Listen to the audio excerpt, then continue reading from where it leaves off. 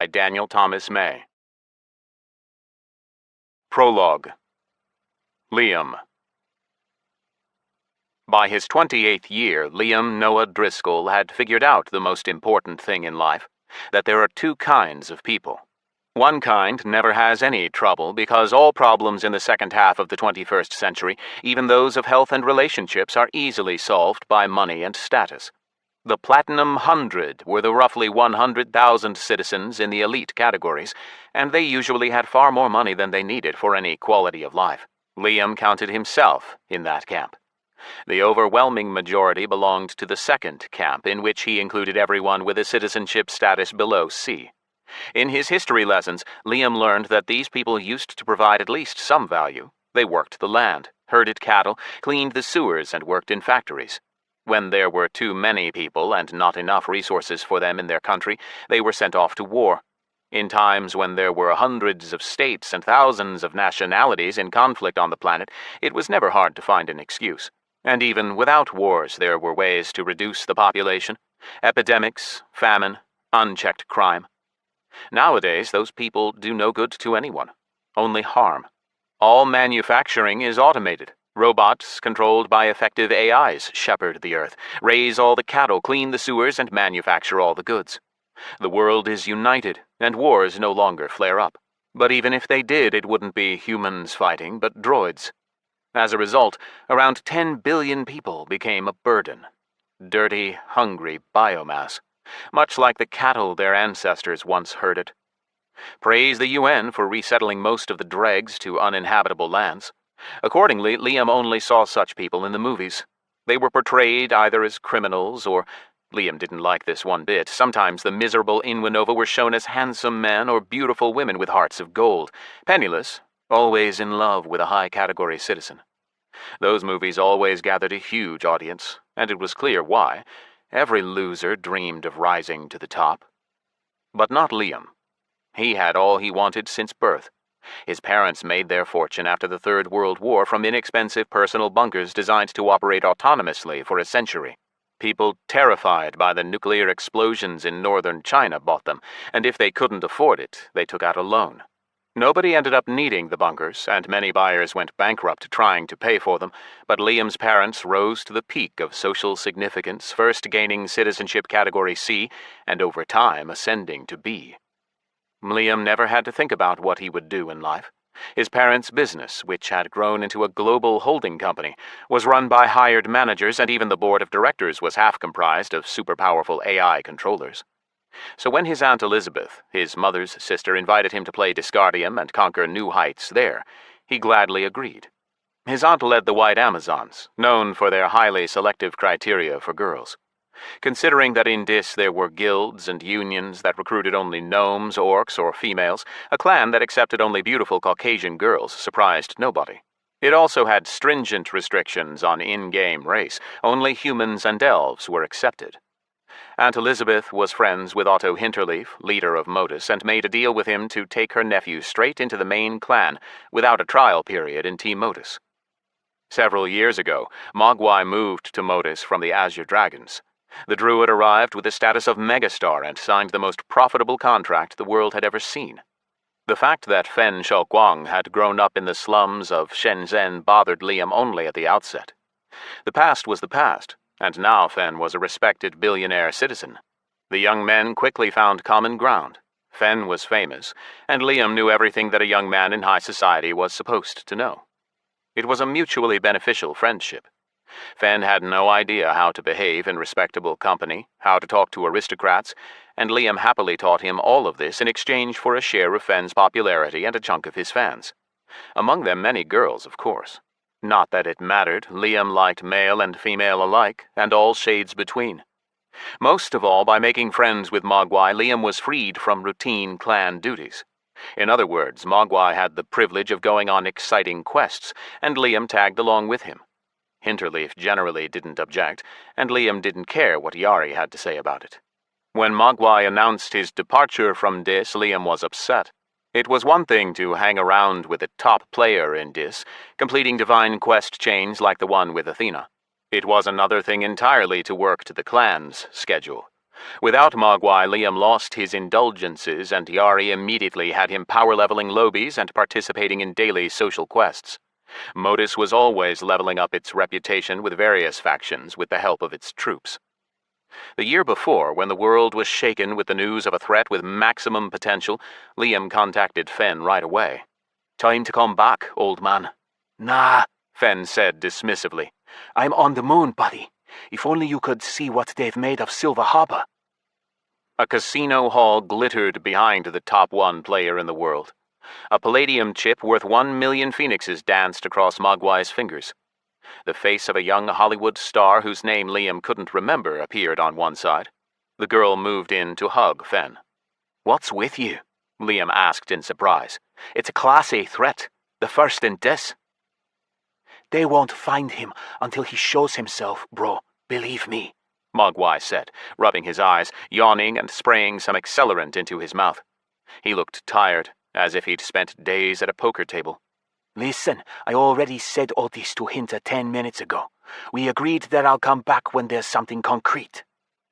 Fen hung up, and Liam, frustrated, asked Yari for furlough and headed to the island of the White Amazons to blow off some steam. Elizabeth's taste and stringent standards for applicants were the envy of the best modeling agencies. Discipline was strict on the island. Outsiders and males generally weren't allowed in, so when broad-shouldered and tall Liam arrived, it was like Christmas for the girls. He spent almost half a year on the island, enjoying all the privileges of the clan leader's nephew. To the Amazons, Elizabeth was everything, playing the role of mother, best friend, and employer. In early April, Liam flew off to Distaval. Before the opening ball, his aunt pulled him off to one side, pointing at a comely girl wearing high heels and a black evening gown, her blonde hair carefully styled. "Her name is Melissa," she said. "Tissa from the Awoken, champion of the junior arena." "You want to recruit her? She's kind of clumsy." As he spoke, the girl walked to the champagne table, slipped on her high heel, and stumbled. "We can teach her etiquette. In all other respects, she's a suitable candidate. Sure, she's an ugly duckling now, but a little work and we'll make her into a swan. Anyway, that isn't why I'm telling you about her." Under normal circumstances, he wouldn't have looked at her twice, and if he'd known what sort of family she was from, then not even once. But Melissa Schaefer turned out to be Alex Shepard's girlfriend. Hinterleaf was sure that boy was the fabled top threat. For everyone else, Scythe was just one of many suspects, but the old man had a nose for such things. Liam didn't know what the head of Modus had said to his girlfriend Elizabeth, but his aunt, which meant Hinterleaf, had given the order to find a way into her good graces. So Liam had to play at falling for Tissa, no matter how little he liked it. He managed to sweep her off her feet, of course, although their relationship hadn't gotten to the best part yet. It wasn't the age of this girlfriend he'd been lumbered with that stopped him. It was just that an underage abuse scandal was the last thing Elizabeth needed, so he had to keep a grip on himself, so to speak. His aunt shepherded the White Amazon's reputation more fiercely than her own. Reputation was the main thing that separated her clan from the damsels, so she gave her nephew strict instructions not to cross the line. On top of that, he felt embarrassed next to Tissa, like an elite stud next to a mutt from the slums. But refusing would cause him trouble. He had a few serious misdeeds in his past that he couldn't be proud of. If information about them accidentally leaked from Yari's database, then Liam Driscoll could say goodbye to his reputation and citizenship category alike. In crafting the illusion of love between her nephew and the girl, Elizabeth tried to ensure that all the Amazons and any of Liam's old or new flames would forget all about him. Nothing could ruin the romance of the moment. The stakes were too high. Modus was casting a wide net to catch the threat, and would check out even the most unbelievable theories.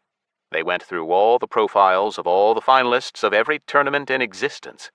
They monitored the champions of all the types of arenas and battlefields, anyone who had an achievement in the first ever and first kill categories, the champions of the crafting tournaments, the finalists of the griffin races.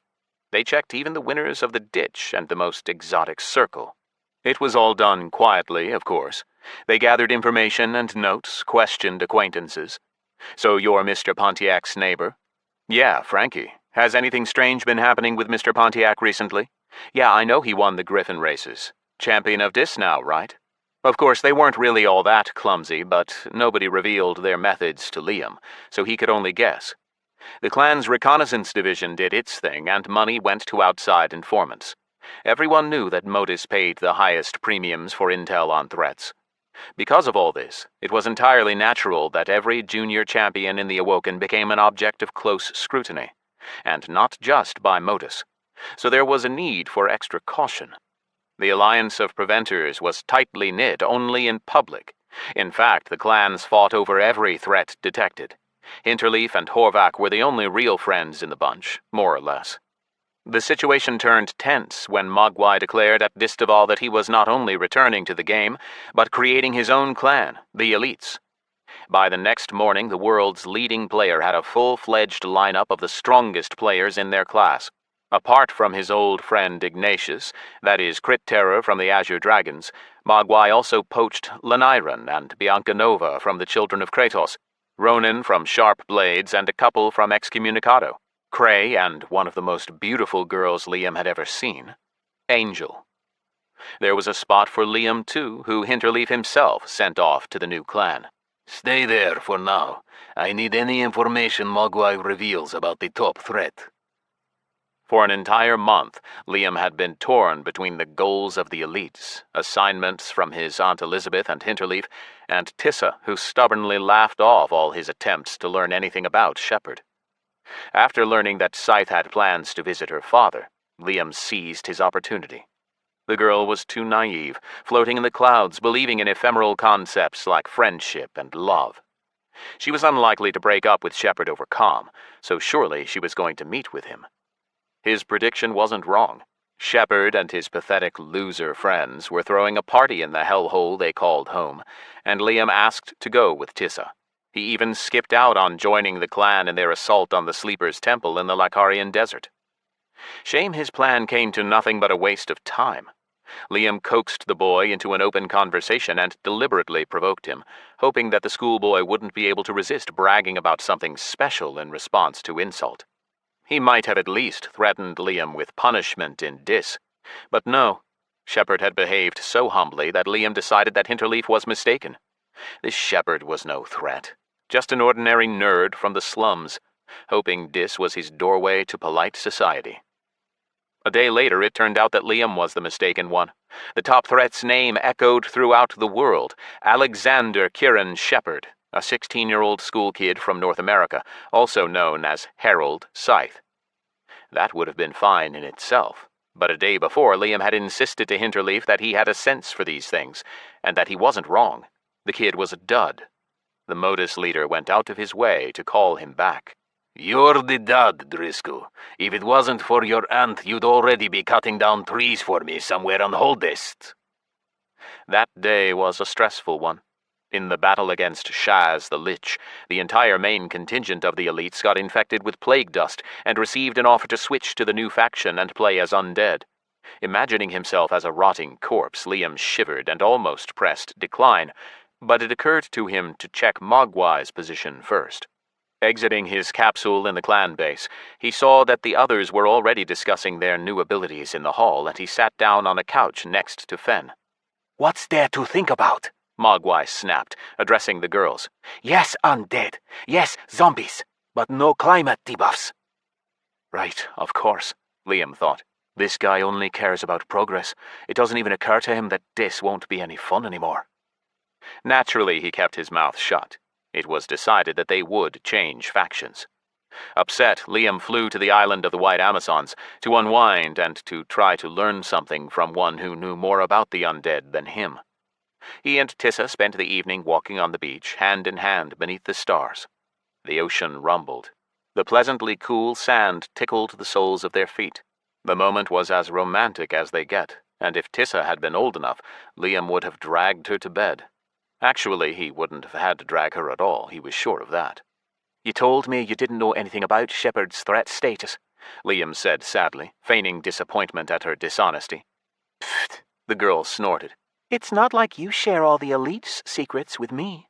Don't forget, Liam, I'm in the Awoken, and my friends are too. Sorry I couldn't tell you anything about them, and I still can't." Tissa saw that he was upset and was trying to console him, Liam played to her sympathies. Your ex is undead too, right? Do you know how to play as undead? I don't know anything, really. We don't talk. Why do you want to know? Weighing his words carefully, Liam explained that the elites had decided to change their faction. He was always a good storyteller. He shared his fears with the girl, giving a graphic description of zombies and complaining that he wouldn't be able to live in Dis without touch and taste. Her laughter rang out across the beach. You're worrying about nothing, Liam. Taste, touch, smell, you can switch all that off or on in your character settings. Liam felt like a bloodhound on a scent. The girl was still happy to talk on any subject, even the most explicit, but as soon as he got her talking about Shepard or her former clan, her mouth locked closed. But now the lock had clicked open. Liam slowly pulled an accelerant spray out of his pocket, fired a shot into his mouth, and offered it to Tissa. Want to try? She did want to, of course, but she hesitated. Her hand froze in indecision halfway to the bottle. Come on, nobody will know, Liam whispered conspiratorially. Auntie won't find out if that's what you're worried about. It's totally safe, not even addictive. Don't worry. After a moment, the girl took the small bottle, which looked like any breath freshener. A legal narcotic available only to the rich, thanks to its exorbitant cost. Try it, Liam urged her on. Come on, try it or give it back. Tissa tried it, and used it more than once again that night. Accelerant always worked that way on first-timers. They hesitated at first, then found it irresistible. The drug gave an incredible burst of energy, lifted the mood, cleared the mind, sped up reactions. No matter what you did, you'd always do it better with accelerant. That night, Tissa let slip that she left the sandbox using a teleportation skill obtained in an instance and visited the awoken fort. Another effect of accelerant. It loosened tongues. Fort, Liam echoed derisively. What? They don't have enough money for a decent castle? By the morning, having spent all her energy reserves under the effect of the accelerant, she passed out, and Liam left her. He feared to admit it even to himself, but Tissa was beautiful. He barely managed to resist taking advantage of the situation. Only the fear of his aunt stopped him. Overexcited, he first went to see one of the Amazons, Lexa, to blow off some steam, then flew to the base of the elites. His clanmates knew about his relationship with Melissa Schaefer, and they assumed the girl had long since become a notch in Liam's bedpost. When he came back, events started to career out of control. The elite's character regeneration had ended, and something happened that none of them had dreamed of. They became legates of the destroying plague. Their breath caught at the possibilities that opened up before them, but the lay of the land started looking even sweeter when the nucleus of the destroying plague belittled Scythe right before their eyes. As they lay in wait for him at the stronghold in the desert, the legates felt sure that their fairy tale day would end in an ultra-mega-super-duper event, the elimination of the Class A threat. The closeness and realness of the event had even Liam's normally level head spinning, never mind quick-tempered Mogwai. The success of the elites, which was supposed to explode onto news feeds all over the world, dangled in front of their noses, lured them in, teased them, and then disappeared into the ether. That bastard Shepard, who had seemed to be in a hopeless position, just nonchalantly pulled 2 aces out of his rotten sleeve: Imba battle pets and the ability to fly. Worse, the threat had found an ability that let him change his race without regenerating his character. Yes, Scythe had lost his destroying plague abilities, but Mogwai could no longer summon him as a legate, either. So they'd missed their chance. The bad news didn't end there. As it turned out, all their funds in the Commonwealth and Goblin League banks were frozen. Mogwai, who had never been in the habit of saving, was in a rage hotter than any plague fury. When he learned of the losses, Fenn shot out of his capsule, grabbed a baseball bat, and smashed a new Audi Decima into garbage. He would have moved on to the Ferrari Falco, but Ignatius Crit Terror stopped him in time. After calming Fenn down, they all gathered for a clan meeting. As they racked their brains for a way to catch the top threat, Liam remembered that Tissa could teleport, and knew the location of the Awoken base. Fenn took up the idea right away, deciding to use Subjugate Mind, an ability of the Supreme Legate, to get to the Awoken fort and catch Scythe. Yes, Mogwai managed to get to the fort, but the effort went no further. Although no longer a legate, the threat still had some tricks up his sleeve. He disarmed Mogwai, locking him in the cellar of the Widowmaker's former castle. But Fen noticed that Scythe had logged out of Dis on the spot, which meant that he should reappear in the same place. There it was, a real chance to finish off the threat. But first, Mogwai needed to get out of the blocking cell, and the elites got help for that from Eileen Waters.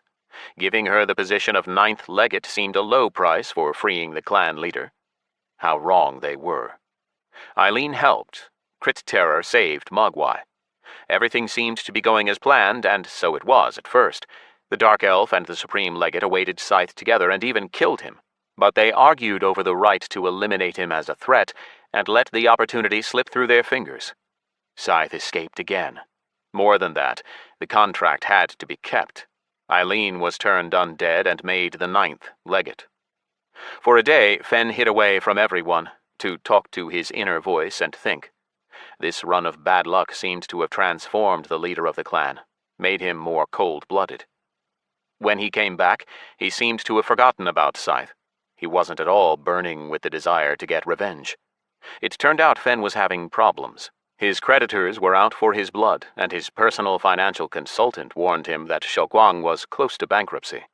That was when the first alarm bell rang in Liam's head, and he thought about leaving the clan. All the elites at once seemed to latch on to the idea of following Scythe's example and earning from the spoils of war, correcting their financial position at the expense of the rich alliance of preventers. None of them saw much risk in the plan. When far away from each other, the legates were immortal, and as for traps, well, how many could Scythe have? Mogwai put an ultimatum to the top clans, threatening to destroy their castles if they refused to pay him an undead security tax. Putting it lightly, the clans turned down his offer, which was entirely predictable. The surprise came from elsewhere. Modus and the Travelers forged an alliance with the Awoken. Mogwai was the first one captured. Worse, the threat somehow used some broken ability to drop the druid down to level 166. And then all the other legates got grabbed, all except Eileen. The girl flatly refused to help them. She was busy power leveling. And what did the Nucleus do? Instead of concerning itself with the fate of its minions, the dumb AI determined that Mogwai had become weak, and that out of all the others, Eileen was the strongest at level 600, and made her supreme legate. The news that Eileen had overtaken Scythe to become the top player in the world rocked the media, and Waters herself told Fen about the change in the Destroying Plagues hierarchy. Liam was there and heard it all. For a long time she ignored all attempts to contact her, but not long before the demonic games ended, she called back all of a sudden. Hey, Fen, how's it going, babes? Still sitting in that cage? Eileen's tone was mocking, but the leader of the elites had a masterful way of transforming when speaking to those above his station. He massaged her ego, cried crocodile tears, bemoaned his creditors and disappearing sponsors, and begged for help. I sympathize, Eileen answered dryly. Did you hear? That's right, I hit level 600. No, don't even ask what reward I got for the achievement. You'll find out in good time. I'm calling you to tell you I'm ready to meet and discuss terms. They agreed to meet at the elite's base in the Himalayas, hidden by impassable forests and mountains.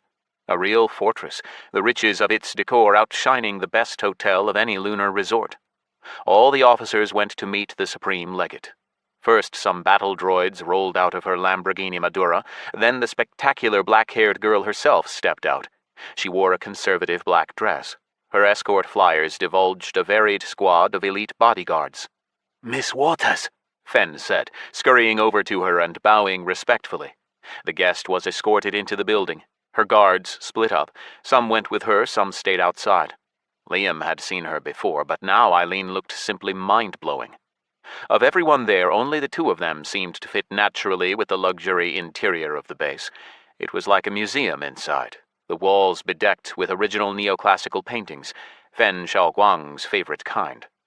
This place is cute, Eileen said approvingly as she looked around the hall of the clan base. Like a fairy tale palace. Is the Widowmaker's base not like this? Liam asked. I left the clan, the girl said, shaking her head. But no, it was different there. Not so shiny. Ordinary interiors, modern materials.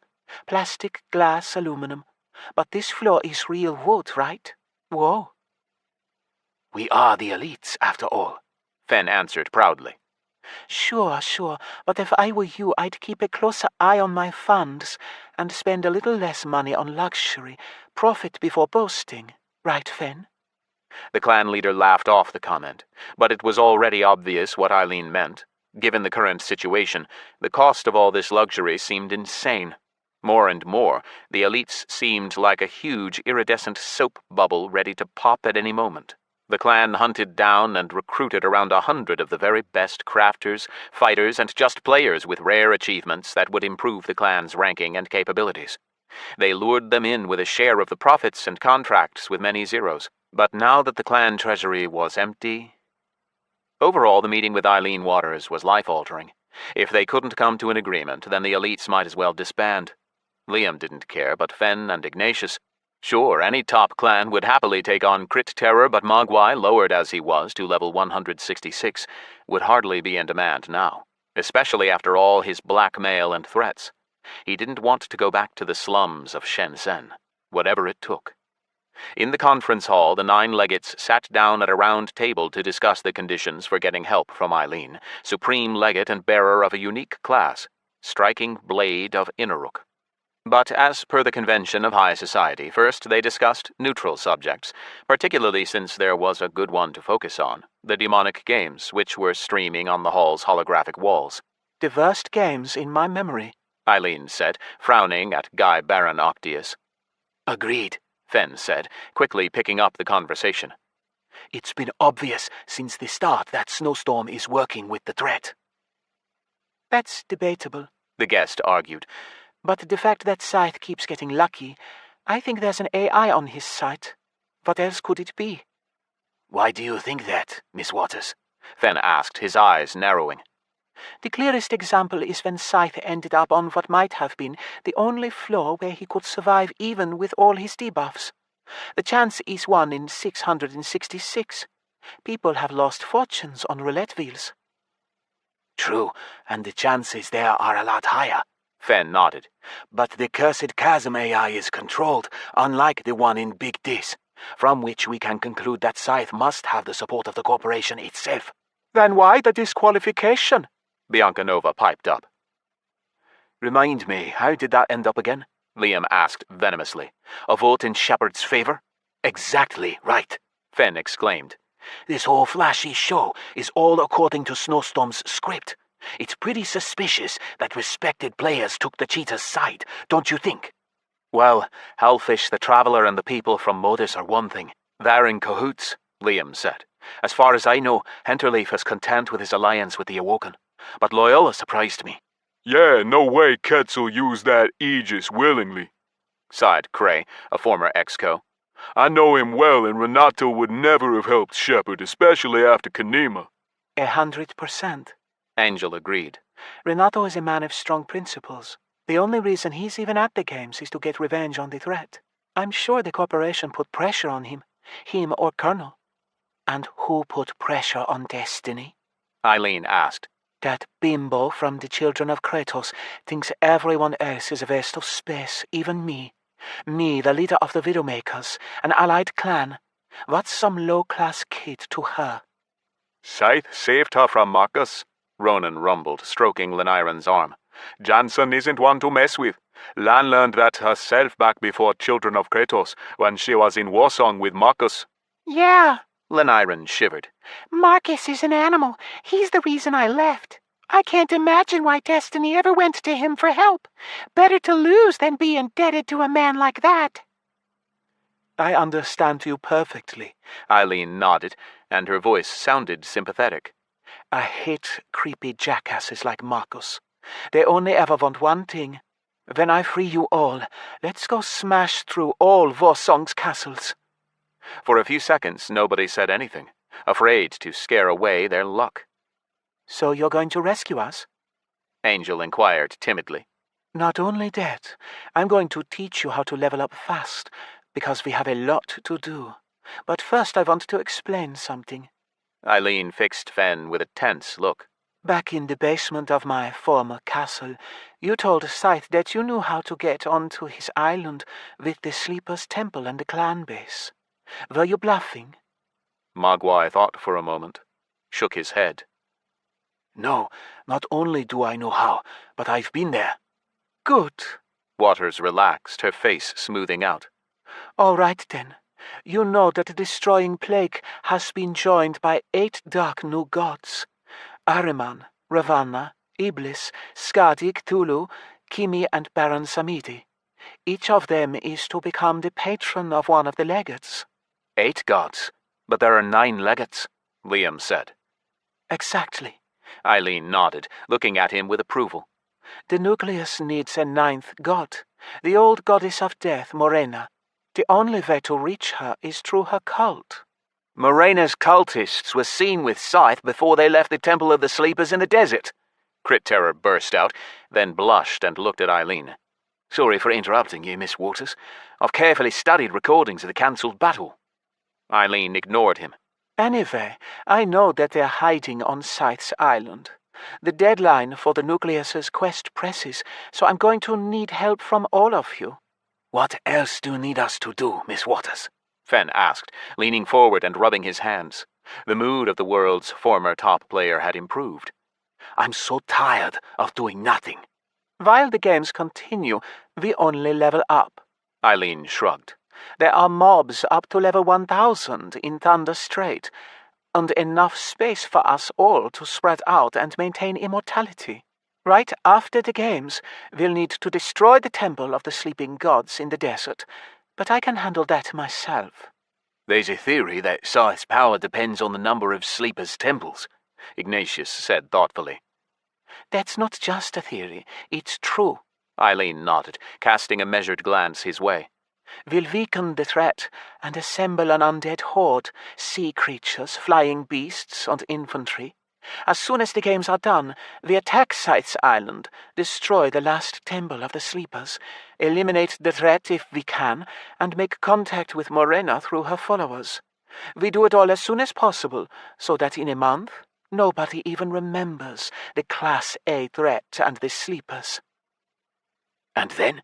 Fen asked, gulping. Whatever we want. We can go to Meas or Terastera, explore the bottomless ocean. We're undead. Fen, you asked about my reward for first ever level 600. Well, they gave me Icy Path.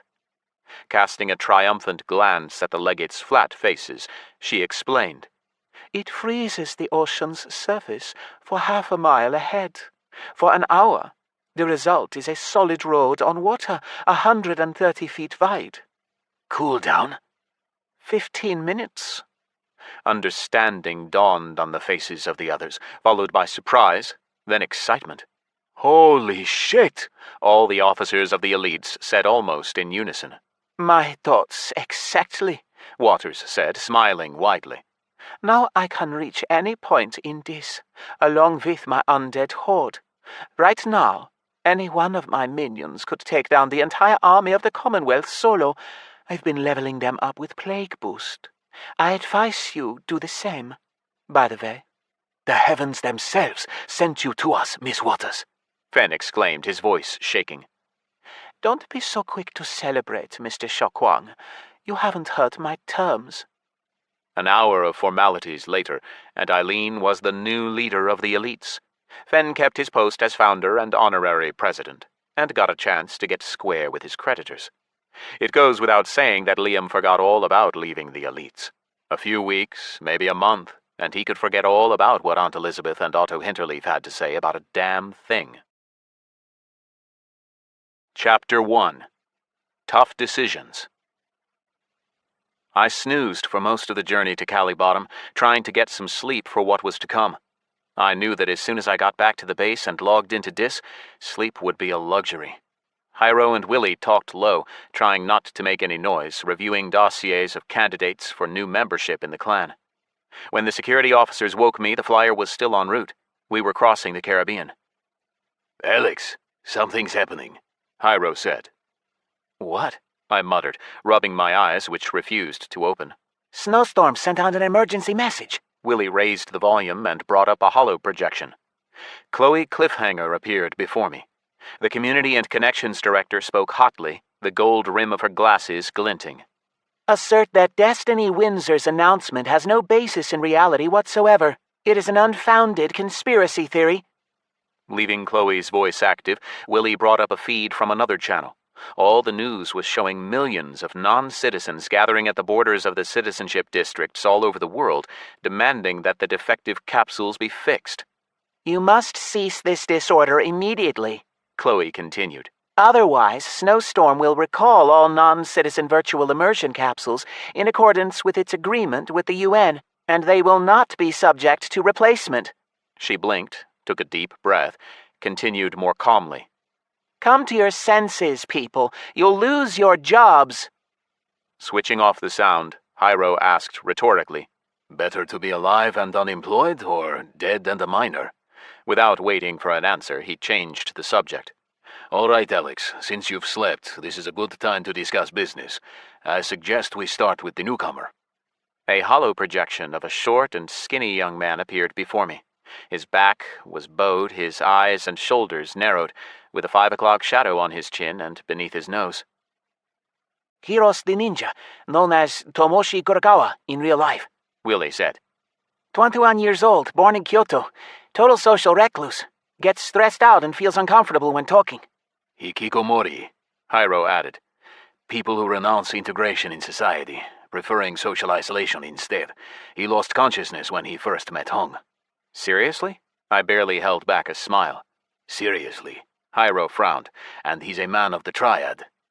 What? To his credit, he admits to his contacts right away, at our first meeting in Kenema. You guys were in Kenema? Yeah, Willie and I have characters. Hyro chuckled.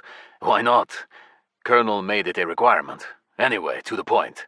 Tomoshi, or Tommy, as Rodriguez and Lee have started calling him, got on the wrong side of the triad. He wasn't killed because they decided to use him instead. How? They got him scared, made him think his only chance was to go find you, which he did, and even got a promise of protection. Tommy himself never suspected that he was the main object of an espionage operation.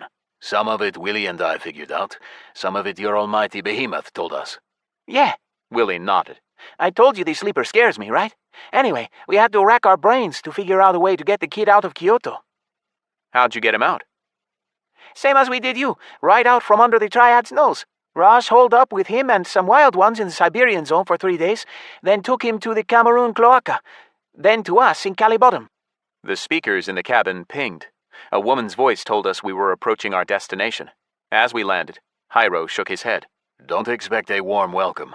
I told the boys not to come up to the roof. The landing platform was indeed empty when I walked across it in a camouflaging baseball cap.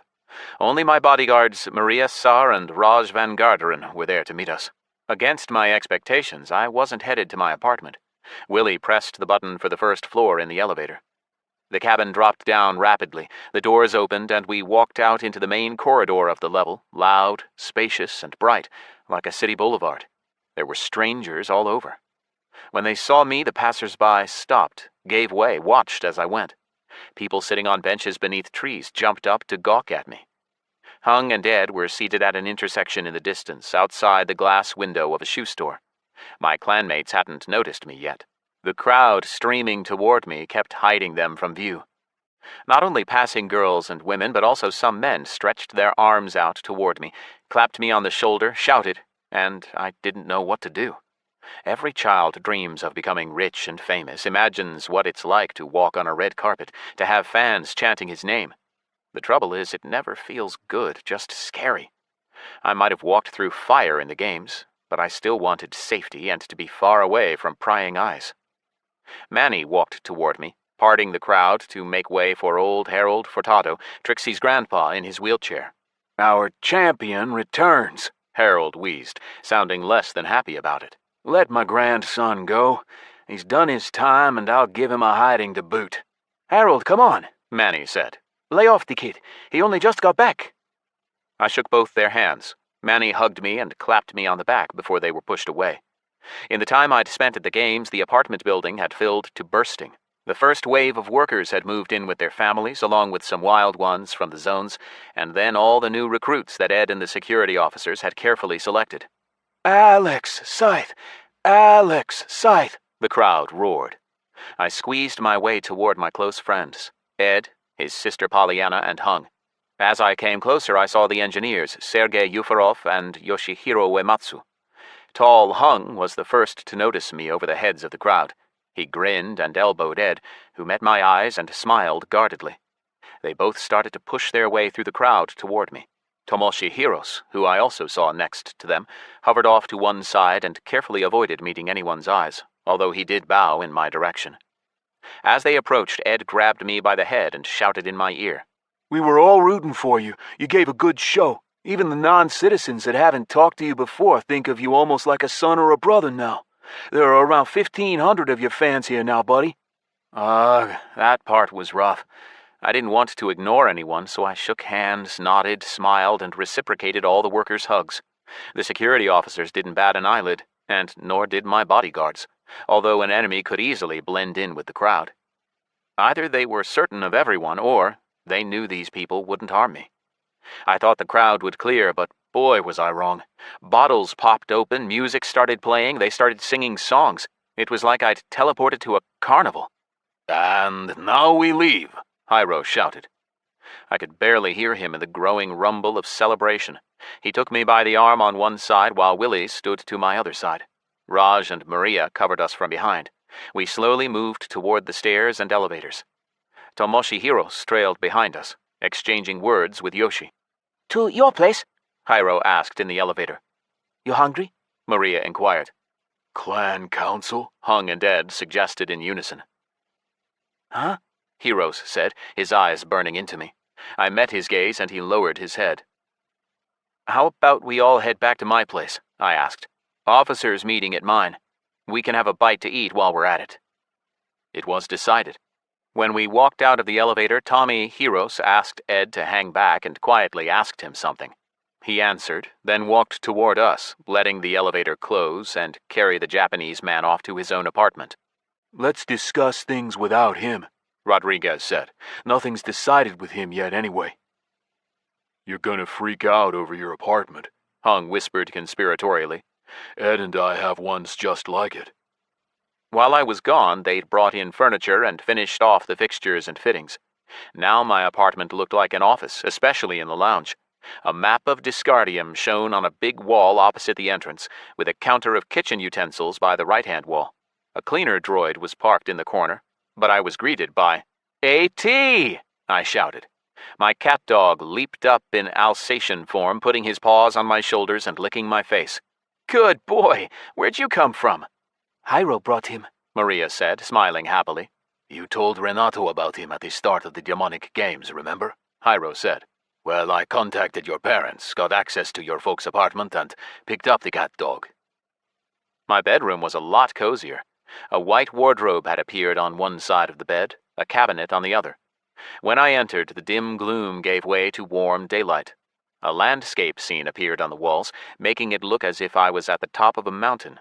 Was that a gust of fresh air, or did I just imagine it? 5 minutes to shower and get changed, and I went back to the lounge. They were all already sitting at the elongated oval table made of a material that perfectly imitated wood. Or was it real?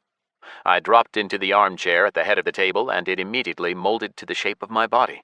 There were massage buttons on the arms. Maria pulled out 6 different choices of pizza, from pepperoni to spicy volcanic. We each ate a slice, then got down to business. We decided to discuss all matters of real life as a top priority, and then head into Dis and continue the meeting there with Patrick, Irita, and our Guardian clanmates. "Thanks to the new workers, we're getting plenty out of Mengoza now," Ed remarked. "Clan revenues are up by 741%. Our expenses have increased too, naturally, but the income covers the outgoings." "We have 100 wild ones equipped. We split them into 3 squadrons. They patrol the building and the whole region. Their families and friends have joined the clan and are working as crafters," Hyro reported. "The news didn't mention it, but we broke up the remainder of Diego Aranzabal's gang. Cali Bottom is entirely ours." For the cartel and the rest of the world, this was an ordinary shift in the balance of power in the region. The chief of our Wild Ones was one Ivan, a friend of Hyro's, and he was who we put forward as the face of the new criminal racket, as Willie put it, in Cali Bottom. Ivan even met with the cartel's people and came to an agreement to be neutral. The Wild Ones got their blessing to hold the district.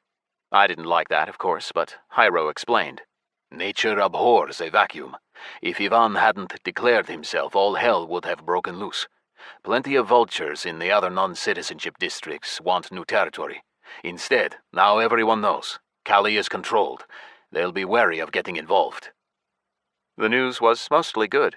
The clan was growing, improving its capabilities, and steadily turning into not only a flourishing company, but also a powerful fighting force.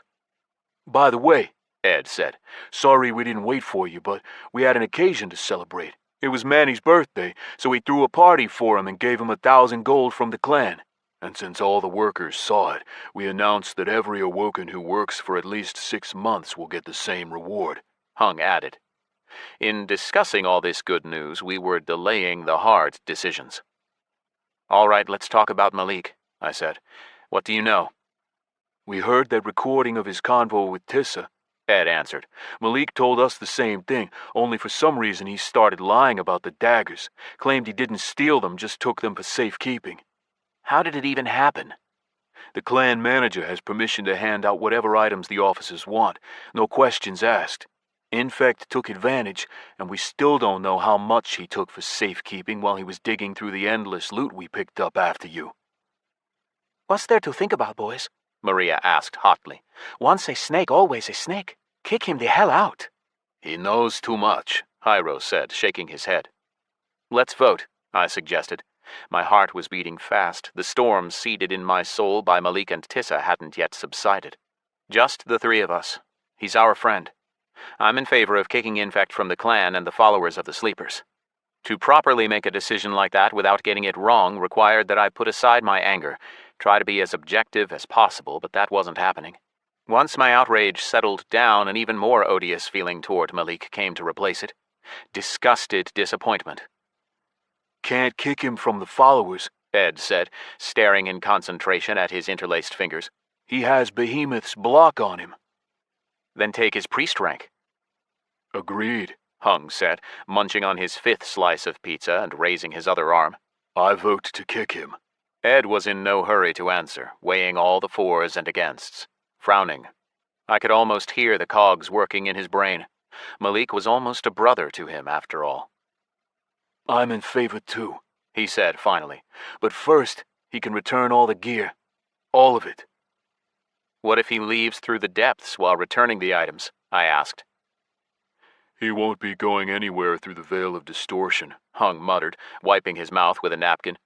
"We set it to only let officers through." "All right, then the decision is made," I said, ending the voting by bringing my fist down on the table. Disappointment spread through my soul like an inky black cloud. "Oh, Malik, why are you such an idiot? What's wrong with you?" I understood just fine why he did it. He was building a safety net, just in case something happened to Scythe. And that would have been that, but... Well, that's in this, Willie said, coughing. What about real life? "We can't let him go," Hyro barked, pinning me with his eyes. "What? He has a contract with the clan. He violated it. As a corporation, we have the right to choose his punishment." "All right, we leave him in isolation," I said, "and let's make a blocking cell in the basement of the castle. Infect can stay there." "We can let Trixie out. There's nobody to look after the garden," Ed said. "Sure, his grandpa is getting on everyone's nerves anyway." Hyro nodded. "Trixie's been given a prohibition. He can't leave the building." "He won't get off the island in Dis either," Hung added. "Let's vote." Trixie was given amnesty, and we moved on to heroes. Hyro brought up a hollow sheet and read, Tomoshi Kurokawa, Heroes, the level 349 ninja. Class E threat, current level M. Ability, 30-second Astral Fury with a 1-hour cooldown. Weapon skills, daggers and crossbows at rank 3. As I listened to the chief security officer, my jaw dropped lower and lower. That idiot told you all this himself? The information was received by Senior Officer Crawler in his capacity as full-fledged deputy clan leader. Hyro answered impassively. Oh yeah, that was crazy. I didn't expect it myself, Ed said excitedly. Basically, when you went to the Cursed Chasm, the system showed you was outside of this, and control of the clan switched to me, and I saw all Heroes' info. I can imagine what you got up to, I smiled. He's building a magic tower, Hung said, grinning sidelong at Ed. Hey, Scythe and I already agreed on that, Ed said defensively. I just thought, why wait? And how far have you gotten? We're building the second floor. Kusi hooked us up with a work crew, Ed answered. As for Heroes, Tommy passed all the security procedures. He's a rank-and-file clan member for now. We aren't letting him off the island. A mental block from the sleepers, just like an adept. A mental contract. Which we've improved, by the way, Willie interjected. to make sure what happened with Trixie won't happen again. Yeah, Ed nodded. what are we going to do with Heroes? He's getting bored of sitting around. Spends all day watching holocasts, grinding in the sea and dis. Seriously, he just goes in for half a minute, kills some mobs, then logs out while he waits for the ability to cool down. Leave it as it is for now, I said. We'll take him with us, see what kind of person he is. From what I've seen so far, he's a little sketchy. Some kind of sociophobe. Remember yourself, Hung chuckled. You were just like him before we discovered you. Always hiding somewhere, running off. I took him out for a beer, got him talking. He seems fine. We'll see. All right, time to head into Dis. One more question, Ed said, exchanging an awkward glance with Hung. Tissa. What about her? You missed something. Tissa got level 33. And a great achievement, Hung muttered. She became the top player in all the history of the sandboxes. Well, congrats to her, I guess. So what? The boys all opened their mouths at once, but Ed nudged Hung in the shoulder and said, Let me? Nodding, he turned to me. Get this. She got the second chance perk. It's a passive ability that automatically resurrects allies in battle. I remembered Inchito raising the fallen and turning the tide of battle. This was even more awesome. Shame the cooldown is an hour long, Hung said, but only for people who already got revived, he added, apparently unable to resist, clarifying. Lucky white Amazons, what can I say?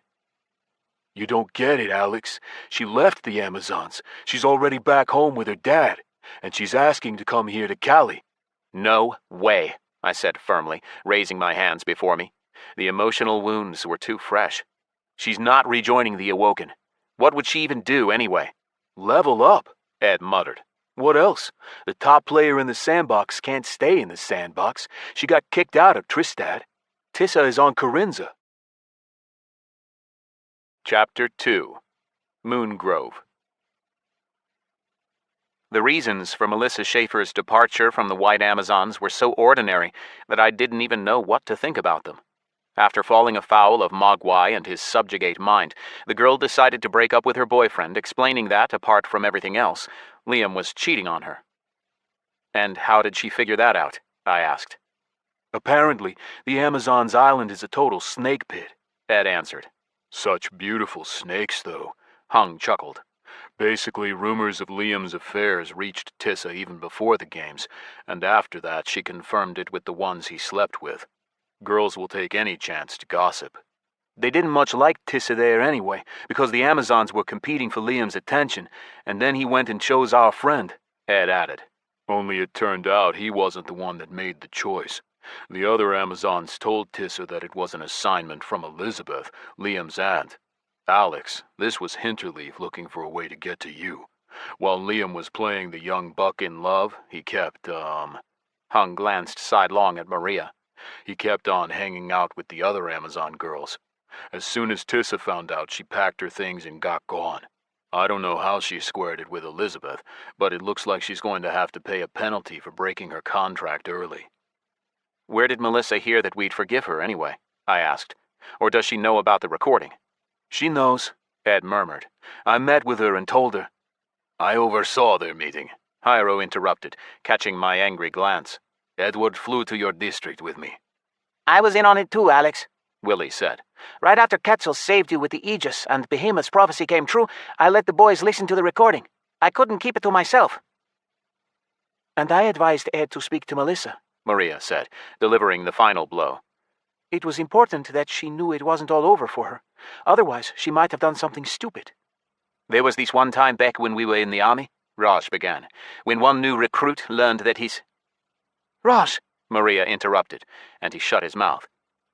How about we leave that for later? Saying nothing to any of them, I tried to understand what I was feeling.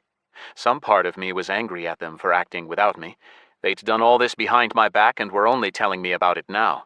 I wanted to shout at them, demand... Demand what, Alex? Another part of me asked. Total subordination? No initiative? What gives you the right? You got involved with these people because you were sure they know some things better than you, have more experience than you. But those parts of me fought for influence and power. The first, rational and focused on success, was the same one that had demanded that I get rid of the raid at the games and defeat Abaddon myself. I knew that part of myself well. It commanded me almost all my life. Big-headed, egotistical, it believed that only Alex Shepard knows what to do, so it always chose the solo path.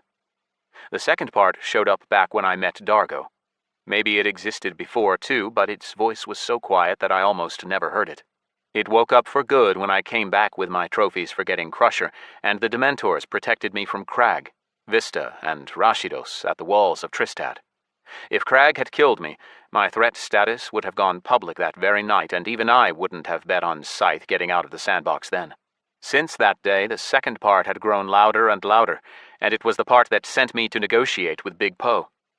Deep in thought, I stared glassy-eyed at the map of Disgardium on the wall. I came round, realized we were sitting in silence. All eyes on me. Hung coughed to draw attention, nodded questioningly at me. What are we going to do with Tissa? Bring her back in and let her move here, Ed exclaimed. What's there to think about? We can have her sign a mental contract too, Hyro said, nodding.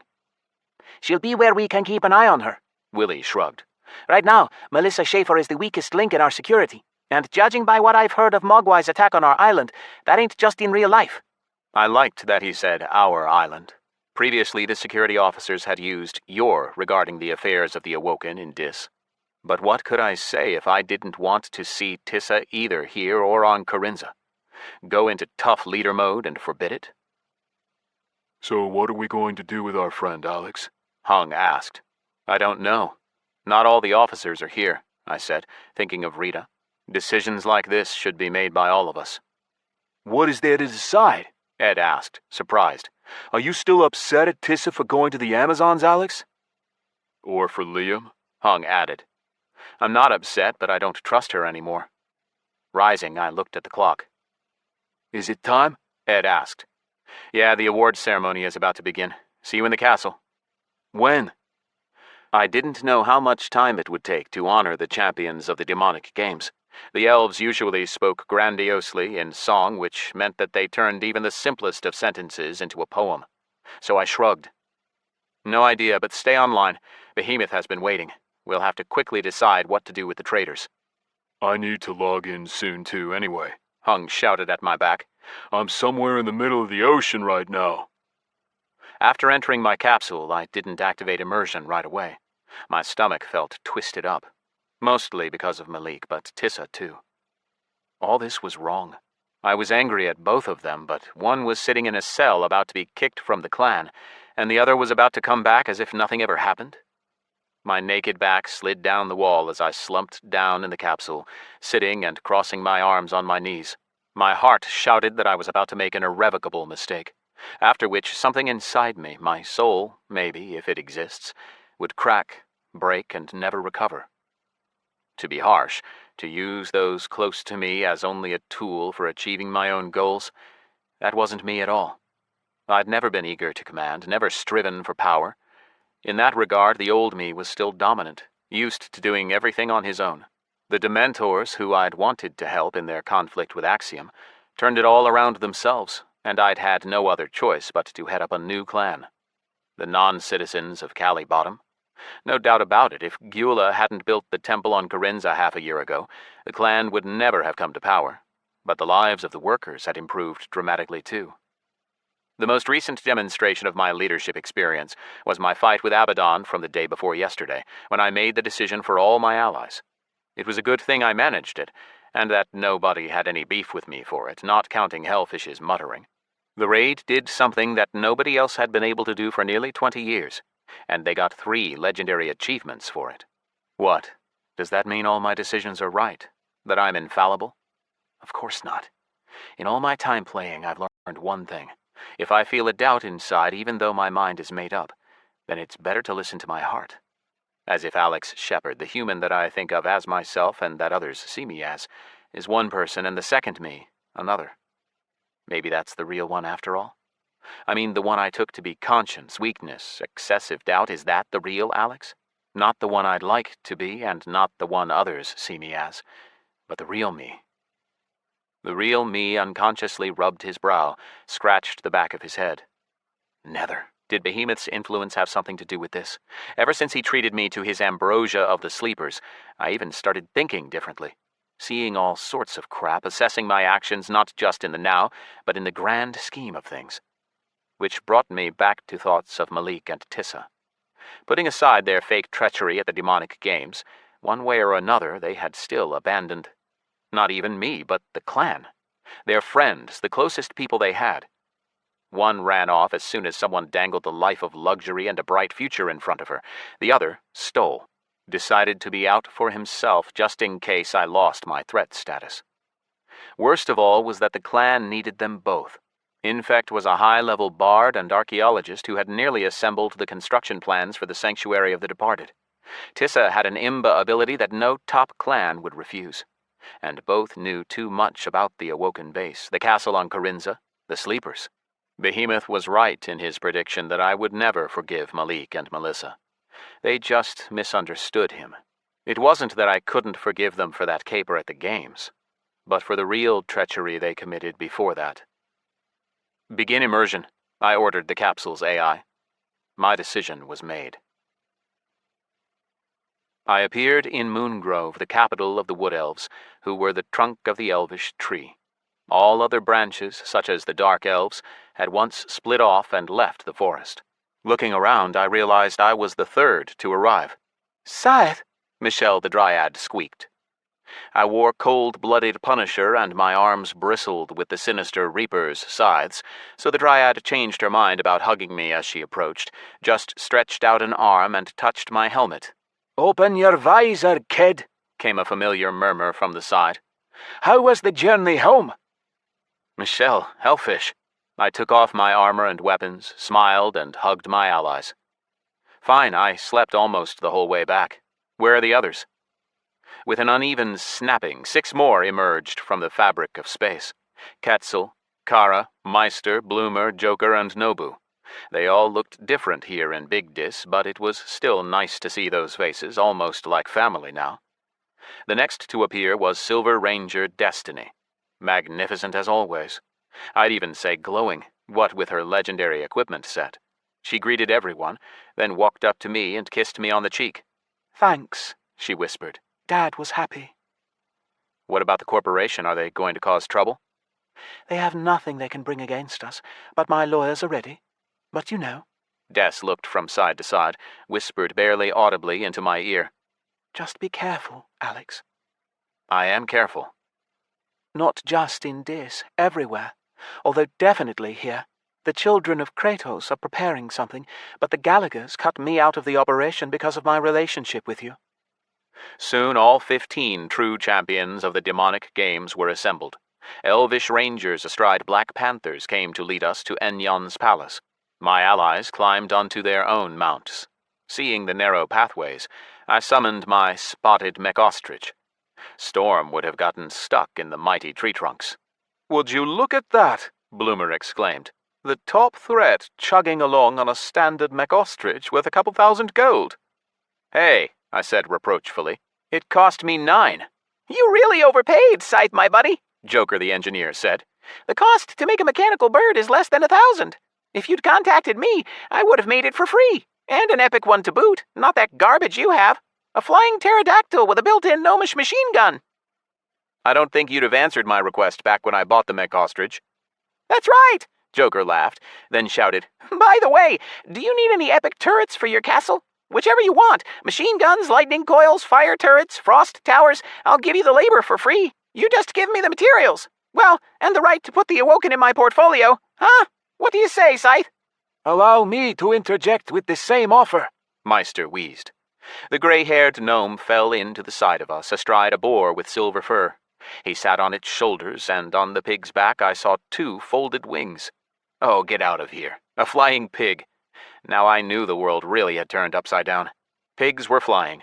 I snorted, holding back my laughter, and the gnome took offense. What's so funny, my Verkadorn's kings? I think Scythe was laughing at your epic winged piggy, Bloomer noted. Oh, give over, Meister scoffed. It's a celestial boar. It was midday in Cali, but here midnight was approaching. The crowns of the eternal trees blocked out the sky, but it still seemed as if the path to Enyon's palace was lit by thousands upon thousands of stars. Magical lanterns lazily floated through the air, first climbing, then falling, and multicolored lights glimmered brightly all over. But most dizzying of all were the scents. Dozens of aromas wafted through the air around us, each distinct. At first the air smelled like a sea breeze, then flower nectar, then pine needles or fresh-cut grass. Deep in conversation, I didn't notice us arriving at the palace. One moment we were riding through the woods, then we took a turn and found ourselves before a wall of conjoined tree trunks, overgrown with herbs and flowers. The champions of the demonic games for King Enyon, An elf girl escorting us shouted. Herald Scythe, Silver Ranger Destiny, Destroyer Quetzal, Sniper Hellfish, Sculptor Anna. The palisade of trees shivered. The closest trunks to us bent aside with a creak, opening a broad passageway into the palace. The Forbidden Forest, Destiny whispered with awe in her voice. I've never been here before. The Royal Rangers remained outside while we were asked to dismount and go in. Elves don't like confined spaces, so their ruler's house was a huge enclosed section of the woods, with birds flying and beasts running through it. The entrance to the reception hall, which turned out to be a spacious wildflower meadow, was guarded. A pack of large wolves pricked up their ears and growled. 3 lying panthers flicked their tails. A huge bear growled. All the animals were above level 360. An elf girl accompanying us sang a command, and the beasts settled down. At the center of the glade, beneath Yggdrasil, Tree of Life, on a throne woven of living branches, sat King Enyon. He gave off a barely noticeable light, either from a magical effect or just from the grace of his being. As he saw us, he rose magnificently, spread his arms, and took a step toward us. My allies dropped to one knee, their right hands on their hearts. Glancing at them, I did the same. Valorous demon fighters, champions, I am pleased that your souls, after courageously fighting in the cursed chasm, have returned home and safely rejoined the flesh. Rise, your merit is so great that from now on you may never kneel before monarchs again. Thank you, Your Majesty, we cried, standing up. The king hugged every one of us, then stepped back to look at us all. The sentients of Disgardium cannot imagine that from which you have saved them. These demonic games past could have brought the demons their 666th victory. Under the ancient agreement between them, the new gods, and the celestial arbitrage, the demons will return to Disgardium when they achieve so many victories in the demonic games. Understanding this, the princes of the Inferno chose their strongest general to protect their interests. Abaddon, known as the Destroyer for his ferocity, mercilessness, and great number of victories. The monarch's speech was accompanied by moving music whose source I couldn't determine. Melodically dripping droplets, rustling leaves, ringing harp strings, singing flutes, and gently rumbling drums. Enyon spent a long time telling us the story of how the demonic pact was made. When the new gods defeated the old, they sent millions of followers to their deaths in an attempt to destroy Diablo, Asmodan, and Belial. Lucius, the 4th prince of the Inferno, was then just a general like Abaddon. It was then that the princes prayed to Chaos, and it gifted them never-before-seen power in the battle against the new gods. Scared, Nergal and Marduk agreed to negotiate. That was when the demonic pact was instituted, with a special condition that would allow the demons to return upon its fulfillment. Until then, the demons are confined within a separate plane of reality called the Inferno.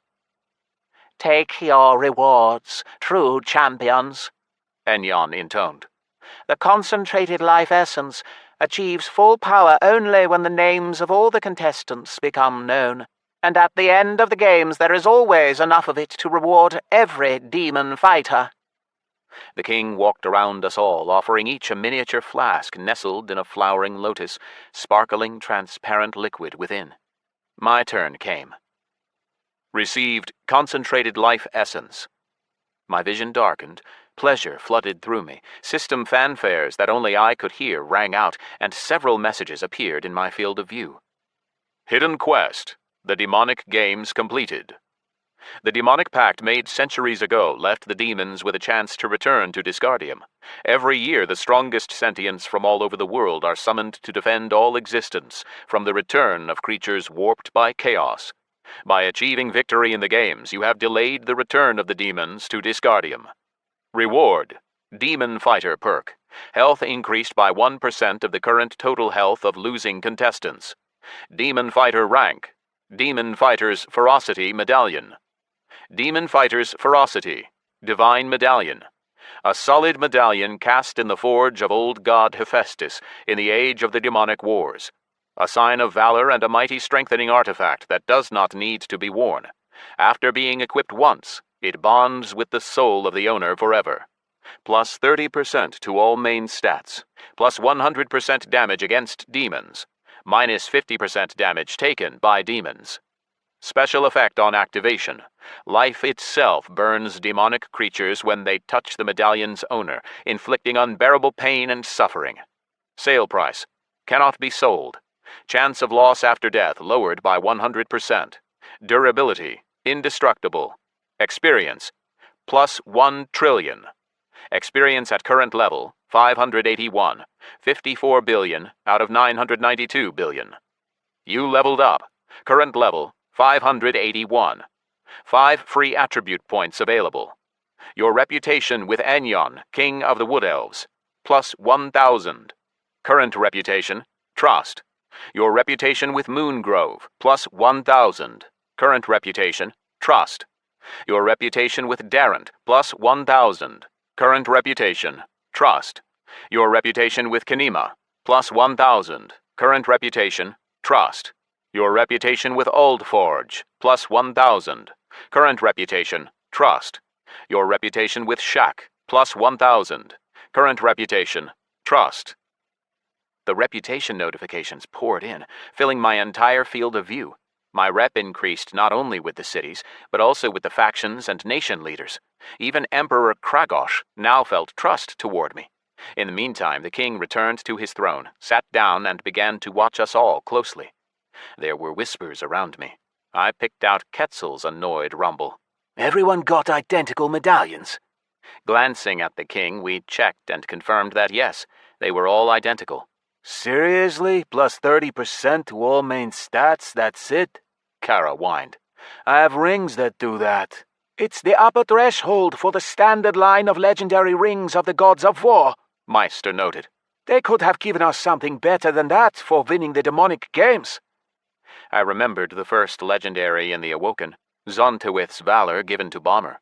That ring gave plus 12% to stats.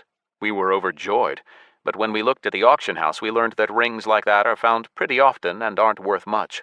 Unlucky reward generation, Hellfish complained. Why do we need damage against demons in this? It'll come in handy, Bloomer answered. The demons only have to win once, and then they'll all descend on Dis. That's when our raid will show how to fight them, and I just decided to buy some sabers too. Ooh, I got nearly 7 million extra health, Yen the archer said excitedly. I got fatter too, Sculptor Anna laughed. First time I've been happy to put on weight. Our health will increase more, Destiny noted. The boost is calculated based on the current health of the losers, and they'll keep leveling up. The music flowing in from all around ceased. My allies stopped talking. Enyon raised his hands, spread them, and a shining white portal opened between us. I thank you, heroes. Now and forevermore, the Moon Grove will be pleased to welcome you as guests. And if anyone wishes to make a home here, the Highborn will gladly share the forest with them. Tomorrow I will pay a visit to Old Forge, where the leaders of the Commonwealth, the Empire, and the neutral peoples will gather, and I will tell them of your deed. King Bastion I and Emperor Kragos may wish to meet you personally. I have no doubt that Lysenta, first among the Dryads, will wish to reward young Michelle separately. While Enyon listed off the other leaders of mythical peoples, like the elected chief of the gnomes, Real Cool, who couldn't wait to give an audience to gnomes Joker and Meister, I studied the achievement rewards. The notifications had only just appeared. Unlocked legendary achievement, First Kill, Abaddon the Destroyer. You are the first in the world to kill the final boss of the demonic games. You faced Abaddon the Destroyer, higher demon and general in the army of Belial, Prince of the Inferno. You destroyed the general's incarnation in the Cursed Chasm, and Abaddon has been cast back to the Inferno. Reward, active ability, Spirit Trap. Unlocked legendary achievement, True Champion of the Demonic Games. You defeated Abaddon, level 666, Gate Guardian and final boss of the demonic games. Reward, legendary cloak, Wind Racer. Unlocked legendary achievement, first ever, True Champion of the Demonic Games. You have earned the True Champion of the Demonic Games achievement for the first time in the history of Disgardium. Reward, Divine Artifact, Skin of the Primordial Beast. Awoken clan level increased, +4. Current level, 10. Rewards. Here and now, a clan member with access to the clan vault can use it from anywhere in Disgardium. Give us a boost. Every clan member gets 0.001% the amount of experience earned by fellow clan members. There are limitations. Maximum gold flow. When any member of the clan picks up money from a corpse, an extra 10% of it is created and goes to the clan treasury. Maximum experience stream. Increases experience gained for killing monsters and completing quests by 25%. Is over, the elvish voice sang, pulling me from my reading. What about the achievement rewards? Bloomer asked. Seems like they're different. I got a couple that are only good for poets. I got Deadly Rain for Abaddon, Destiny shared. I got Eternal Plenty, Nobu the chef said. And for True Champion I got the divine Minjun's Ladle. I noticed that my allies didn't mention what their new abilities did, but everyone had different rewards, which meant their abilities were different too. I was about to open my profile inventory to look at what I had, but someone touched me on the shoulder. It was the gnome jeweler. Meister nodded questioningly at me, tipped his head toward Bloomer, Nice Guy, Michelle, Joker, and Nobu standing off in a separate group. Apparently he was asking about my promise to the raid of crafters. There were 3 temples now. I could consecrate the one on Terastera to the sleepers, and then take my roughly 100 former allies in as followers. If all goes to plan, I'll be fulfilling my obligations within the next few days. Great, Meister said, brightening up and walking away. As soon as I opened my profile, someone else shouted to me, this time Quetzal. Alex, we're all taking a walk around Moongrove. It's not an easy place to get to, you know, especially if you're from the Empire like Hellfish. We're going to have a stroll and then head to a restaurant for a drink. You coming? Come on, Scythe, Nice Guy, the orc alchemist said, pulling me by the arm. I heard this is the only place you can try the very best elvish wine. Sorry, guys, I need to get back. Things are piling up. Shame, Destiny said, looking away. All right, then go through the portal. It's special. It'll take you anywhere you want. Just think about where you want to go. The Inferno? I smiled. No, only conquered lands, she said, missing the joke. I took a step, looked back. My 14 allies looked at me, practically family now. I knew he'd want a goodbye hug, Hellfish roared and walked toward me. I walked through the portal 3 minutes later, rumpled and thoroughly kissed. Chapter 3.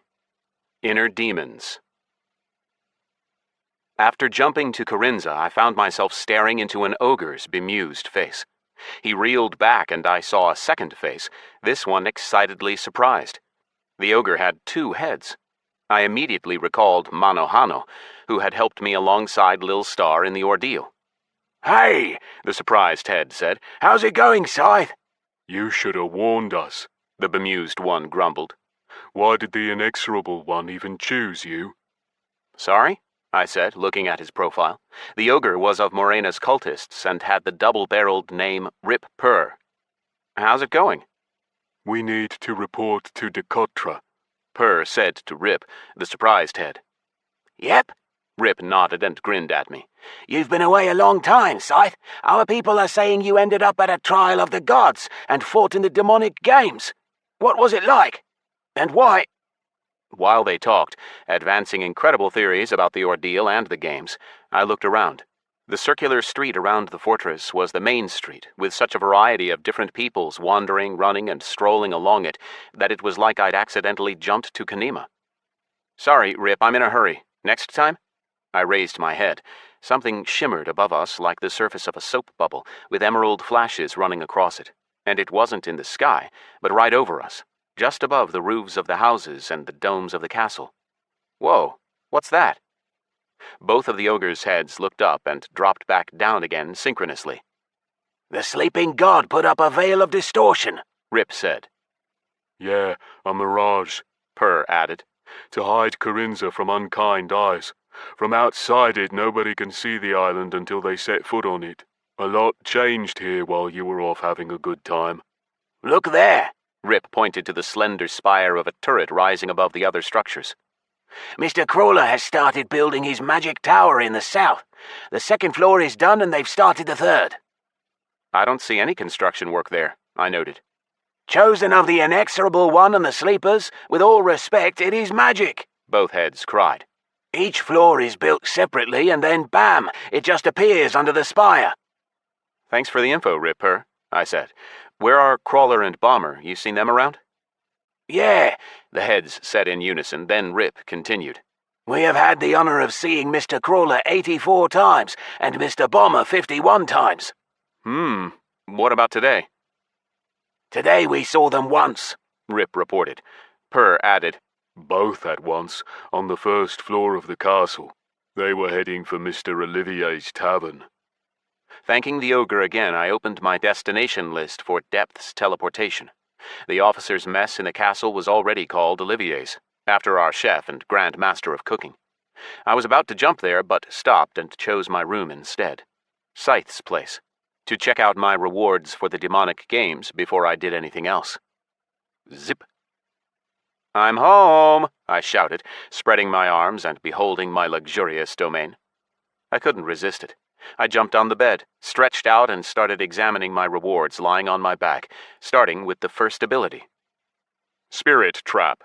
Captures any creature and binds them to their current point in space for between 1 second and 1 hour, depending on the target's level. Attention!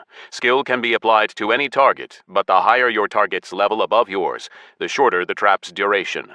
Cooldown, 1 hour. Next, I pulled the cloak out of my inventory, light and almost transparent but flowing with matte black tones. Wind Racer. Legendary Cloak. Unique item.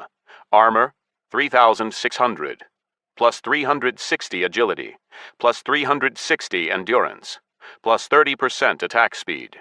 Plus 30% ability cast speed. Plus 30% movement speed. Plus 30% mounted speed. On activation, plus 300% movement speed for 5 seconds. Sale price, 12,900 gold coins. Chance of loss after death lowered by 100%. Durability, indestructible. I saved for last the artifact with the bright red name that pulled at me like a tractor beam. It was a huge black skin, 20 by 20 feet, its luster and color still intact. The little soft hairs felt warm to the touch and gave off prickly sparks. Skin of the primordial beast. Divine artifact. Unique item. Athena herself killed the primordial cave bear and took its skin. This interior decor item can be used only in your own home. Hanging the skin on a wall makes that wall indestructible. Placing it on the floor grants invulnerability to its owner when standing on it. Chance of loss after death lowered by 100%. Durability, indestructible. The cloak was awesome, and it fit perfectly with Cold-Blooded Punisher. Spirit Trap made my day too. It expanded my arsenal of crowd control abilities. But what could I do with the skin? What was the point of it if nobody could enter my private room anyway? Maybe it'd come in handy for defending the castle as long as the rug worked in the corridors. I decided to head to the cafeteria on foot, show my face before the people here forgot who Scythe was. After all, Rip Purr had seen Mr. Crawler and Bomber dozens of times, but me only 2 or 3. "Scythe, my boy!" Patrick O'Grady shouted to me, hurrying toward me. The old, drunk dog of war was unrecognizable. His step was sure, his back straight, his face clean-shaven, and his hair carefully parted. He even seemed taller. Patrick reached me and threw his arms around me in a bear hug. "Congratulations, champion! Demon fighter!" Hey, Patrick. Thoughts of Patrick's role in my life stirred my heart. We separated and he started showering me with questions, but before even waiting for an answer, he told me some important news. "We're having a wedding, Scythe! Stephanie and I are getting married." An NPC marrying an undying woman? A player marrying an NPC? Unlike in the ancient games before the age of total immersion, a wedding in virtuality now meant just as much as in real life. Go on, Stephanie. I wondered what her older brother Gyula thought of it. I didn't voice those thoughts to Patrick, of course. I'm happy for you, Patrick, and for Stephanie, too. "Imagine how happy I am, Scythe!" While we talked, the system flashed up a notification. Quest Become a Man completed. Patrick O'Grady, first priest of the Sleeping Gods, fell in love with Stephanie Caton, proprietress of the Pig and Whistle Tavern on the island of Carinza. You helped him to become a man again, returning his former reputation and standing in society, and Patrick managed to conquer Stephanie's heart. Experience, plus 2 million. Experience at current level, 581. 54.1 billion out of 992 billion. Your reputation with Patrick O'Grady has increased, plus 500. Current reputation, respect. Patrick O'Grady, one-time happy honorary citizen of Tristad and now clan manager of the Awoken, led me to the officers' cafeteria, excitedly talking all the way about the preparations for the wedding. The main thing I learned was that Behemoth himself would conduct the ceremony. 4 needlers hovered beneath the ceiling by the entrance, chittering. Alien, whatchamacallit, and Little Trunk I'd seen plenty, but the 4th, Prickler, reminded me of the sandbox. I noticed it was female, just like its owner, Tissa. My mood dropped like a rock. Judging by Little Trunk, Infect was here, too. It seemed the boys had decided to solve all our problems at a single clan council meeting. I felt sick to my stomach, not from the realization that I wouldn't be happy no matter what decision I made, and not because I still held any grudges. The pain came from the fact that I couldn't bring back the time when all this was only just starting, when we were a team, when we supported each other. Could I bring it back? I doubted it. Hey, Iggy, I said, summoning my needler. Talk to your brothers and sisters. They must have missed you. Iggy, paying no attention to his brethren, chittered something unpleasant at me in a fury. Shame Anf the insectoid guardian wasn't there to translate. Or maybe it was better that way. I doubted Iggy was saying anything particularly nice about his long confinement in the Great Nothing. After emitting what I was sure was a furious tirade, the needler fell silent. Then the other overgrown flies surrounded their brother, and Iggy forgot all about me. At the entrance to the tavern, with the letters Olivier's gently flashing in red and white, 2 mercenary guards stood, each at level 380. I didn't see any weapons on them, and they wore civilian gear, but the Titans' powerful frames on their own were better deterrents than any sword. "Welcome, Mr. Scythe," one of them rumbled. "Welcome, Mr. Patrick." The guards stepped aside to let us pass. Why were they even there? Patrick and I crossed the threshold. "Mr. Scythe!" the chef himself shouted, scurrying over to me from the depths of the hall, barking orders at shapely elf serving girls as he went. "What an honor! What are you standing there for? Allow me to escort you." What the hell's going on, Olivier? I asked, frowning and nodding toward the guards. Why are they there? "Oh, forgive me, forgive me. They were hired at my request." Olivier began to babble. From his machine gun speech, I learned that the sewer trogs and kobolds had started to descend on the restaurant in droves. The two tribes were simple peoples, so they weren't squeamish about eating the scraps that the tender-hearted waitresses would feed them when they thought nobody was watching. As a result, the prestigious restaurant turned into a dump, and Olivier asked the amenable Mr. Crawler for guards, although he turned down the request at first. Savages! Patrick shook his head. Guards are the right decision, Scythe. Stephanie's tavern is always packed to the rafters now. At least here we can sit and eat in peace. Crawler and Bomber walked over to us, the warrior chewing something and holding a mug of ale. Mr. Crawler will explain how the trogs nearly destroyed this restaurant of ours, Olivier said. Yeah, those sewer kids really got out of hand, The gnome mage muttered. The kobold cubs got up to all kinds of mischief in here. We couldn't hear ourselves think, let alone eat. Ah, the hell with it, The Titan warrior rumbled. The Kraken is waiting for me, boys. It's nearly feeding time, and we have lots of swimming to do. We're in the center of the ocean now, and I can't jump there through the depths. Orthicon has to come back to get me on a little island, a day's travel wasted. Let's hurry up and get this over and done with. Where are the others? I asked, looking at the chef as he offered me a menu. Thanks, Mr. Olivier, I'm not hungry. They're all here, in the restaurant's private room. A shadow crossed Crawler's face. He shook his head, grimaced. But we better move to the command center. Hard to concentrate with Olivier around. And anyway, we don't need any public scandals. All right, I'll jump there with Patrick. You bring the others. Minutes later, all the awoken officers, as far as I knew, including Tissa and Infect, were assembled in the council hall in the command center. While I'd been gone, Crawler had redone the whole place, and now the room looked no worse than Pecheneg's. Even the very latest torches of true flame adorned the walls. I was surprised to see two unfamiliar characters, but they both looked almost the same as in life. Hyro, the level 145 human guerrilla fighter, and Willie, the level 142 elf tracker. Apart from them, Crawler, Bomber, Irita, Patrick, and I all sat down at the round table. Tissa and Infect stood shifting from foot to foot, not daring to sit down. I cast a frowning glance at them. Until a decision is made, you're still officers. Take your seats.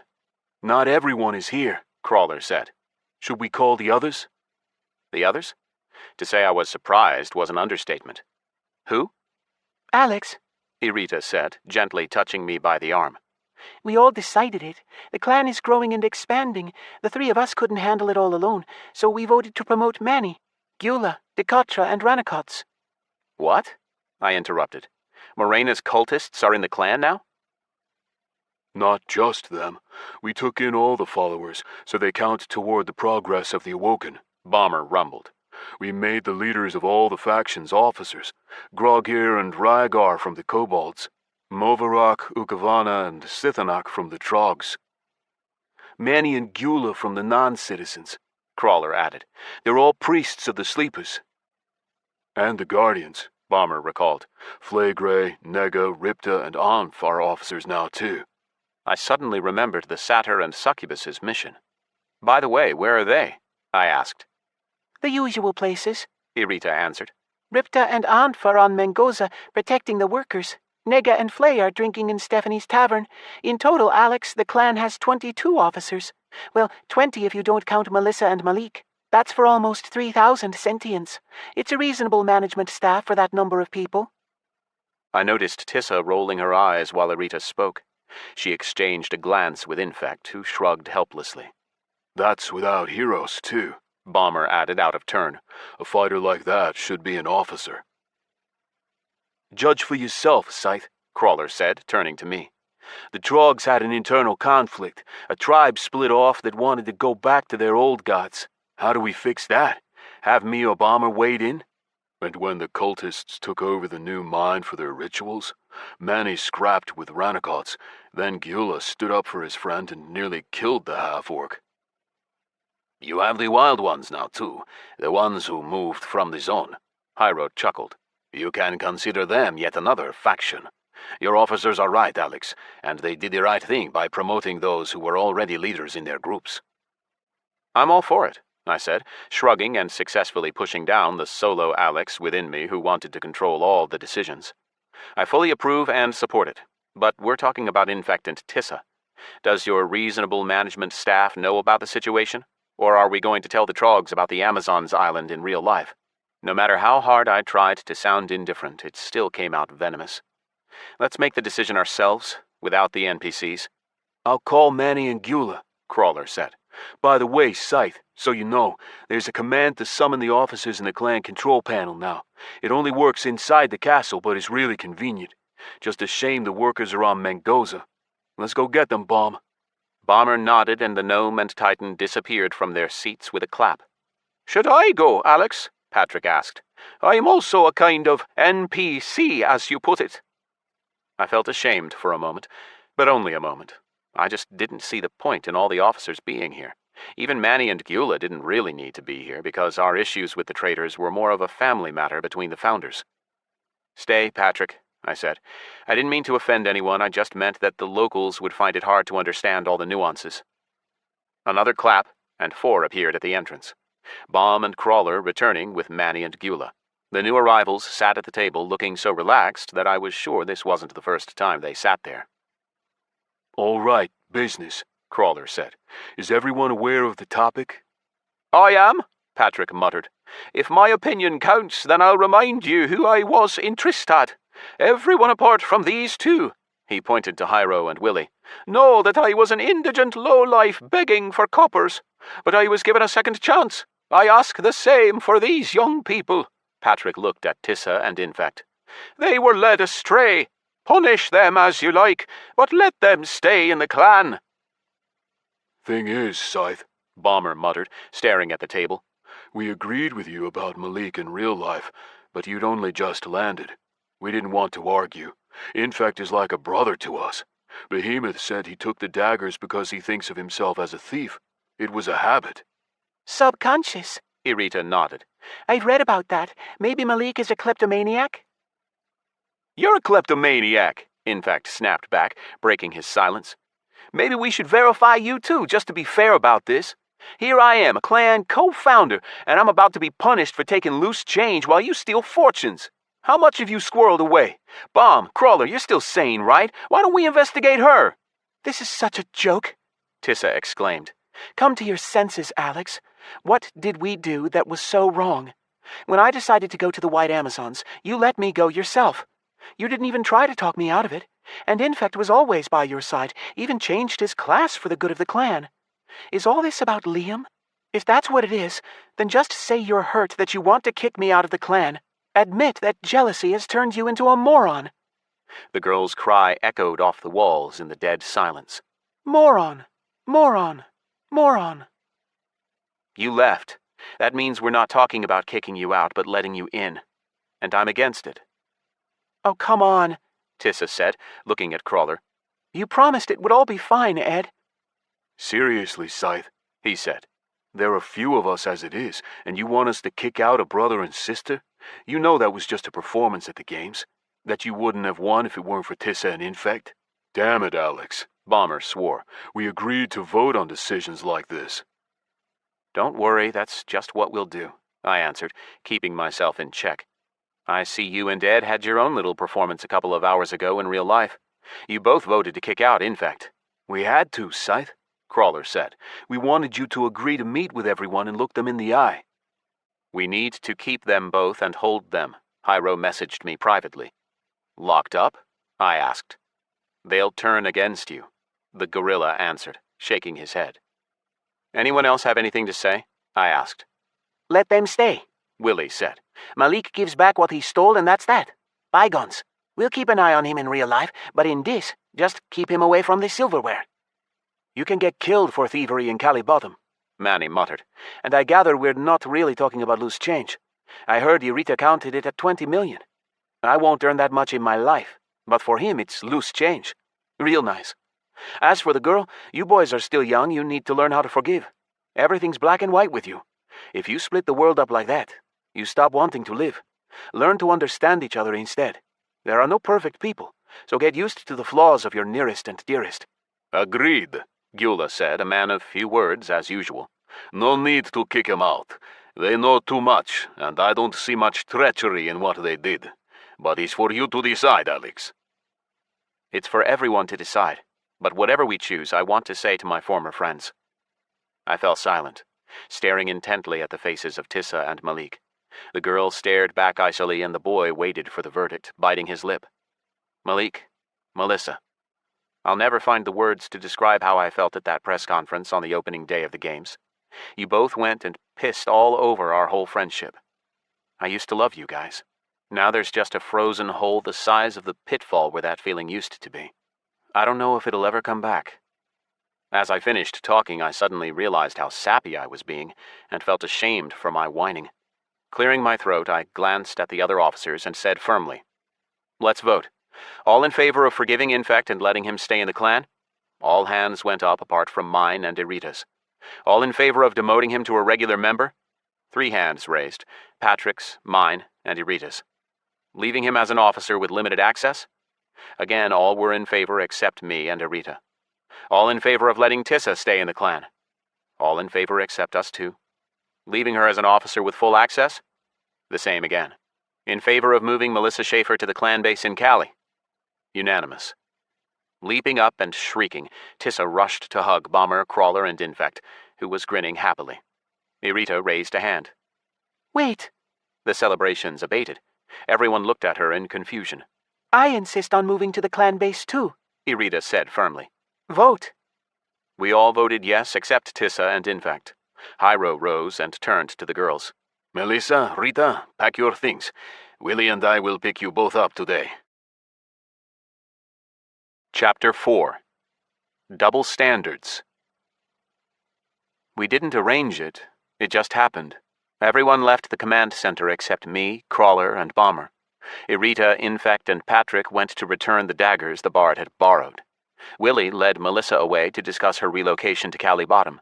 Manny and Gyula headed to the Pig and Whistle to eat. I had one single desire, to get the hell out of there and calm down the cats scratching at my soul. But Crawler and Bummer stayed seated, hinting that they wanted to explain, and I didn't stand up either. Scythe, The warrior said gently. we know we're in the wrong. We should have warned you about our plans, The mage added. He aimed an open palm at the door, clenched his fist, and the door disappeared, replaced by smooth wall. Now we can talk properly. I don't know what's gotten into your head, guys, but I'm this far. I raised my thumb and forefinger with a hair's space between them. From leaving the clan and going solo. And it's not what you did. It's how you did it. Tissa isn't the only one Behemoth spoke to, Crawler said. Bomb practically hasn't been here either, but I saw the sleeper every day. He and I spoke about a lot. Everything that's happened was his idea. Convenient for you to put it all on him, I snapped back, sneering angrily. What did you promise Tissa? What did I promise her? Crawler lit up a small fireball the size of a lemon and stared enchanted into the flows of plasma circulating within it. I promised her. Hold on, Bomber blurted out. Scythe, when I put myself in your position, I understand perfectly how you feel right now. So does Ed, and we don't like it one bit either. So come on, man, listen to the whole story from the start. Then we'll put our heads together and figure out what to do next, all right? He had called Crawler by his real name. The former Dementors strictly followed the rule of using only in-game names in Dis, and I'd gotten the habit from them. Now, by violating that rule, Hung showed that this situation wasn't specific to game only. It affected real life, too. All right. Go on, Ed. Crawler snuffed out his fireball and looked me in the eye. Okay. After Malik and Tissa's performance in the games, Bomb and I blew up. We were going to kick them both out of the clan. We had the authority. If you don't believe it, ask your journalist friend Ian. He contacted us. Yeah, he said. I would have done it, but Behemoth summoned me and ordered me to let them stay. The sleeper's really been making himself at home, I said with a grimace. Nobody planned to bring Tissa back, Bomber added. We love her, but the Awoken hasn't been a family fun clan for a long time. We have serious missions, and believe me, we know that better than many. We know what's at stake, and we don't trust Tissa anymore. Serious missions? What do you mean? Making money? It's not about the money. The mage shook his head. Irita and I created a fund. No, your girlfriend doesn't have any claim to it. You and I can discuss that in more detail later. The point is, it's at around 400 million real phoenixes now, tax already paid. How much? I asked, not believing my ears. 400 million? Where from? I get that the portal key to Holdest sold for 100, but the rest? Irita sold a lot of top player loot, and our resource gathering has increased, Crawler answered. And 400 is only what we've taken out. There's around almost as much gold left in the treasury. Holy cow. That's what I'm saying. Each of the three of us has a share in it. Half is yours, then Hung and I get a quarter each. Malik was originally listed too, but we kicked him out after what he and Tissa did at the games. We can withdraw the money any time, in full or in part, Hung said. But there are 2 conditions. The first, your approval is required. Irita insisted on that. The second, if any of us deliberately does anything to harm the Awoken, he loses his share. And who defines harm? I asked, carefully feeling a catch. You, my friends answered in synchrony. Crawler added, You can thank Irita for that part too. Marry her, Alex. The warrior laughed, but his eyes stayed serious. That girl is your guardian angel. The bottom line is, it's not about money, the mage repeated. If you think we betrayed you, then you can do whatever you want. Leave the clan, kick us out, take our shares. Wait, if it's not about money, then what? What is it about for you guys? Listen, for us, this was always more than just a game, Balmer answered. But it's a game too. We have fun leveling up, achieving stuff. But that's not the point, Crawler interrupted. We spent a lot of time with our non-citizens while you were at the games. We spoke to the wild ones and the new workers. There are assholes and dumbasses among them too, you know, but all in all, they're just like us. I don't even get why people are split into citizens and non-citizens. Yeah, me neither, Hung interjected. We've seen and heard enough of how they live. Hard to call it living.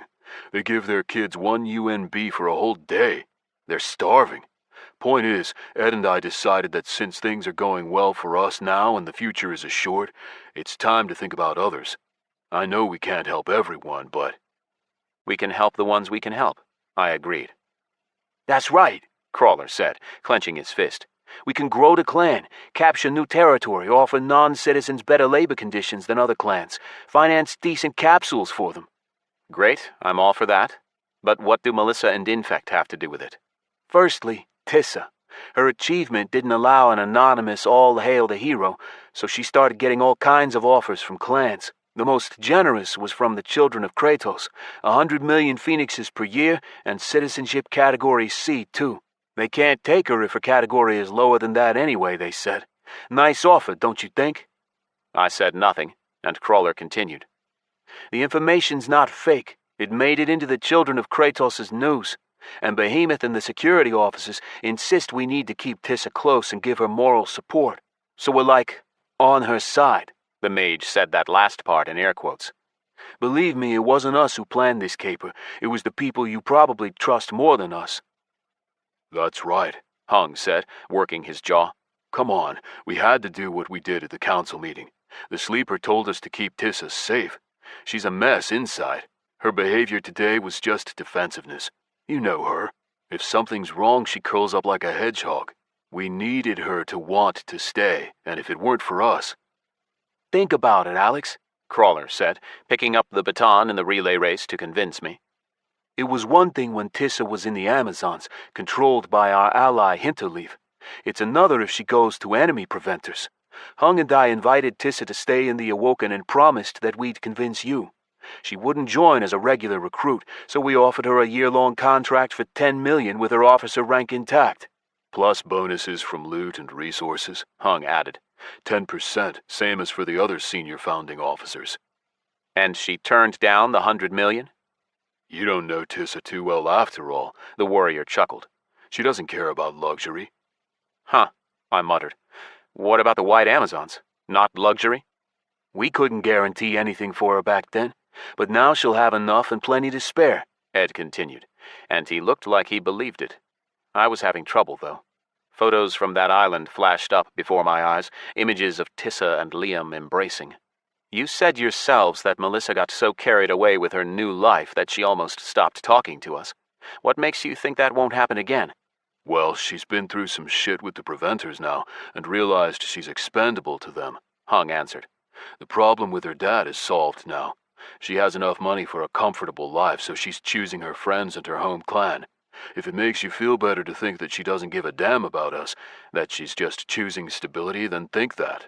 Anyway, Tissa agreed to our offer, but with one condition, Ed added. We have to forgive Malik. She's angry at him for stealing too, but... He stopped, sighed, and shook his head. Damn it, Alex. He doesn't have anyone but us. Don't you see that? We've been friends with him since we were kids. He'll have to earn our trust again, of course, Hung noted. Consider his rep with us to be mistrust. And what stopped you from telling me this right after I got back? I asked, yawning. My anger and hurt had ebbed, leaving behind tiredness and desolation. I badly needed sleep. Did the sleeping god forbid it? Or is there something else I don't know? Tissa told us the condition when you were at the awards ceremony. Seeing that I was thawing, Ed perked up, adding emotion to his words. Right after, we visited Behemoth for advice, and he recommended that we take it easy on Infect. Something about how he's still yet to show his full value to the Awoken and the Sleepers. The security officers said a harsh punishment would only make Malik stop thinking of us as friends, and sooner or later that'll backfire on us. Willie suggested that we take drastic measures and just wipe his memory of the last few months, but... No, that's too much, I said, shrugging uneasily. Modern medicine could delete the memories of assault victims who suffered from post-traumatic stress disorder, with their consent, of course. Sometimes those suffering from unrequited love asked for their memories to be cleansed, but the brain is a complex machine, its secrets still unknown. So there were always side effects. One might forget not only one's desires, but also memories, skills. It was like losing a part of your personality. After a memory cleanse, many people were changed forever. I said nothing for some time, thinking over what I'd heard. There was no reason not to believe my friends. I could easily verify what they'd said, and quickly, too. After talking to Flaygray and Nega, I planned to go see Behemoth. But I didn't want to let this open disregard for my opinion go unchecked either. All right, I said. Let the Council's decision stand. Hang out with Tissa and Infect yourselves. I don't care if they're here or not. But I won't be taking part in any power leveling for now. I think I'm going to stick to playing solo until I finish off the destroying plague. The boys sighed in relief, relaxed. My hands itched to use Wheel of Fortune on Infect, to give him the punishment he deserved, but the long cooldown made me forget the idea. Oh, how I missed Despot. We've all been playing solo anyway, Bomber said, stretching. Crawler's building his magic tower and administrating the clan. I've been doing Orthocon's quests. I'll happily hand over the administration to you, Scythe. You can take away my right to sign stuff and make important decisions. But be ready to spend all your time on that and nothing else. And if you still don't trust Tissa and Infect, then we can track their movements with search of the fellow believer and keep an eye on them, Crawler concluded. Let's just agree not to throw any shit shows like that again. The clan council is for all the officers, but to discuss seriously important issues, we three should meet alone. Agreed, the Titan warrior murmured. Deal, the gnome mage said, nodding. He dug around in his inventory and pulled out some kind of mirror. Take this. It's a transcontinental video link. Epic. Mithril Farsight Mirror. Epic communication accessory. Connects you with any owner of another Farsight mirror in your friends list or clan. Allows you to see the person you call as if they are standing before you. Manufacturer, Joker. Chance of loss after death lowered by 90%. Seriously? A smile broke across my face. Joker? The Joker I know? Yeah, Crawler laughed. We could have bought it from someone else, but we decided to help out your ally in the games with a big buy. It's worth almost 5 million, so be careful and don't lose it. We got one for all the senior officers. And now, he stopped, hesitating. When Rita arrives at Cali, we're going to have 2 issues. First, the 4 of us need to sit down and think about what to invest the fund money in. Our money should be working for us. And second? Second, we need to know whether to give her an apartment of her own or order you a new bed. And the same question for Tissa. Hung laughed, but cut off when he saw the fire in my eyes. Sorry, I thought that would be funny. It wasn't. Hyro accompanied me to the Pig and Whistle where I wanted to meet with our satyr and succubus. The security officer had been waiting for me by the entrance to the command center, apparently wanting to share his point of view. The gorilla knew the clan fortress better than me. He led us through secret corridors, far away from prying eyes and ears. Opening a hidden door in the wall, Hyro nodded into a passageway. This is a faster way. The door doesn't open if you don't know about it. We can go straight outside the castle from here, and it's a stone's throw from there to the tavern. What did you want to talk about? I trudged after him, looking from side to side. It was a strange tunnel, plenty wide enough to walk side by side with space left to spare, and lit up like daylight inside, though I didn't see any lights. It seemed Hyro really did know the fortress better than anyone, because we ran into nobody on our way. Our lone steps echoed loud off the walls of the empty corridor. It was so quiet that my ears started to ring distantly, and our voices seemed too loud. Let's go point by point, Alex. I'm no telepath, but I could see just fine how you were feeling during the council meeting. You wanted to throw Malik and Melissa not only out of the clan, but also out of your life completely. Am I right? Pretty much. My Uncle Nick always said that you should get rid of people like that right away, cut them off with no return, not drag it out. There are billions of people in the world. Why stick with the ones that make you feel like shit? Your uncle is a wise man, Hyro said without turning around. But has he ever said anything to you about second chances? I don't know the details, but I've heard a thing or two about Crag. They say he was a piece of work, and you suffered more than once because of him. That's something else. We became enemies the first time we met, and you don't expect kindness from enemies. All the same, despite your help, he left the clan without warning anyone. The boys told me. Actually, he didn't just warn me, he consulted with me. Nergal, Crag's divine protector, made him choose. We had no other option but to let him go. Anyway, he couldn't have left the Awoken without my permission. Well, there you go, Hyro said, smiling. You let him go. He consulted with you. You came to the conclusion that his action wasn't betrayal, that it was for the best for the clan. And where were your friends when you made those decisions? I couldn't tell them. Just like you couldn't tell your allies in the games why you forgave Destiny Windsor, and why you suddenly killed them all in Abaddon's lair. See what I'm driving at, kiddo? You took responsibility on yourself so many times that you got used to making decisions for the many on your own, without telling anyone.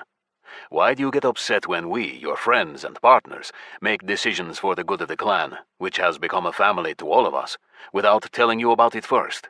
Think about it. So you think everything that happened at the council meeting was just fine? The security service considers that the council made the best decision it could under the circumstances. You don't need Melissa in the Children of Kratos, comparable to the UN in terms of influence. You don't need Malik angry, dreaming of handing you over to the Triad or the Cartel.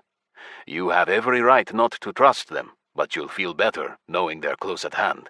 We're almost there. Hyro drew something in the air with a finger. A flaming rune flashed into life before him on the wall, which shifted aside, revealing an opening to the fresh air. I walked out and scrunched up my eyes against the bright sun. It's time for me to log out of this. I need to go fetch the girls, Hyro said, staying at the threshold. Take my advice. Forget old grudges and focus on your target. It's a lot higher than you think, but we'll talk about that later. Later? Are you sure you're talking about my target? What makes you think you know what I'm aiming for? You're a smart kid, Alex. I'm sure you've known for a while now that Willie and I and the other guys are on your side not just because of our contracts. Hyro noticed me tensing up, smiled disarmingly. Don't worry. We want the same thing. What? Not now. Again, concentrate on your target, and keep your head clear in the meantime. I promise you, you'll hear it all in good time. When? When you're ready. He met my tense eyes, nodded. Well, fine. The security officer had earned my trust, and if he thought it wasn't time to talk yet, I could wait. I looked his character up and down. Guerrilla was a mixed class for scouts and trackers, although mostly specialized for waging guerrilla warfare in the woods, with bonuses for camouflage and sudden explosive damage. It was strange to see Hyro so young, with neither gray hairs nor wrinkles. Do you know how to play, Mr. Morales? I do, but I don't like to, if by playing you mean fighting. I saw enough action as a peacekeeper. Did you play anything before Dis? Maybe in your childhood? Full immersion didn't exist back then, kiddo. In those days, the whole world was talking about Rakuen, but the game was imbalanced. One Russian guy found a mithril pack with practically unlimited upgrade capacity and took over the whole world. After that, for a lot of people, it was game over. Heros was waiting for me by the tavern entrance. The ninja was sitting on a bench outside, staring at a spot between his feet, but somehow felt my presence and jumped up with a bow. Greetings, Scythe-san. Welcome back from the games. Hey, Heros.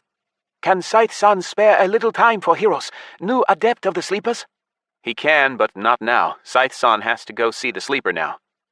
I understand and do not insist. Heros will await your invitation, Scythe-san. The ninja bowed again and logged out of Dis. I heard Behemoth as soon as I walked into the Pig and Whistle. The sleeping god called me over to where he sat with Flagrey and Nega. I saw them right away, because all the activity and noise in the tavern was centered around their table. Boss, Nega screeched, somehow speeding up and appearing beside me in an instant, her tail winding its way around my neck. The succubus kissed me on the cheek. The hubbub in the tavern subsided. Everyone noticed me and started to chant. Champion Scythe! Champion Scythe! Hey guys, I said, grinning awkwardly. How's it going? Aunt Stephanie poked her head out of the kitchen and waved to me. Sit down, Alex. I'll bring you some food. Thanks, another time. I'm in a hurry, I shouted, smiling. At least here everything was the same. We need to talk, Flay. The satyr limped over, parting the crowd. He hugged me and whispered, Enemy of the Inferno? Way to go, boss. I can barely resist smacking you in the head. My heart burns to rip apart my enemy. I feel the same way, Nega whispered in my other ear. Let's go. I hear the sleepers call. I accepted their group invite and teleported straight to the temple. If the two demons attacked me, I hoped Behemoth would restrain them, but I readied Spirit Trap and Lethargy just in case. As soon as we appeared, the sleeping god came to us in his most terrible form. Without visible effort, Behemoth locked the temple, the columns melting together into a solid wall. Then he gave a rumbling laugh, steam blasting from the tiny craters and armor joints on his body. You did it again, Initial. Tiamat and I are proud of you. Didn't you know I would? We are neither all-powerful nor all-knowing, Behemoth answered, examining me with concern. An intriguing mark. Glancing at the succubus and satyr, he jabbed a mighty palm toward them and made a movement as if pulling something from them. Both demons instantly relaxed. Better. A particle of order has been bound to Scythe's soul. Demons, corrupted by chaos, hate order with all their being, and consider any carrier of its essence to be an enemy of all the Inferno. Did you remove the mark from me? I asked, remembering my plans to go into the demonic dimension. Nobody has the power to do that, Initial. Chaos and order are primeval. Their balance is the foundation of all existence, even for us, the sleepers. All I did was block the chaotic essence of these two demons. Now they do not see order within you, which means they have no more fixed feelings toward you. All right, I nodded. What about your priests, Infect and Tissa? Do you think it was right to decide their fate in the clan without my involvement? I wouldn't have been at all surprised if the divine entity had grown to 10 times his size to astound me with his might and put me in my place with his booming voice. But Behemoth simply asked, Are you surprised that I give quests directly to my priests? Nothing surprises me anymore. If you want, I can invite you to the clan and make you leader. Then you can command as much as you want. Boss, Nega cried in fear. For Hades' sake, know when to stop.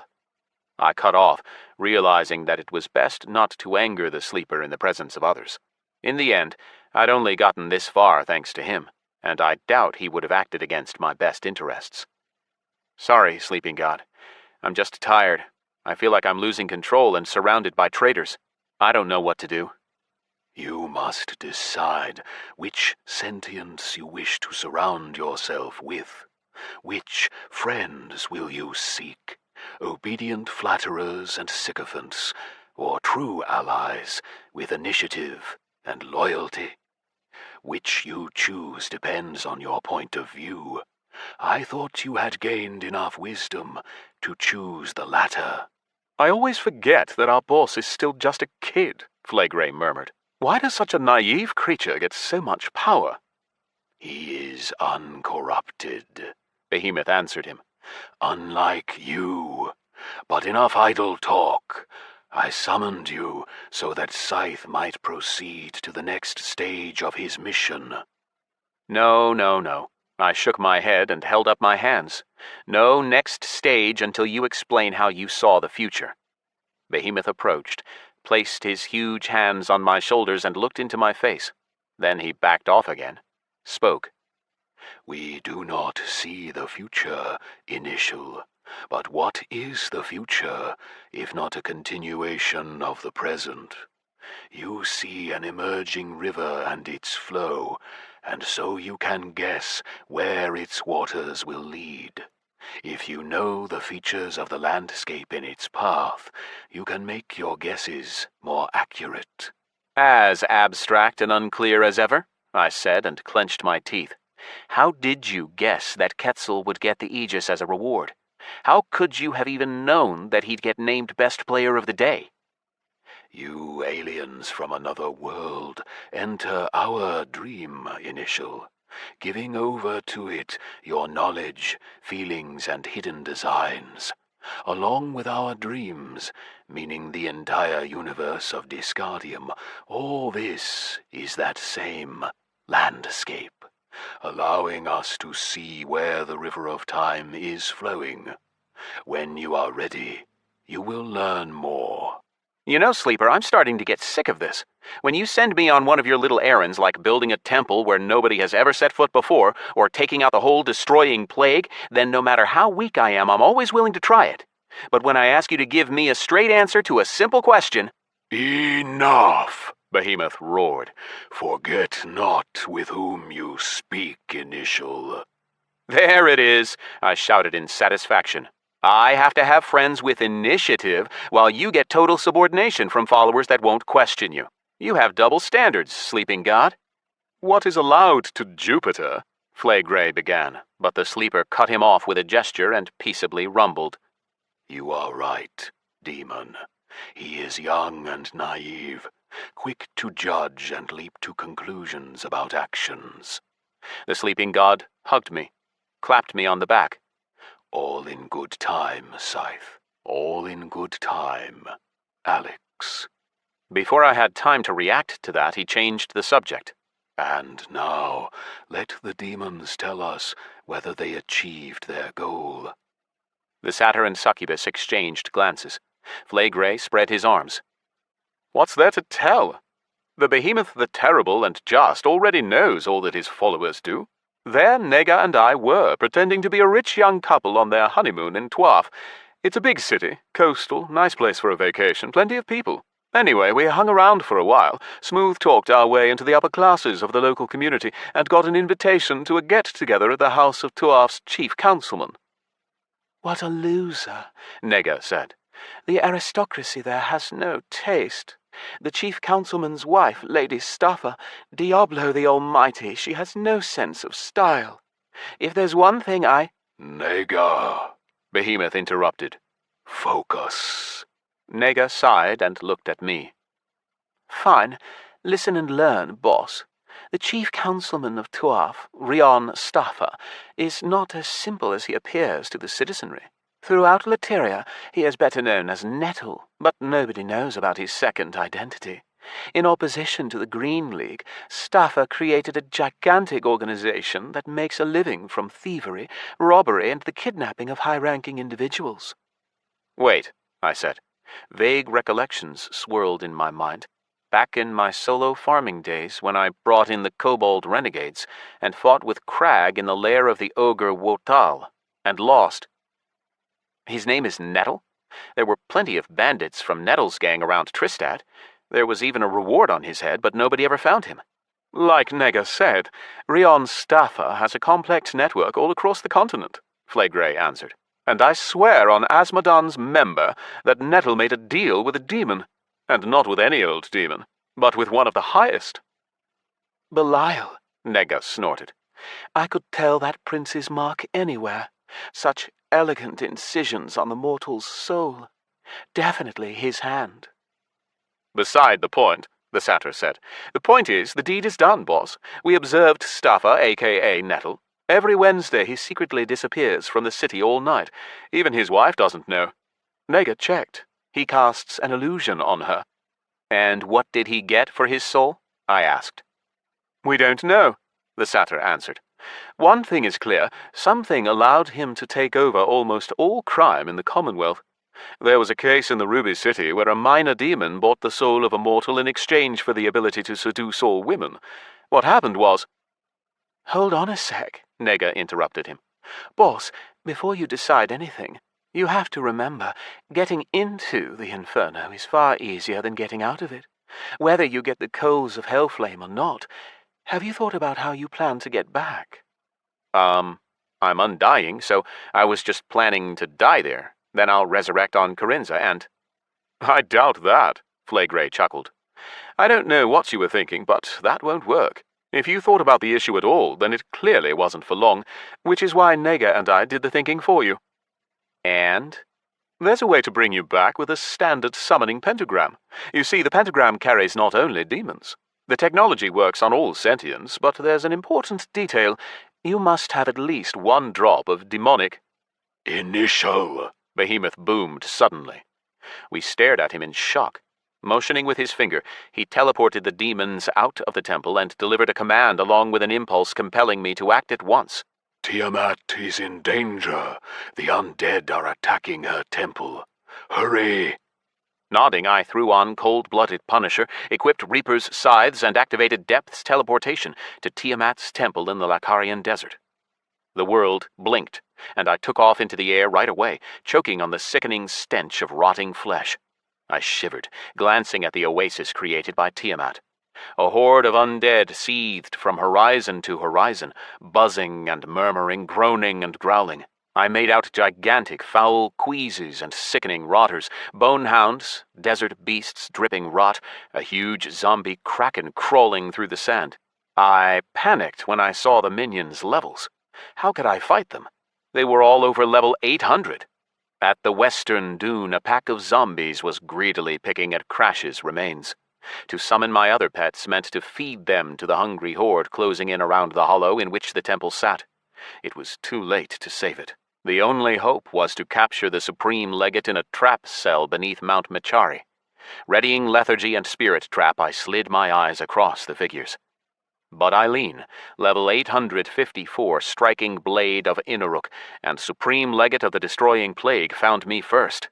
I didn't think you'd come, she shouted, extending an arm toward me. To me, demon fighter. Liberation protected me from the first attempt at control, but let through the second. Subjugate mind. Control of your character has moved to Eileen. My whole interface went gray. Eileen had control of my body. My character landed and she took me by the hand. My mind screamed within my skull. I tried to force myself to resist, but just couldn't. The gray ability icons lit up under Eileen's gaze. She stopped at Depth's teleportation, went through the drop-down list of locations, reached Corinza Fortress, Castle, Level 1, and activated the skill. Chapter 5. Supreme Legate. The horde of undead closed in on the temple. Desert vulture zombies rushed the columns, started clawing and pecking at them. Foul queases and sickening rotters crashed in with their mighty, clumsy bodies, trying to crush the stones, groaning, squelching, and shedding scraps of flesh. Plague vectors wriggled in beneath the altar to chip away at it from below.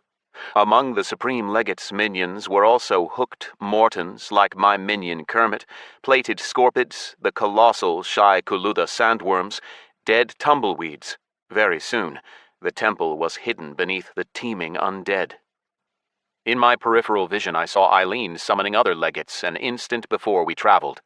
I didn't see which ones before the girl activated Depth's teleportation. Could she kill me while I was under control? The thought flashed up in the short time it took to teleport, then instantly disappeared, washed away by a surge of adrenaline. Either the depths weren't working, or Behemoth's veil of distortion over Corinza prevented the deadly enemy from entering. Either way, we were taken somewhere else, the air filled with screams and shouts for help. Undead! Eileen is here! Undead! Call the guards! She's with Scythe!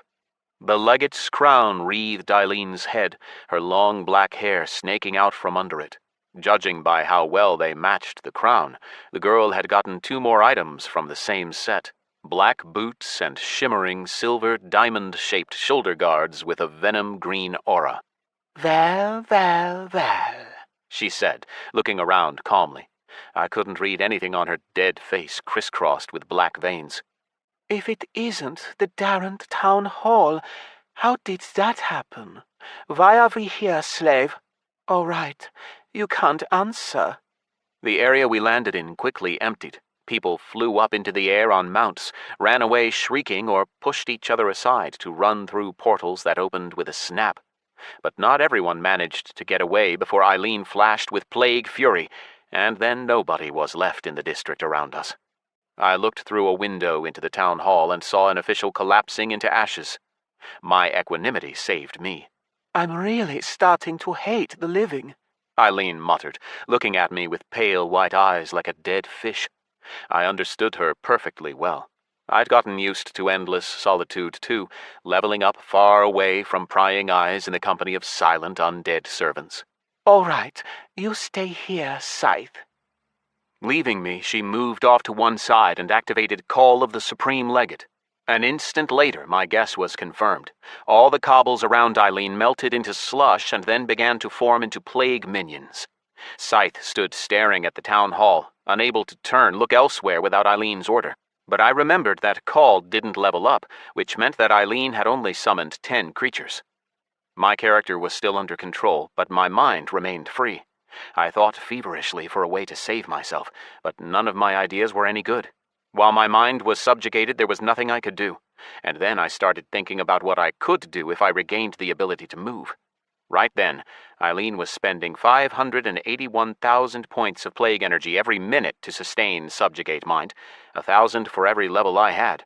Judging by her gear and how high she had leveled her legate skills, she had plenty of time. A battle cry came from above, then flapping wings. Who was it? Had the Capitol Guard arrived? I heard the sound of smacking lips, then the roar of a dying griffin, a scream from a human. Eileen must have taken out a scout in passing. The undead legate girl arranged her beasts around us, ordering them to patrol the area, then returned to me, sat my character down and crouched down before me, stretching languidly. I watched the highlights. You did okay at the games, slave, she hissed almost peacefully. It seemed she wasn't at all concerned to be sitting in the heart of the Commonwealth, only a few miles from the castle of King Bastian I. Thank you, Lady Supreme Legate Eileen. I'm glad you've been watching me play, mistress. Can I please kiss your feet, Lady Eileen? You can kiss them later, she said, waving a hand and laughing. And now let's see what's in your bag, slave. Scythe opened his inventory and unloaded everything, laying it out before Eileen. The girl began to pick through my things with the curiosity of a cat, putting them into her own bag. Thunderbearer, this will come in handy for my divine weaponry collection. Or concentrated life essence. The one from... Oh, what a shame I can't use it. She threw away my reward for winning the games like some grey garbage. Now this is more interesting. Isis's blessing. I don't need it, but maybe it'll find a buyer on the black market. Windracer. Demon Fighter's Ferocity. Inuruk, strike me down. What is that? Skin of the primordial beast. No use for it with my immortality, but it'll come in handy against those idiots from the elites if they think of rising up against me. Her altered voice sounded like an old crone's rasp, but her tone came through just fine. Powerless rage seethed within me, blinded me, demanded action. I kept trying to return control of my character, sending mental signals to my legs and arms to move, but as before, they would only obey Eileen. If I could, I would have rolled my eyes at the slavish way my character spoke to her, like an ingratiating lackey. After depriving me of my material possessions, Eileen smiled wickedly. Let's get you undressed, slave. Controlling my arms, she took off all my equipment, leaving me in my underwear. This bracelet. Balancer. Now that's cool. Thanks, slave. Cold-blooded Punisher. Awesome armor. Nether, soul-bound to scythe. So are these Reaper's scythes. You disappoint me, slave. Well, you're not going to need armor and weapons anymore, so best to destroy them. Hey, this is going to make a great video. All right, you've convinced me. You can kiss my feet. She spoke as me again, fully controlling my voice. I beg you, beautiful mistress, allow me to kiss not only your feet, but also your... You wouldn't hear the kind of stuff Scythe went on to beg his mistress, the supreme legate, for in just any R-rated film. Eileen was fooling around, putting on a doll's show, and with every second I saw more and more how sure she was of herself. Her confidence wasn't misplaced. In just a few minutes, her minions had easily made mincemeat out of several squads of royal guards, and the legate girl hadn't so much as lifted a finger. Next, she jabbed a finger at me and said playfully, Pew pew. A black beam shot out of her finger. When it touched my skin, it spread over it in an invisible veil, covering my entire body in an instant. Absolute suppression. For 10 minutes, you have no access to your inventory or communications, or any abilities, skills, perks, or bonuses from divine protectors. You cannot dispel this condition or remove it through any other means. Pew pew, Eileen said again, and invisible chains bound my legs to the stone pavement. Astral manacles. For 10 minutes, you cannot move from this position. You cannot dispel this condition or remove it through any other means. With another couple of gestures, she released control of my mind and did something unexpected. Subjugate mind. Eileen has relinquished control of your character. Plague defense. You are immune to damage from the destroying plague for 5 minutes. You're welcome, slave, Eileen grinned. Although you're not a slave anymore, know that you will die only when I decide it. In the meantime, live. Looking around, I stood up, but couldn't separate my feet from the ground. It was like they were glued to the cobbles. Eileen turned away and looked across the square. It was littered with corpses. A twitching wave passed across them, and suddenly all the dead began to slowly rise at once. The veil of a great portal flashed up at the far end of the square. Warriors in the armor of the Commonwealth began to stream through it. Can you speak, demon fighter? Eileen asked. You don't mind having a chat before you lose your character, do you? She scowled at the rising zombies. Groaning and growling, they threw themselves at the NPCs, bogging them down in battles. Where'd you get those skills? How? I asked, dully. My body felt alien, my tongue obeying slowly, barely moving. How did you do it? The same way you got your ability to fly, I suspect. You know that the Dis AI doesn't just hand out rewards blindly, right? Her voice dripped with self-congratulation. Eileen was reveling in her power, flaunting it to me and to an imaginary audience. You needed mobility, and it gave you wings. I needed a way to defeat you. I got astral manacles at level 700, absolute suppression at 800. Not gonna be a lot of competition at the solo arena, I think. She cackled like a witch. Eileen was happy beyond measure, and in no hurry to wind down the show. All I could do was play for time, hope that things would turn around. Maybe a high priest of Nergal would show up with a couple of aspects of light, distract Eileen, and give me a chance to get away. What are you so happy about? You couldn't get to us like you wanted to.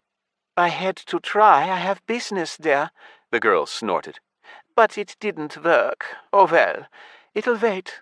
Don't worry, I'll be visiting Carenza real soon, and with my whole horde. How? I asked, realizing that since she knew the name of the island, that meant she and Mogwai had been talking. I wasn't really expecting an answer, but Eileen decided to fluff her plague-tainted feathers again. There's a way. I got a little something at level 600, but don't you worry your little head about that, demon fighter. She laughed, her lower lip cracking and leaking out brown rot. I swear on the Nucleus, you have no idea how badly I wanted to make it into the game, Scythe. And when I made it, I dreamed I would be the first to defeat the final boss. And you still want that? I asked unhurriedly, looking from side to side. You took that dream away. I can't be the first anymore, and I don't want to be the second. But I'm not upset. You're a damn demon fighter, and I'm Supreme Legate of the Destroying Plague. Which one is more awesome? Let me think. You're in my hands. I've taken away all your gear without breaking a sweat. I think I'm the stronger one. You know, I've thought so much about this meeting, dreamed of how exactly I would kill you. But it's all turned out even better than I expected. Right before the eyes of the whole world, in the center of Darant. Rest assured, the video of this meeting will go to Disgardium daily as soon as I'm done with you. By the way, back in the games, you got close to that bitch Destiny. I'm burning to know, what did you get her with? You see, I have some experience with that arrogant vulture, and believe me, she definitely takes second place in any contest for being a stuck-up skank. Who's in first place? Pfft, I thought you were smarter than that. As I listened to her, I lurched, waved my arms in an attempt to keep my balance. Hey, demon fighter slave, Eileen said, narrowing her eyes in displeasure. Stand up straight when your mistress is talking to you. I nodded, teetered over again, and deliberately collapsed forward, falling to her feet, right where the flask of my reward for the games was lying. My soles were glued to the pavement, so my knees crunched. Eileen reeled back, but then realized there was no reason to be afraid and got angry instead. A sharp strike from her plate boot took away 2% of my health and broke my cheekbone. My eyes dimmed in pain. Multicolored circles danced in the black background. My debuff timers showed 6 minutes 43 seconds, 6 minutes 42 seconds. The second hit split my skull. The third broke my ribs with a crunch. A series of claps from opening portals saved me from the beating. "Hold on, demon fighter Scythe!" I heard a ringing male voice say. "Help is—" I threw back my head, but blood filled my eyes. I could only make out a dim silhouette on a griffin. Spit attacks from the minions made the guard start choking. There was a scream.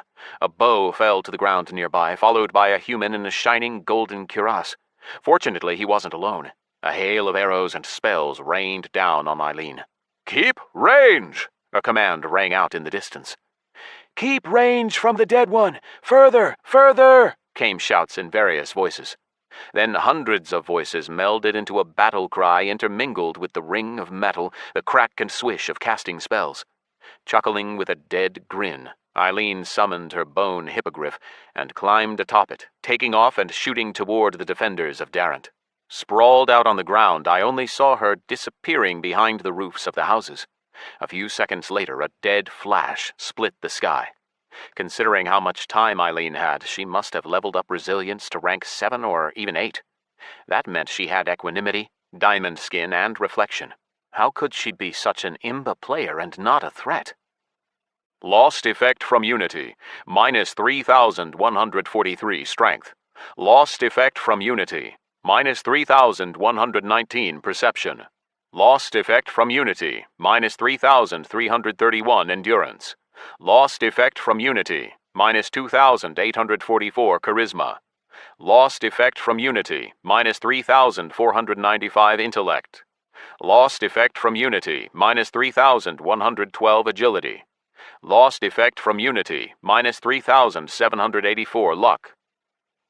The flood of notifications and the sudden sense of heaviness could mean only one thing. Tiamat's temple was destroyed. Eileen must have sent one of the legates there to finish the job. My debuffs were down to 4 minutes by the time the Supreme Legate came back. The warriors of the Commonwealth fell, unable to withstand the plague energy. Dead silence descended, broken only by the measured shuffling of the undead patrolling the square. Oh, the Radiant Ones showed up after all. Wow, so much fun in such a short time. Eileen rubbed her hands. Do I have time, or should I deal with you first? Whoosh, whoosh, whoosh. 3 powerful beams of light struck the legate in the chest, sending her flying away from me. The smell of burnt flesh filled the air.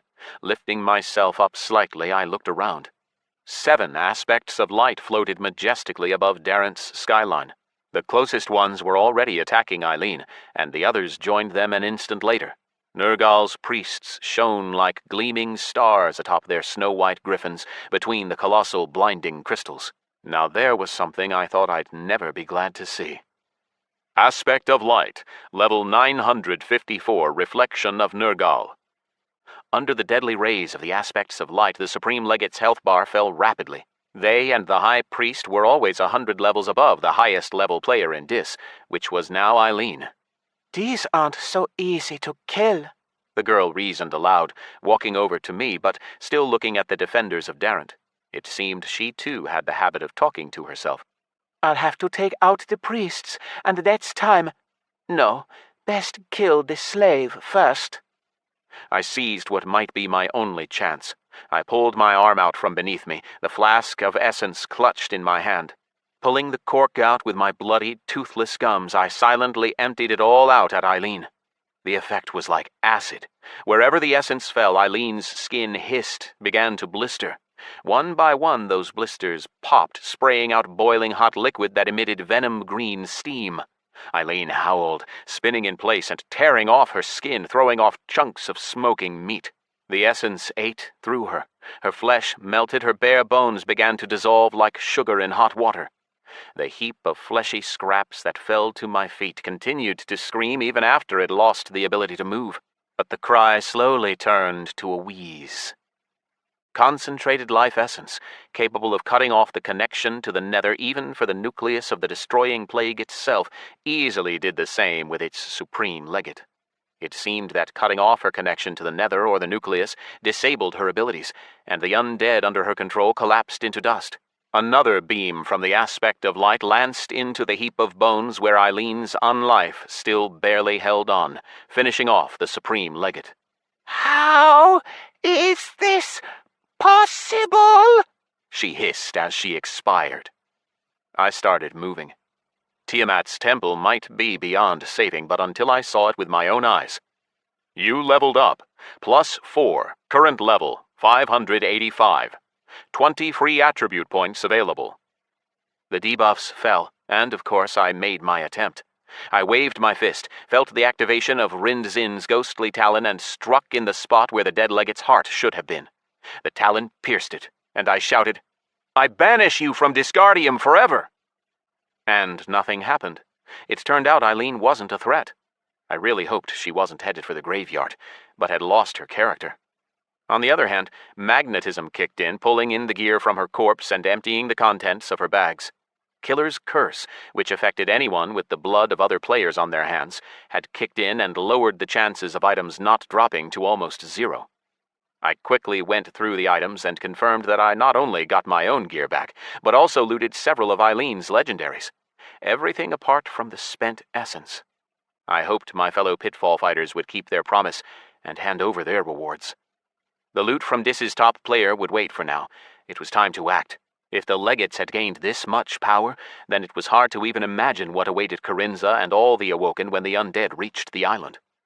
The wings of a landing griffin flapped above me. Streams of air tickled my hair. "Demon Fighter Scythe!" the rider shouted. He jumped off and walked towards me. He was a broad-shouldered old man with a powerful jaw, wearing the glimmering gold and blue-white uniform of King Bastion I. Snow-white hair poked out of his lion's head helmet. The golden stars of a general gleamed on his shoulder guards. He approached silently, saluted me, and said what I could already see in my interface. "Cal Newport, General of the Commonwealth Army." "Hello, General. Sorry, but I'm in a hurry. I found Depth's teleportation and focused on it to teleport to the Lacarian Desert and see what was happening there, but Newport kept talking, prompting me to cancel the mental command." "Just 1 minute, Demon Fighter Scythe.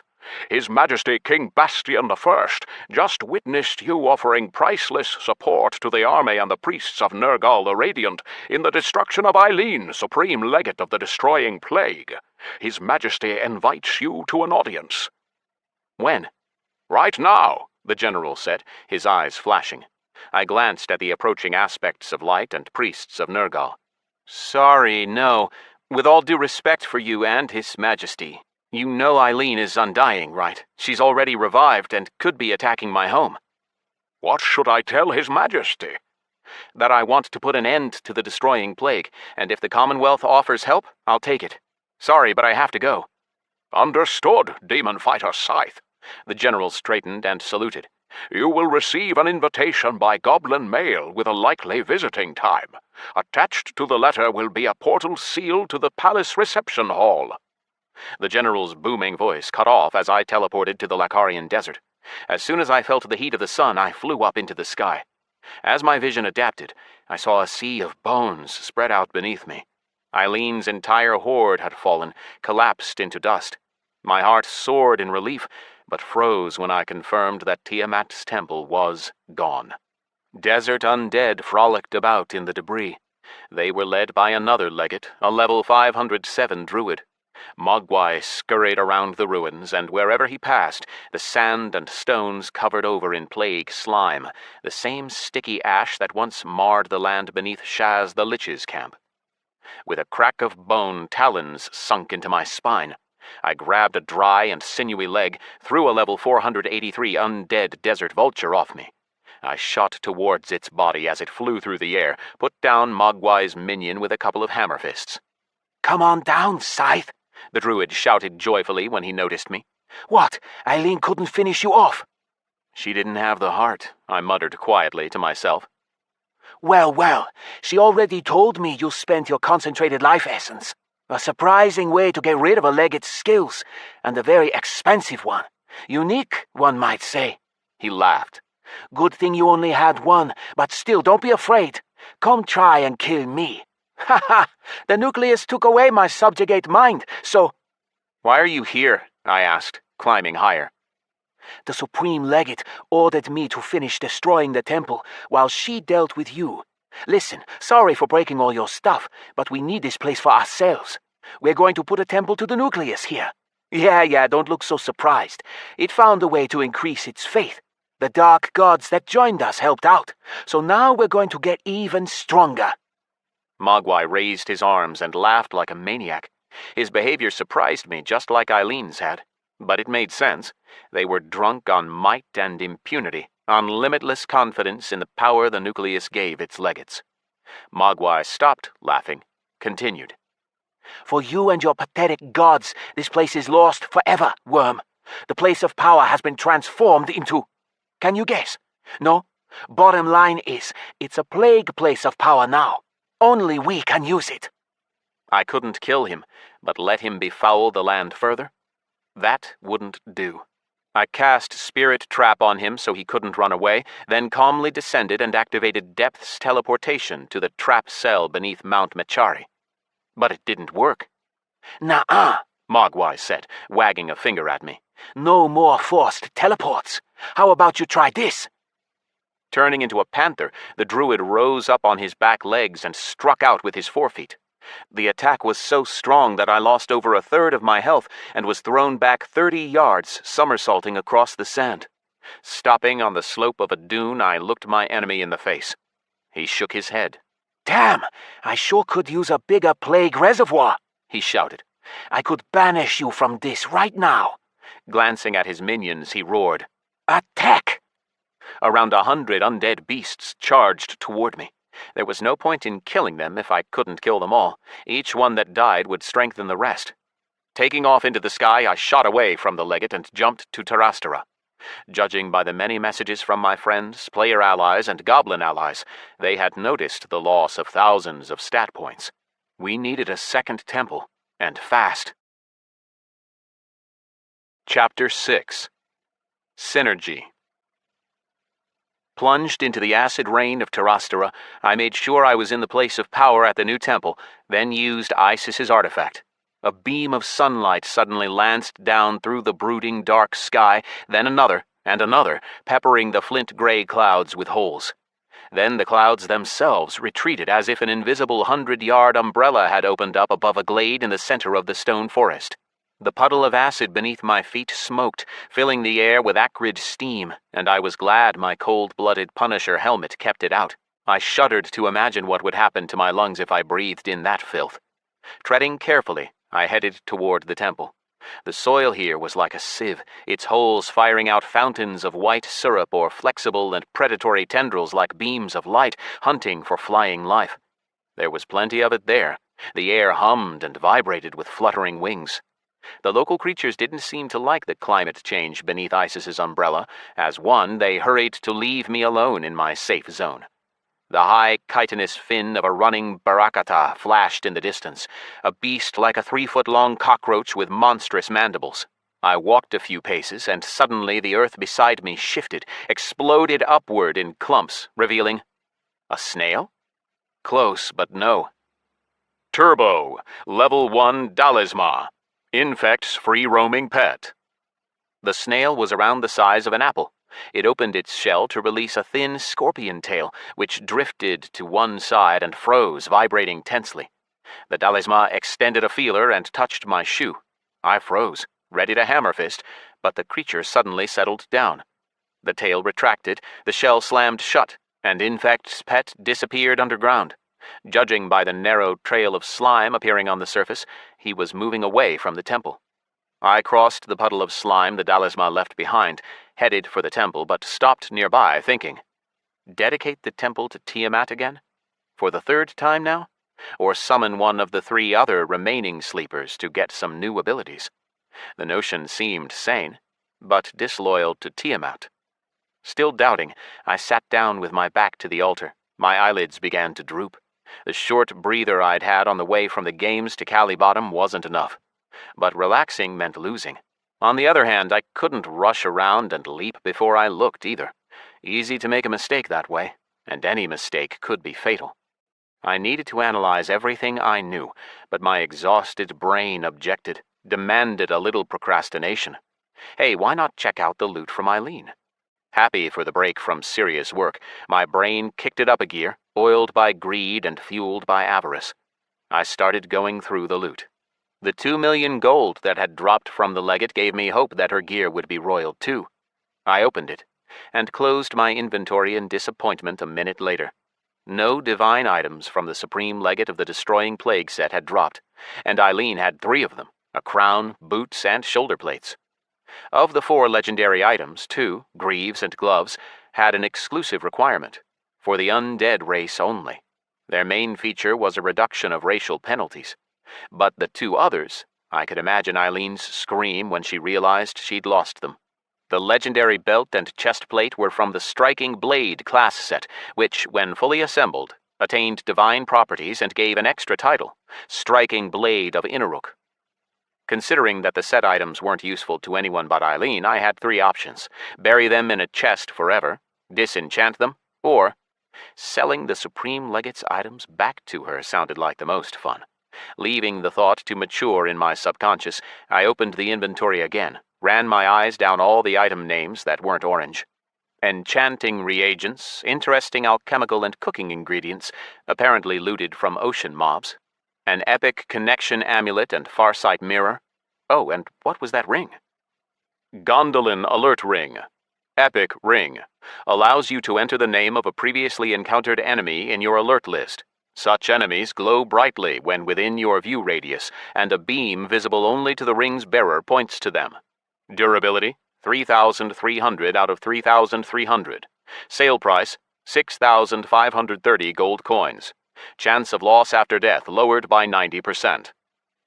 Eileen saw me in the crowd of undead before I found her. Now I knew why. Well, let's give it a try. I put the ring on a bare finger and a window popped up. Would you like to add the names of enemies to your alert list? Copy names from your blacklist? My blacklist was sparse, but the list of all players and NPCs I'd met in Dis was huge. Thankfully, there was a search function, and I added all the legates of the Destroying Plague to the alert list. At least now they couldn't catch me unawares. Wouldn't hurt to test it out.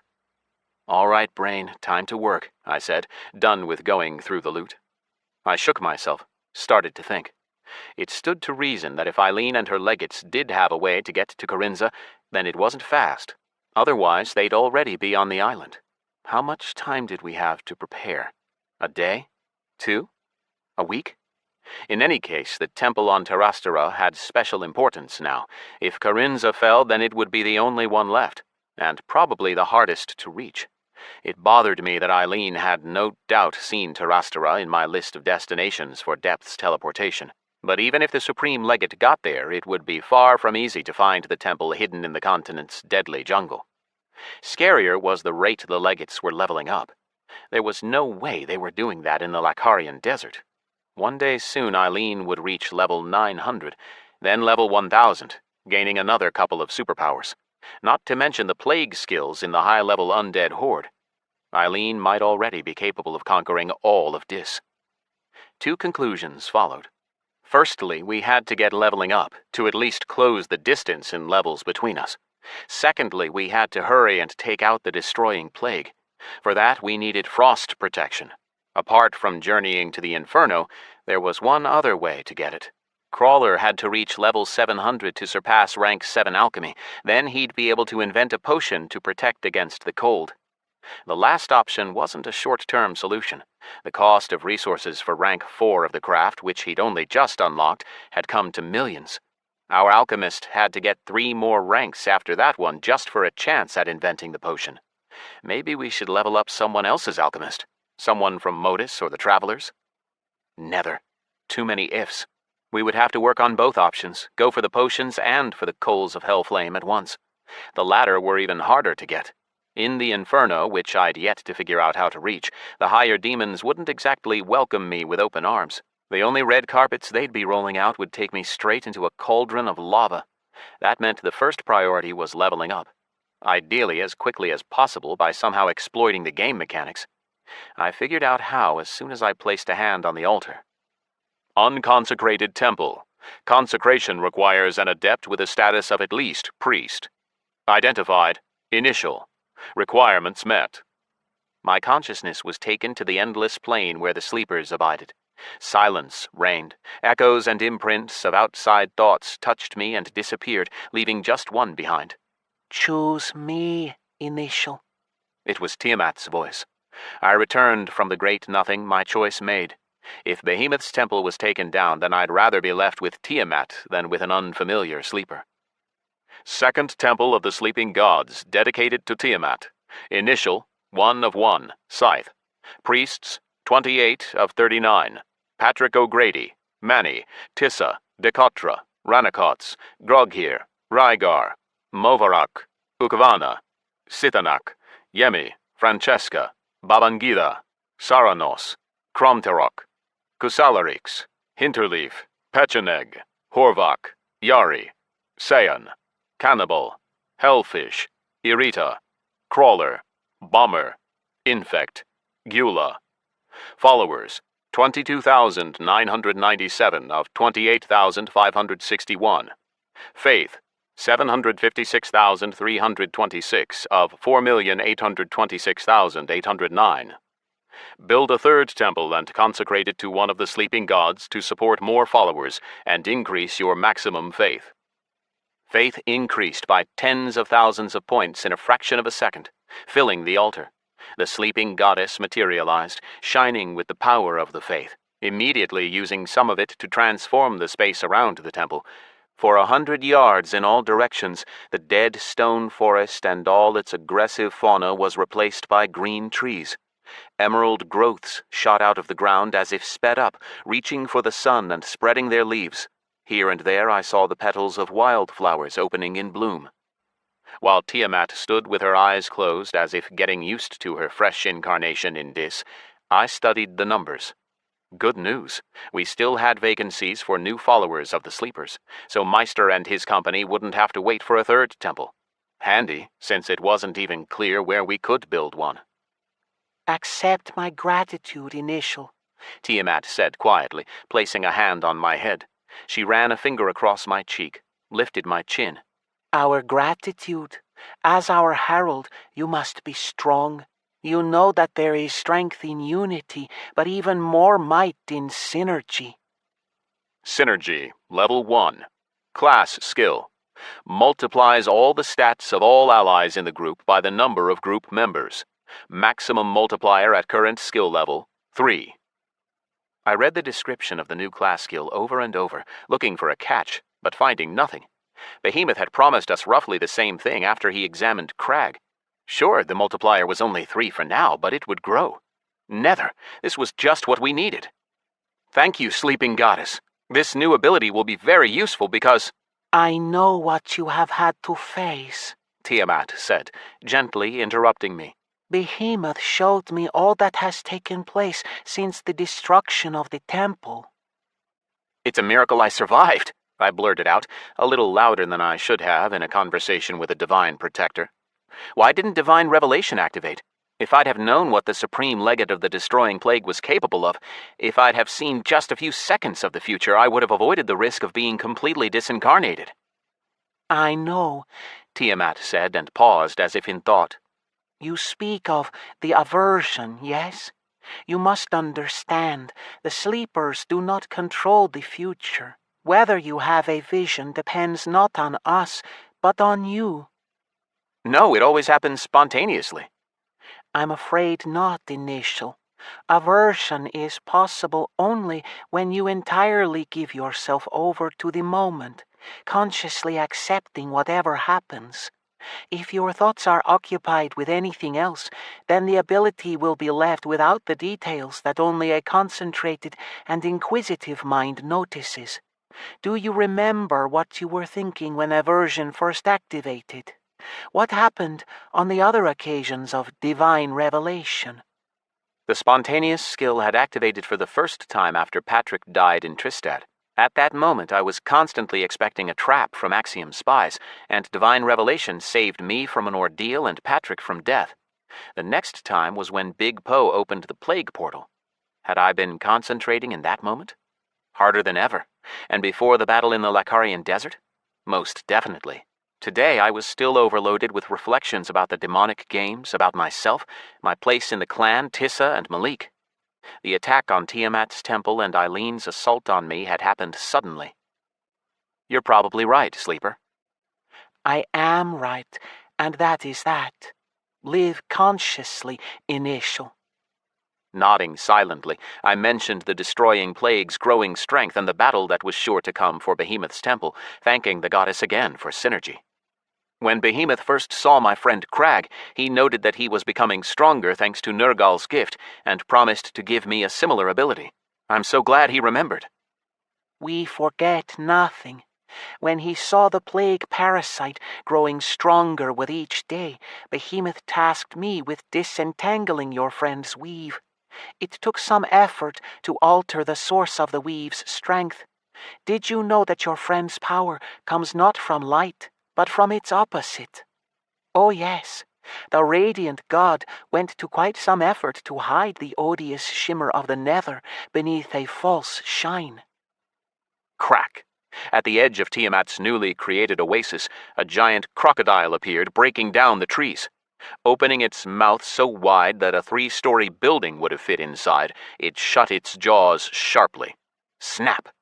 The earth began to move. The temple's foundations shook.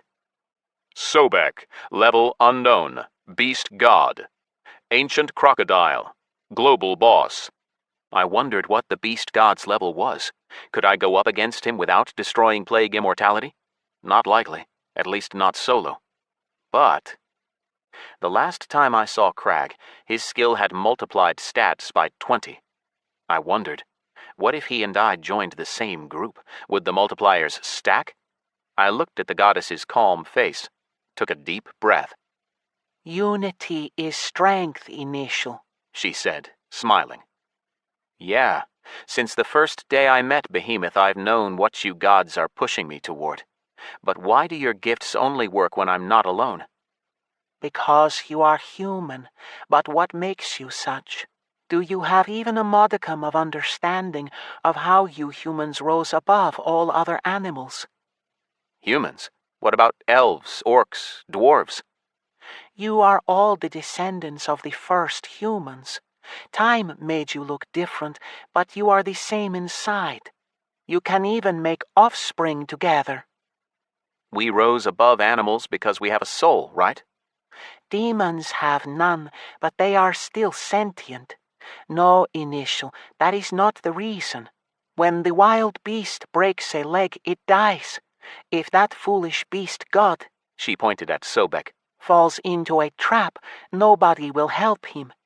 If the other beast gods were nearby, they would sooner finish off and devour Sobek. But you humans, you help each other in times of strife. He who breaks his leg does not die of hunger. Family, friends, tribes, clans. There are always those who will feed the suffering until they are well again. Just as we sleepers are worth nothing alone, but 2 of us have the strength of 13. You and Behemoth made a deal, right? I said, smiling. He gives the lectures in the morning, now it's your turn? You are young. Youth is chaotic and must be directed. I think that will be all for today, Initial. You have much to do. Hold on. Tiamat, when I first consecrated a temple to you, Crag was there too. I planned to call him here to help me. In the desert, Nergal saw your coming through Crag's eyes. I will hide my presence from the eyes of the radiant parasite, Tiamat promised. The goddess disappeared from the temple, but reappeared in the sky as a scarlet dragon, her wings spread wide. A plan of action was now clear, and my first job was to negotiate with Modus to borrow Crag. Chapter 7. Jump! Hinterleaf answered in the far side mirror right away. Alex, we were just talking about you, He said excitedly, if somewhat tiredly. I saw the walls of the Modus headquarters behind him, along with the faces of the senior officers. I made out Yari, Sayan, Kara, and Blackberry. We would congratulate you on your victory in the games, but in light of recent events... Thanks, let's drop the formalities. I'm on Terastera. I just dedicated a second temple to the sleepers. Yes, we noticed we had unity back, Hinterleaf nodded. To be frank, its loss caused some turmoil in the clan. Our people sacrificed years' worth of reputation with Nergal and the other gods for the sake of the sleepers. We're glad you managed to consecrate the second temple. With the way things are, it won't be for that long, I interrupted. Eileen is headed for the first temple, and I'm not sure I can protect it. We'll help, the gnome assured me. All 3 of the Alliance clans will put their artifacts, treasuries, and mercenaries at your disposal. I'm afraid it won't help even if the whole Alliance, Commonwealth, Empire, and Green League stand together on our side. The only way to rid Dis of the legates is to destroy the Nucleus. Well, you got the essence, right? How can we help? Concentrated life essence had proved its effectiveness in battle against the Supreme Legate, and if Carinza was attacked before I destroyed the Nucleus, it would be a last-ditch weapon.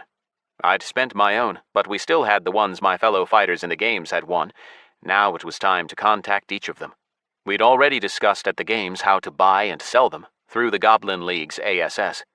Grakushwid would take the essences for sale and host a private auction with a single buyer. All the sales would go to me at market prices, but there was no point in explaining all that to Hinterleaf, or in mentioning how the essence affected the legates. Scythe, The Modus leader said. What do you need from us? Just one man for now. Actually, just one dwarf. I need Crag. Crag? The mage thought for a moment, drumming his fingers on the table. That's a problem. Why? When Nergal's summons ended, we signed the boy on for another month. We tried to break through to the Valley of the Winged Terror, but couldn't, even with Crag. The swarm guards won't speak to us, and their defensive web is impenetrable. Get to the point, Hinterleaf. What's up with Tobias? Nergal gave him a divine quest. The boy went off on his own.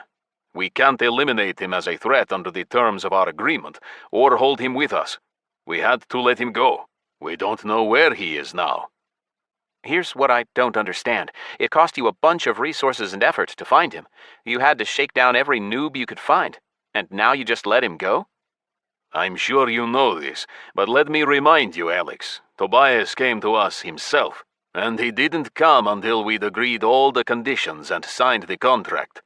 I can't reveal the details, but the point was that under specified conditions, Modus would not only not hinder Crag if he wished to leave, but would also do everything in its power to preserve the secrecy of his status. The deal was made before the celestial arbitration and a prime notary. That is also why we did not inform you. All right, thanks, I said vaguely, thinking feverishly of where I might find Crag. Wait, Hinterleaf exclaimed as I was about to hang up. I spoke to Colonel an hour ago. Excommunicado is willing to join our alliance. Horvath and I are in favor, but the final decision is yours. I'll talk to Quetzal first, I answered and hung up. When he left the Awoken, Crag removed everyone from his friends list except me, and set all his info to hidden. Hoping he was online, I messaged him. Hey, we need to talk. He answered almost at once. Oh, Scythe, sure. Calm, Amulet, or Mirror. What's best? Wow, Crag really made some gains in Modus. Mirrors weren't cheap. I called him right away, and his fierce undead dwarf face appeared before me, his beard woven into braids. I saw twisting vines and yellowish poisonous fumes behind him. Hey, champion, he said, smiling. I watched all the days. Congratulations. Destiny is cool. Are you and her, Or you and Michelle? Oh man, Despot was so awesome. Shame you lost him. Hey, Toby, I said. I'll tell you about the games in person, but right now I have a question. Are you busy? Not particularly, he shrugged. Just grinding in the Urside jungle.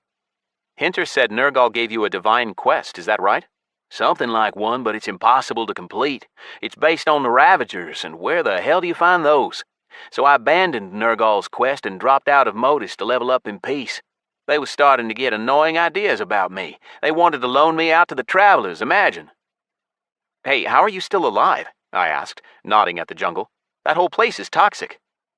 Did you forget? Crag said, chuckling. I'm undead. Only then did I remember that he wasn't only the much-searched-for D-class threat. He was undead, too. Tiamat hadn't removed the curse from him. Seemed it was time for Tobias to come home. All right, listen, I have an offer. Come grind here. I turned the far side mirror toward the stone forest of Terastera and the beast god Sobek, frozen as if asleep. On Terastera, the offer's open only for 1 day. Less, even. After that, the acid rain will come back. I don't think the acid rain will bother me. Terastera, holy cow! The dwarf's grubby face split into a smile. Count me in, but my respawn point is set at Shack. Can you pick me up? The Axeblade Tavern at the edge of the capital in the Dwarf District. Didn't know you guys have your own district in Shack. Sure thing, meet you there. Next, I activated my faded coin to contact Grokushweed. Unlike the Farsight mirror, the magical goblin mechanism allowed us not only to talk to each other, but also to transfer items and even open a portal. I let the goblin know about the special auctions for the Demonic Games Champions rewards. It will be done, the auctioneer answered. And my congratulations, Scythe. I read of your glorious victory over the demonic hordes in the Commonwealth Herald. There's something else. I pulled out Eileen's legendary. 4 items for special auction. I want to sell them back to their former keeper only, nobody else. The auctioneer studied the armor, chuckled. The auction for special sales and the Goblin League in general do not tend to do business with the undead. Mr. Grokushweed? I asked, raising an eyebrow, although he probably couldn't see it under my helmet. Come on, aren't you goblins famed for your flexibility? Anyway, I'm not trying to help the undead out, just empty their pockets. I want to sell only all 4 items together for, let's say 500 million. No haggling, and that's pure profit. Your commission is on top of that. If Eileen doesn't agree, then let her know the items will be disenchanted. My, Mr. Scythe, Grokushweed grinned, baring his big, sharp teeth. I like the way you think. All right, I'll get to it. I said goodbye to the goblin, wrote up a message for all my allies in the demonic games asking them to hold up their end of the bargain, put up their essences for sale, and sent it to each of them. The answers started to come in before I even finished sending them all out, and the first were from Quetzal and Hellfish. Both were brief. Sure thing, kid, and no problem. Next I contacted Crawler. You're on Terastera? He asked, looking at the scene behind me. All of this is talking about what happened in Darren. You'll get all the juicy details, but not now. Right now, I need you to pick up Heroes on Mengoza. The timer for the good weather here on Terastera has already started. It's time to grind. What about Bomb? He can decide for himself. It's optional. Irita? Patrick? Rita needs to pack for moving to the base. As for Patrick, I don't think so. We don't need to level up everyone a little. We need to level up ourselves a lot. What about the others? Crawler named no names, but I knew who he meant. Nothing. That's all. Over and out. My heart started counting down. I remembered how back when I was a legate I bust my balls in the final hours before Mogwai resurrected, trying to get my level as high as I could before the battle in the Lakarian desert. That encounter hadn't taken place, but the next one with the destroying plague was just around the corner. With that thought, I jumped to Shack. The total silence of the place of power was replaced by a cacophony of roars, voices, and clattering. The noise and the jump knocked me off balance for a moment, disoriented me. A huge ogre with a horn on his forehead bumped into me, knocking me over. I jumped back up and ran straight into a vampire. Baring his teeth, he hissed. Too much health, human. I can lower it. I instinctively jumped back from his lengthening fangs. Marek, a level 274 vampire, studied my profile and dropped his jaw. Scythe? The Scythe? Yes, yes, and yes to all three of your questions, I answered, switching my profile to hidden as I walked. See you, Marek. Taking off into the air, I headed for the Axeblade Tavern using the coordinates Crag had sent me. Can I get a selfie, Scythe? I heard from behind me. An autograph? What? Where were the cries of threat, threat? Swearing, I sped up and chose the image of the first orc I saw for imitation. Funny, I used to hide so I wouldn't be recognized and attacked, whereas now... Actually, the reason was still the same. Only this time they were attacking to get an autograph. The thought reminded me that I wanted to test out my epic alert ring. I stopped, entered Crag into the enemies list, and flew on. Even from a bird's eye view, the size of the structures in Shack was astounding. They were as if built for giants. Even the walls of the houses looked like they could survive a direct hit from a gnomish tank. The monolithic and angular buildings matched the inhabitants of the Dark One's capital, whose entire manner was sharply different from that of humans. In the market square, I saw the whole variety of the races of the Empire. Orcs, minotaurs, trolls, ogres, vampires, and shapeshifters. The ever-present goblins were there too, but most of all, my eyes were drawn to a group of saurochs, humanoid reptiles that were rarely chosen due to their racial penalties. I'd only seen such players in Yoruba.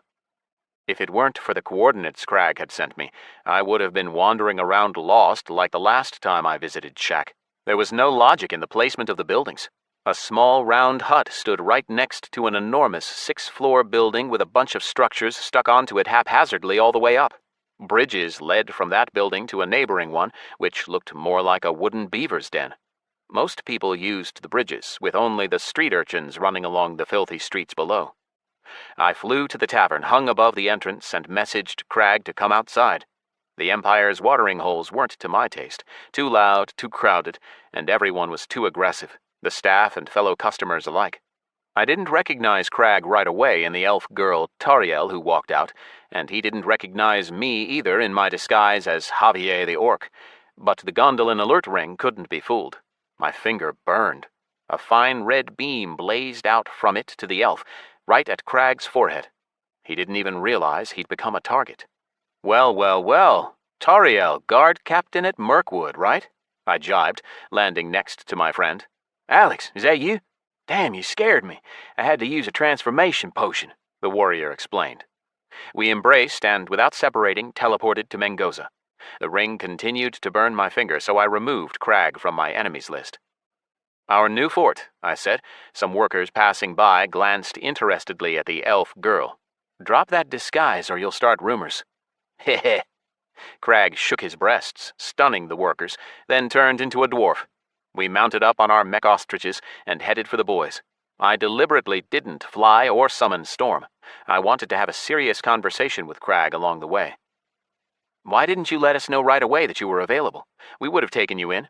You were at the games, and who knows what those other guys think of me. From their point of view, the way I left can't have looked good. I told them why it went down that way. You know, after everything that's happened, I totally forgot that you're undead. You don't have to worry about climate debuffs. And as it happens, I need to lay a teleportation route. 2 routes, actually, on Holdest and on Terrastera. Can you take a beacon to them? Holdest and Terrastera, he said thoughtfully. No way on the first sight. I won't go to Holdest. No offense, but the legates are there. If they find me, they'll eliminate me right away. The undead don't touch the undead. You think they won't find a way to kill me? Direct damage won't work, but they can bring friends or cast area of effect spells. No, don't even try to convince me. What about Terastra, then? I'll send you the coordinates for an instance. You and I can complete it together, I promise. What's there? Something that will allow me to help some people out. Or non-people, depends on how you look at it. Well, want to help? Heh, of course, it's just, I've been real bored. Can I join the clan?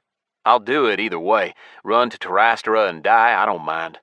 But if you bring me back into the clan, you'll have 2 threats instead of 1. I couldn't tell him that we had Heroes and Bomber, too. Not yet, anyway. But there was a way. Welcome back, Toby. Crag, level 435 dwarf warrior, has joined the Awoken clan. The dwarf's eyes darkened while he studied the clan tabs. Let's see. All the old crowd, the workers, Irida. Overweight from Tristad. Oh yeah, I remember. Who's this Heroes character? I'll introduce you. And Polydices? Big Poe, I answered dryly, failing to hold back a smile. What? Story for another time, bro. When you move to the clan base, we'll tell you all about it. Nether. Shame I was away so long. This isn't the usual dumb grind with Modus's stuck-up raiders. Me and Big Poe in the same clan? Crazy. Crawler, Heroes, and Bomber were already waiting for us on the shore. After finding out where we were headed, Bomber dropped everything and jumped to us. The Kraken will wait, he explained, but a boost like Terastra is a once-in-a-lifetime opportunity. Well, all right, twice in a lifetime for me. Our returning clanmate was met with everything short of applause. The boys hugged while Heroes darted his eyes at the undead dwarf in alarm, obviously wondering whether he could defeat him. Now, I said, Crag, Bomb, Heroes, I suggest you show each other your wrists to avoid misunderstandings later, and for your mutual safety. A minute later, all 3 had recognized each other's status and become mutual sub-threats. After a little teasing, Bomber summoned his Kraken. He comes to my call instantly, he said, but we have to swim to the quest destination. Makes no sense, right? Bomber-san must understand that divine paths and plans are unknowable to mortals, Heroes noted. Bomber's son understands that, sure, but still thinks it's a load of horse shit, the Titan answered. Crag smiled deviously and summoned his pet by the name of Fat Cat, a massive level 402 Ursai liger, a cross between a tiger and a lion. Its hide was like a lion's, only in red and green stripes. Its mane was woven into a braid. The animal was 9 feet tall at the shoulder. Your birthday gift to me, Crag chuckled. Fat Cat comes with me everywhere I go now. Leveled her up good, right? The boys and I exchanged glances and summoned our own pets. The Needlers, Storm, the Montosaurus, Sharkon, and Crusher. Have fun, guys, I ordered mine. Our pets encircled the dumbfounded Simba. Iggy jabbed his needle at him and chittered out a welcome. Monty roared, breathed out flame, and the liger growled fearsomely back. The dragoness bristled with lightning and scraped a gigantic claw along the newcomer's forehead. The liger flattened itself to the ground and nervously twitched its tail. Crag looked over my pets and chuckled. Well, guess I haven't leveled her up as high as yours. Hold on, don't change the subject. You named your beautiful liger Fat Cat? Seriously? Bomber laughed. Fat Cat? So lame. Look who's talking, you chose whatchamacallit, Crag fired back with a smirk. Heroes' narrow eyes shot open, defying all his efforts to maintain equanimity, and his eyebrows raced up his forehead. The ninja was maskless. He looked like he was feeling terribly awkward, but still stuck to his unspoken rule of keeping his face bare when talking to allies. In the meantime, the 2 warriors decided to have a fist fight, and I had to call them to order. Come on, guys, we're wasting time. Let's cut to the chase.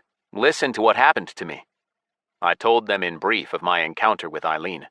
Nobody was surprised at her level 854. That was news only for me, isolated in the demonic games. Her level had already caused global announcements and a media frenzy. The boys had just assumed that I must have already seen the earth-shattering news. What are they saying online? I asked. Heroes turned out to be the best informed. This was just what he'd wanted to talk about when he met me at the tavern earlier. The potions for resisting the heat of the Lacarian desert and the venomous mist of the Urside jungle had started the clock. Soon the inevitable would strike. The boundary of the frontier would move deeper into the unexplored lands, and the top players would approach level 500. The top players of the main player base, that is. The legates of the Destroying Plague and I had already crossed that threshold. That day's Disgardium Daily included an article about this global development, in which the author recalled the words of Mike Anderson at the opening of Distival. "A year of incredible achievements awaits us. Disgardium will never be the same again. New forces have appeared in the world, and a great deal is going to change very soon." The process had already begun. Dis had lived in expectation of Mogwai hitting level 400 for years. Years. In the past few months, previously unachievable levels had now become ordinary. Many had already reached them thanks to Nergal's summons. I got to level 500 by breaking the game mechanics, just by being near Shaz when he was disincarnated and getting an ocean of experience from the former legate. Eileen had reached level 600, 700, and 800 in mere weeks. Probably by leveling up Plague Boost, or maybe she found an area with mobs at a higher level than in the desert and the jungle. In any case, she didn't keep the secret to herself. She shared it with the other legates. "Damn," Crag said, thinking. "With that head start over everyone else, she'll stay in the top spot for a long time yet." If it weren't for Nergal and if you'd stayed with us, then Eileen would be trying to catch up to you right now, Bomber said. I wonder, could the life essence have taken away her skills permanently? "I doubt it," I answered.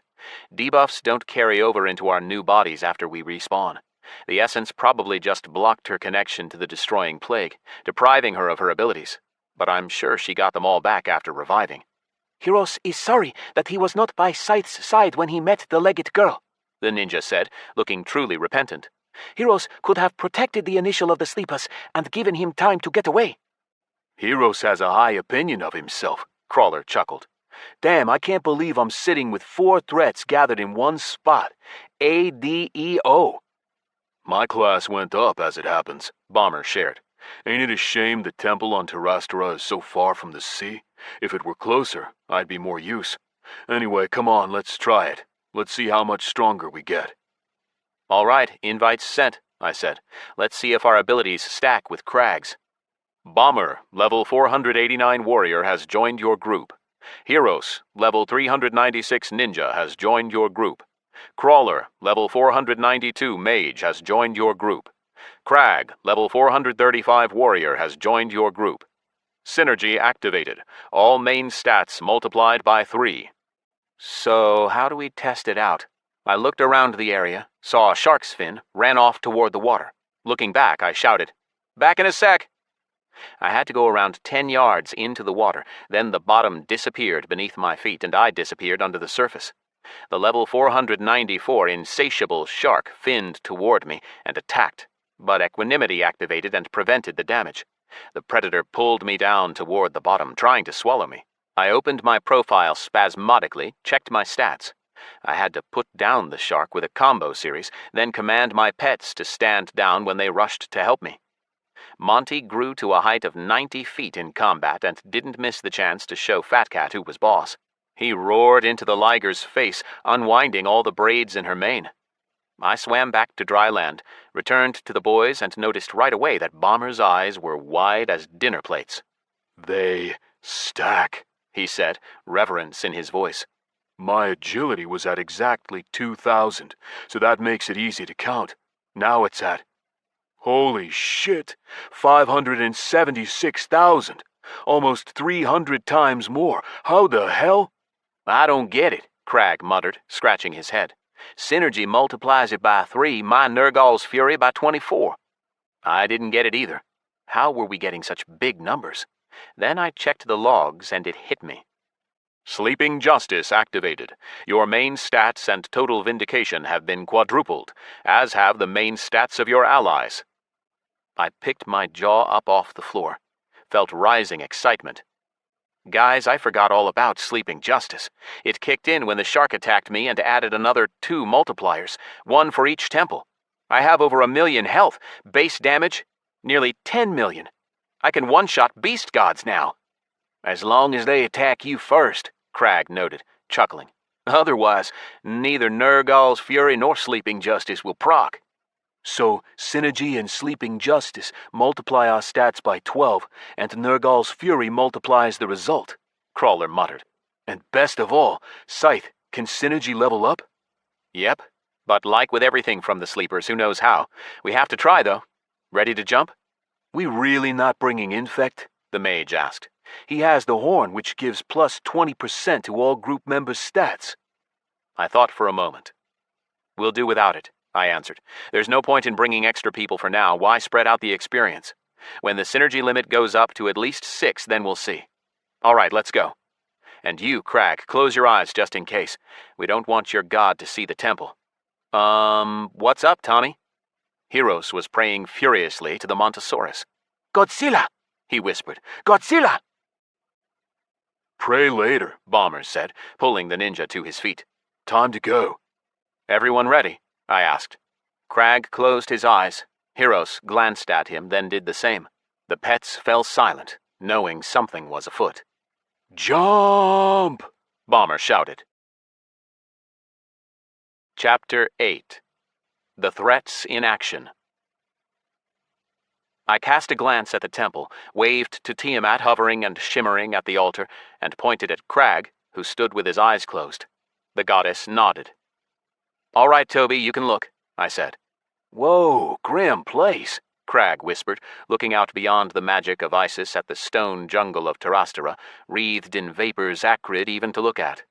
Just the way the devs like it, Bomber said wryly, unfolding a camp table and laying out raid food on it. Then, wrinkling his nose, he produced 5 portions of roast undead rat chitterlings from his inventory and handed them out gingerly. Don't eat them right away. Save them for the start of the battle. We sat down around the table and quickly wolfed down the raid food. Big banquet and highland feast. Crawler handed out some battle potions and cast a few elemental shields on me. Check out my new ice magic, the gnome bragged. Ice armor. It's something else. It lowers damage by 15%, and when your health drops to 5%, it puts you in an ice block. Are we getting shields? Crag asked. We don't need 'em, Bomber answered. Scythe takes all the damage. How's that? Special path of resilience, I answered. Path of sacrifice. But if I die, the whole group dies with me, so keep an eye on my health bar. If it drops into the red, leave the group. Scythe-son sacrifices himself for us, Heros muttered.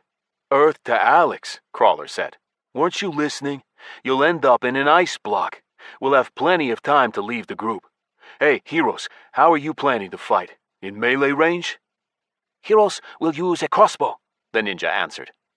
All right, done eating? I asked, yawning. Let's start farming then. I'm about to fall asleep. Wait, how are we going to aggro the mobs? Bomber asked. We can't aggro them, I told you, Crag answered. We'll lose our multipliers. Then that's a problem. Last time, Scythe pulled mobs by flying around the forest and firing off Sleeping Vindication. Bomber's fears were well-founded, but the question didn't particularly need an answer. Smelling fresh meat, the Barakatas began to stream toward the place of power. The mobs crawled out of broad cracks in the boles of the purple trees. Ugh, Crag said. Gross. The black 3-foot-long cockroaches, a high vertical fin on their chitinous backs, snapped their powerful claws, which dripped an oily liquid. Casting a glance over my enemies, I counted around 30. Let's go, I shouted, raising my fist and rushing toward them. The most important thing was to survive the first hit, or rather, bite. The huge cockroach's pincers met in my ribcage, activating the 2-minute invulnerability of equanimity and the 4-fold stat boost for the whole group from Sleeping Justice. My life bar grew by almost 3 billion from Path of Sacrifice, giving me all my allies' health points. Inspecting the mob carefully, I decided to see what kind of damage I would deal. Crack! Pale white blood spattered. The beast's shell broke into pieces and an acid spray hung in the air at the point of the strike, droplets splashing my cold-blooded punisher. One single spirit-crushing hammer fist of justice had been so destructive that my heart soared. The power of the strike, strengthened by 3 divine multipliers at once, squashed the Barakata like a cockroach under a shoe. Paying no attention to the dozen Barakatas idly jabbing at me with their pincers, I turned to the boys. All 4 of them stood with their mouths open, not even thinking to attack. Oh, greatest one! Heros jabbered in awe, spreading his hands, dropping to his knees, and bowing his head down to the ground. Scythe-san, that was incredible! Heroes bows! Bomber, too, the warrior shouted and laughed, giving the ninja a playful slap round the head. Damn it, Heroes, stop that. Hey, he really means it, Crawler said. No way anyone would pray to you like that, Bomb. Come on, guys, get started, I said, waving them the all clear as I stood in the thick of the disgusting creatures. Get in here. Enough of that, Tommy. Your damage is as good as ours, so get your head off the ground. The group came back to reality and started fighting while I fulfilled the role of lazy tank. Both warriors charged in and started cutting into the Barakatas. Judging by the logs, their strikes missed, owing to the huge level gap with the mobs, but that didn't discourage the boys. The game mechanics weren't so dumb that they'd make every single strike miss on a higher-level target standing right in front of you. The boys' attacks might have landed rarely, but their combat skills leveled up insanely fast. Crawler and Heroes didn't hit often either, but every hit counted. The former could have put on a fireworks show all on his own. His multicolored magic of the various elements flared up in an unceasing stream. The second, no longer scraping his forehead on the floor, fired off bolts from his crossbow. Caught up in the action, Bomber didn't notice himself drifting over the edge of the safe zone. Drops of acid began to hiss on his armor, devouring the metal. I dashed over and pulled him out of the acid rain, dropped him at Crawler's feet. "Don't get carried away," I shouted. Whoosh! A fireball the size of a watermelon rocketed past my head and hit a Barakata. The cockroach flew back several yards and exploded. Got him, the mage shouted in glee. +4 to fire magic in 1 hit. Hell yeah! It took us almost an hour to clear the first packs. I didn't touch the monsters, that way my friends had more time to level their skills. In the end, I killed only 1 Barakata that managed to push me to the ground and bite into my face. Good thing my helmet saved me from any pain. Assistance of the sleepers sure came in handy. After every kill, even those by the others, it restored my health and vindication, which I fired off a couple of times toward the end to speed up our farming. Rarely but regularly, notifications told me of the progress of resilience and unarmed combat. Unarmed combat level increased, +1, current level 13, rank 2. Accuracy and damage of strikes dealt without a weapon increased by 570%. Spirit +100, total 1,300. Along with my skills, my combat moves also leveled up. Spirit Crushing Hammer Fist of Justice, Storm Fists, Spirit Fast Combo, and Spirit Stunning Kick of Justice all grew stronger. Remembering to what I owed my victory in the demonic games, the boost to my total spirit made me happiest of all. Something started running toward the corpses. Little flashes of fur like... Ferrets, Crawler explained. From Big Poe's perk. Right. I smiled as I watched the boys' 12 little ferrets, 3 from each. The Barakatas only dropped reagents, which my magnetism didn't pull in. One of the ferrets brushed past my ankle, stood up on its hind legs, and started sniffing, watching me with intelligent, beady eyes. Its silver fur sparkled. A magical creature. The acid rain was nothing to the ferrets. They scurried among the Barakata corpses, bringing loot back in their teeth. Wonder how they'd carry heavy plate armor. It's just visual effects, Bomber answered. The loot goes into my inventory as soon as the ferret touches it. Everyone went up a few levels, even me, and Heroes hit 400. We took advantage of the breather to spend our stat points, then took down another pack of 16 Barakatas, and no more mobs came. I remember when Scythe took us to grind in the mire, Bomber said, happy as a clam. It was right before the arena. That time Axiom nearly wiped us out. Come on, guys, I cut in. Let's follow the edge of the safe zone round. It'll probably take a while for the Barakatas to respawn. Farming was always boring and routine. It was the way of the game. If you want progress, be ready for the monotonous process. But it would be a real sin for us to complain. We were leveling up thousands of times faster than ordinary players. I only regretted that my Rinzin's Ghostly Talon perk didn't level up like Reaper's Scythes. It was strategically better to have a permanently soulbound weapon. Maybe I should try and find the god Rinzin, ruler of dragons? In the meantime, Reaper's scythes were leveling up so high that their bonus damage was already higher than the base damage. Reaper's Scythes, level 15. Soulbound to Scythe. Divine Scalable Twin Fist Weapon. Unique item. Damage 4,644 to 6,966. Bonus damage 6,966 to 10,449. This weapon for harvesting impure souls was cast from celestial metal by Reaper himself, one of the ancient and powerful gods. Its haft was made from the first branches of the primordial tree of life. The spirits sealed inside have kindled within the weapon its own intelligence, plus 10% chance to avoid deadly damage. Special effect. The unspent lives of those killed by this weapon become sealed within it, increasing damage by 10% for every level of Reaper's scythes. Sealed lives for next level, 441 of 1,500.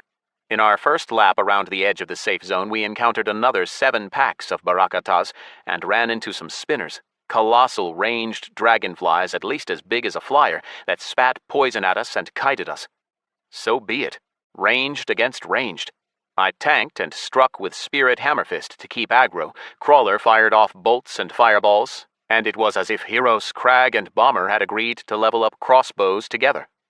The warriors only stepped in once, when the fattest dragonfly buzzed angrily in response to an attack from Crawler and launched itself at the gnome, brandishing a stinger-tipped tail and needle-like legs. The warriors rushed in and sliced it into cabbage. Crawler got away with a light scare, although my path of sacrifice kept him from taking damage anyway. We quickly took down the spinners and went in search of more mobs. There were no barakatas on the other side of the temple, but a Dalisma had appeared.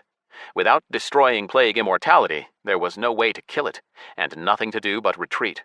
It was immune to both physical and magic damage. Heroes reluctantly took a few steps back, and suddenly stopped. Scythe-san, please allow Heroes to use Astral Fury, he said. With the help of your buff and Crag-san's Nergal's Fury, it might work. Try it, I suggested. We fought it last time with a big raid. Nothing could take it down. I see its vulnerability, the ninja said, and phased out of reality. The Dalisma stared at me, extended an antenna. Then the strange snail's shell broke in half, freeing a powerful segmented tail. I started to kite the mob, and Crawler, Bomber, and Crag moved behind me in preparation. The Dalisma's tail stretched out, curled to attack. First, Heroes' invisible bolts whistled, then silence fell for a moment. And through the Dalisma's translucent flesh, we saw invisible blades cutting out chunks of the boss's flesh from the inside. The ninja's monstrous damage didn't continue for long. The scorpion tail fell powerless, and the gigantic snail curled up and melted across the ground. "Hey, Tommy!" Bomber shouted. "Can you hear us there in the astral plane?" Nothing happened for 20 seconds, except a few lines in our logs telling us of some mobs killed in the stone forest somewhere. Apparently, Heroes took no damage from Terastera's climate while in his other reality, which he took advantage of to take out another couple of spinners and a pack of barakatas. I'll do the same again, every half an hour, came a voice by my ear. Turning, I saw the ninja take shape again. He bowed. Thank you for the opportunity, Scythe-san. In furious discussion of our synergy of threats, not of my talent but the combined boost to each other, we returned to where we started farming. The mobs there had respawned, so we kept on grinding. The hours we spent on Terastera blended into a single moment. A significant notification flashed by in a stream of others. You leveled up. Current level, 600. 5 free attribute points available. Reached level 600. Rank 6 is now available to your skills, abilities, and crafts. I had hit 600 and the boys were getting there. Unarmed combat was improving and my spirit along with it, but I had no need to use clarity. We talked plenty, especially when we realized that I could stand and tank several packs of barakatas at once for as long as we needed. Crag decided to move to our real-life base. It was silly to try and hide the place from him anyway. He had been there at the meeting when we first discussed the idea of moving to Cali Bottom. Heroes periodically disappeared into the woods, using his astral fury to gain a few more points in daggers and crossbows and a couple of character levels. "What about the Inferno, Scythe?" Crawler asked while we were moving from spot to spot in search of mobs again. Once we finish up here, I'll get a good night's sleep and then head to Tuof to find the chief councilman there. Although there is one problem, and I don't know how to solve it yet. What? Flay says that to get to the Inferno, you have to die. How? You guys can't deal damage to me. You're my sub-threats. How else can we do it? May Scythe-san forgive heroes for so impertinent an intrusion, the ninja said. Yes, Tommy? Scythe-san needs to die so that his soul may float off to the underworld? Do I understand the task correctly? That's right. Allow me to demonstrate. Heroes bowed for the millionth time that day. Go on then, I said carelessly. Astral Fury. For 30 seconds, your soul absorbs all the capabilities of your body and you switch to an immaterial form of existence, retaining only unilateral interaction with the real world. Alex? Crag asked, his eyes widening in concern. Where are you? Bomber grabbed the ninja around the neck and roared threateningly. What did you do to Scythe, Tommy? Scythe-san allowed heroes to demonstrate, the ninja wheezed. I lowered my eyes, looked at myself. My arms, my body had turned transparent. I saw its outline only thanks to the edge separating my flesh from the air. It was like I'd turned to glass. I'm fine, guys, I shouted. Everything's okay. The timer counted down the final 10 seconds, and I tried all my abilities under Astral Fury. Flight worked, Hammerfist tore through the fabric of space just like usual, and the grass even bent beneath my feet. I left the group, stood before Crag, and said, I'm right in front of you, try to hit me. The warrior hesitated, and then Crawler put down a firewall right where I was standing. The flames crackled, hungrily sucking in oxygen, but I felt nothing. In my final seconds of incorporeality, I stepped out of the fire and moved behind Bomber, who still had hold of heroes. Boo! I yelled in the warrior's ear under his helmet. You can let Tommy go. The warrior loosened his grip. Heroes slipped out, coughing. Bomb shook his shoulders. What? He should have warned us. Would that do it? Crawler asked me. It might work, I nodded. Seems to make the body disappear from reality, leaving only the soul behind. But I need a plan B in case something goes wrong. The portal won't be open for long.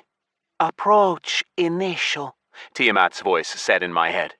I looked at the temple, saw her, turned back to the boys. You guys grind without me for a while. Looks like the sleeper has an idea. Once I was standing before her, the goddess said nothing. A system message spoke for her. Self-sacrifice. Class skill. At a critical moment, the herald can take the path of self-sacrifice in the name of the sleeping gods. After activating this skill, the herald instantly dies, but all his health is converted to faith. The sleeping gods do not take sacrifices, Tiamat said quietly. In abdicating life, even in our name, part of the initial's soul is lost.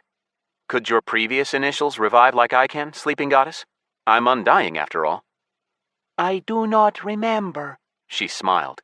Each dream is like a new life. The old ones are shrouded in mist.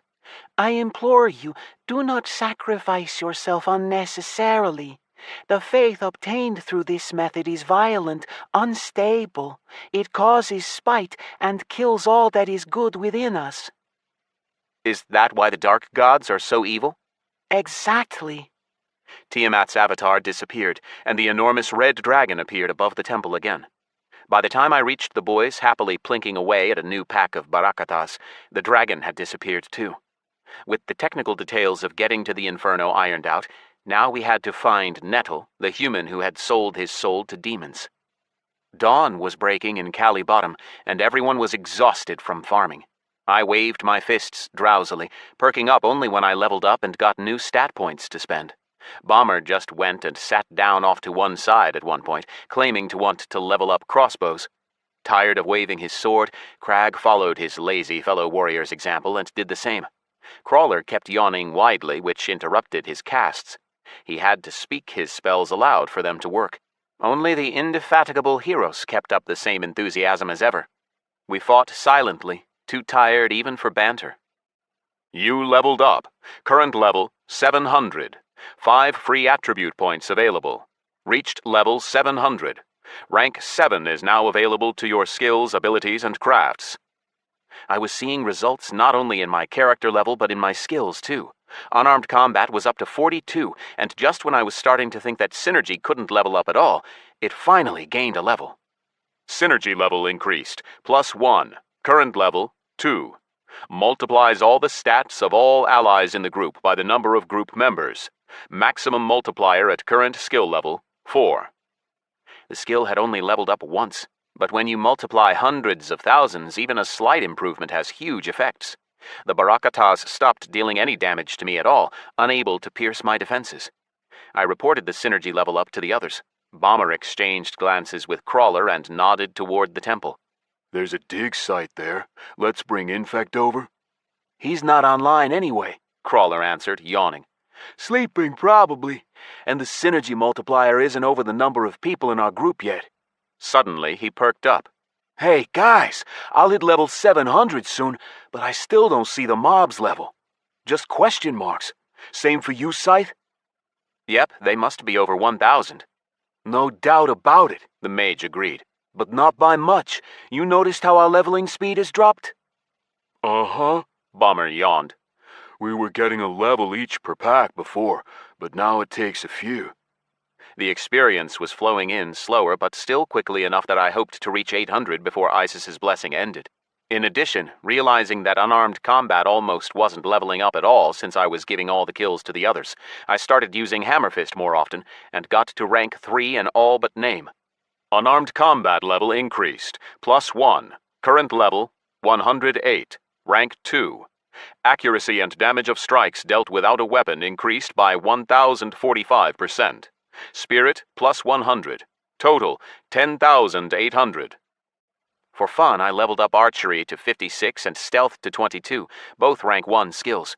I managed to add a couple of dozen levels to Ghastly Howl, too, which had been so useful in the games. For all those hours, I wondered where the crocodile beast god Sobek had gone. I started to think that the ancient monster had taken one look at us, sensed our strength, and decided to go and hide. Then trees cracked in the distance and a blood-curdling roar rolled toward us, like I'd mentally summoned the crocodile. Apparently, the beast god Sobek was drawn to the place of power, but today he'd been roaming far away and it had taken him a while to arrive. The boys exploded with enthusiasm when he appeared. The celestial crocodile, Heros whispered in awe, falling to his knees. Kurokodairu. Sobek crawled toward us, smashing a broad path through the stone forest. His titanic body gleamed, his skin venting acrid steam. Opening his mouth wide, the beast god snapped his jaws. Heros nearly fainted with excitement. Hey, Tommy, Bomber shouted. We don't bow to beast gods in our clan. We fight them. Well, I chuckled. In your case, feed them. Har har, the warrior answered. Very funny. Look, Heros is about to pray his way into the beast god's favor. The ninja had forgotten all about us. I got the impression that the kid was a big fan of huge monsters. I suddenly remembered the time my ancient dinosaur had spoken to Apophis. Maybe he could do the same here? I summoned the Montosaurus and pointed him at Sobek. Can you talk to him? Staying in his smaller form, Monty chirped something and headed toward the crocodile. Are you sure, Scythe? Crawler tugged at my arm. This local beast god is far stronger than Monty, and Monty doesn't have his divine abilities as your pet. Careful he doesn't get gobbled up. The Montosaurus stopped 5 yards away from the enormous crocodile, looked upwards. Ra, ra, ra, he said. It sounded like someone blowing into a trumpet in fits and starts. ra, ra. Sobek darted forward and snapped his jaws in front of Monty. My dinosaur was blown away as if in a gust of wind rolling across the earth. We went into combat, and Sleeping Justice and Nergal's Fury activated. The Montosaurus grew 90 feet tall, deftly jumped to his feet and took a step toward the ancient crocodile. The earth shook. Well, Scythe? Crawler asked, elbowing me. Do we fight the beast? Wait, what if we can tame it? Now the Montosaurus was 3 times taller than Sobek, and the crocodile retreated. The dinosaur stopped before him, bent down, extended his neck and roared right in the crocodile's face. I wondered for a moment whether to summon Sharkhan and the other pets, but discarded the idea. There was no point in getting them involved in the 2 beast gods argument. That might ruin things. Or they might die, losing experience in a fruitless attempt to attack the ancient crocodile. Sobek struck the ground with a mighty foot, and my dinosaur's column-like legs buckled. He stayed standing, but backed off and returned to me, bending down and dragging his tail. Like I said, Crawler sighed, this beast god is stronger than yours, Scythe. Fine, I said, nodding, casting spirit shackles at my feet and turning back to my friends. Stay here, I'm going to try something. The acid spittle dripping from Sobek's upper fangs slowed, then froze in the air. The flickering rain stopped. I could see every drop. I flew toward Sobek and hit him. You dealt critical damage to Sobek, 3.7 million. Health, 26.999 billion of 27 billion. Sighing in disappointment, I launched a full combo at the grinning face, then flew back to the safe zone. I didn't have enough spirit to kill a beast god with so much health and defense. Judging by the barakatas, the damage was cut down by 20. I exited clarity in front of the boys and only then heard Sobek's enraged roar. The Montosaurus, who should have aggressed on him some time ago, roared in response but had enough sense not to go and fight him. Remembering that Monty was mortal, I recalled him. "Is that the thing you used at the games?" Crag asked, trying to shout over the crocodile's roar. The beast god was furious, stomping this way and that, plowing up the ground. Uprooted trees flew toward us. Sobek couldn't enter the place of power, but had no problem trying to spear us with the gigantic heavy trees, so we moved back. It is, I answered, but I need to level it up a lot more. Did you see how much health Sobek has? Sure did, Crawler answered, frowning. How are we supposed to grind now? The beast god moved along the edge of the place of power to get closer, and was now opposite us. He'd stopped roaring, but was stubbornly crashing his body against the barrier that barred his entry. Not knowing what I was hoping for, I cast lethargy on Sobek. No effect. Bomber lit a fire and we sat down in a circle around it. Looks like our farming is over, Bomber said wryly. I'm level 635.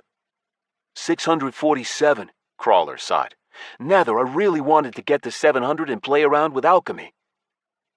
Heros is 612, the ninja beamed, smiling so wide that his eyes turned to narrow slits. Heros must visit the trainer. Us too, Crag chuckled. With a transformation potion, of course. I hit level 622. Half a year ago, we could have won the arena without even fighting. Our enemies would have just quit the tournament as soon as they saw our levels. I'm not certain, but I think now we can survive an Armageddon. Armageddon? You mortals strive only for mutual destruction. The voice came from above. Who said that? Bomber jumped up, threw his head back and looked around. We all leapt to our feet, preparing for battle. I glanced at the temple, but Tiamat wasn't there. Anyway, why would she talk with a male voice? Who's there? Crawler asked, his voice tense. You playing a prank on us, Heroes? No, it is not Heros the ninja, the astral diver. The voice laughed. And not Bomber, the warrior, who chose one of my little animals as his patron saint. The tone turned harsher. And not Crag the warrior, puppet to Nergal, and certainly not the mage Crawler, who controls the flows of mana better than any of you. Then who? Scythe? The gnome asked. He's the only one you didn't name. Scythe, is it you? I was too stunned to answer first. Harold Scythe? No, of course not him. The initial of the Sleepers has far too many powers to name them all. Come into the light and name yourself, I demanded. Easy to be brave, fortune's favorite, when luck is on your side.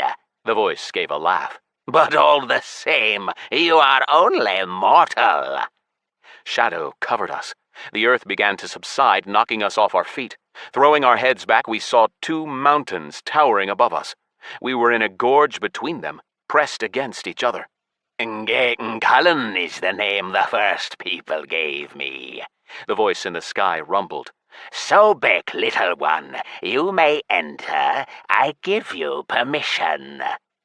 The mountains of the giant's legs rose into the sky and crashed back down into the forest, one after another a mile away from us. Snapping his jaws, the beast god Sobek crossed the border of the place of power and headed straight for us. Chapter 9. The Watcher. Sobek, with the permission of his master or senior god, entered the zone of the place of power, froze for a moment to look around, then stomped toward us, working his legs unhurriedly. The crocodile looked like a 90-foot-long hill the height of a 3-story building. His ancient scales were like flagstones covered in lichen. Creatures of some sort scurried between them, apparently immune to the seeping acid that fell to the ground in yellow droplets, hissing and filling the air with acrid smoke. This was so strange. Why the huge difference in health between the two beast gods? The Montosaurus had 60 million, but Sobek had almost 500 times that. I met the dinosaur when I was a noob in the sandbox. The beast god's power must be calculated dynamically depending on the enemy. A way for the developers to give them survivability. But that wouldn't save Sobek if he attacked first. I need to put myself in front of him, I told the boys, moving toward the beast god. Stay behind. I mentally rubbed my hands in greed at the thought that no matter how the battle unfolded, nobody could take away the skill levels I'd gained from it. My hand reached on its own for some zombie rat chitterlings. In the meantime, the warriors shouted battle cries and Crawler cast shields on me. I glanced to the side, saw that the giant Inge Cullen wasn't moving, as long as he didn't wade in to help the crocodile. Sobek was in no hurry. The earth trembled beneath his heavy footsteps. His scaly belly scraped along the ground, overturning boulders. When he was around 30 feet away from me, the beast god sped up, jumped as high as his agility allowed, snapped his jaws, but I jumped back. The crocodile's maw was bigger than the Montosaurus's even when the dinosaur was in battle form. Sobek would just bite me clean in half. Nonetheless, I couldn't escape the strike from his foot. A monstrous claw pierced right through Cold-Blooded Punisher and my chest beneath it. My health increased almost 100-fold thanks to the multiplier from Sleeping Justice and Nergal's Fury. A notification popped up to tell me that my rank 4 resilience had grown to level 36. Good news. Another 3 levels just for... Ugh! My eyes dimmed in pain. The beast's claw had cut through not only my internal organs, but also my ribs and my spine. I slowed down time. Growling and groaning in pain and working my arms, I started trying to pull myself off the claw hanging in the air. Clarity let me see Sobek's neck slowly extending toward me, his jaw open. The beast god was about to grab me in his teeth. I saw the boys reflected in his reptilian eyes. Crawler shouted something, his arm outstretched and wreathed in flame. Heroes fired compact crossbows from both hands like a hero in a western. Crag and Bomber moved round in a circle to stick their blades into the beast's side. My arms slipped along the acrid slime pouring out of the 6-foot claw. My gloves melted, my hands dissolved down to the bones, which began to smolder, giving off clouds of brown smoke. Thanks to flight and the divine Reaper's scythes, which I pressed on instead of my maimed hands, I still managed to push myself off the claw. Flying toward Sobek, I moved to the side where his belly gleamed and drove Reaper's scythes into him. My spirit fast combo of justice now included 54 moves and took 20 seconds to complete, roughly half again as fast as the moves would be on their own. Sparks flew from the reptile's skin as it contacted the celestial metal of the scythes. The knuckle-duster blades didn't pierce the skin, but even with greatly reduced damage, the effect was still palpable. By the third combo, the beast god's defenses finally weakened. I was striking at a single spot. Logs of unarmed combat leveling up merged with the numbers of damage dealt and taken. The slime from the claw had put an acid debuff on me, which in turn was leveling up resilience. Breaking through the skin, I struck again at the open wound with redoubled enthusiasm. By then, Heros' bolts and Crawler's fireball finally struck Sobek. Bomber and Crag crashed into his side opposite me with charge. The beast god must have felt the pain from my strikes. He started to change position, stretching his neck toward me. Divine flesh gleamed from his ragged wound, gushing out fountains of golden blood. My eyes lit up when I glanced at the damage notifications. 7 figures. Tens of millions every hit. A thick and deep bass joined the monotonous hum of the surrounding world, a cry to make the bones ache. Sobek roared. I really hoped it was in pain. "Well, beast god, time to meet your maker," I shouted triumphantly. I thought for a moment, looked up at the towering giant. Maybe he's already here. No longer doubting that we could take Sobek down, I strengthened my assault. Every hit I landed was critical, and with his defenses down, the ancient crocodile had only seconds of real time to live. The battle was like a perpetual motion machine. The damage I dealt with my fists leveled up unarmed combat, and the special path that Oyama had shown me increased my total spirit. Every level of unarmed combat translated into a second more clarity. By the time Sobek had a little over 1% health, my combat skill reached a round number. Unarmed combat level increased, +1. Current level, 350, rank 2. Accuracy and damage of strikes dealt without a weapon increased by 1,755%. Spirit, +100. Total, 35,000. Now I could stay in clarity for almost 6 minutes, which was an hour of real time. And best of all, the levelless skill had improved, making me and my perception even faster. At least, both the reptile and my friends were moving even slower than usual. Overjoyed at the thought, I didn't notice right away that my damage wasn't going through. You dealt critical damage to Sobek, 32.4 million. All damage was absorbed by intervention of Inge and Cullen. Actual damage, 0. Health, 0.27 million of 27 billion. Now that sent me into a rage. Damn Inge and Cullen, Imba immortal beast gods! I flew around the convulsing reptile and tried to grab him by the tail, but it was too thick. Then I flew to the open mouth and grabbed a fang. My palms, already restored thanks to the lifesteal built into my combo, burned anew beneath the acid, but I overcame the pain, tried to take off in flight. It worked!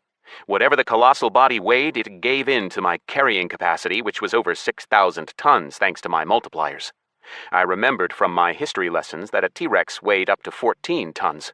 I doubted Sobek had gained more weight than 500 T-Rexes. Pulling the great body from the ground and smiling at my friends' stunned, frozen faces, I shot off into the sky. More strength than I'd ever felt surged through me.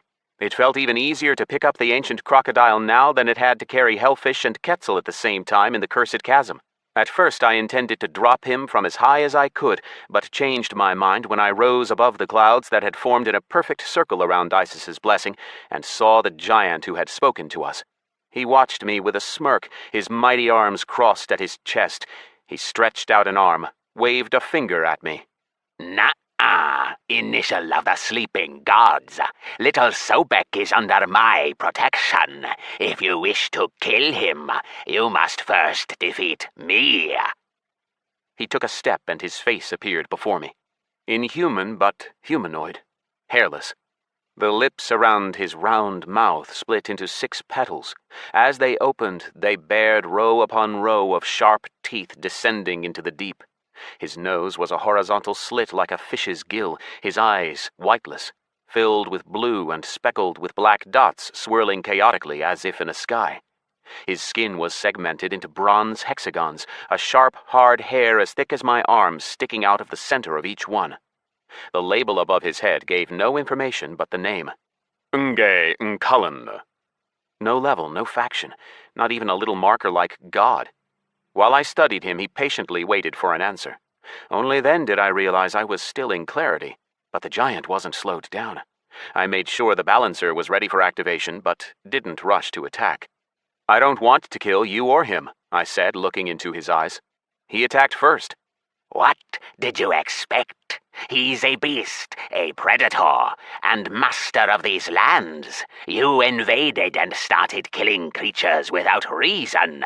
The blood of thousands of barakatas and spinners is on your head. They may seem disgusting to you humans, but you look just the same to them. These creatures are mindless, without the slightest spark of intellect. But it is not you who gave them life, and it is not yours to take. Did your gods not teach you the simplest of truths? My gods are down there. One of them is, anyway. Why don't you ask Tiamat yourself? Because I am outside her dream, the giant answered. She will not perceive my presence, even if she stands right before me.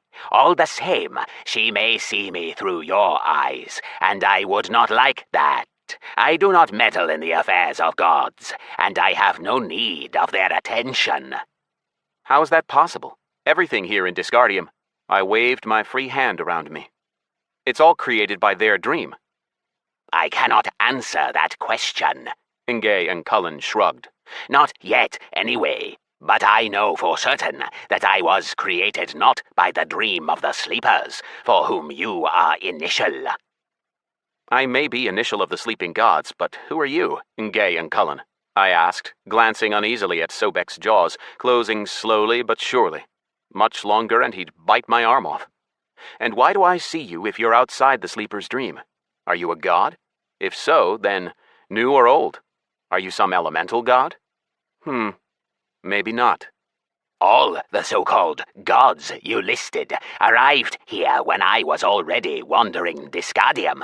Those who departed left me to watch the first beasts, to stand up for them against the new gods. I am the Watcher. Those who departed? The departed? They created you?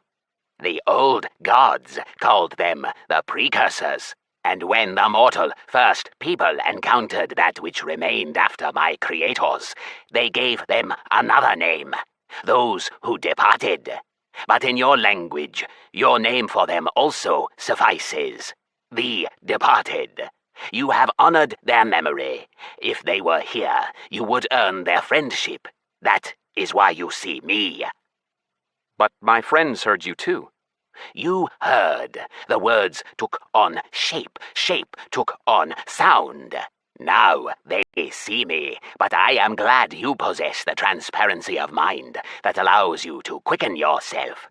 We will speak. I will leave, and your friends will not know what they saw. The pieces of the puzzle started snapping together in my head, but I still needed to do something with the crocodile. Another 5 seconds of conversation and its jaw would clamp shut, depriving me of an arm. If I drop him, will he hit the ground? I asked, nodding at Sobek and preparing to let him go. Ingay and Cullen casually plucked the divine reptile from my hands and tossed him toward some mountains glimmering on the horizon. From my position in the sky, I watched as his body flew a couple of miles, stopped still above the stone forest of Terastera, then began to descend slowly. Maybe that was the range limit on the power of this strange creature with the even stranger name of Ingay and Cullen. My intervention will protect him from death, the giant explained. In future, he will be more careful and will not attack you. Behemoth had said that the departed were the first sentients, the creations of chaos. The sleeper hadn't seen them in Disgardium, and Tiamat didn't see Ingay and Cullen, a creation of the departed. The puzzle really was fitting together. I remembered gigantic Desnafar, battle avatar of the departed, whose corpse was raised by Shaz the Lich. Either the departed were giants just like Desnafar and Ingay and Cullen, or they needed strong protectors and created massive monsters for the purpose. It was perfectly possible that they never left Dis, but somehow hid themselves away from mortal and divine eyes alike, if the sleepers themselves didn't see them. I opened my reputation tab and nodded slowly to myself. Your reputation with the departed. Friendship. I knew it. I couldn't have gained any rep with a faction that didn't exist, and the giant had said if they were here, you would earn their friendship. Maybe the departed had placed a kind of camouflage on themselves and Ingay, hiding them even from the gods, but revealing them to those who had earned their friendship or trust. My heart started to pound in anticipation of something new, something undiscovered. Where did your creators run to, Ingay and Cullen? They did not run, the giant roared. The clouds behind my back blew away. Peals of thunder rolled across the land, and forked lightning lanced down to burn a square mile of earth below us. They departed. I do not know wherefore. Back to chaos? The sleeping god Behemoth told me that the departed were creations of chaos, that they ran away, frightened by the new gods. I remember those days, Ingay and Cullen rumbled. The old gods and those who departed lived in the world. The former resided among the living and strove for nothing but entertainment and greater power. My creators were above all that. The first people were a nuisance to them, and the old gods got in their way and tended to stick their noses where they didn't belong. But there were no serious conflicts until the new gods came. Fortune had told me about that time, but hadn't mentioned the departed. And what happened? Nobody took them seriously. Whoever heard of gods living in another plane of existence and demanding blind faith? The old gods merely laughed when they heard of the new. Why believe in someone distant and immaterial when you have a protector god walking by your side into battle, sharing food with you, sometimes even a bed? But after thousands of years passed, it became clear that it was far easier for the mortals to believe in the new gods, who demand little. Just praise Nergal, visit his temple. You don't even have to make sacrifices. In their prayers, mortals all over the world gave the new gods more faith, which means more strength than the old ever had. And then, war. A holy war, as Nergal and Marduk, the leaders of the new gods, called it. Those who departed, until then having lived peacefully in all corners of Disgardium, lost battle after battle until they decided to leave. Since then, the world has seen none of those who departed. The precursors decided that a destructive war was risky and senseless. What about you? Are you one of the departed too? No, you mortals like to create things, dead things, soulless items. Those who departed liked to create living creatures. Like you? Like the battle avatar Desnavar? Yes, Desnavar, the giant sighed. I felt his nether-corrupted emanations. My heart skipped a beat when he departed for oblivion once again. The might of the mortals rises. The world is moving toward an abyss. It's all because of the nucleus of the destroying plague, I blurted out, hoping to gain the support of this mighty creature. We plan to go to war with the undead before they spread everywhere. Will you help us? No, I am Watcher. My task is to watch over the first beasts, to give them shelter, hide them and protect them. This takes all my energy, which does not replenish with my creators gone. The affairs of mortals and the dead do not interest me, and nor do those of the gods, old or new. What about demons? Those who drank of chaos gained immortality, but were banished from Disgardium, to the Inferno, as I believe their new world is called. Yes, I need to get there. You are twice as suicidal as I thought, if you intend to do that with the particle of order that has settled in your soul, enemy of the Inferno. I wish you luck. If you meet Belial, tell him that Inge Cullen remembers his promise. What promise? You have no need to know. He will understand. The drinker of chaos was not always a demon, and my word was given to him in a time when... Inge Cullen suddenly breathed out through his slit of a nose and began to shrink. This size costs much energy, and my reserves are not unlimited. Descend, Scythe. We will speak on the ground. As I dropped down, I saw the Watcher moving to the other side of the temple, out of view of my friends. I landed nearby. He shrank down to 6 feet, and now his face didn't seem so horrifying. Just a narrow line of a nose, a closed round mouth, bright blue eyes, the black dots now too small to see. Judging by the fact that he hadn't attacked me and had answered my questions so thoroughly, I could continue talking to him. All the gods I'd met had sent me away after they got what they wanted. This Inge Cullen didn't seem to be a god, but something like Desnavar, only smarter. Was he bored in his loneliness? Beast gods didn't have a lot to talk about. But as soon as I thought that, Inge Cullen spoke again, and I realized why he was interested in me. Tell me, Initial of the Sleepers, what do you want in exchange for freeing my favorite dinosaur from your service? I saw him with you. You mean the Montosaurus? Yes, I cannot demand him, because he chose his path himself and became your battle companion. But I implore you, free the Montosaurus. He is a magnificent beast who has roamed the isles of the archipelago to the west of Latyria since the time before the first people. It is not right that he serve a mortal. With all respect, Ingay and Cullen, he doesn't serve me. Ask him yourself if you want. I summoned Monty. Due to clarity, the dinosaur froze in place when he appeared, but the Watcher looked piercingly at him and brought him into the state of transparency of mind. At the sight of Ingay and Cullen, the dinosaur started to chirp furiously, ran towards him, and started licking his face. The Watcher of the departed laughed and answered back with the same sounds. Then Monty turned his head to me. Tra! Tra! Ra! Ra! He asks your leave to go and promises in exchange to protect the island you settled on. Kra, kra, I tried to answer in kind. Ra, tra. No, Scythe, he does not need a female, the Watcher said, shaking his head. Beast gods do not reproduce. He is the concentrated form of his species, the peak of its development, and at the same time the first of his kind. The Montosaurus, like Sobek, is both he and she at the same time. I didn't say anything about females. Kra. Tra! Monty answered, offended. He turned his back on me and twitched his tail.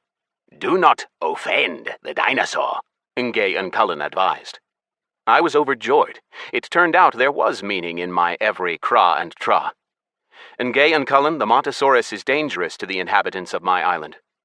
I will open paths for him to other places in Disgardium, where he can hunt without drawing the attention of the new gods, the Watcher answered. However, he feels an attachment to Carinza, to the island whose name you preserved, thus honoring the memory of those who departed. The Montosaurus will protect the Temple of the Sleepers on Carinza, and Sobek, the one here, on Terastera. That is what you require, is it not? I promise you it will be so. What is your decision? I really didn't want to lose Monty as a pet. But to tell the truth, soon the dinosaur would lose his relevance if I didn't level him up, whereas if he got his divine powers back, he'd be far more dangerous for any aggressors. Plus, from what I knew, if Monty died as my pet, he'd revive at level 1. Better to give him freedom. Tra! I shouted, smiling. Tra! The dinosaur asked quizzically, cocking his head. Ra? The Watcher asked in confusion. You're free, Monty. You were a nightmare for all the workers on Carinza and a great battle pet, but I release you. Attention! Your battle companion, the Montosaurus, wants to leave you. If you agree, then Montosaurus, ancient dinosaur, will once again become a beast god and settle on the island of Carinza. Accept? Refuse? I confirmed with a shaking hand, out of my habit of doing important things with a physical press of the finger instead of a thought command. The dinosaur grew larger, returning to its former size, and roared boomingly. Ingay and Cullen ran a finger through the air. I saw 2 silver claws opposing each other like a beak. The air tore like a sheet of paper, and a 40-yard-high rift appeared. I saw a familiar jungle through it. The Montosaurus gave an excited roar and shook the earth as he trampled his way into the portal. Thank you, initial of the Sleepers, Ingay and Cullen said, watching him go. Neither he nor Sobek will touch you or your associates, but they will sniff out your enemies with animal precision. Both temples of the Sleepers will be under their protection. I will visit my old friend on Carinza, so you and I will yet see each other again. Then he just disappeared, dissolving into thin air. The rift in space closed up. I left Clarity and wandered back to my friends, feeling a little bitter that I'd lost Monty. But it was nothing like the disappointment I'd felt when Despot the Demon disincarnated. Now, joy for the magnificent dinosaur's newfound freedom won out. When Ingay and Cullen disappeared, the final hour of Isis's blessing was running out. We had spent almost a full day on Terastera. Without going into details, I spent 5 minutes telling the boys about the Watcher. Then we decided to grind at least a little more, but as it turned out, Ingay and Cullen had chased away all the life. There were no barakatas, no dalismas, no spinners. Back to base then? Crawler asked. Yeah, I answered, yawning. My eyes felt grainy. I desperately wanted sleep. This was my second or maybe third day on my feet, after all. I said goodbye to Tiamat, and she told me again not to use self-sacrifice except in extreme need. Then we jumped to the clan castle and logged straight out of Dis from there. In parting, Crag reminded us of his desire to move to Cali Bottom and said he'd gather his things and his brains into a pile to sign a mental contract. He'd been told before that that was a prerequisite. Raj stood guard by my capsule. I smelled roast meat and baking from the kitchen. My stomach clenched and growled. Water, food, sleep, I said to the bodyguard before stumbling over the edge of my capsule and collapsing. The long day that had begun for me after defeating Abaddon had lasted nearly 72 hours, but now it was finally over. Groaning and grunting greedily, I wolfed down everything that Maria had cooked until my hunger was finally sated. Thanking her, I went to my bedroom, collapsed onto the bed, and closed my eyes. But I wasn't left alone to sleep. While we were killing mobs on Terastera, the security officers brought Melissa Schaefer and Rita Wood to the base. Hung told them I'd logged out, and both came to see me. I was happy to see Rita, of course, and perked up a little when she arrived, but nature can't be fooled. My body was a wreck, my vision cloudy. The girls walked in together, but behaved as if they'd come alone. Melissa was in shorts and a baggy hoodie with the hood up.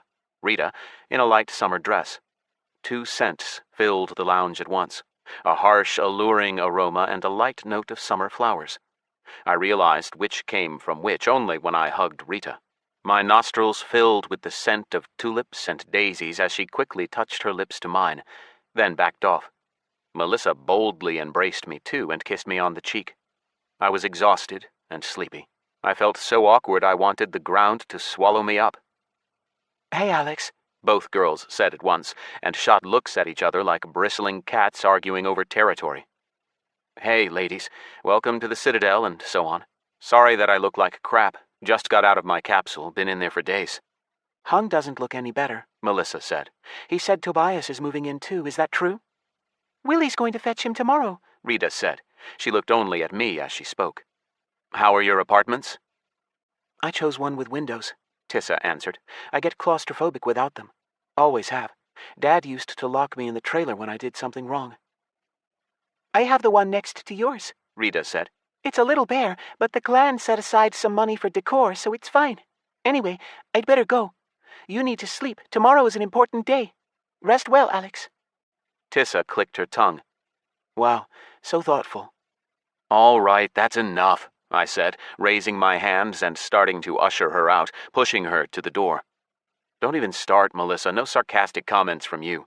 Spit all your venom out into a toilet if you want a healthy social life here. Our clan is practically a family now, not what you got used to on the Amazon island. Any gossip, trash-talking, jealousy, or any other bullshit from you, and I'll demote you. Tissa dug her heels in and turned around, laughter in her eyes. All right, Alex. I get it. I just couldn't help it. It's just funny when she goes into mommy mode and treats you like a kid. I swear I won't even look at her again. You will look at her and talk to her too, I said harshly. Irita is important to the clan. And not just to the clan, but to me. So since you're both living under the same roof, you're going to have to learn to get along with her, got it?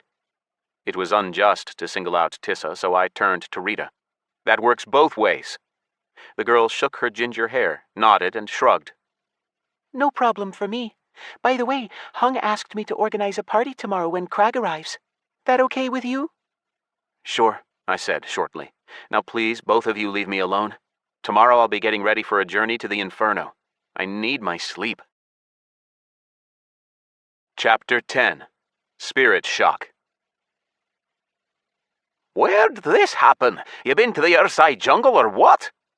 Wendell, the broad-shouldered dwarf and Grand Master of blacksmithing hired by Crawler to work at our castle, scratched his ginger beard. My cold-blooded Punisher armor was laid out before him, disassembled, the metal pitted all over, with a huge ragged hole at the center, a parting gift from Sobek's claw.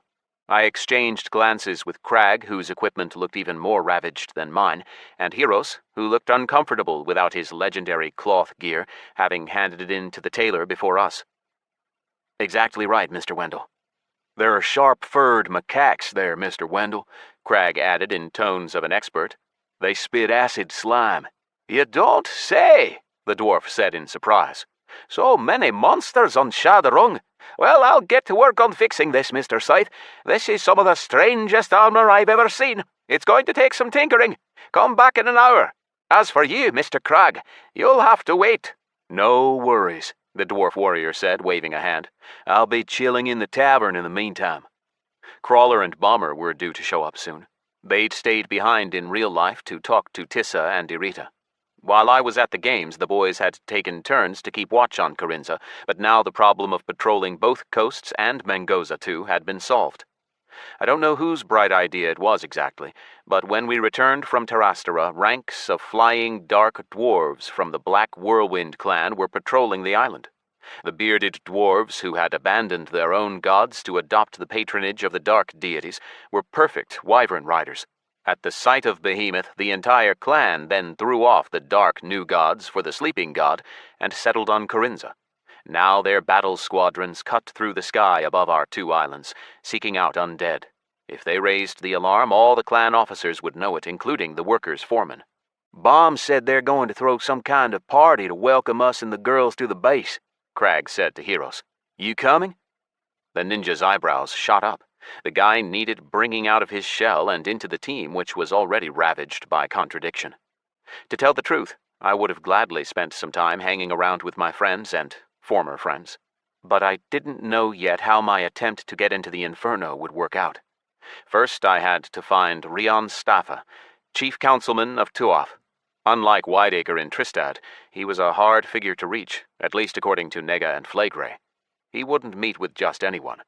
I hoped my outstanding reputation with the Commonwealth would help, along with my newly skyrocketed charisma and high persuasion skill. Sure, Nergal hated me, and most of the world was still under his banner, but the game mechanics worked in my favor, calculating NPC relationships not with common sense, but according to the principles of the game. Well, Tommy, you coming to the party? Crag knew how to be pushy, I remembered that well. Come on, it'll be fun. Heroes cannot answer for the man that controls him, the ninja answered vaguely.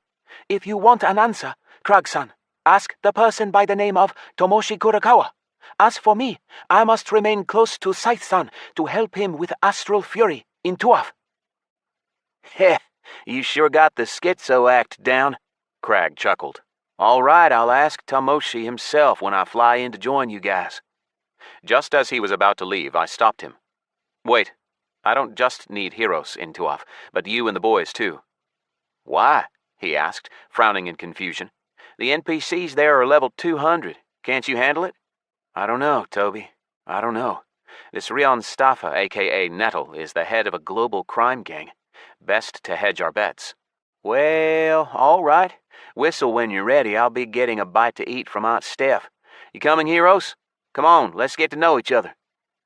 Heroes does not object, the ninja answered, looking at me. Go on, I still have things to do. Crag and Heroes headed for the tavern. It would take an hour for my armor to be repaired, and I wanted to use the time well by going through my messages.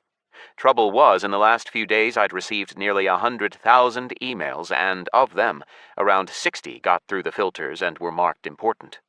I headed for the Tree Protector to find solitude, but found Rygar instead. The old kobold shaman was puffing on his eternal herbal cigarette, chewing something and gabbling in paranoia all at once. Chosen one of the sleepers, you are in danger. The Montosaurus has returned, but the dinosaur doesn't attack us, which means he isn't the danger threatening you.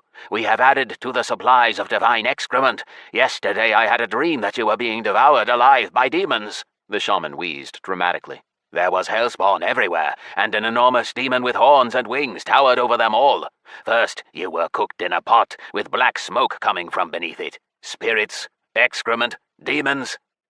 Lieutenant Rygar, I snapped, losing my train of thought and remembering that he was an officer of the clan now. Report your vision by the book, in writing. The shaman suddenly closed his mouth and gave a questioning growl. Rawr. Get to it right now, spirit speaker, I ordered. The followers of the Sleepers attach great importance to dreams, and as their initial, I need to know what you saw. It will be done, chosen one of the Sleepers. Rygar wheezed, bowing. I cannot write, so I will ask the new scribe, Zabiak, for help. He's usually at the Pig and Whistle. Having relayed this important information, the shaman scratched behind his ear with his toe and limped off toward the merchant stalls, leaning on his gnarled staff. 3 young kobolds walked after him, coming out from their hiding places behind the tree protector's huge trunk. Crawler had told me about the scribe Zabiak in passing the night before. Apparently, Irita had advised that we hire various NPCs to liven up the fortress.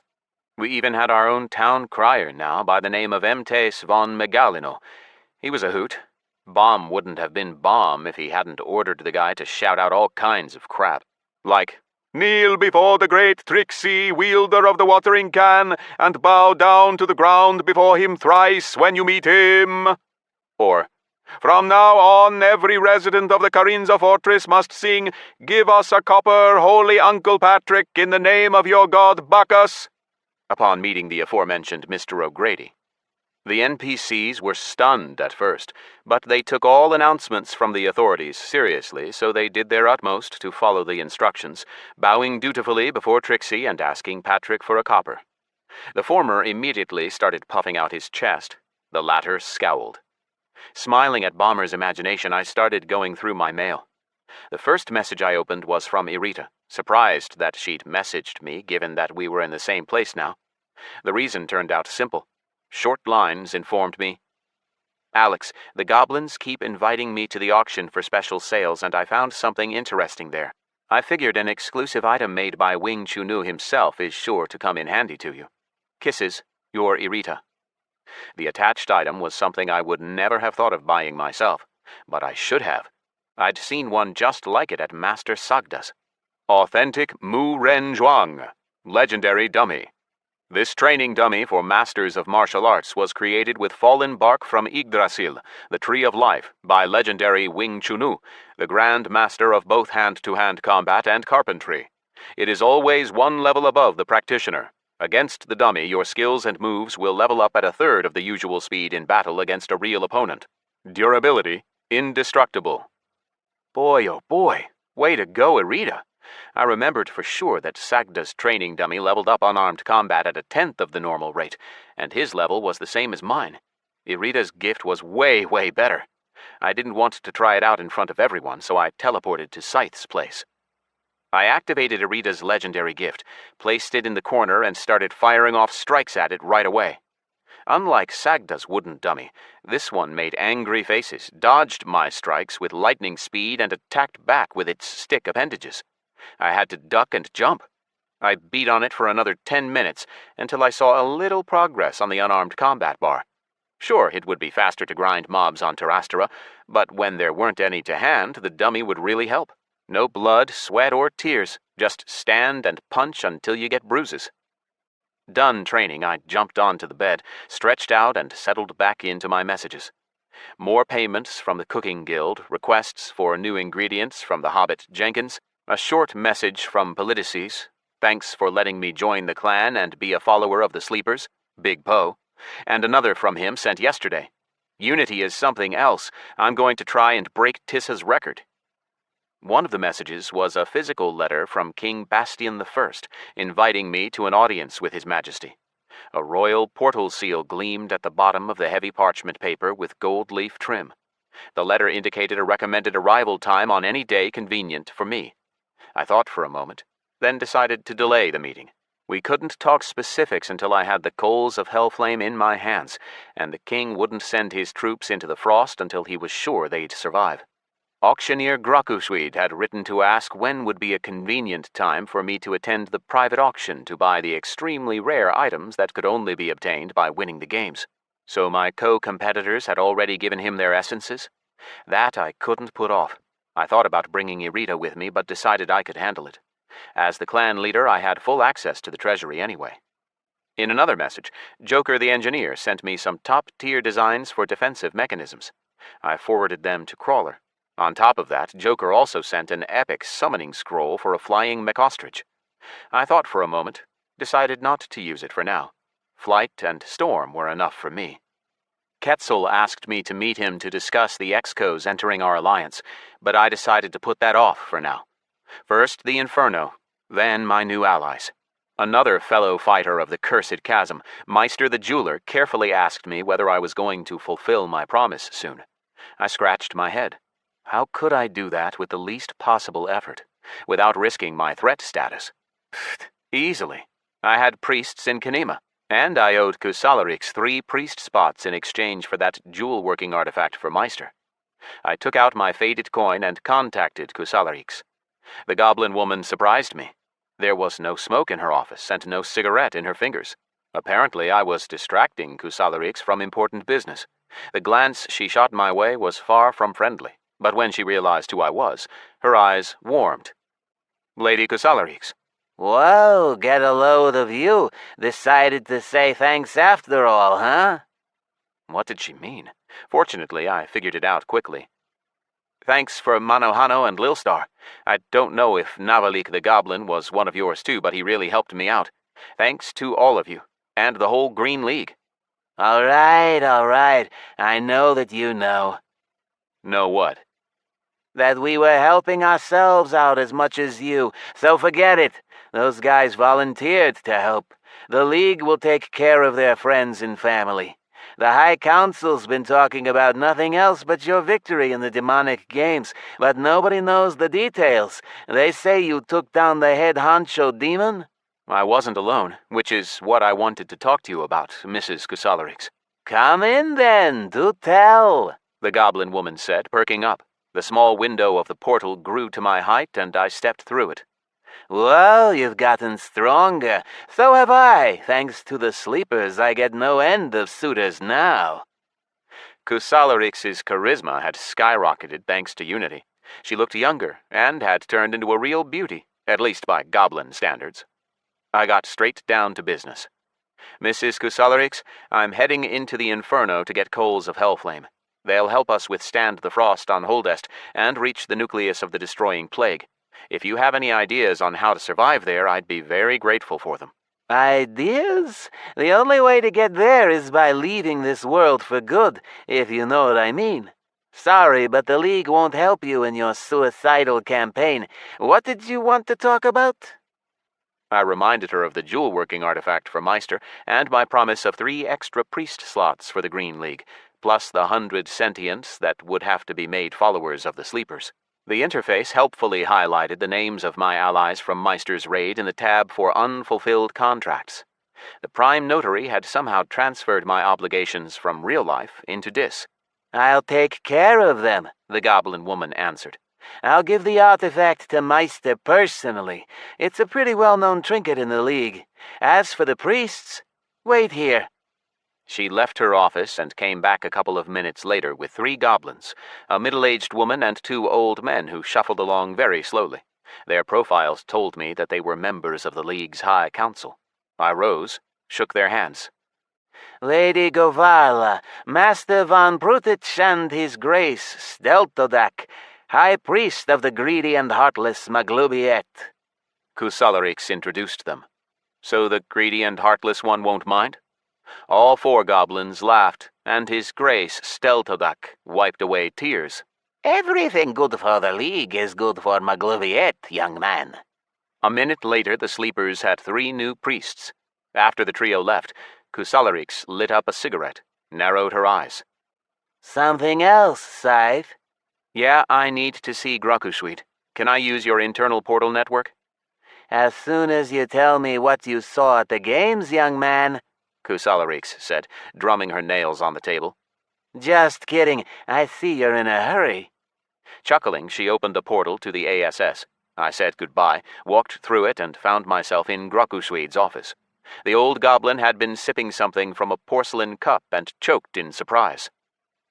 I'm ready to participate in the closed auction, Mr. Grakusweet, I said. Here and now, ideally. As for here, that is not possible, the goblin cut me off. Our god, greedy and heartless, Maglubiet, suffers no violation of the rules of trading. As for now, one moment. He called in Zamozik, the helper, who reported that there was one small auction room available. We headed there, and I bought all the essences from the champions of the games as one lot. Almost all because Destiny hadn't promised me hers, and I hadn't asked her for it. What I had would be enough. Having spent an amount in excess of what I'd gotten for the portal key to Holdest on the world's fastest auction, I followed Grokushweet, who led me to his office to have a whisper. "Concerning your deal with Eileen," the goblin grumbled, leaning over the table on his hands. "there were problems. The League has been forced to close all portals and aerial routes with Bakaba. Kenima is closed to all but friends of the League for the foreseeable future." She made threats? Worse, she was very calm in the tone of her reply to us. The supreme legate of the destroying plague politely indicated that she has no need of the League's services. She said she will pick up the items herself, at no cost. If she does not find her property in the ASS building, then there will be no ASS left standing, or Kenima for that matter. Mr. Scythe, don't take this the wrong way, but we must return her items. The League will compensate you for the value, of course. That is, unless—" Grokushweet lowered his eyes and faltered. "That is what? Unless what?"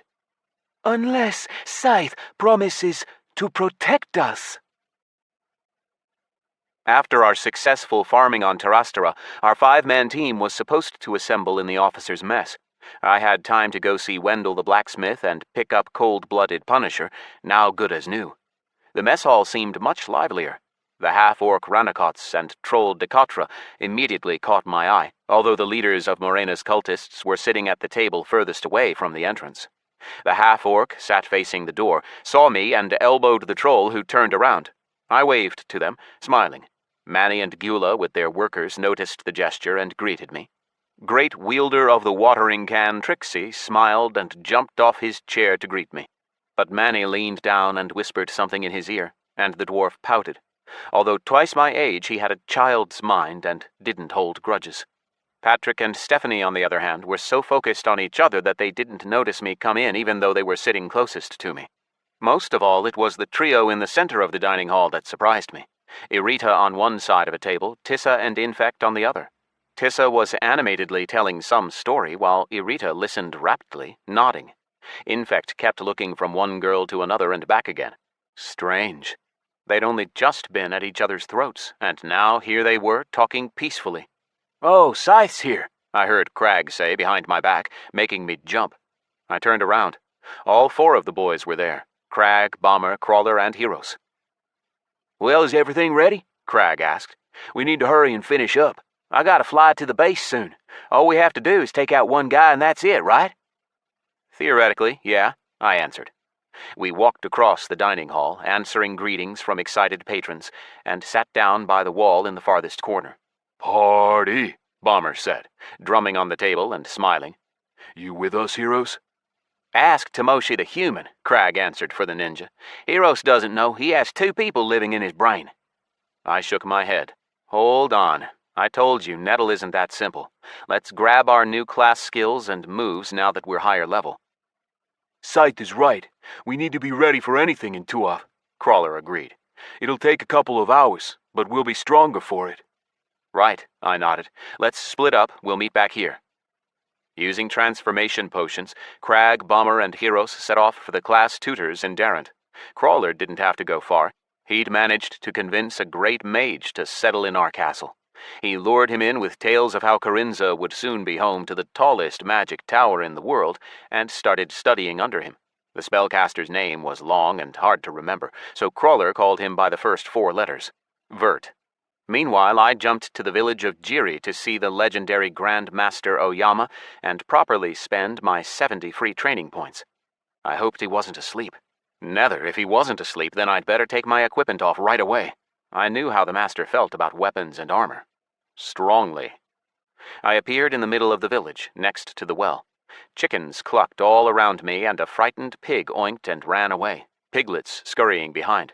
A daring sheep aggressed on me, its bleating drawing the attention of the locals. They dropped what they were doing and started to move toward me.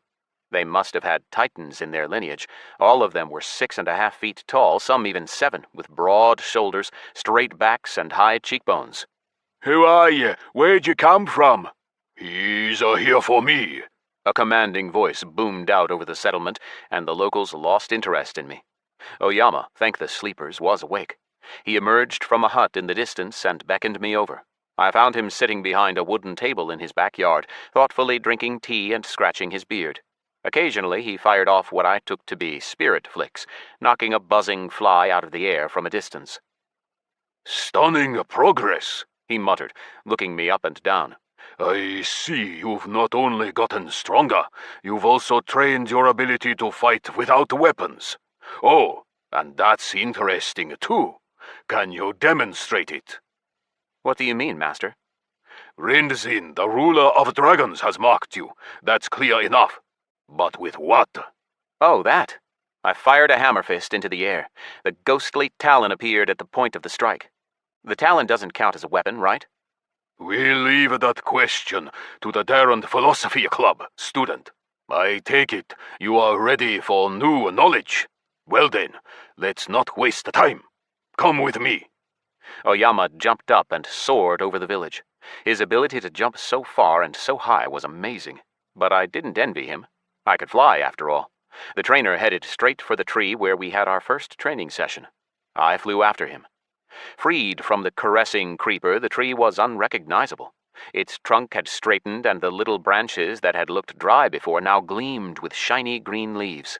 A gust of wind raised dust, and the tree's canopy rustled as if greeting me.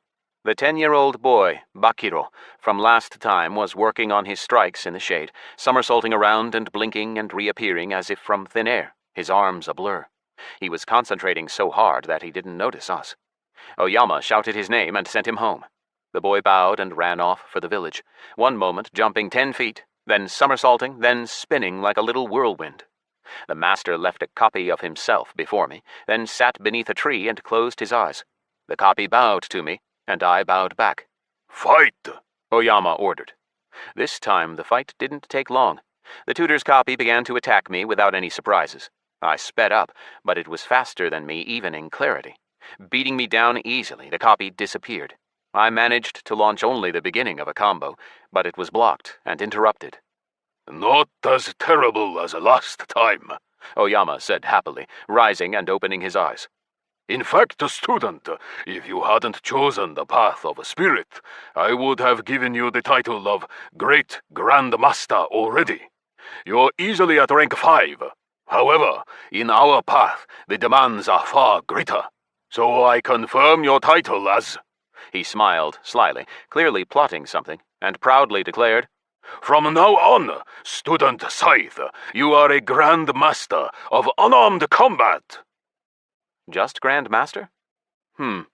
Remembering that Oyama would seize any reason to use his staff, I bowed silently and didn't argue. Did it really matter what my title was? It had no effect on my damage or combat abilities. Oyama waited to see whether I would dare object, then crisply told me it was time to expand my arsenal of combat techniques, but that first I should level up combo and storm fists as high as I could, which I agreed to. That took 15 points. The final combo upgrade didn't multiply the slots in the sequence, but it made them land faster. Spirit Hurricane Combo, level 350. A combat technique that combines striking abilities into an uninterrupted sequence of attacks. Perfecting the technique has increased its speed to 30%.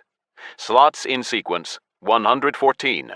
Cost to use, 100 spirit to activate, and an additional 25 spirit for each yard of distance to the target. Improving storm fists, first to heavy then to crushing, made the technique more effective than just hammer fist. Crushing Storm Fists, level 350. Passive ability of the air element.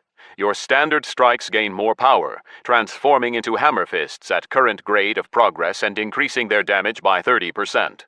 This move costs no spirit, but cannot be used at range. Instead of spending my points on 20 different moves, I decided it was best to take only 4, but level them up to the max. I shared the idea with Oyama. My tutor was unoriginal and laconic. A wise choice, apprentice. In the end, my wise choice settled on Spirit Shock, Lashing Wind, Maiming Wave, and Hurricane Ferocity. All the techniques belonged to the air element, which meant they dealt double damage in clarity. The first I chose on the basis of 2 birds, 1 stone, or a lot more than one. I'd seen Oyama use that move to take down the Preventers, an undead army, and Desnafar all at once. Spirit Shock, Level 1. Active ability of the air element. This deadly 2-handed strike is an invention of the legendary Grand Master Yojimbo. The technique consumes all your spirit reserves and fires a stream of deadly energy in the direction of the strike.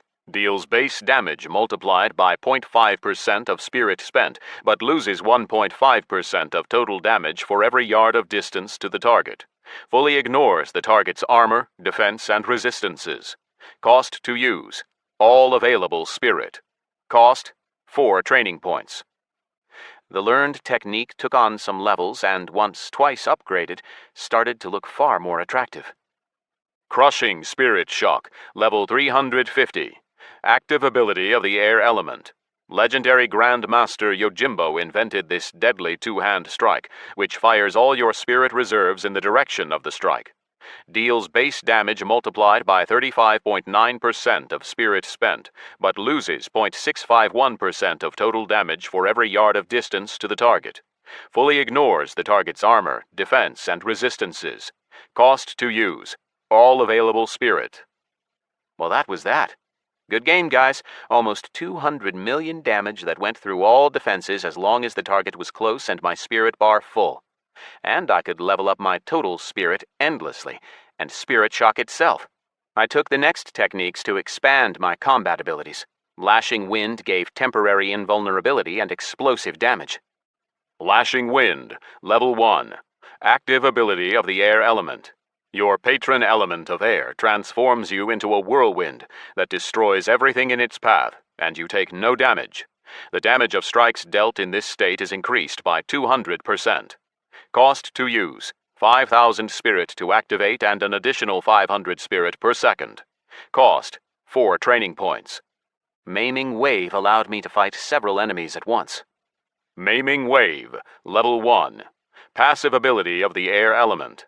Makes your strikes and other combat techniques project 25% of their damage onto other enemies near the target, with a 15% chance of crippling them. Cost to use, 10 spirit per hit. Automatic. Cost, 4 training points. The last technique I chose was kind of a mini clarity. I took it for the option to increase my damage dealt in a short time even more.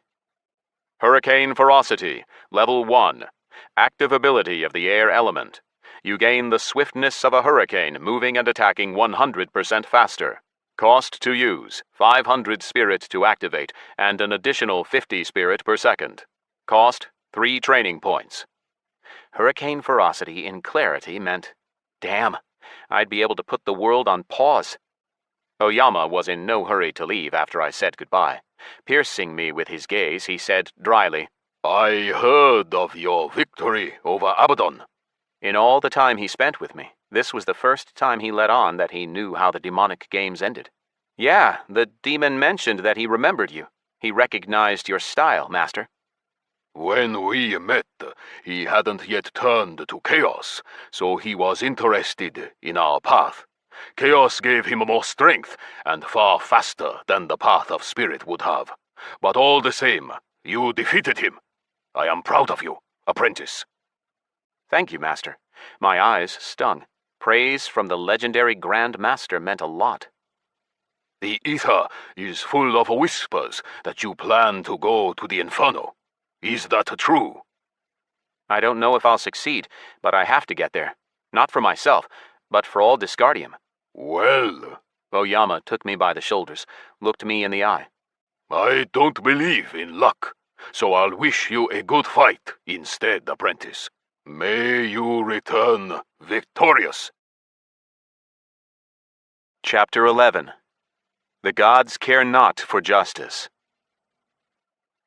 Tuoth was a large city in the southwest of the Commonwealth, perhaps the closest to Tristad.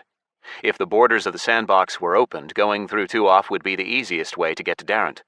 That free human city had once been subject to constant assaults from the steppe nomads, whose blood was a mix of so many races that they had become a separate one themselves. Tired of the raids, the city elders made the decision to become part of the kingdom of Darrent. It had been 1,000 years since then, but the city hadn't changed much. The nomads still gave it trouble, the same hot sea air still stuck to the skin, and the streets were still packed with the stalls of local and visiting merchants. Tuath remained an important crossroad of trade in the region. It had a seaport and direct portal connections to all the largest cities of Disgardium. This meant that it had goblins, orcs, gnolls, and all the races of the Commonwealth. So it wasn't hard for our 4 threats and Crawler to get there through the Transport Guild portals, to which the Awoken clan was connected. I walked into the portal disguised as Ragnar, a level 150 Viking I made up. The others took transformation potions. We wanted neither unnecessary attention nor a potential loss of reputation. I had to kill the chief councilman of Tuath. I doubted that would go over well with the authorities if they found out. As soon as we found ourselves in Tuath's lively portal hall, we headed for the exit. The city's stuffy, hot air blasted us as we stepped outside, but I was used to worse in the Lacarian desert. "Split up," I said quietly to the boys. Without answering, they split into pairs and went their separate ways. Heros and Bomber headed for the city hall, Crawler and Crag for Rian Staffa's home. Just like in Darrent, we weren't allowed to use our mounts here. I walked into the shadows behind a column of the building, then went into stealth and took off into the air. The hardest task for now was finding the chief councilman. The boys were headed for the 2 spots where he was most likely to be. I took all the other places Staffa visited in the course of his duties: the marketplace, the port, the auction house, the guild square. I didn't know what kind of mob boss Nettle was, but as chief councilman he was very active. Nothing important happened in Tuath without his involvement. Like any large city, whether in real life or dis, Tuath was split into districts for citizens of various levels of wealth. I saw a homeless young orc digging through a garbage heap as the gilded carriage of a local merchant clattered by. Nurgal's magnificent temple was summoning the townspeople to morning prayers. Luxury carriages hitched to stunning horses and unicorns streamed towards it.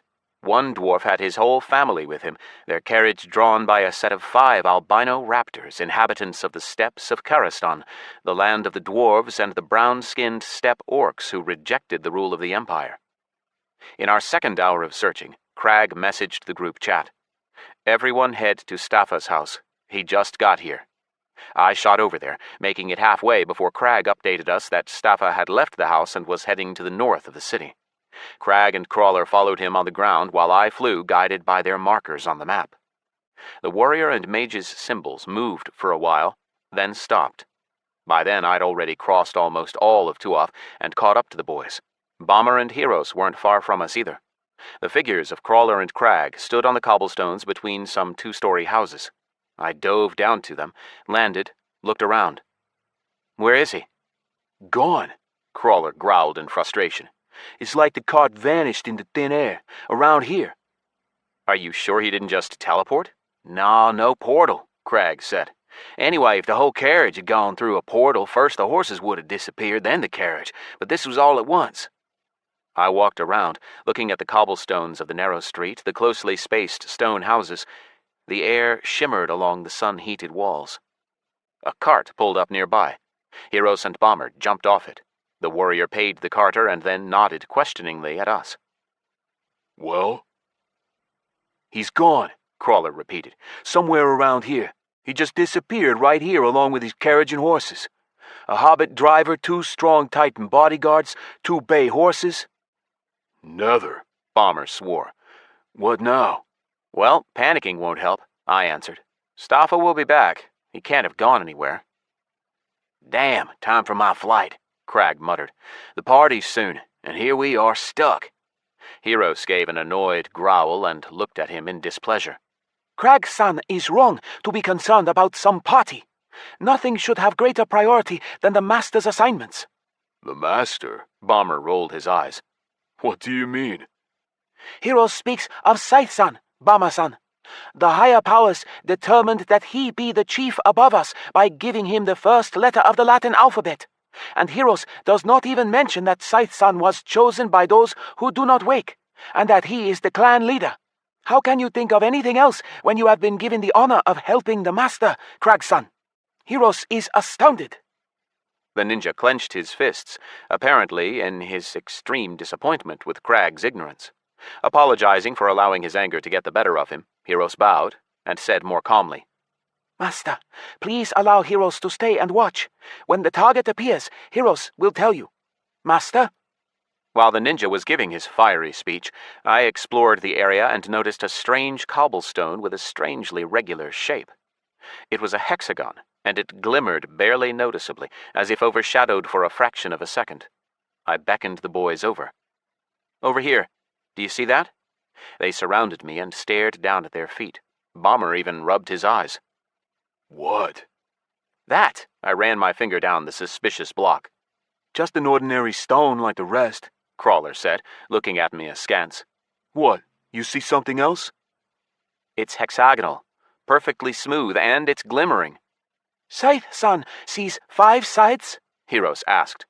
Yeah, it's clear as day. It's just a stone, Scythe, Crag said.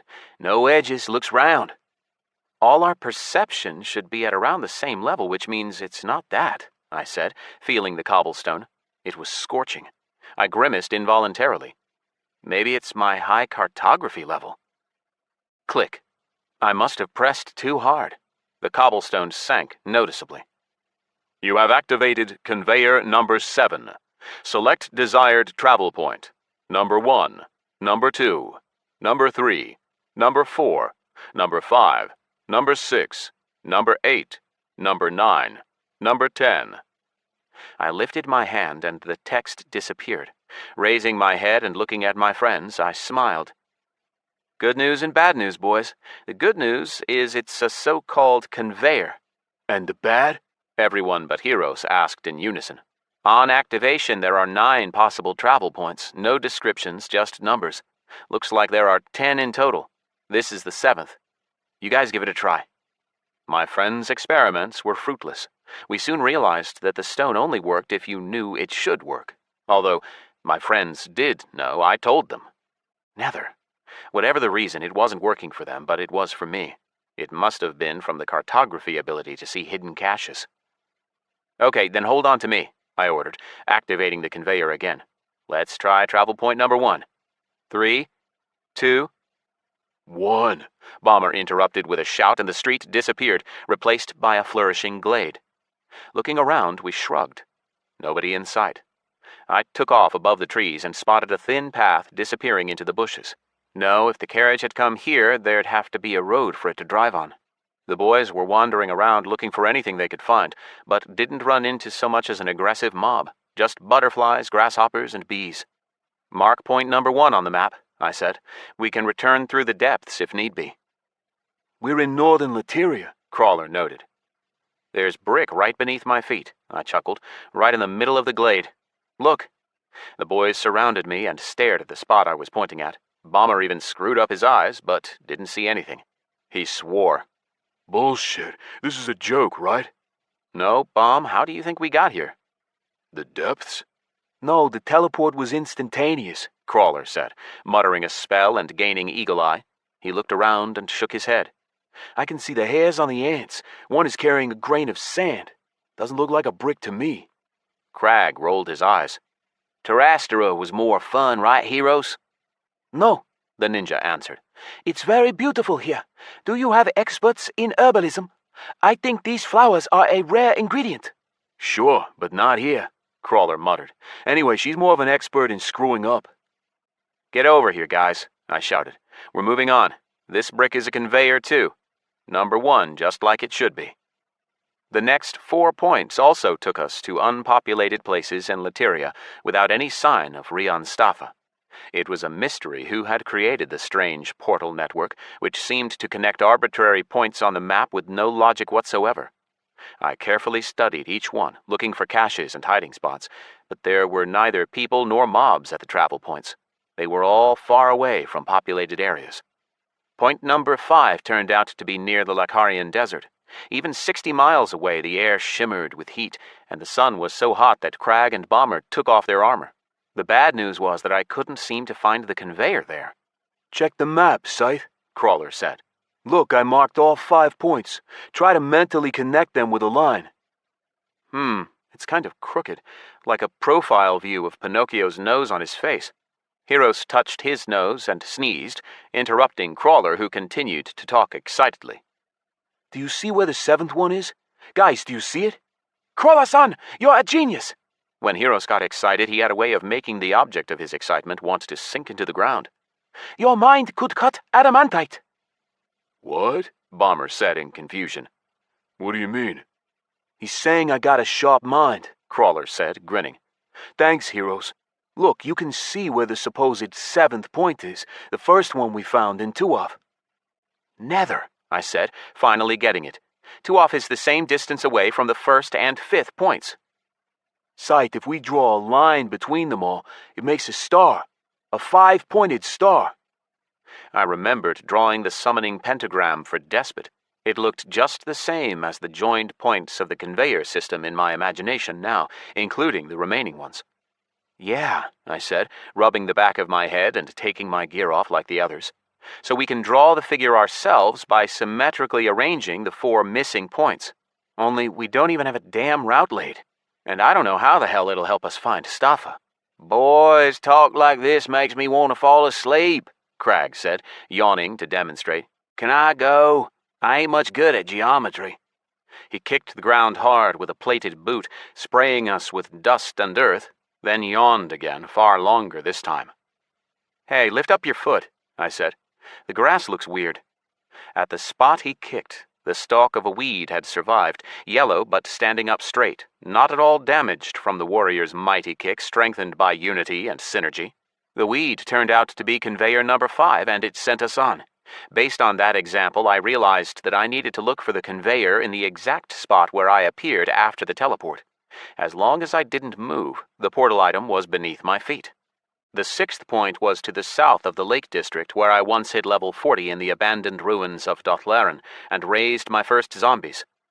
A clump of clay, stuck fast into the earth, returned us to point number 7, to Tuaf, and the cobblestone road not far from the house of Tuaf's chief councilman. We could have skipped it, but we had to check whether Nettle had come back. Heros slipped into the house in stealth and returned shortly after. Councilman Staffa is not at home. The 8th point was to the south of Darrant, the 9th not far from Tristad, judging by the map. The 10th returned us to Darrant, only this time in the north. Nettle, better known as Chief Councilman of Tuaf Rian Staffa, was nowhere to be found.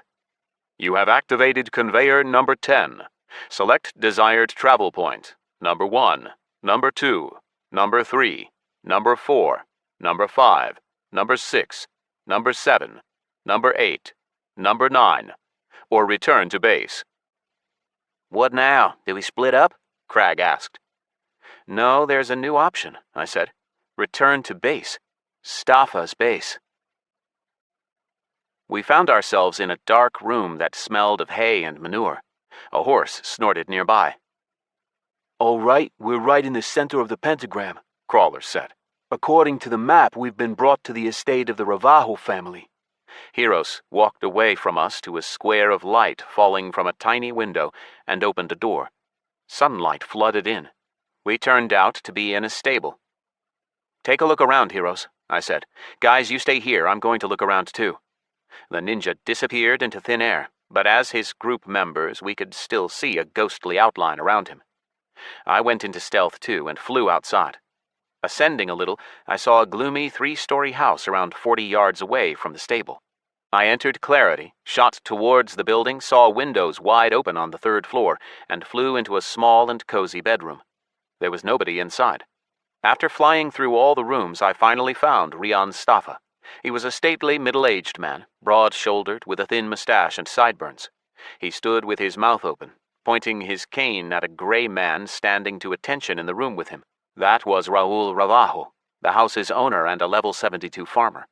He didn't interest me, so I just grabbed him, flew out the window, and left him on the roof, put to sleep with lethargy. It was against my principles to kill an unarmed farmer for no reason. Returning to Staffa, frozen, open-mouthed, I messaged the group chat for my friends to come to me, then left clarity. Rian Staffa, human, level 214 leader. first councilman of the city of Tuav. Hello, Mr. Staffa, I said politely. Sure as death, Raoul. He finished speaking and cut off, blinking and rubbing his smooth-shaven chin. Well now, I dare say you are not Raoul. Where is he? Oh, he's fine, nothing to worry about. I'd like to talk to you, Mr. Staffa. Or should I call you Nettle? He didn't so much as twitch, just smiled, his cold eyes drilling into me, then made a gesture, extending his arm toward me and sharply closing his fist. Nothing happened, and his smile grew still wider. To what do I owe the pleasure, Ragnar the Viking? What do you wish to discuss? What was that? I asked, repeating his gesture.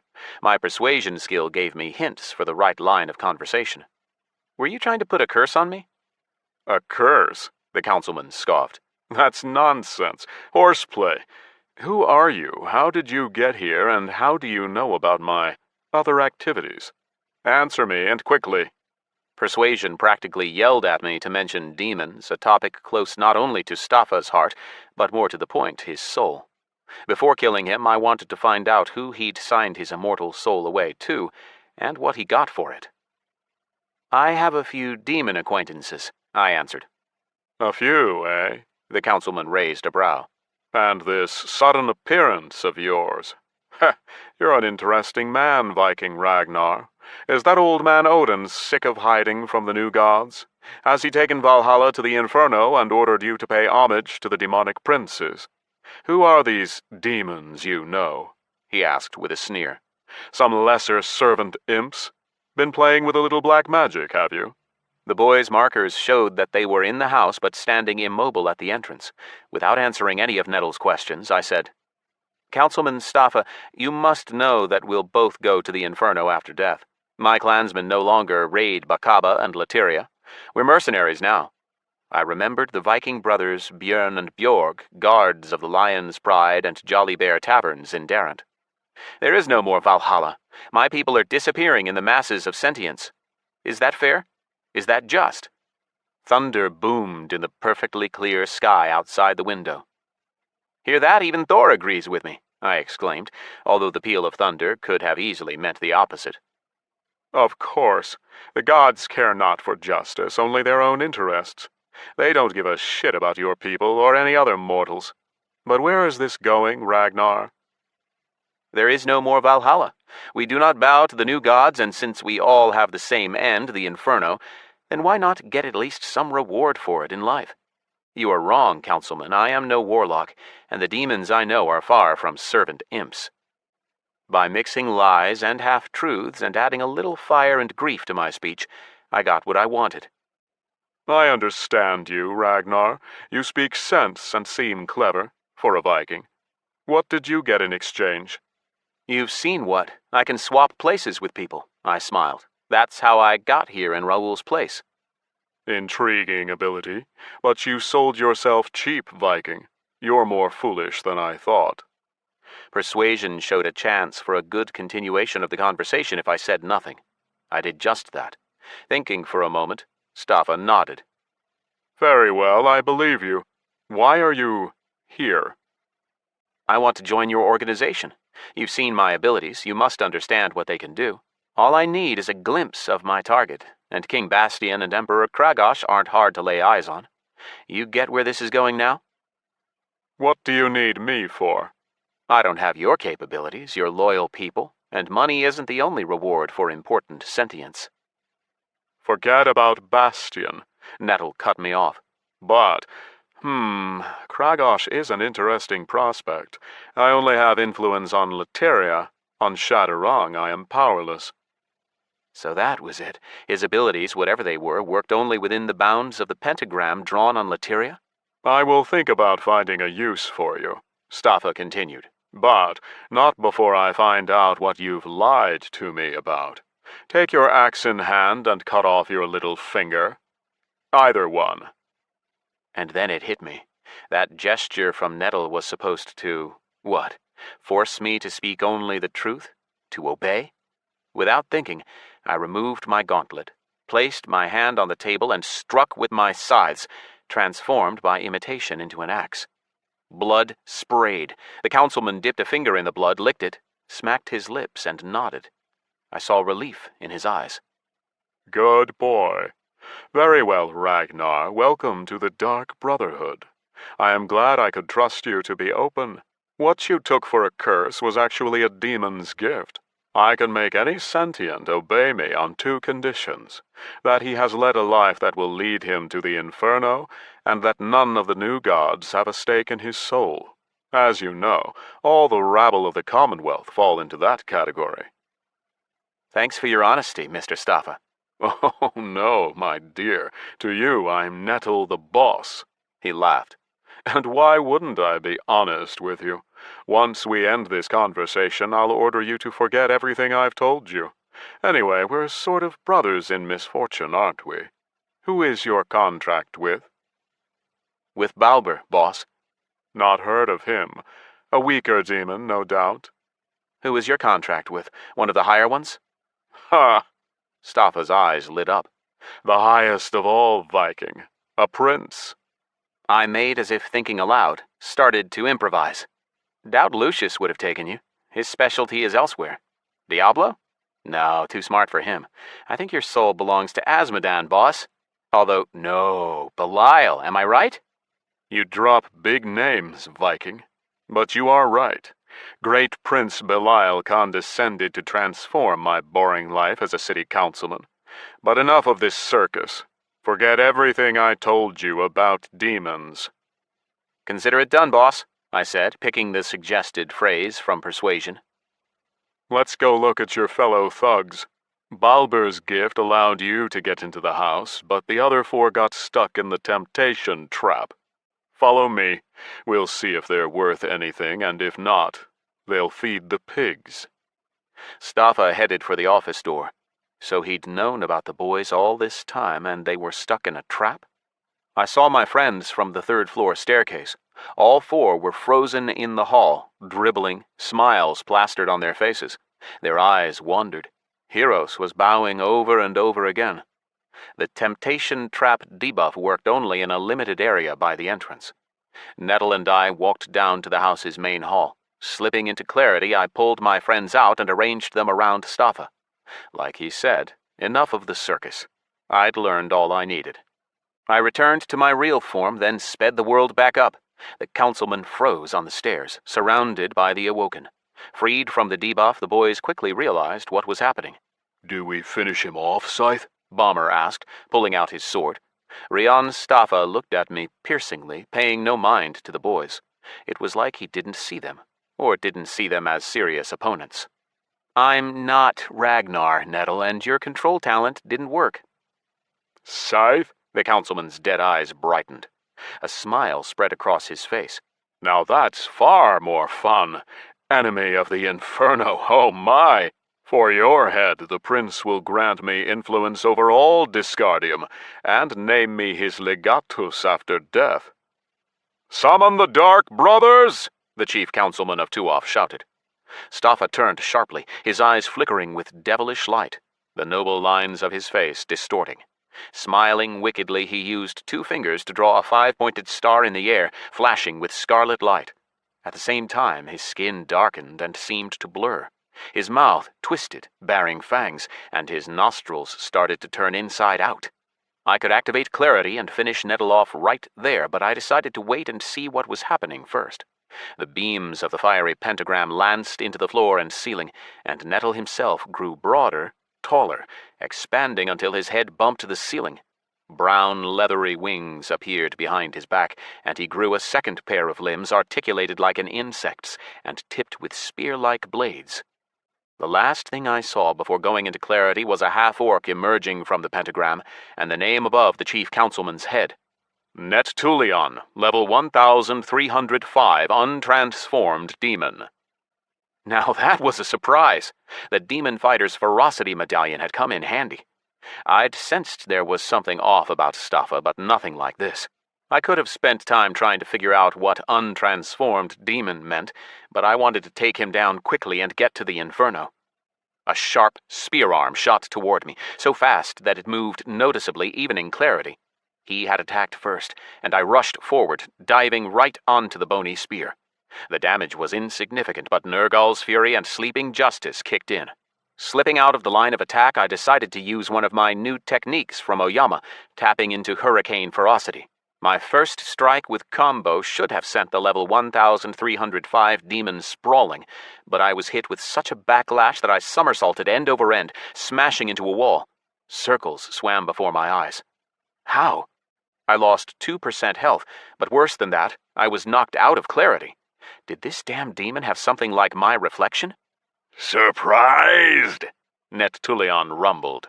Now he seemed as if made of flowing red magma which had frozen in place and faded. That must mean it was a defense that activated only when Staffa took damage.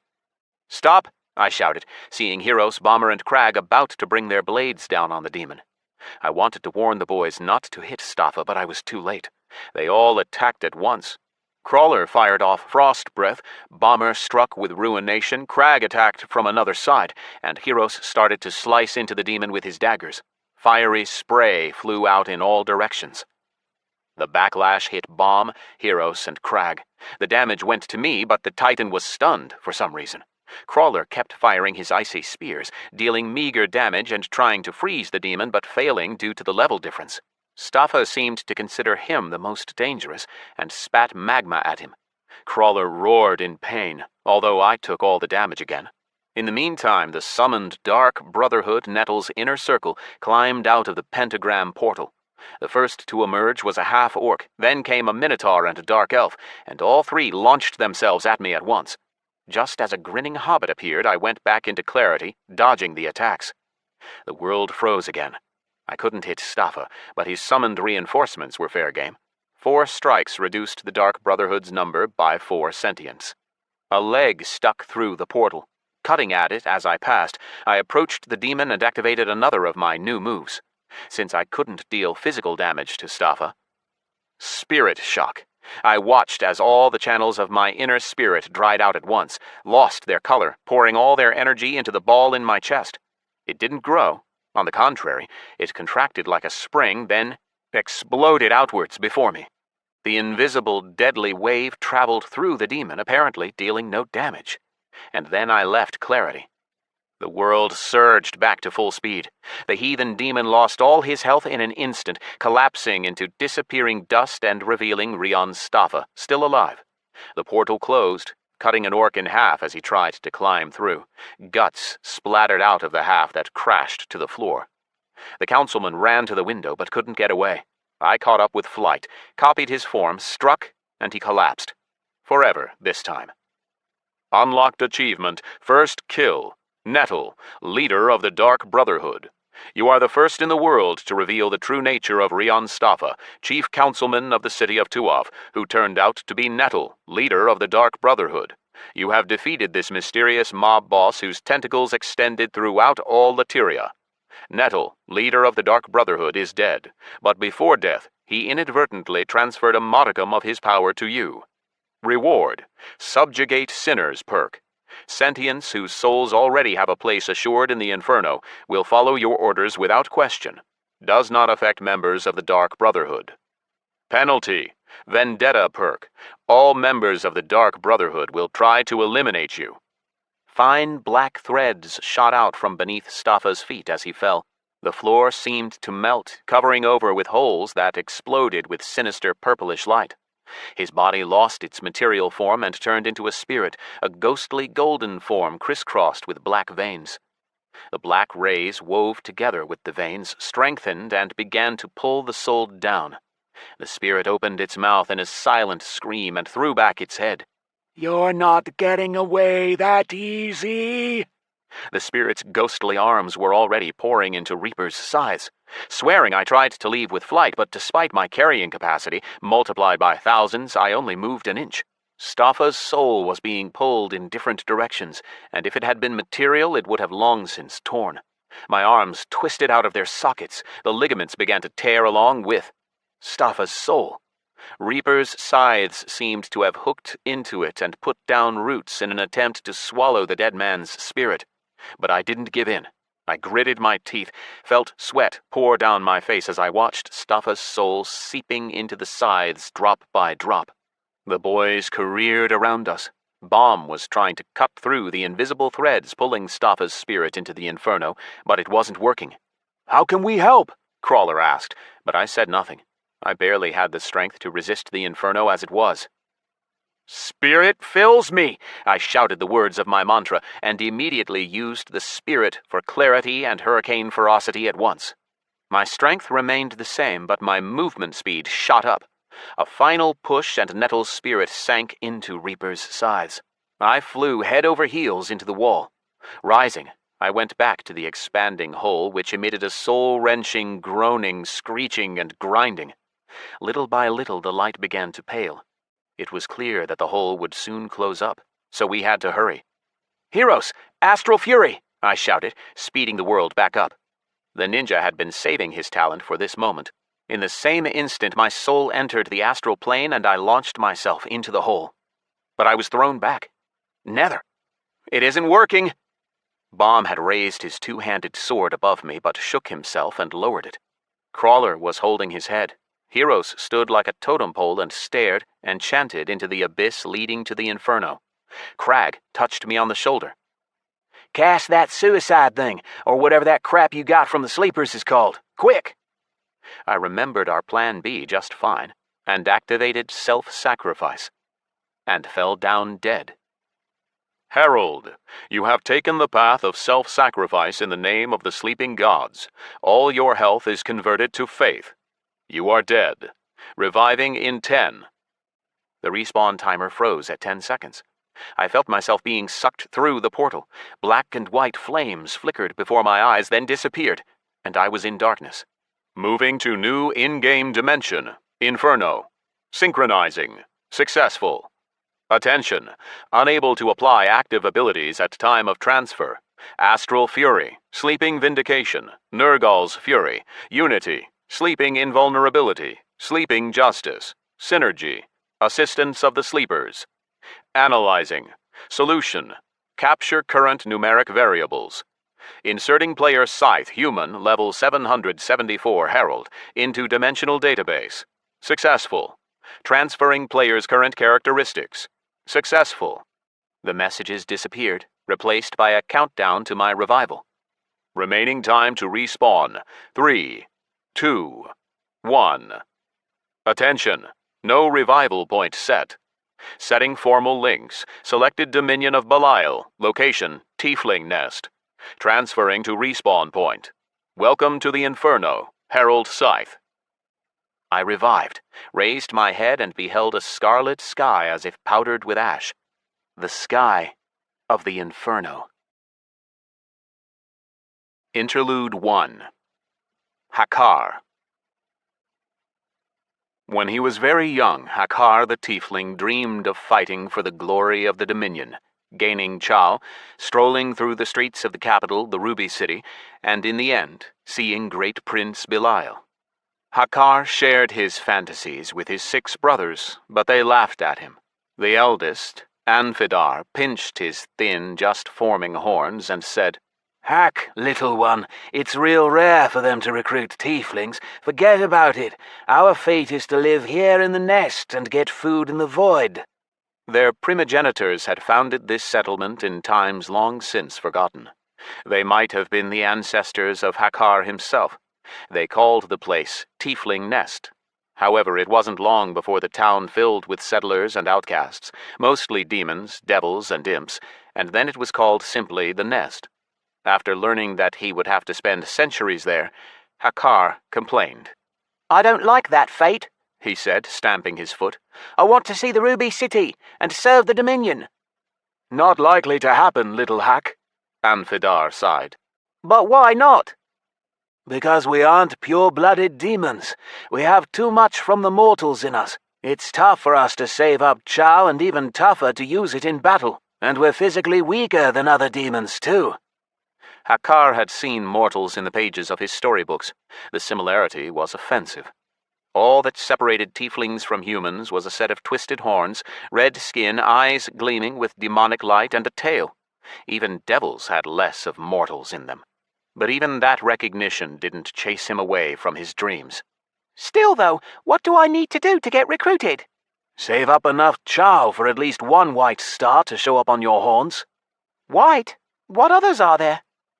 Anfidar smiled condescendingly, baring sharp fangs. He was already nearly an adult. A little longer and his horns would curve and change color from light brown to dark red. When you save up 13 white stars, they turn into one yellow one. 13 yellows turn into one orange. 13 oranges into a red. And 13 red stars? Black. No higher demon has ever achieved that, Hack. Only the princes of the Inferno have black ones. Come on, see if you can name them all. Belial, the prince of our dominion, and there's Diablo, and Asmodan. There's a fourth too, little one. He became a prince not so long ago. His name is Lucius. His dominion consists of scraps of land scattered about the Inferno. Well, even if they don't recruit me, I'll get to the Ruby City myself, little Hakkar declared.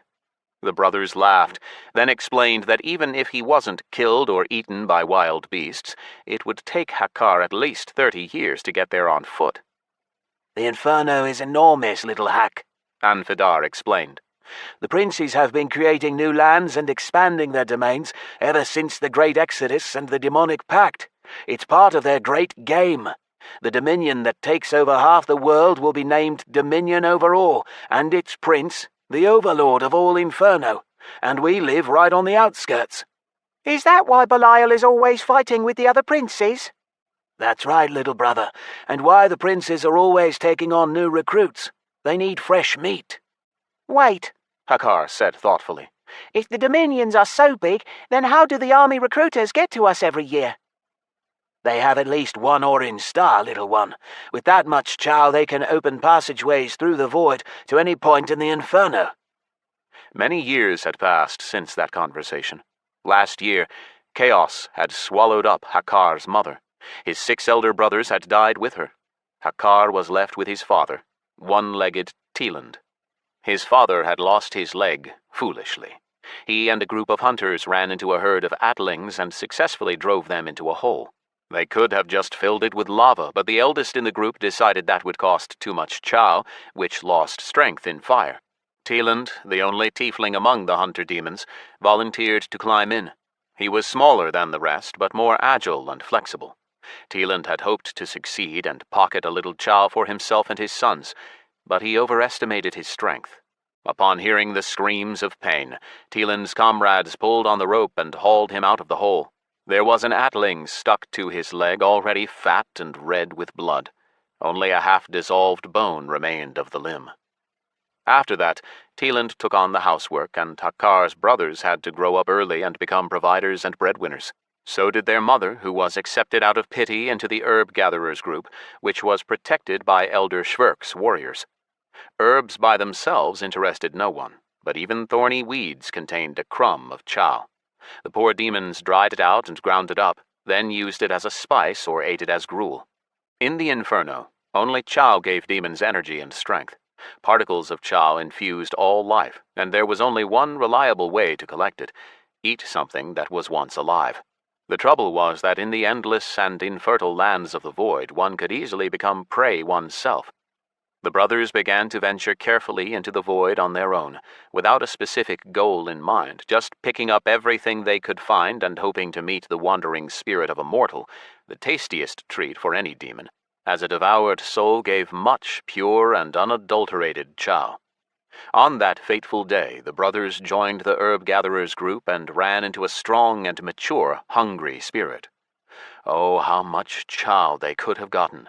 But the mortal soul, made flesh in the Inferno, must have been wandering the void for a long time and devouring its inhabitants. It was full of chow. Too full. It had gained such power that it easily swallowed up both the herb gatherers group and all Hakkar's elder brothers. Only one demon woman managed to escape and tell the others what had happened. In that year, Hakkar reached the age of 90. He was still young by the standards of demons, who reached adulthood at 100. He usually toiled around the high town walls of black lava stone, picking up everything he could, from lava ants to the stone worms that sometimes crawled to the surface.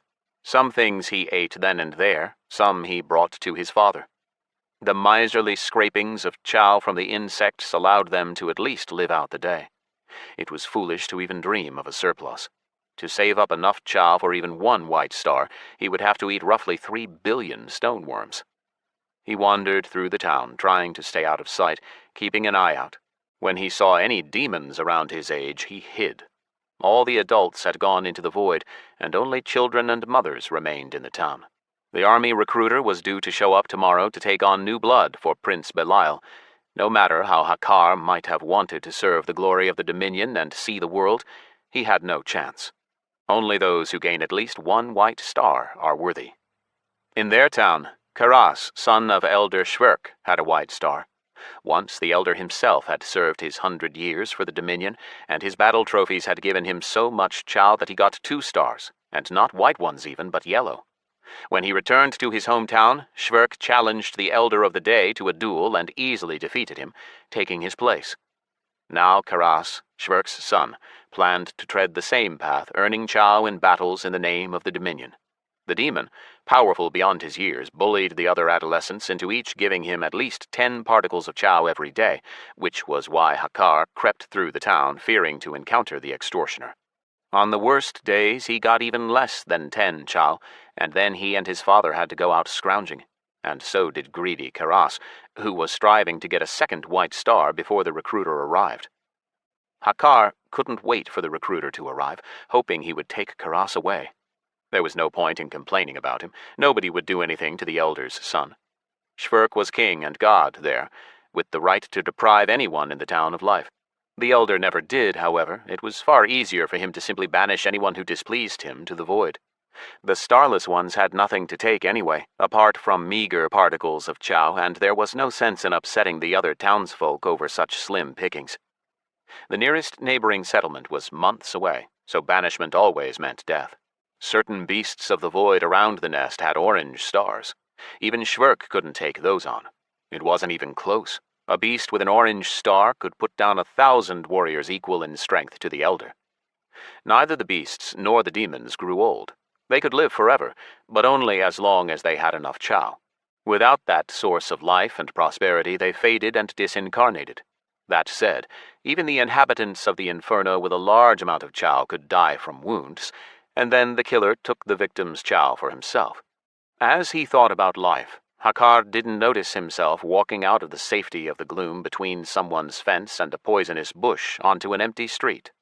Hey, tiefling, what's your name again? Came a cry from above.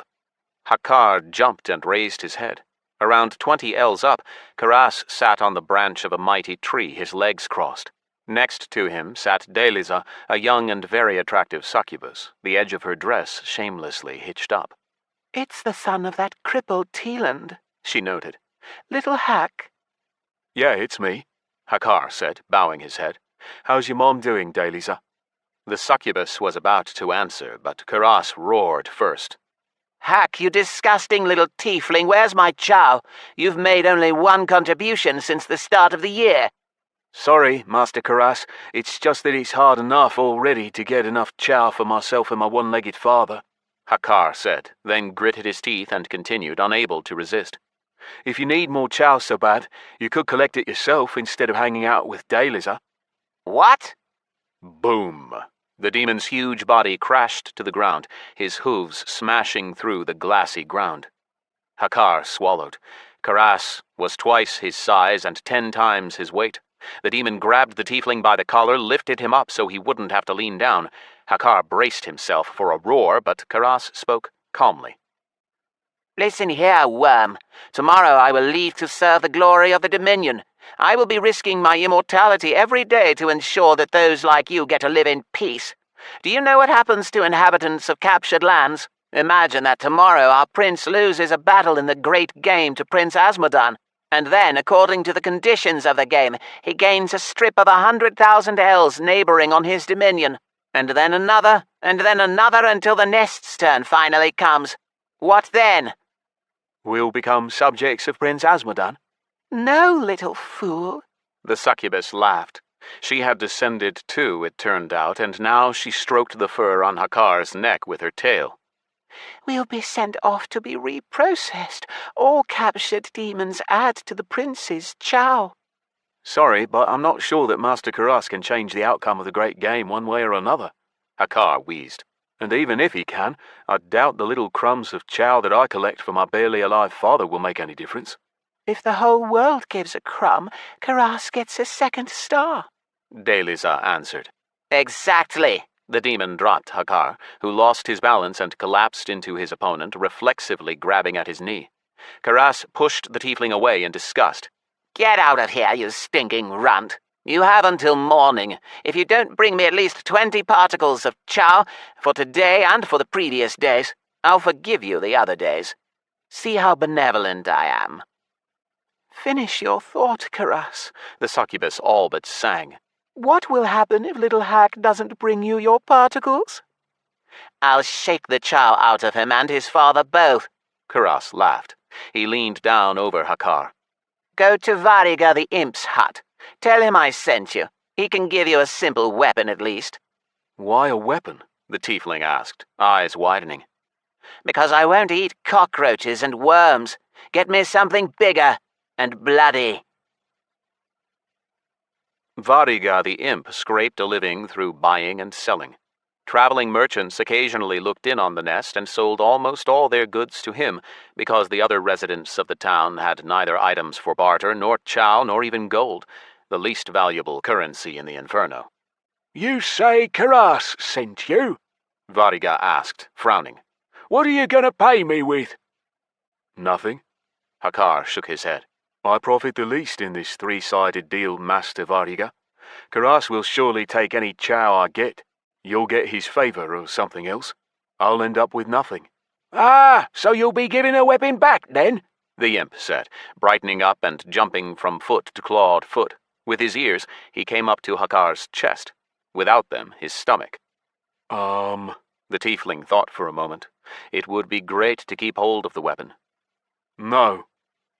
Variga stopped jumping around and gave a piercing whine, the way imps usually expressed displeasure. I won't be bringing it back, Hakar said. Payment for the risk. I'm no warrior. I have almost no chance to defeat a beast in the void, so at least let me have the hope that I'll have something left if I survive. A human with ya! Variga cursed, waving a hand.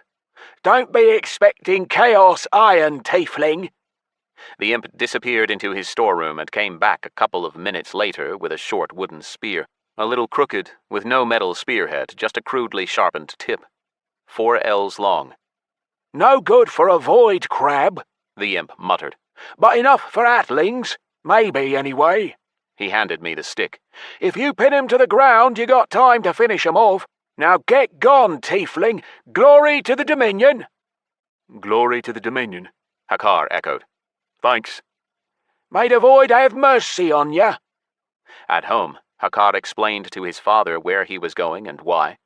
Nodding his understanding, Teeland dug through the tiny storeroom and pulled out a flask of brandy. You're almost grown up now, son, he said. Liquor can't replace chow, but it'll make it last longer and give you strength, too. This isn't that muck they cook up out of the weeds in the tavern. It's real city liquor. They serve it in the cheapest watering holes in the Ruby City, but here you can lose an arm for it. Hide it. Use it only in a time of great need.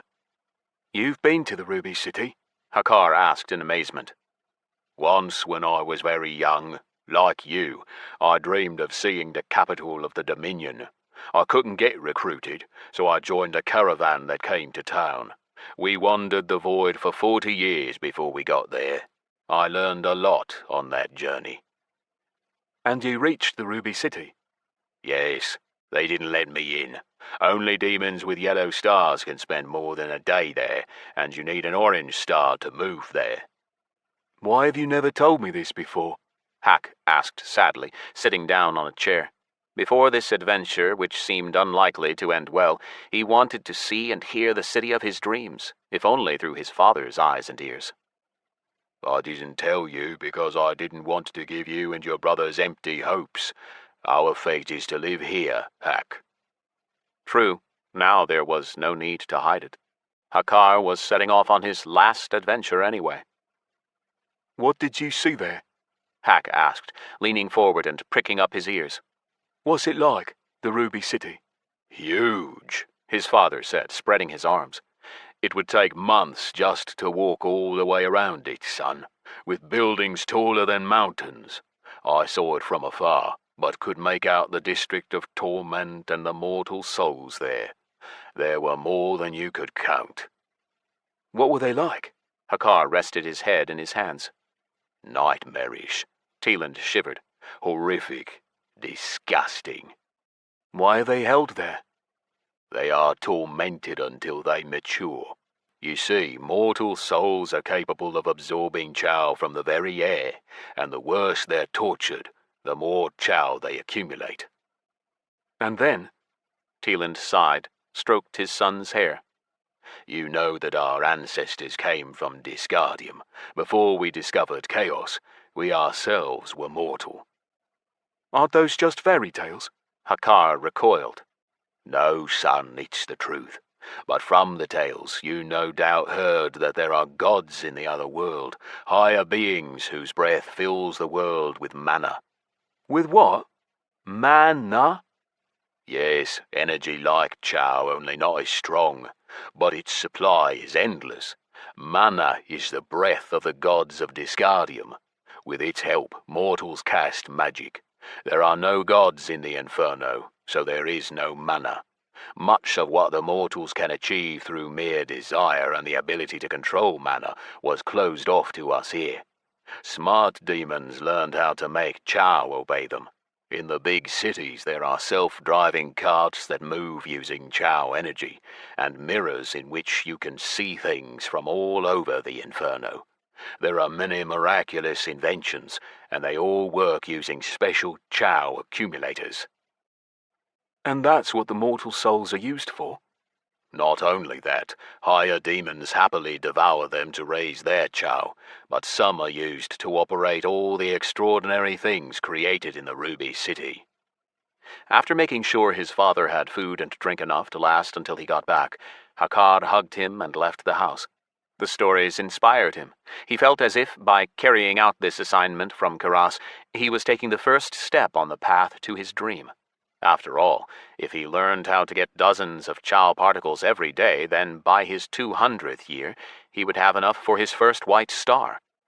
Hope gave him courage. Hakkar walked confidently through the thick chaos iron gates and headed for the river.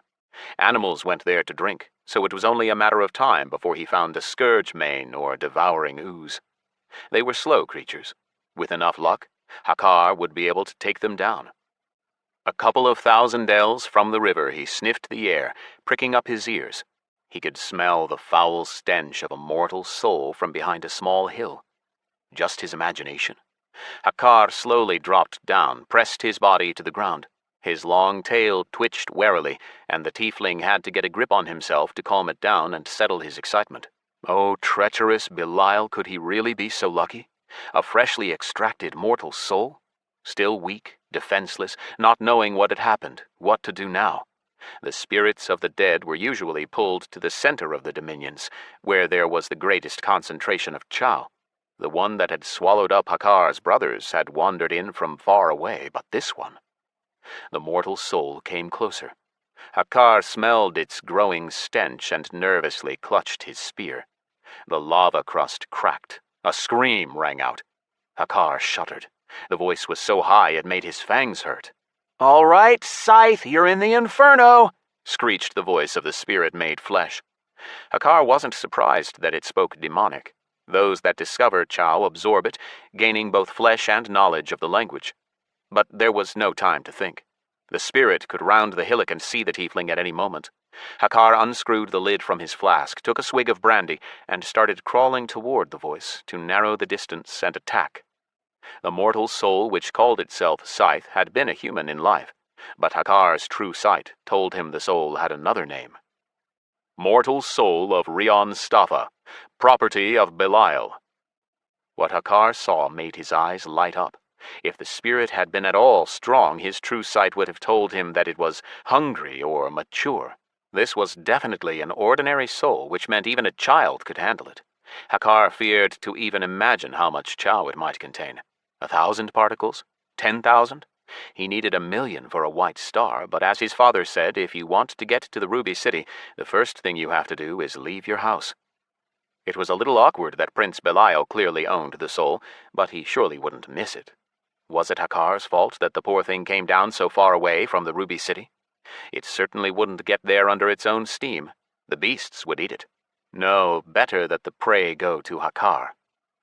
I hope Flay can pull me out of here, the dead man said, apparently talking to himself. But I'll only need that if my respawn point on Corinza doesn't work. This mortal hopes to get out of the Inferno? Hakar thought in surprise and laughed mentally, continuing to crawl. Damn, it's dark as hell down here. The devil could break a leg, the mortal muttered, stopping. Come on, night vision, work. Dark? Hakar frowned. It's light as can be. This was the hour when the particles of Chow in the sky shone brightest. And what devil was he talking about? Maybe the great prince to whom he sold his soul? But Belial wasn't a devil, he was a hired demon. Devils performed hard physical labor, tilling fields, pulling stumps, digging earth. The mortal had come so close that Hakar barely held back the sick rising in his throat. The disgusting soul smelled worse than a cesspit. This was the first time the tiefling had seen a human, and he studied its horrifying body with overwhelming curiosity. It was white, hairless like an ooze with strange fur on its head instead of horns, and no tail. How did it stay balanced? Mortals looked a lot better in the pictures. For the Dominion! Hakar shouted, throwing aside his empty thoughts and jumping at the stranger. The spear struck the mortal soul, but to the tiefling's horror, it didn't pierce its body. The tip bent, the wood trembled, and an unseen power struck back at Hakar himself. Thrown 10 yards away, the tiefling froze and watched with darkening eyes as the mortal approached him, leaned over him. Tiefling Hakar, level 1008 scavenger? Strong scavengers you guys have. All right, you'll do. The mortal spirit disappeared, and in its place Hakar saw Hakar himself, leaning down over him. The real tiefling gave a final breath and disincarnated, leaving particles of Chow behind. His last thought was one of disappointment. He had died without seeing the Ruby City after all. Chapter 12. Horns and Hooves. All I could see in the utter darkness was the steely gray sky, close, heavy, hanging above like a low ceiling that I could reach out and touch. The expanse of sky pressed down as if about to collapse and crush all beneath it. I spent my first seconds in hell staring upwards, remembering Despot waxing lyrical about the beauty of the gray sky above the cursed chasm. He was right, it was far gloomier here. No wonder the demon had been so impressed. The system interrupted my contemplation. Having identified a non-standard situation, it spat out a string of text. Before I could even begin to consider what that could mean, the text transformed. Scythe, game dimension Inferno has been only partially activated. Full activation can occur only if 2 conditions are met. Player level of at least 700. Condition met. 666 defeats of the sentience of Disgardium in the demonic games. Condition not met. Currently 665. In connection with this, your game progress in the Inferno will take place in a subjective time stream. The Inferno, new game mechanic. The great exodus of the demons from Disgardium to the Inferno took place over 6,000 years ago. Cut off from mana, they lost the ability to cast magic, which made it impossible to gain experience and levels. Only years after the great exodus did the princes of the Inferno, Diablo, Belial, and Azmodan, learn how to control Chow, and created a hierarchical system for their followers similar to the one they were used to. From then on, every demon had a chance to elevate himself by gathering Chow. Gaining 1,000,000 particles grants the demon a white star on his left horn, boosting his stats. 13 white stars combine to make a yellow one. 13 yellows make an orange. Oranges turn into reds, and 13 reds into a black. A player who wishes to create a character of demonic race or recreate their current character must first reach at least level 700. New members of the demonic races begin the game with no stars, but with primary characteristics comparable with an average character at level 700, receiving 13,000 stat points distributed according to the chosen race and class. The in-game races of the Inferno. I opened my profile and confirmed that this introductory text had no relevance to me whatsoever. I didn't know why I was seeing it. Unlocked legendary achievement. Go to Hell. You are the first in the world to have visited the Inferno without being a player of a demonic race. A unique and suicidal achievement. We hope you know what you're doing. Reward. Horns and Hooves perk. You can grow horns and hooves at will, but unfortunately getting rid of them will be somewhat harder. What a reward for a legendary achievement. Everything these demons touched had some kind of catch, even the achievements. Not to mention the Inferno itself, where I couldn't see further than an arm's length away.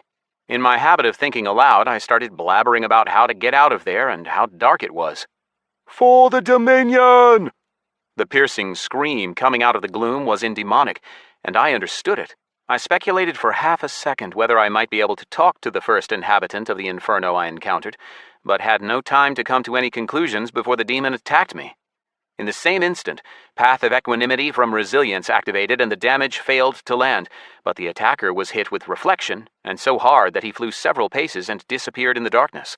My eyes weren't adapting at all. I couldn't see a damn thing. I headed in the direction the body flew, looked at the label above its head, and blinked in disbelief. Tiefling Hakar, level 1008 Scavenger? My speech came out in demonic all on its own, though it made my throat clench and my tongue hurt right away. Strong scavengers you guys have, I said thoughtfully. The NPC's level was stunning, considering that even Abaddon was only level 666. The developers must have just scaled the demons for the games. All right, you'll do. Recon was everything, and there was no way I could gather intel as Scythe. Imitation didn't let me down. Imitate Tiefling Hakar, level 1008 Scavenger. I confirmed, and a warning appeared before me. Attention! Demons possess true sight, allowing them to see your true exterior. Attention! Your enemy of the Inferno mark cannot be hidden by an illusory imitation. For authenticity, a full imitation with total character transformation is recommended. Use a full imitation of Tiefling Hakar, level 1008 Scavenger. Agreeing, I felt my body change for real. My feet went numb, contracted and covered over with hooves. My legs, bones popping, twisted until my knees bent backwards. Horns broke through the top of my skull. The transformation was done within 3 heartbeats, and when it ended, another belated warning flashed up. Attention! The Inferno is cut off from Disgardium. Your Herald-class skills and special and divine abilities, Divine Revelation, Depths Teleportation, Imitation, Lethargy, Liberation, Self-Sacrifice, Synergy, Cloak Essence, Sleeping Vindication, Assistance of the Sleepers, Unity, Touch of the Sleeping Gods, Wheel of Fortune, Sleeping Invulnerability, Sleeping Justice, require no mana, but do demand a connection to their patron divinity. By drinking ambrosia of the sleepers, you absorbed a particle of the true flesh of the sleeping gods, which made it possible for you to activate the imitation skill once. The particle of your patron divinities has been spent. Your character will be stuck in your chosen form, Tiefling Hakar, level 1008 Scavenger, for your entire time in the Inferno. Whatever AI ruled this dimension, it was doing a great job of improvising for the non-standard situation, finding ways within the gameplay to cut off my abilities. The Tiefling looked at me, his eyes fading. If I correctly interpreted the expression on his face, the scavenger was horrified. He looked very young and much like a human, not counting his bright red skin, long tail, and powerful horns twisted around like a ram's. The demon's browless and lipless face looked as if burned with boiling water. I touched my own, which was now identical. Rough skin, bristles on my chin. I'd have to get used to my new form, or my own reflection would make me jump. I took a step, lurched. Walking on hooves was a skill I didn't have. Good thing flight was still with me. I still had Ghastly Howl, too, but I remembered from the games how demons reacted to it. They howled in glee alongside me. Crouching down next to the expiring body, I checked out the trash that dropped from it. Lava Twitcher skin shorts, armor 162, which looked more like a skirt or leather belt with scraps of fabric hanging down to cover the groin. Inferno Scavenger's light jacket, armor 279. Empty Chaos steel flask. The value of each item was shown. The last one was the most expensive, 2 demonic silver coins. The clothing was valued in coppers, but as for how demonic metals differed from normal ones, I had yet to find out. The important thing was that all my millions of ordinary gold clearly wouldn't be useful here. Although, knowing demons, I imagined that money changers could be found in the cities. There were demons in Disgardium, after all. Flagrey and Nega had gotten to the treasury of the first mage somehow. I picked up the clothes and was about to leave, but then saw something out of the corner of my eye. At first I made out only a few granules on the black-brown earth, as if someone had scattered chili flakes across it. But my transformation into the tiefling had only just started to change my eyes, and my demonic vision was kicking in. Chow, 57 particles. Particles of chaos saturate the entire Inferno. Its inhabitants learn to save them up and use them as a source of strength. Attention! You can absorb this Chow or bring its former owner, Tiefling Hakar, back to life. Chaos forgets nothing. Even if revived after years, the demon will remember everything that happens to you while his Chow is in your body. Choose standard action for Chow particles. Absorb, place in inventory, or return Tiefling Hakar to life. There was a lot the demon could have told me if we'd found common ground, but the damn Inferno itself had taken that chance from Hakar. I couldn't change my form now, and so the demon would have to disappear for the time being. Once I left, I could return him to life. I picked up the particles. That is, they flowed into my palm of their own accord as if magnetized and disappeared. The logs showed what happened to them. Chow particles, plus 57.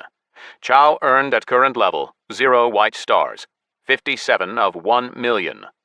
Tiefling Hakar, Starless Scavenger, has been added to the list of demons you can incarnate anew. Touching Chow has adapted you to the hierarchical system of the Inferno. Well, to hell with the tiefling. The sleeper's willing I'd get the Coals of Hellflame and bring him back to life. I was more concerned with myself. Even the format of the logs showed that Chow particles were like experience in Dis, but I was still in Dis. Why were the mechanics so different? What had happened to my levels? Deep in thought, I didn't notice right away that the area had changed. Whereas before I'd been wandering through the gloom and seeing nothing but a rusty steel sky, twinkling but giving off no light, now I saw everything clear as day. The sky had brightened, taking on tones of pink. I walked a little to the north, judging by the minimap, and climbed up a hill, saw a narrow river of black water winding its way around its foot. To the south were tall black walls surrounding a fairly large settlement. Beasts like hyenas ran beneath the walls, spiky and with 2 tails. I saw a demon sentry atop the nearest tower to me. He stood with his back to me, but even from afar his powerful back and shoulders commanded respect. Closer to the river I saw growths of yellow canes. I headed that way to keep out of sight while I got to grips with this new character. Full imitation, transformed game mechanics. What did it all mean for me? My open profile showed me that my astronomical stats hadn't gone anywhere. Scythe, human, level 774 Herald, hidden. Hakar, tiefling, starless scavenger, displayed name and class. Ranks, lucky dog, mightiest punisher, most magnificent avenger, enemy of the Inferno, dungeon hero, demon fighter, pioneer, beast god conqueror, junior gladiator, all hidden. Main characteristics: Chow, 57, strength, 2,397,312, perception, 1,616,640, endurance, 2,073,600, charisma, 1,570,560, intellect, 1,432,704, agility, 2,001,408, luck, 3,035,904. Without any unarmed combat multipliers, my base damage was over 18 million. My health was at 8.5 billion and restored at a rate of 65 million per minute. My journey to the Inferno for Coals of Hellflame promised to turn into a light stroll. Or maybe not. I remembered the Nether, where even a rabbit could one-shot me. But first and foremost, I needed to at least figure out where to look for the coals, and that meant that Hakar the scavenger had to return to town. Hakar! As soon as I walked through the huge, ajar gates, a one-legged tiefling hobbled towards me, his arms spread. A makeshift false limb was bound to the stump. Who was so happy to see me? "See, Teeland, your son came back," shouted the guard who had opened the gates. Oh, so this was the tiefling's dad. That meant I was his son. "Dad!" I shouted as joyfully as I could and ran toward the cripple. His skin was more brown than mine, and a scar zigzagged across his face. His horns twisted round in 1.5 rings, their points looking straight at me. "I couldn't help it, son," he muttered. "After losing all your brothers, I thought if I lost you too, then there'd be no more point in living. I decided to come find you and help." He hugged me, held me close, stroking the back of my head. For an instant I felt torn. I wanted to revive the real Hakar then and there, but stopped myself. If I did that, I'd have to slaughter the whole town. Meanwhile, the father of the tiefling I'd killed kept mumbling on in a doddery sort of way. "I was in agony. I sat down to eat, but couldn't swallow a single bite. I laid down and saw only you behind my eyelids. Thank Belial you're back." Pulling away, he looked into my eyes. "Was your trip successful, Hack? Did you manage to collect the 20 chow particles for that bully Karas?" I answered, feigning embarrassment. The tiefling had lost his life for the sake of 20 chow particles, and I'd absorbed them all. Damn, I should have put them in my inventory. "I don't know, Dad." The old man interpreted my embarrassment in his own way. "There's nothing shameful about coming back empty-handed, Hack." "How's that?" "That's not how I see it," I continued, trying to get as much information from my father as I could. I struck gold. The tiefling launched into an explanation. "The Dominion doesn't need every demon to have stars. It's better for a legion to have one demon with 2 white stars than 10 fighters with 1. Which means that all we starless ones can do is eke out a pathetic existence in the backyards of the Dominion, keeping only enough chow to survive and giving away all the rest to those like Elder Shverk and his son Karas. Come on, let's go." I stayed where I was, because I hadn't gotten an answer. "I don't want to just eke out a pathetic existence. That's shameful in itself." Taking me by the arm and leaning on it, the tiefling led me away down the street.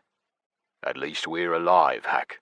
Only every 10th demon lives to the end of his service, or even fewer. Elder Shverk is very lucky." I looked around at the demonic town with interest. My former ally Despot might have been born and raised in a town like this. The houses were mostly just 1 floor, but still tall enough to compare to a 3-story human house. Some were stone, others, the smaller ones, low and wooden, but everywhere the color black dominated with undertones of gray. I saw no fences anywhere. By the door of one building stood a strange cart that looked like a miniature ancient steam engine. On the whole, it all looked relatively normal, not counting the landscape, the colors, and the building materials. The settlements in Moongrove had looked far stranger. "We're going to go find Karas," Teeland said hotly. "I'll talk to him. Explain that I can't lose my last son too for the sake of his whims. I'll tell him straight. Sorry, Master Karas. With all due respect, Hakar means too much to me. If you need those meager scraps of chow so badly, then kill me, but don't touch my son. Yeah, that's what I'll tell him." As I listened to his muttering, peppered with sighs and lamentations, I decided not to beat around the bush. "Father, what do you know about the Coals of Hellflame?" "What?" Teeland stopped and stared at me in confusion. "Are you feeling all right, Hack? You look unusual. Even your stride has changed. Did you fall by any chance? Hit your head?" "I sure did. Nearly broke my horns," I confirmed, grabbing onto the convenient story and rubbing the back of my head for effect. "That's why I came back." "Good thing you didn't lose consciousness," he muttered. "Our people came back from Crooked Canyon early. They say they saw a pack of inrogues, and their alpha had 5 yellow stars. Can you imagine? Bad news. An ill omen. Why? Teelan's eyes widened. The part of the street we'd stopped in was empty, but 30 yards away a group of devils with pickaxes over their shoulders was walking our way. A little succubus was making faces at me out of a window on our right, and on our left a bare-chested demon with a broken horn was fixing a roof. A spiny hyena dog like the one I saw beneath the walls scampered along the street, sniffing at the air. Lower your voice, hack, the tiefling hissed. There will be trouble if someone hears you. Is it some taboo subject, Dad? The Coals? Quiet. It's not about taboo. You're asking something that even a newborn demon knows. The Coals of Hellflame are what give us all warmth and the light reflected by the sky. There are only 3 coals, and each sits in the capital of a dominion. Come on, tell me their names. Let's see if you remember that much at least. The Ruby City, I said, naming the only one I knew. Right. Teeland nodded his approval. That's the capital of our dominion, whose lands spread beneath the feet of great Prince Belial. What about the others? I forgot. The opal and granite cities belong to great princes Asmodan and Diablo. Does Lucius have one? No, but he doesn't need one. The power of the 3 coals is enough to heat 100 infernos. The tiefling shook his head anxiously and rubbed his right horn. Let's talk to Karas and then go straight home. You need to rest and recover, hack. Wait, Dad. Is the Ruby City far from here? Oh, leave it alone, Hakar. Teelan's voice took on notes of steel. How many times have I told you? You can't get there. The void is full of beasts. Our chaos metal reinforced walls are all that keep them out of the nest. The monsters try to keep away from the metal. But as soon as you go even 1,000 ells away from them... Are the beasts the only problem? How did they end up in the Inferno anyway? Teeland didn't answer, just took me firmly by the elbow and pulled me further down the street. Only once we passed the work crew of devils with pickaxes did he speak again. Once we solve the problem of Karas and get home, I'll make you read the Great Exodus again, son. You'll relearn that the primordial ground of the Inferno was created out of nothing and carried from Disgardium along with all the demonic peoples and all the flora and fauna subject to the influence of chaos. In the meantime, I'll tell you why you can't reach the Ruby City you're so eager to get to, so you can put the idea out of your mind once and for all. It takes 30 years to reach the capital of the Dominion. 30 years on foot? Damn, even with flight that would take nearly a year. Nether. As for the Inrogue Alpha with 5 yellow stars, as if the pack wasn't already dangerous enough, now our gatherers will have to be twice as careful. The old man's voice shook. Beasts as strong as that don't just show up out of the blue. Perhaps a mortal soul has descended into our lands, and now all the beasts for 1,000 miles around are streaming toward the nest. We're here. Releasing my arm, the old tiefling turned to the house by which we'd stopped. Even to me, unfamiliar with life in the Inferno, it was clear that the house belonged to rich demons. It was 50 feet tall, with huge windows and a roof of chaos iron tiles. I could tell the metal by the gleaming sprinkling of crimson in it, as if the roof had been sprinkled with chili powder. "Master Karas!" Teeland shouted. "Master Karas!" He kept on shouting, paying no mind to the demons that came out into the street to watch. Even the devils with their pickaxes came back, surrounded us, and chattered in bleating voices. "Has old man Teeland lost his mind?" What business might he have for Master Karas? Oh, Master Schwerk will cut his horns off. While Teeland shouted at the top of his lungs, I inspected the devils. Unlike scaly demons and red-skinned tieflings, these were covered with thick, harsh fur from head to toe. Their horns were straight, not twisted like a ram's. All the devils had beards, and enough hair on their chests to weave into braids. They were taller than me, but not quite the height of the demons I'd met. Judging by the games and what I'd seen here, demons were the dominating race, and the rest obeyed them. I also figured out where the monsters I met in the pitfall were from. Apparently, they were local mobs. The only question now was the name of the town. Tiefling Nest, not the most suitable for a place settled with demons and devils. While we were walking, I even saw a succubus and an imp, but no tieflings. Finally, the house door crashed open and a heavy-set demon emerged, yawning and lazily scratching his belly. The ends of his horns met above his head, a lot smaller than Despot's. He must have been young. Of all the inhabitants of the Inferno I'd seen so far, this one seemed the best fit for a rival. I wondered, could I defeat him? Opening his mouth and breathing out a flash of flame and smoke, the demon nodded a question. Someone wants disincarnating? Master Karas, I have business with you, Teeland sputtered, now looking far smaller. Glory to the Dominion. Glory to the Dominion. The demon approached, and I saw a star gleaming with white fire on his left horn. Who are you, tiefling, and what do you want? His eyes moved to me, narrowed. And you, Hakar, why are you here? Do you have my chow? Karas, demon, white stars, 1. That's what I'm here to talk to you about, Teeland said, raising his voice but staring down at his feet. Master Karas. Well, don't mumble. In the name of all the great princes, spit it out. And you, Hakar, if you've come here empty-handed, then prepare to be disincarnated. No. The tiefling's voice cut off and turned to a wheeze. He coughed for a while, then bleated. For Belial's sake, Master Karas, have mercy on my son. I lost my wife and 6 sons in the void. Hakar is all I have left. He's the only thing keeping me going. If you've really decided to disincarnate him for a few crumbs of chow, then take mine instead. Oh, I will, the demon chuckled. He grinned, glancing at the crowd gathered around us. Did you all hear the old tiefling's words? He offers his own life in exchange for his son's. Glory to the Dominion! Shouted the devils, demons, and one imp hopping around excitedly. The imp cackled. Old Teeland chose his fate himself, Master Karas. I have the right, the demon roared. You have the right. For the Dominion. I watched what was happening in amazement as it morphed into some kind of frenzy.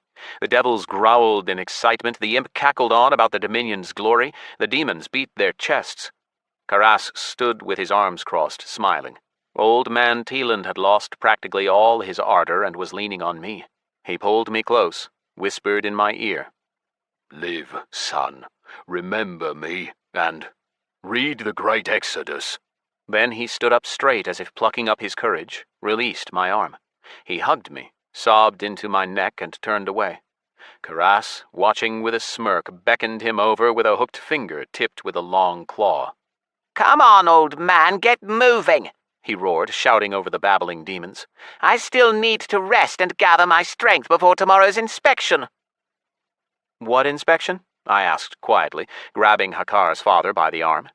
Turning, he looked at me in confusion, then nodded. A recruiter is coming to the nest tomorrow from the 13th Legion, the weakest in the Dominion. Nobody wants to serve in it, so they take fighters from the sticks. In big settlements, the recruiters take the strongest young demons with at least 1 star for service to the Dominion and pit them against each other. But in our town, there's only 1 demon with a star. 1? Karas? I nodded at the demon. Is the place where they serve the Dominion far from the Ruby City? Hey, old man, another second and I'll take both your lives. Glancing at Karas nervously, Teeland jabbered quickly. Further than from here, but they don't even let our kind in. All the same, little hack. Warriors of the Legion are afforded much, including access to the Ruby City. If you decide to follow your dreams after all, then save up chow and get a star. Legionnaires are allowed into the capital on leave. A path is opened for them through the void. Old man! Karas, tired of waiting, walked over to us and grabbed the puny tiefling. He took his victim by the throat, lifted him above his head. The old man started choking. Damn demon! I already felt bad for Teeland over Hakar, and now he was about to die because of me. I couldn't let that happen. Master Karas! I touched him on the shoulder, barely reaching it, but even that light touch stunned the demon. Wow, I had to be more careful. Karas stared at me in amazement and muttered, Enough tearful goodbyes. You're a big boy now, Stinkling, and your father has lived his life and honorably sacrificed his incarnation for the glory of the Dominion. So if you don't want to watch him give up his chow... His fingers tightened. Teelan's tongue lolled out, his wheezing stopped, and only occasional gasps and twitches told me he was still alive. "I'll bring you everything I owe you, Master Karas. Have mercy on my father and give me until morning." Everything you owe? The demon chuckled. He didn't release Hakar's father, but loosened his grip enough to let the old man noisily suck in a breath. All of it? 1,000 particles? "Yes, 1,000 particles," I confirmed. "If I don't bring it, then I'll give you my chow." And I'll take the old man's life, too, the demon murmured, dropping Teeland. Stepping over his writhing body, Karas leaned down over me until his smirking face was within an inch of mine. Spraying smoking spittle, he roared. I won't wait until morning. The old man will stay in the barn until dusk. If you haven't brought me my chow by then, I'll rip his head off and feed it to the ram crabs. Let me say goodbye to my father, Master Karas, just in case. The void is dangerous. I might not make it back. Don't take too long. The clock is ticking. Losing interest in us, he walked back to the house, then turned around and shouted to the devils, Make sure the old man makes it to the barn. Yes, Master Karas, one of them shouted gleefully. Consider it done, Master Karas, another bleated, standing to attention. Glory to the Dominion, said another, hopping up and down. The demon spat and murmured, Glory to the Dominion. Leaning down to Teeland, I asked quietly, How do I get chow? By killing beasts? He looked at me with such pity that I wanted the ground to swallow me up rather than hold that hopeless, despair-filled gaze. Chapter 13. Such is the demon's path. If I were asked to describe the Inferno, 3 words would have been enough. Gloomy, dreary, dismal. But words like those don't say much about the hilly landscape dominated by fiery shades of red, the strange weather as if sentenced to ever stay the same, the heavy sky hanging like a ceiling right above my head. The only place like the Inferno that I could remember was the area where the ordeal had taken place, though even then the resemblance was distant. Even the Nether had been far brighter, and the moon seemed to have more color than this place. The Inferno was a new game dimension not yet unlocked to players, but playing Dis as a demon? I didn't envy those who would choose that path. Leveling up in an atmosphere this grim seemed like a ticket to depression. A couple of gawkers tagged along behind me as I walked away from the Elder's house, a devil with a shovel and a capering imp who dropped sarcastic comments about how dumb I was all the way to the gates. The tiefling's daddy is done. You'd have to be a dumbass to try to do the impossible to save him. The kid must have hit his head, the devil bleated. He hasn't even got 24 chow. There's no way he'll get 1,000.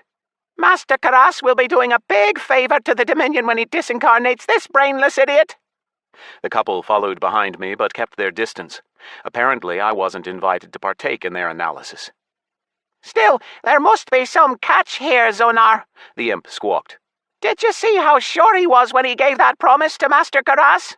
Hold on, the devil bleated, then spoke more quietly. You think he has a secret cache? But why, Tarbas? I don't get it. Why would a starless one hide chow that he could absorb? No, not that. Tarbas, hopping, lowered his voice to a whisper, and the devil gasped. You think this pipsqueak found a vial spring? The imp screeched in displeasure and the voices quietened. I slowed my pace, listening, and my perception let me learn something interesting. What you say? The imp hissed. I looked back. The devil was looking around nervously while his companion kept on talking. Did you get your horns all twisted? Vial springs of chow are just tails, the devil whined. Tail's my tail, the imp objected, stopping. I found one myself when I went out past the first 100 ells. The imp cast a glance at me. I turned away and kept walking. The pair followed. You're lying. I don't believe you. Why didn't you say anything before, Tarbas? I'm not. I swear on Belial's member. Somehow I don't see a single star on your horn, the devil said doubtfully. Because the vial spring was small, Tarbas the imp hissed even more angrily. Just 20,000 particles. Those were hard times. Almost all of it went on living. 20,000? Zonar whistled. That's a mountain of chow. Ha! There are some springs with easily enough for a yellow star. He said something else, but I didn't make out a word. Turning back, I saw that the devil and imp had stopped and were arguing furiously. A vile spring of chow? I mentally rubbed my hands. That would make a great explanation if there were questions later about how a small and weak tiefling had gotten so much of the valuable resource. Now all I had to do was get some chow. I couldn't wait to test out my strength on the local mobs. If this was the sandbox and the minimum level the players would start their demonic lives with was 700, then in theory, I would have gotten along fine here even if the buggy system hadn't used my million-strong stats as a base when it sent me to the Inferno. The gate guard, a demon who must have been hundreds of years old, judging by his horns, waved a hand at me. Back to the void, little hack. Does your father know? Karas locked him up, I sighed. He said he'll take his chow and mine if I don't get him 1,000 particles. 1,000? The demon gasped, then scratched his head. Well, he has the right, but the town will remember this and put him in his place if it comes to that. Glory to the Dominion. Glory to the Dominion. I went quite some ways out of the tiefling nest, but didn't see a single mob. The spiky two-tailed hyenas that sniffed the earth at the base of the town walls turned out to be pets, marked green as friendlies. Teeland had said that chaos metal scares beasts away, so I kept on walking, looking for a potential source for farming chow. Incredibly, cartography wasn't leveling up, even though I was exploring a whole new world. Maybe it was because the Inferno was cut off from Dis, or maybe because I was in a sandbox where the skill wouldn't level up. It didn't matter for now, anyway. The important thing now was to get out of the boondocks. 30 years on foot to the Ruby City was too long, even with flight and clarity. While I made my way there, Eileen would take over Corinza, the destroying plague would conquer Disgardium, and some alchemist would invent a frost-resistance potion, and there'd be no more point to this caper. To get out of the nest, I needed to get recruited into the Legion, and that meant getting at least one white star. I had no way of knowing what might happen after I earned a place in Belial's army. There was no point in guessing, but old man Teeland had told me the main thing. Legionnaires were allowed on vacation to the Ruby City. That was all I needed to know for now. I looked around, studied the land all the way to the horizon. Not a single living, demonic creature. Although I felt an unpleasant gaze on me. 2, even. The hairs on the back of my neck stood up and my skin raised in goosebumps. Continuing impassively on my journey, I reached a thicket of strange bushes with long, meaty leaves, walked into them, and disappeared into stealth. Then I slowly emerged from the opposite side, trying not to disturb the branches, and quickly flew 20 yards away. The feeling of eyes on me fell away. I hovered in the air for 5 minutes, then finally saw blurry figures blending in with the ground, like the shadows of 2 tiny clouds crawling along the earth. Only when they were right beneath me could I properly make them out. The imp and the devil that had followed me to the gates. I slowly landed behind them. If they spotted me, then at least the tiefling Hakar would be on the ground and not in the air. He surely found the vile spring, Tarbus the imp squeaked. You saw how confidently he was walking, didn't you? I feel it in my tail. He knows exactly where to go. If not a vile spring, then he definitely has something hidden somewhere. Bullshit. The devil jumped up and down, inspecting the bushes where I'd disappeared. I think the kid just decided to wait until Master Karas leaves for the Legion, then come back. Enough of this, let's head home. No way, Zonar. You go where you want, but I'm following him, and when he reaches his vile spring, heh. I don't like this, the devil muttered. That boy is just about to lose his father, and now he has you to deal with, Tarbus. The imp jumped from foot to foot indignantly, snarled. Don't anger the prince. Look at you, goody two-hooves. The law of chow is simple and strict. If you're not strong enough to defend yourself, then your chow must go to someone stronger. He stopped jumping up and down, whispered hotly. What if there's 1,000,000, buddy? We'll split it all 50-50. We'll each get a star and sign up for the Legion. That's our dream. Do you want to betray our dream because you feel sorry for some stinking tiefling? I don't feel sorry for him. Heh, as if. The devil straightened his back, clapped the imp on the shoulder. Come on, we'll fall behind. Even if he doesn't have anything, there's a little chow in him, right? The devil guffawed and the imp giggled. Bastards, I thought indignantly, although Hakar had died because of me. Leaving the devilish dreamers behind me, I flew back into the thicket, came out of stealth. I walked noisily out of the bushes back the way I'd come, toward Zonar and Tarbus. I made sure to jump and whistle as I walked, smiling from ear to ear as if I'd found treasure. Or a vile spring of chow. Or a cache. I hadn't decided yet. "Oh, hey there," I said. I didn't know whether Hakar knew the devil and imp's names, so I just waved.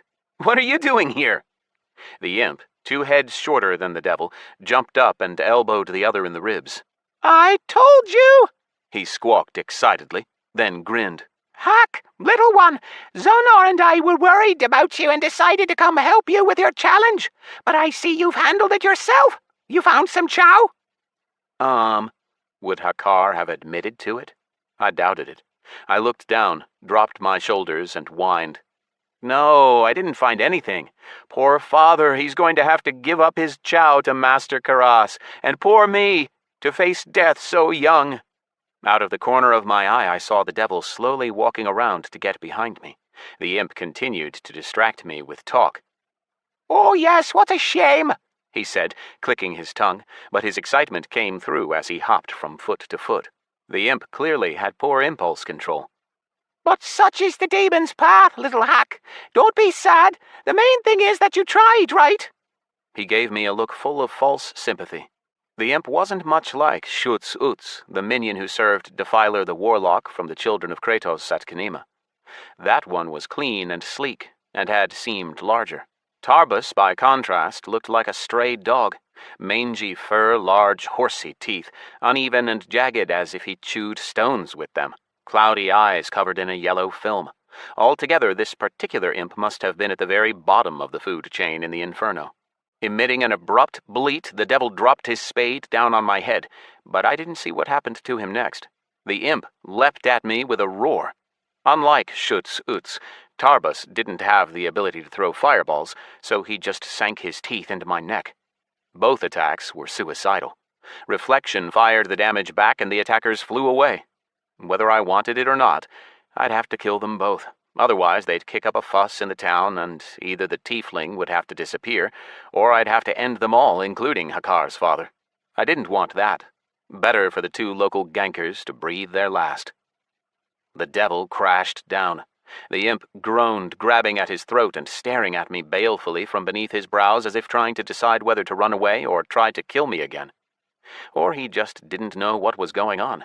I took a step toward him and he crawled backwards, his eyes locked on me. "Tarbus," I said to him, "is that how you decided to help me? By ending my suffering? Well, thanks for the help, and most of all for the new knowledge. Now I see that the Inferno is no different from my world. There are good people, good sentients, and bad ones. Bad ones like you." "What? What are you talking about?" the imp wheezed, staring at me through his filmy eyes. "You managed to absorb some chow, Hakar? Have mercy! Zonar and I have a dream. We just wanted to get into the Legion and serve for the glory of the Dominion. Sorry, but we have no chow, and it won't do you any good to kill us." "Oh, little Tarbus, don't you see? I don't need your chow. I'm not of your world." Understanding flickered in his eyes, the pupils lighting up with fire. A wave of hatred flooded through me. But when the imp spoke, he fawned, trying to curry favor. "What? Not a demon? But how? Who are you? You're kidding around, right, Hakar? I remember when you were a little baby. Such a cute and funny little tiefling. I see you've been lucky enough to find a vile spring, so why not?" Whoosh! The hard spike at the end of the creature's whip-thin tail suddenly hit me right in the face. Equanimity hadn't worn off yet, and the eye he hit was undamaged, but Tarbus's own eye burst and oozed down his face. The imp screamed and grabbed his face in pain. Behind me, the devil began to climb to his feet, swearing profusely. He didn't seem to know what had hit him, and now he looked around in confusion. "What happened, Tarbus?" Then he looked me up and down. "The kid is alive? Why?" Zonar moved his astonished gaze from me to the agonized imp, who groaned, his hand pressed to the gaping wound of his eye. "That ain't Hakar! It's a mortal!" What? the imp spluttered. Have mercy! We'll repay you! I don't know what you need, but please have mercy! We thought you were Hakar! We just wanted to achieve our dream, get a little chow for our first stars! I shook my head. So if you knew how strong I was, you wouldn't have attacked? Were you possessed by the devil? I laughed. Convenient. It's okay, imp, don't be sad. Such is the demon's path, after all. The main thing is that you tried, right? The first hammer fist put the rising devil to rest. The second split the imp's horned skull as he tried to cover himself with his arms in horror. My inexplicable anger at the demon dreamers hadn't gone anywhere, and it was a strange feeling.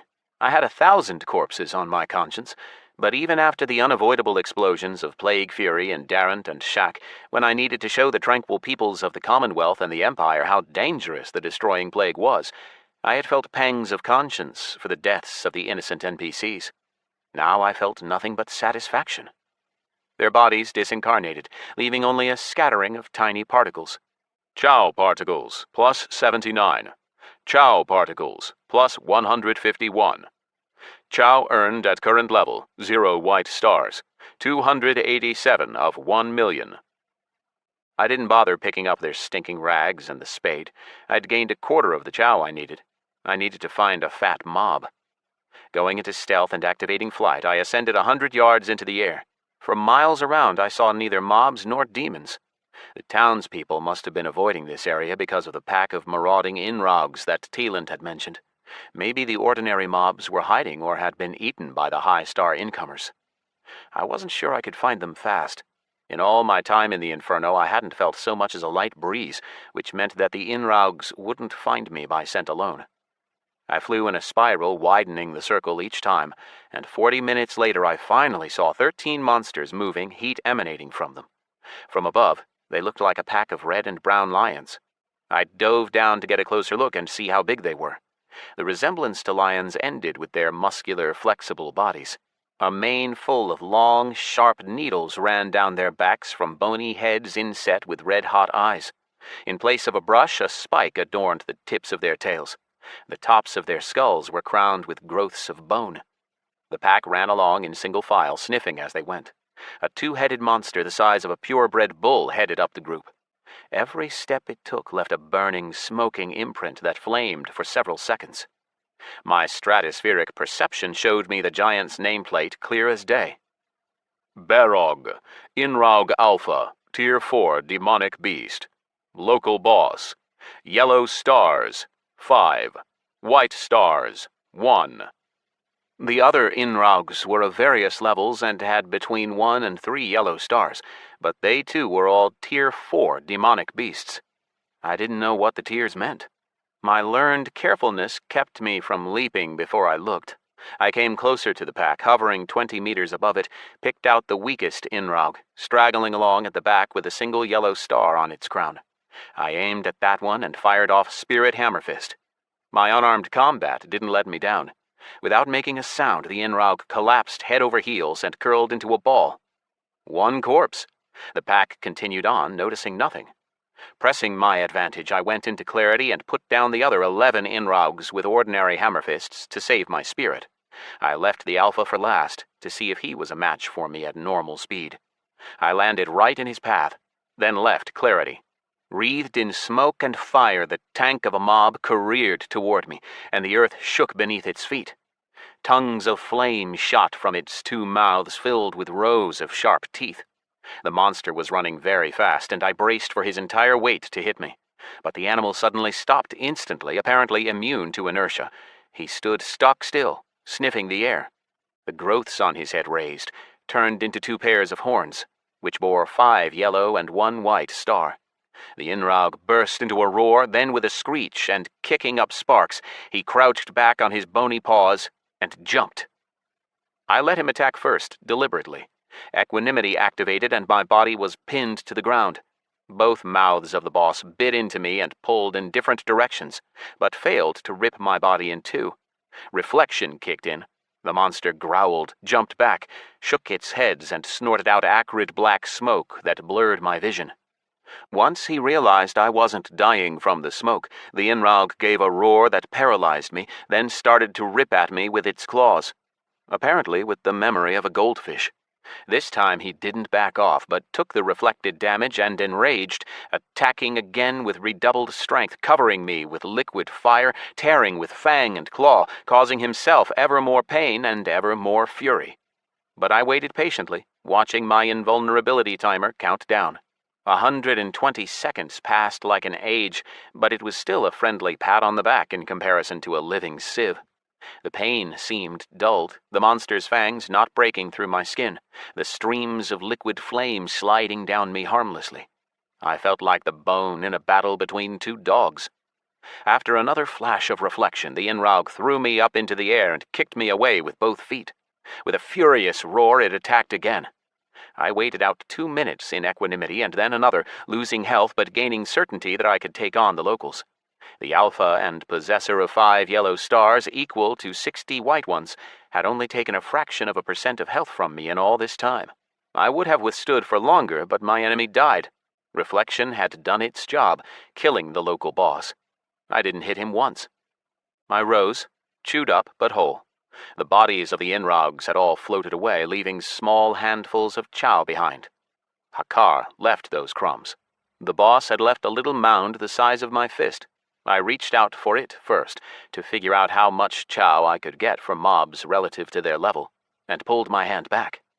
Wait, if there was a lot of chow there, my tiefling would get a star or even several. How would I explain that? No, I didn't want to blow my cover. Digging around in the settings, I found the standard action for picking up chow.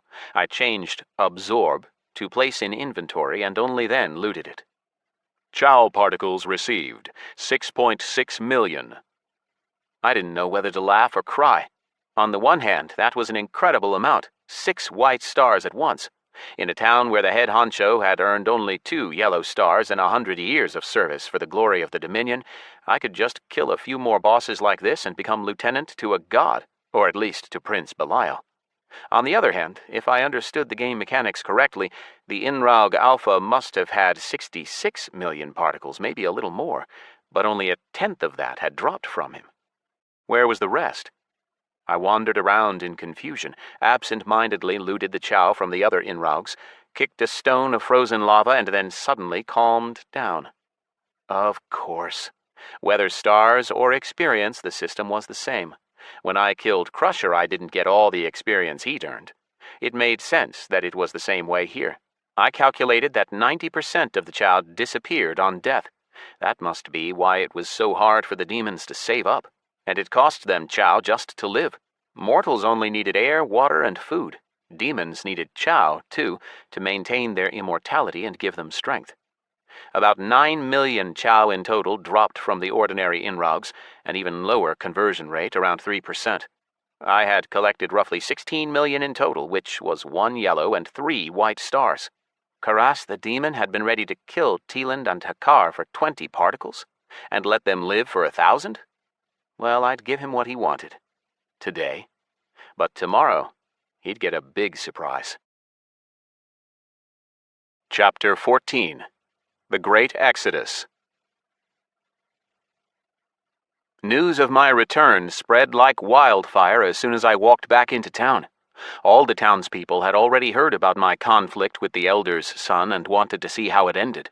They all gathered to watch Karas finish me and Teeland off. Devils, imps, succubi, demons, and even one infernal, like a giant green flame given life and flesh.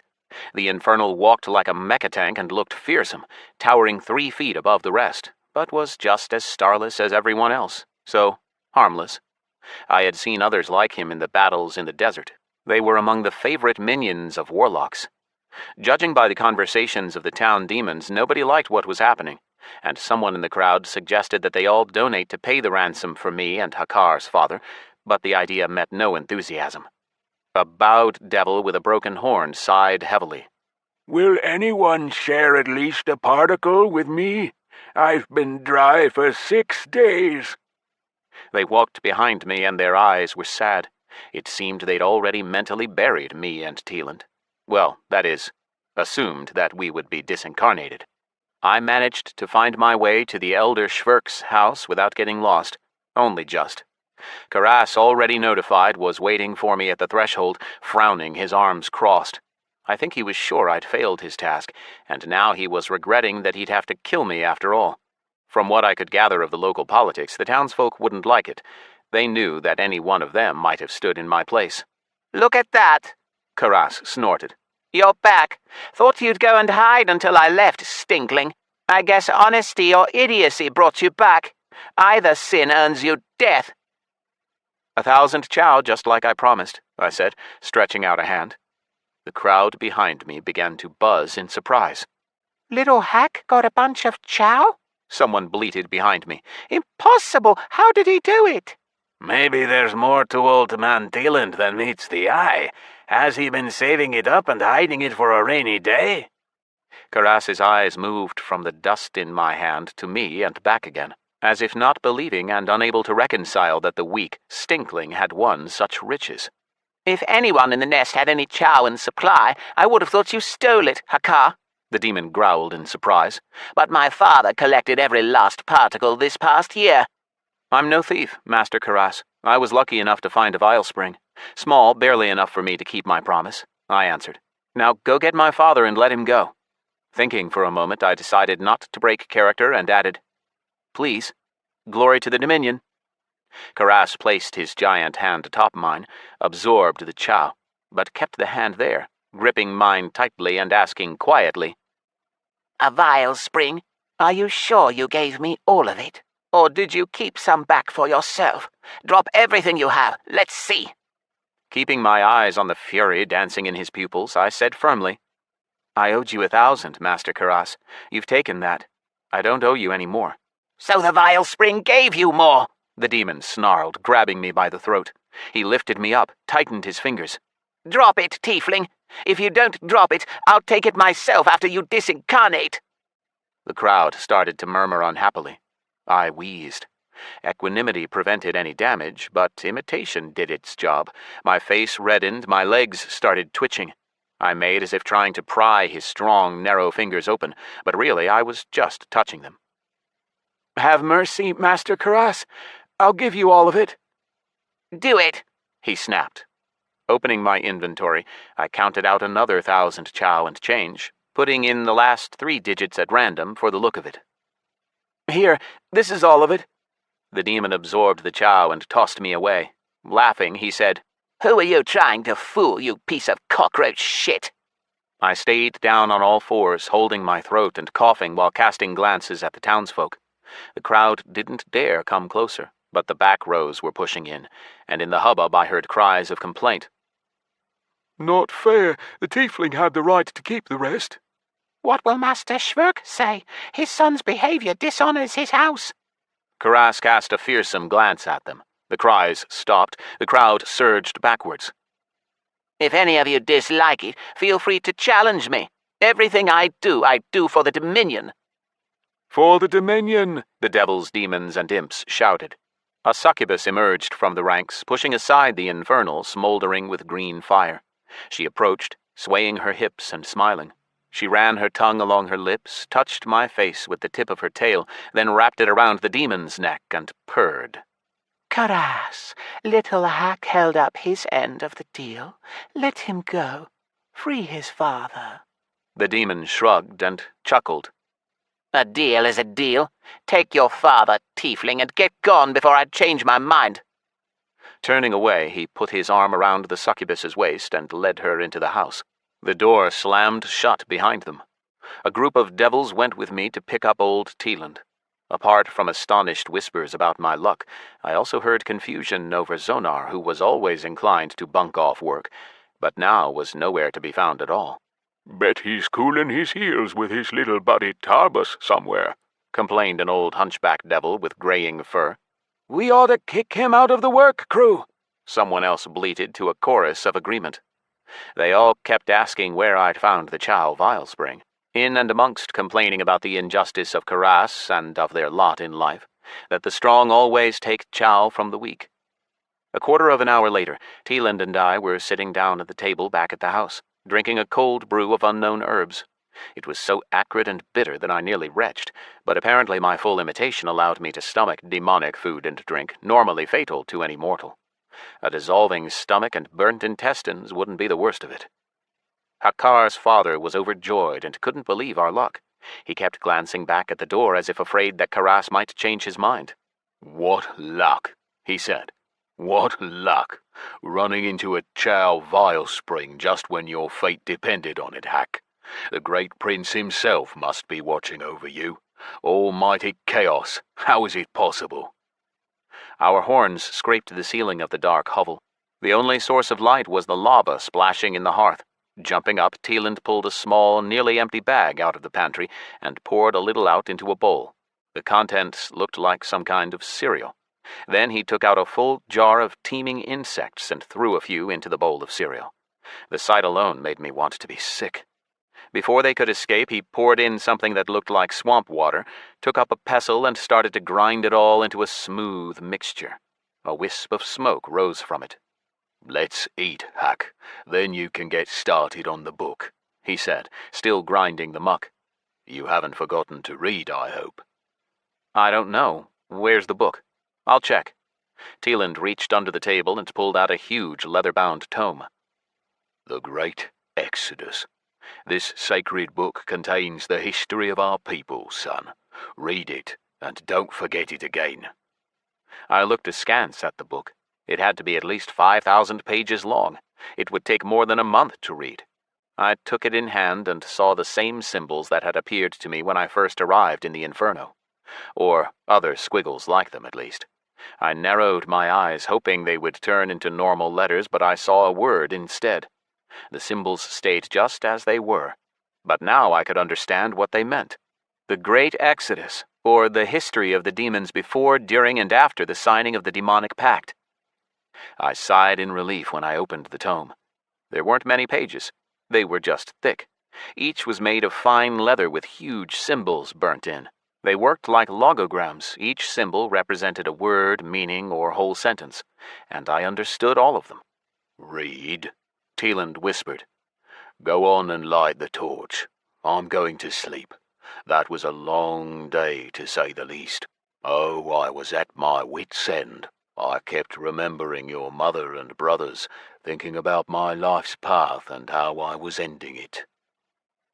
The one-legged tiefling closed the shutters and limped over to the bench he'd been sitting on, gulped down the sickening, crunched-up mass of worms, cereal, and cockroaches, then covered himself up with some rags and fell silent. I shoved his bowl of food away and delved into reading by the flickering torchlight. The annals of the demons were a huge seam in the history of Disgardium. They weren't a separate race, but a multitude of races united under the leadership of a triumvirate of old gods. Their names then didn't strike fear into hearts the way they do now. Back then they were just three among hundreds of others: Diablo, Belial, and Azmodan. The first protected adventurers, travelers, and bandits. The second, merchants, traders, crafters, and inventors. The third united all that made a living from warfare, but also helped farmers and hunters.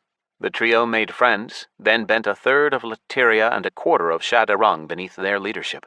Back then, the Thunder Strait hadn't yet split the northern parts of those continents, and the community there thrived, with humans, gnomes, dwarves, goblins, orcs, minotaurs, trolls, ogres, and any number of smaller tribes, all rubbing shoulders and thriving. The protector gods lived among the sentients and ruled wisely and justly. Wild southern tribesmen launched raids against the border settlements of Andara, the largest country of the age in Disgardium. However, under the leadership of Azmodan, the legions successfully repelled the barbarian assaults, and after some time the wild tribesmen merged into Andara and disappeared into its multicultural motley. The country's trio of founding gods began to get bored. Diablo decided to experiment with other dimensions and try to tear the sleepers from their dream, for which Behemoth rewarded him with 1,000 years of banishment to the Great Nothing. Belial, in his careful attempts to test the boundaries of the celestial arbitration's capabilities, nearly lost his divinity, but managed to beg forgiveness from Tiamat. Azmodan, who had already nearly touched chaos, immediately ceased his investigations. Even the strongest gods feared the sleepers in those days. 3,000 years later, the new gods came to Disgardium. Their messengers flooded the world, promising incredible power and riches to their followers. To its detriment, Andara failed to react at all to what was happening at the edge of the world.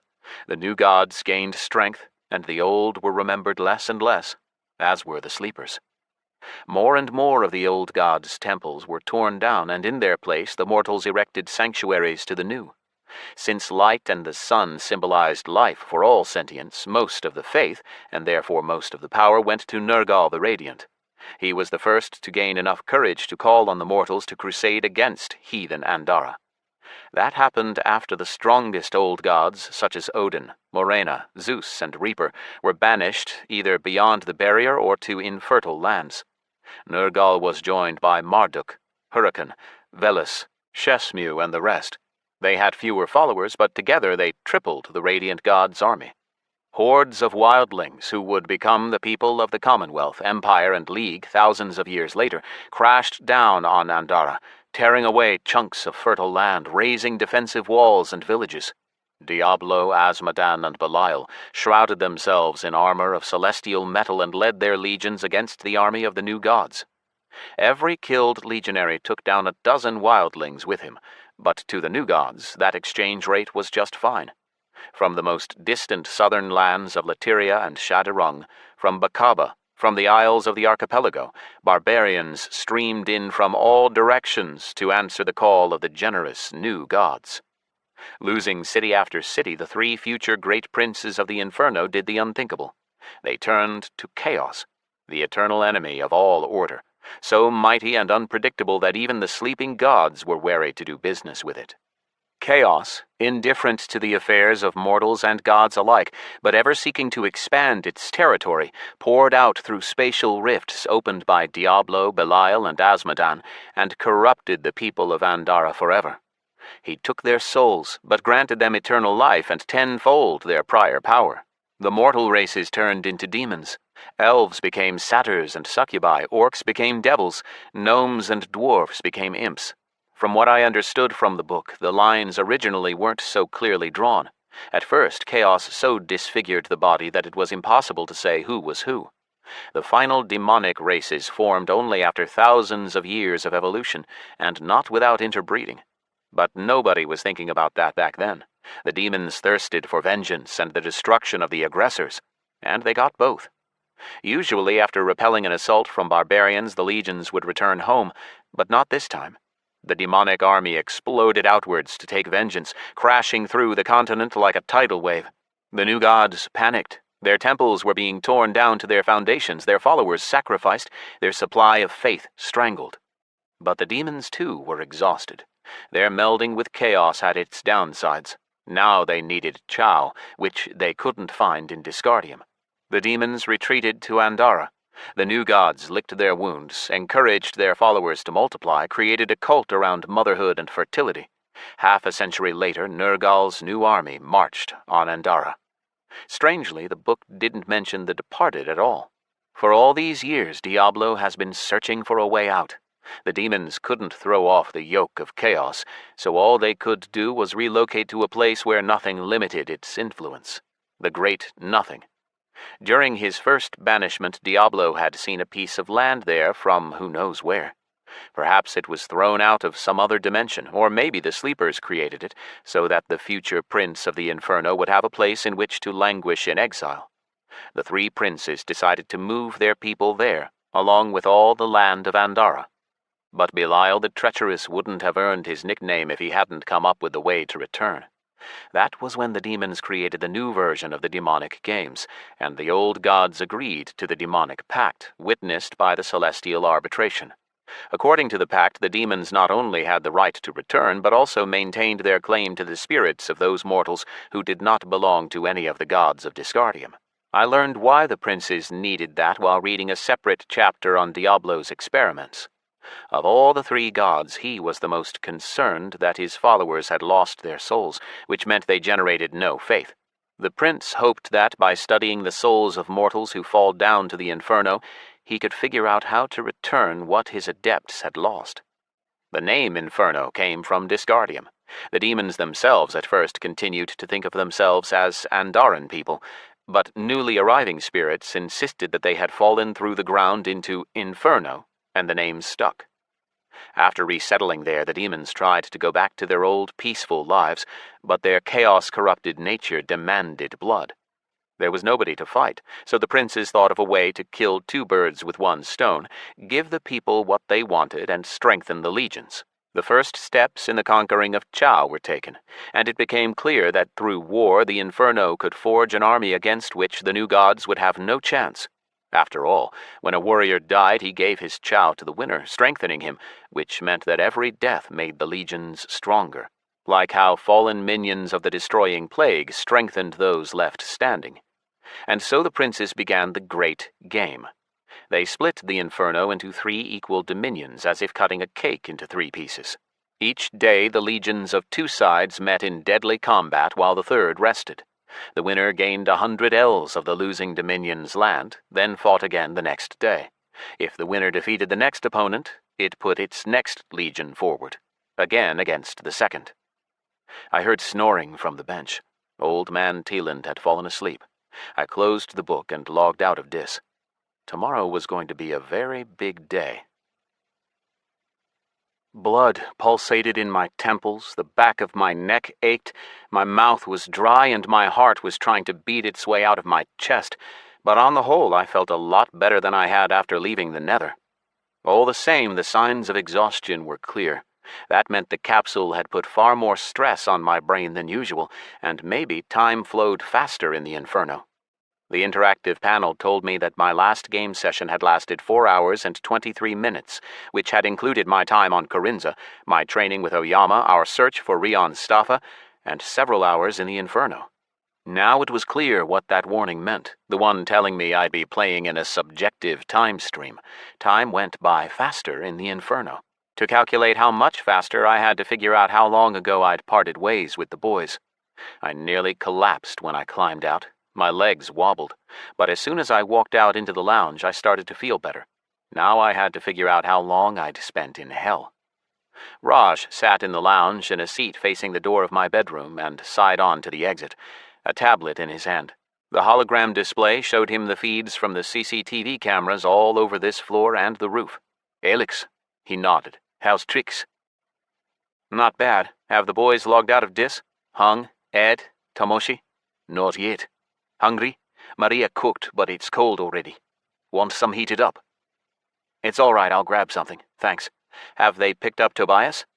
"Sure have. Willie says they're on their way to the base." "I need to contact Toby." Raj tapped his comm and Willie's face came up. What's up, Raj? Willie was concentrating on controlling the flyer and not looking at the camera. If it's not urgent, I'll call you back. Got 2 citizenship districts coming up. Can't risk scraping the borders. Alex wants to talk to Tobias. So talk, the kid's here. "Hey, Alex." Willie's face disappeared and Asser's tired one replaced it. "Did it work?" "Hey, yeah, I'm there, but having trouble figuring out the local time. I didn't mark the time when I got there. How long ago did we split up?" Tobias looked at his comm, frowned. "Around 40 minutes ago. I logged out of Dis right away. Willie was already waiting for me. Hey, I'm worried about the party. You think I should shave my head?" I wanted to tell him that a crew cut was better than shaving it, but didn't have time to answer. There was a beep, and the connection cut off. "Someone started trying to track the line," Raj explained. "Try again?" "No need, I got what I wanted. Thanks."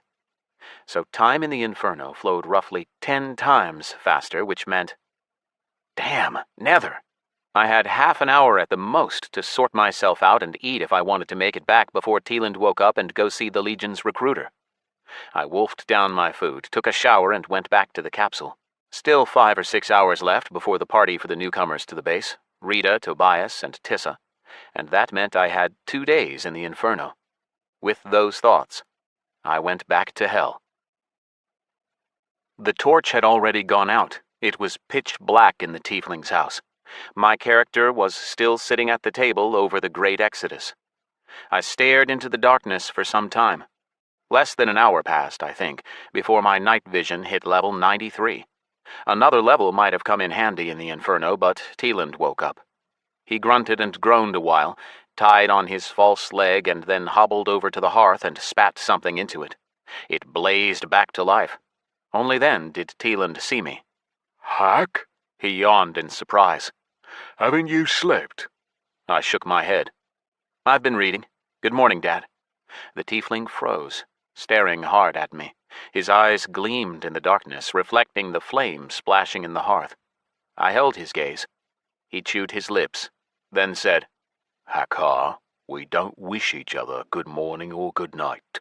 There's no sun in the Inferno, which means there's no time of day. Ha! For a moment there I thought you might not be you, but a mortal spirit in my son's body. Sorry, Dad. My memory is all scrambled. But then, what should I say? He grunted, started coughing. I pricked up my ears in alarm, but sighed with relief when I realized he was laughing. Wish me eternal coal, endless chow, or a constellation upon my horn. People say all sorts of things, but in our family we usually mention chow. A demon might wish you fire beneath your enemy's feet, for example. I'm sure it'll all come back to you. Now eat. He nodded to my bowl uncompromisingly. Its contents had covered over with a crust. The recruiter has no doubt already arrived. We can't miss selection. Teeland and I were lucky enough to be one of the first to arrive. Soon all the inhabitants were gathered in the square by the town gates. They all spoke excitedly, and Teeland explained the reason for the stir. Great Prince Belial takes the best sons and daughters of the Dominion's settlements, but compensates them generously for it. For every white star on the horn of a new recruit, the recruiter gives the elder 100,000 particles of chow. For all the years until now, Shverk has kept it all to help his son. But today, Karas is going to the Legion, which means the compensation will be shared among all. I looked across the crowd, at least 2,000 or 3,000 townspeople. Demons filled the square. Children sat on tree branches and the roofs of nearby houses, some climbing up and sitting on the wall, swinging their legs. The adjoining 3 streets were full to bursting. Soon the din subsided, and the only noise was the howl of the kolkars at the other end of town, those demonic hyenas with spines and 2 tails. I didn't quite see where the gigantic demon came from. He had powerful halberd horns and black wings behind his back that flapped evenly, holding his giant body 30 feet above the crowd. "Clear a circle," he rumbled. Right beneath him, an unseen power pushed the crowd apart, freeing up a space roughly 10 yards in diameter. Those hit by the pressure howled and jostled to get back. Ignoring the turmoil, the demon spoke. "Many stars to you, demons of the nest. I am Prefect Sargatanas, recruiter of the 13th Legion." "Glory to the Dominion!" the crowd roared, even those that had just been groaning in pain with broken ribs. "I will be brief, since the Legion's business will not wait. In the name of Great Prince Belial and Legatus Philotanus, I have the authority to take on new recruits. My Legion requires soldiers." "For the Dominion!" "Precisely. The requirements are simple. At least 1 white star and a will to fight. Any who qualify, step forward. Are there any such here?" "Yes, sir," came Karas's voice above the crowd. Cuffing the other townsfolk aside as he went, the elder's son emerged from the crowd and stood beneath Sargatanas. He thumped his chest, dropped down on one knee, bowed his head. "Demon Karas, 1 white star, 13th Legion Prefect Sargatanas, sir." "That is 1. The recruiter nodded. "Any more?" There are no more. A bass voice rumbled from the back rows. Take Karas, Prefect, and give us the compensation. You have a lot to do. Why drag it out?" "Just 1? Sargatanas asked with a grimace. I absorbed 1,000,000 particles of chow and a notification popped up. Attention! According to the hierarchy of the Inferno, the body you have imitated will change when you absorb a certain amount of chow. Imitate positive effect? Without thinking, I agreed. Another notification sprang up. First white star earned. Plus 100% to all base stats. With no idea what was happening to my body, I still felt the white star cut into my left horn and light up. I already felt pretty confident, but with my insanely high stats now doubled, I felt like Superman. Hulk smash! My body trembled, my newfound chaotic power yearned for release. In the meantime, the recruiter roared, Tiefling nest, you pathetic parasites who have nurtured only one suitable warrior in a year. You are useless to the Dominion. I ask for the last time. Is there nobody else? And then I raised my hand. Sargatanas noticed at once and chuckled. There we are. Come here, tiefling. Out of the corner of my eye, I noticed Teelan's jaw drop as he stared at my horn. Give me your hand, Dad, I whispered. He obeyed, his mouth still open, and I handed him 3 million chow. Save it. You found more chow after all, he whispered, stunned. Good luck, son. Good luck, little hack. Those last words he said to my back. Pushing aside the stunned demons, I forced my way out into the circle. Present yourself, the recruiter barked. I dropped to one knee, saluted with my fist to my chest. Tiefling Hakar, 1 white star, 13th Legion Prefect Sargatanas. The recruiter rubbed his hands and smiled widely. Wonderful. He landed between me and Karas, who was staring daggers at me, embraced us both and pulled us in so tight that our ribs crunched. Pulling away, he touched our horns and chuckled. Are you ready? Yes, 13th Legion Prefect Sargatanas, we answered in unison. Then may the selection begin. Glory to the Dominion. Chapter 15. Fresh Meat. It was as if all the townspeople lost the gift of speech after I, or rather the tiefling Hakar, decided to sign up. Everyone froze. Even those spiky hyena-like kolkars stopped howling and yelping, as if someone had put the world on pause. And then it sped back up with a gallop, a cry of astonishment rolling across the crowd. I kept my cool, looked around. Some particularly sharp-elbowed devils had made their way to the front row and were bleating in whispers. Unable to restrain the excitement, an imp jumped from foot to foot and screeched until he got a slap from a succubus. The children, if they could be called that, chattered joyfully, little implings, devil kids, and incubi boys. One of them waved his arms so hard he fell out of his tree branch. Even the infernal, towering in the crowd, seemed to be shining brighter than usual. It seemed as if the heavy shroud of the sky was also colored by the town's surprise, turning livelier, friendlier. The spiky hyenas cackled ignorantly in the distance, but most of the noise came from people happy for the young tiefling. He represented a miracle and gave hope that anyone could get away from this pathetic excuse for an existence. I ask for the first and last time, the recruiter said. Demon Karas, Tiefling Hakar. If you wish to refuse selection, you may do so only now. Later you will be recruits of the Legion, and must do all that I order. Your decision, Demon Karas. I do not refuse, Prefect Sargatanas. Glory to the Dominion. Tiefling Hakar. No, I don't refuse. Glory to the Dominion, Prefect Sargatanas. Good. The recruiter looked at the townspeople. Relatives of Karas and Hakar, I give you one last chance. You have the right to veto the entry of these 2 boys. Speak now or remain silent until the selection ends. Both Teeland and Elder Shverk, Karas's father, remained silent. Then Sargatanas floated back, jabbed a claw into the air, and drew a circle. The crowd that surrounded us was pushed back another couple of yards, causing a ripple of fresh groans and cries of pain. It occurred to me that if the townspeople all attacked the demon at once, he'd still take down every last one of them. I looked Sargatanas up and down again. The book said that all the demons had been orcs, elves, and so on.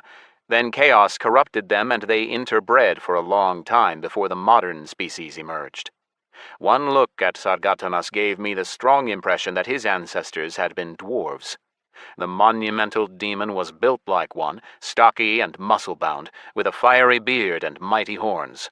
At the same time, he was 10 times the height of any dwarf. Sargatanas, demon, prefect of the 13th Legion, dominion of Belial. Orange stars, 3. Yellow stars, 7. White stars, 9. My fists itched to test themselves against a demon of such power, but common sense won out. Why bother? With luck, tomorrow I'd be fighting for Belial's dominion against Diablo, Lucius, and Asmodan. May the selection commence, the recruiter declared. Glory to the Dominion! Glory to the 13th Legion! The worst legion in the Dominion, someone in the back row crowed, a devil judging by the bleating voice. Dead silence descended. I mentally said goodbye to the daring devil, but against all expectations, the recruiter didn't take it as an insult. The last in score, but not the worst, Sargatanas argued. There have been times when our legion rightfully carried the title of first. 1,000 years ago? An imp from the first row cackled. Wow! Quiet, Sargatanas barked. The strong legions do not send recruiters to this shithole. Be thankful that at least the 13th still remembers you. Otherwise you'd rot away in solitude. Now not another sound during selection. He raised a hand and slowly ran it through the air, turning all the way around. A red cage flashed up around us, each cell in its walls a hexagon. It grew, twisted, formed a dome above our heads. Why had the recruiter created it? To protect the crowd, or to keep us from escaping? As if reading my thoughts, Karas cast an appraising glance at me. Looks like we're fighting a beast, Hakar. That means now is the time to forget any grudges and fight shoulder to shoulder. You get what I'm saying? Kind of. We won't survive unless we stick together. Sargatanas returned, barked. Do not listen to him, tiefling. He will stab you in the back, and rightfully. Naive and trusting fools have no place in the Legion. I nodded. The recruiter chuckled and addressed both of us. He spoke quietly. The crowd froze and pricked up its ears to hear better. In ordinary circumstances, I perform a more thorough selection process, he murmured, but that requires at least 4 candidates. What's he saying? I heard from the back rows. The same devil that dropped the unflattering comment about the 13th Legion piped up again, relaying Sargatanas' speech back to those who didn't hear it, and then the recruiter took off into the air and growled. Shut up, you pathetic demons. You mildew on the land of the Dominion. You barely scraped together 2 single-star weaklings, and now you dare interrupt me and disturb the selection process. You, he pointed a finger at the misbehaving devil. You brought this on yourself. I warned you. The devil who had earned the recruiter's attention crouched down, pulled his head into his shoulders and tried to hide in the crowd, pushing his way backwards. It didn't help. Sargatanas crooked a finger and the troublemaker flew out of the crowd as if magnetized. The devil's legs bent, his hooves dragging on the dusty ground. He spun his head in search of protection. Have mercy! I'll be quiet, he bleated. All my life, I'll be... An unseen power raised the devil above us, twisting him like a ram's horn and tied him into a knot. The agonized bleating cut off in a splatter of blood and a crunch of bones. Karas and I were covered from head to toe. The elder's son licked his lips and snarled, absorbing the fallen specks of chow. Sargatanas didn't bat an eyelid, just continued talking, this time emotionless and even a little tired, as if the ritual bored him. Maybe it did. The demon might have performed it 100,000 times before. Today, the selection is simple. I will summon an imprisoned fighting beast from one of Prince Asmodan's legions. Considering the pathetic weakness of our fresh meat, the opponent will be matched to their strength. There are no 1-star beasts in the legion, so Tiefling Hakar and Demon Karas will fight an ordinary ass with 3 white stars, used in Asmodan's army as a beast of burden. Recruits, the rules are, the selection ends when there is only 1 demon left alive of the 3 of you, including the ass. You can use any weapons or chaotic abilities you have. May the selection commence. A flickering crimson rift sprang up in the center of the circle as a common ass fell out of it, braying. The creature could have terrified even Flagrey and Nega in a nightmare. Sargatanas himself, after summoning the creature, flew up above the dome. The crowd instinctively moved a couple of steps back from the protective cage. A two-handed sword materialized at Karas's back, and he drew it, holding it before him and taking a defensive stance. I stayed where I was. I knew I had to be careful. Very careful. What did I know about tieflings? The race was unavailable to players, and I couldn't remember ever seeing a tiefling in Dis, but from what I knew, they were skilled spellcasters, not fighters. If there were tieflings in the legions of the Inferno, then I'd have to watch them closely to figure out how to act like one. But right now, I had to improvise. I didn't even have any weapons. The hellish ass was half again the size of an ordinary one, and was covered all over in a segmented gray shell. Thick smoke belched from the chinks in its armor. The monster's eyes were anthracite black, with no pupils, and its crocodile mouth could have snapped my tiefling body in half. Chaotic Ass, Tier 5 Demonic Beast. Battle Beast of the 8th Legion, Dominion of Azmodan. Imprisoned by Sargatanas. White stars, 3. "Go on, Karas," said a voice ringing loud above the heads of the crowd. I glanced to the side and saw a mighty demon, his face crisscrossed with scars. Elder Schwerk. "Kill it, son." Karas! Karas! The crowd chanted. The ass seemed disoriented, shook its head. In Karas's place, I would have already taken advantage and attacked. I didn't know what he was waiting for, still in his defensive stance. Sticking to the legend of the magical abilities of tieflings, I stepped back, trying to keep out of sight of the hellish beast. Karas noticed my movement, took a barely noticeable step backwards himself. The demon's grip on his sword was so tight that his knuckles were white. And his hands were shaking. What? Was he scared? "Fight, Karas!" Schwerk shouted, displeased with his son's behavior. "Do not dishonor me." Roaring, Karas charged at the donkey, swinging his sword as he went. The beast backed off, crouched down, and... The ass fundamentally changed my perceptions of my fellow demons. An instant before Karas's strike, the creature transformed. The front became the back, and the back became the front. Pressing down on its front hooves, it clenched its back legs and then kicked out sharply, smashing into the demon's chest. Crunch! Karas gasped mutely, widened his eyes, and flew back first into the wall of the cage. Grunting, he slid to the ground and went limp. The sword fell from his hands. His health was in the red. An ordinary ass might have stopped there, but this one roared and ran for the demon, inclined to finish him off.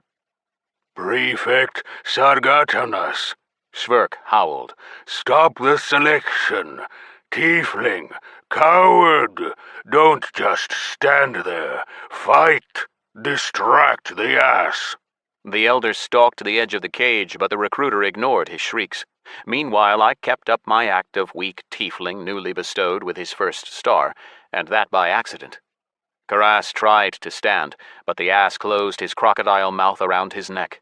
The demon croaked and stamped his hooves. His life drained away along with a stream of blood from his neck. 11%. 10%. 9%. Pressing Karas down with a hoof, the creature bit still deeper, growling and tearing off scraps of flesh. "Hakar, I beg you."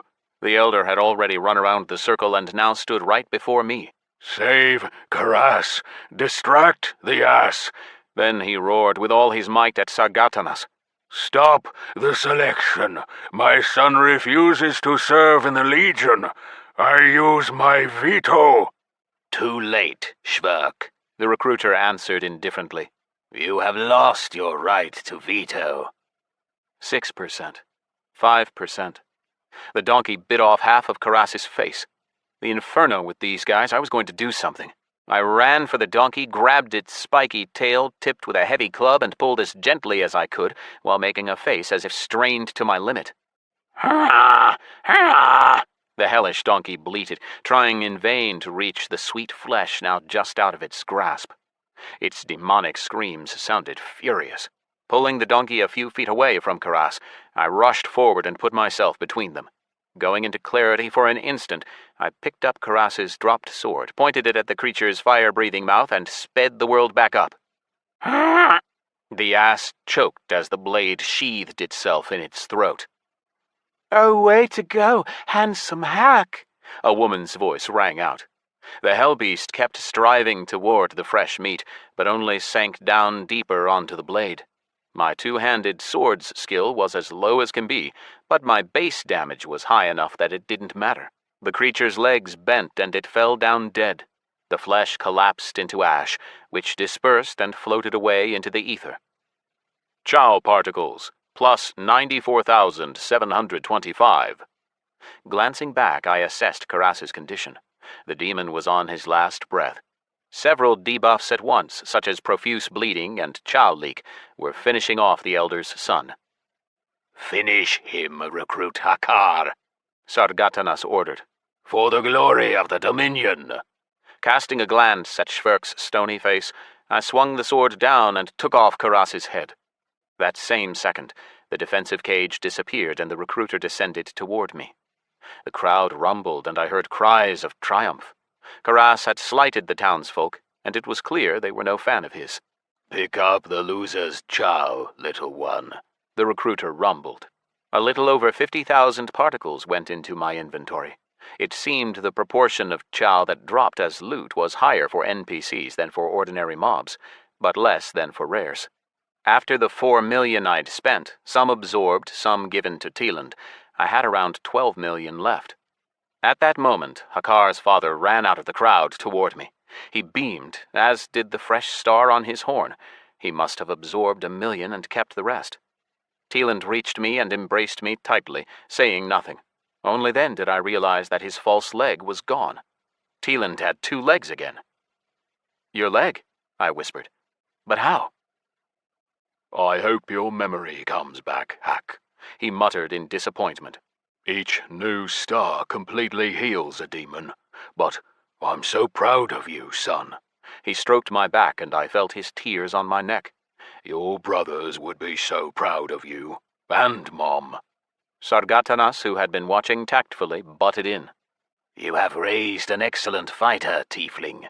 The recruiter clapped Teeland on the shoulder, nearly sending him to the ground, then turned to the crowd. Denizens of the nest, for the first time in all my visits to this pit, I have not come in vain.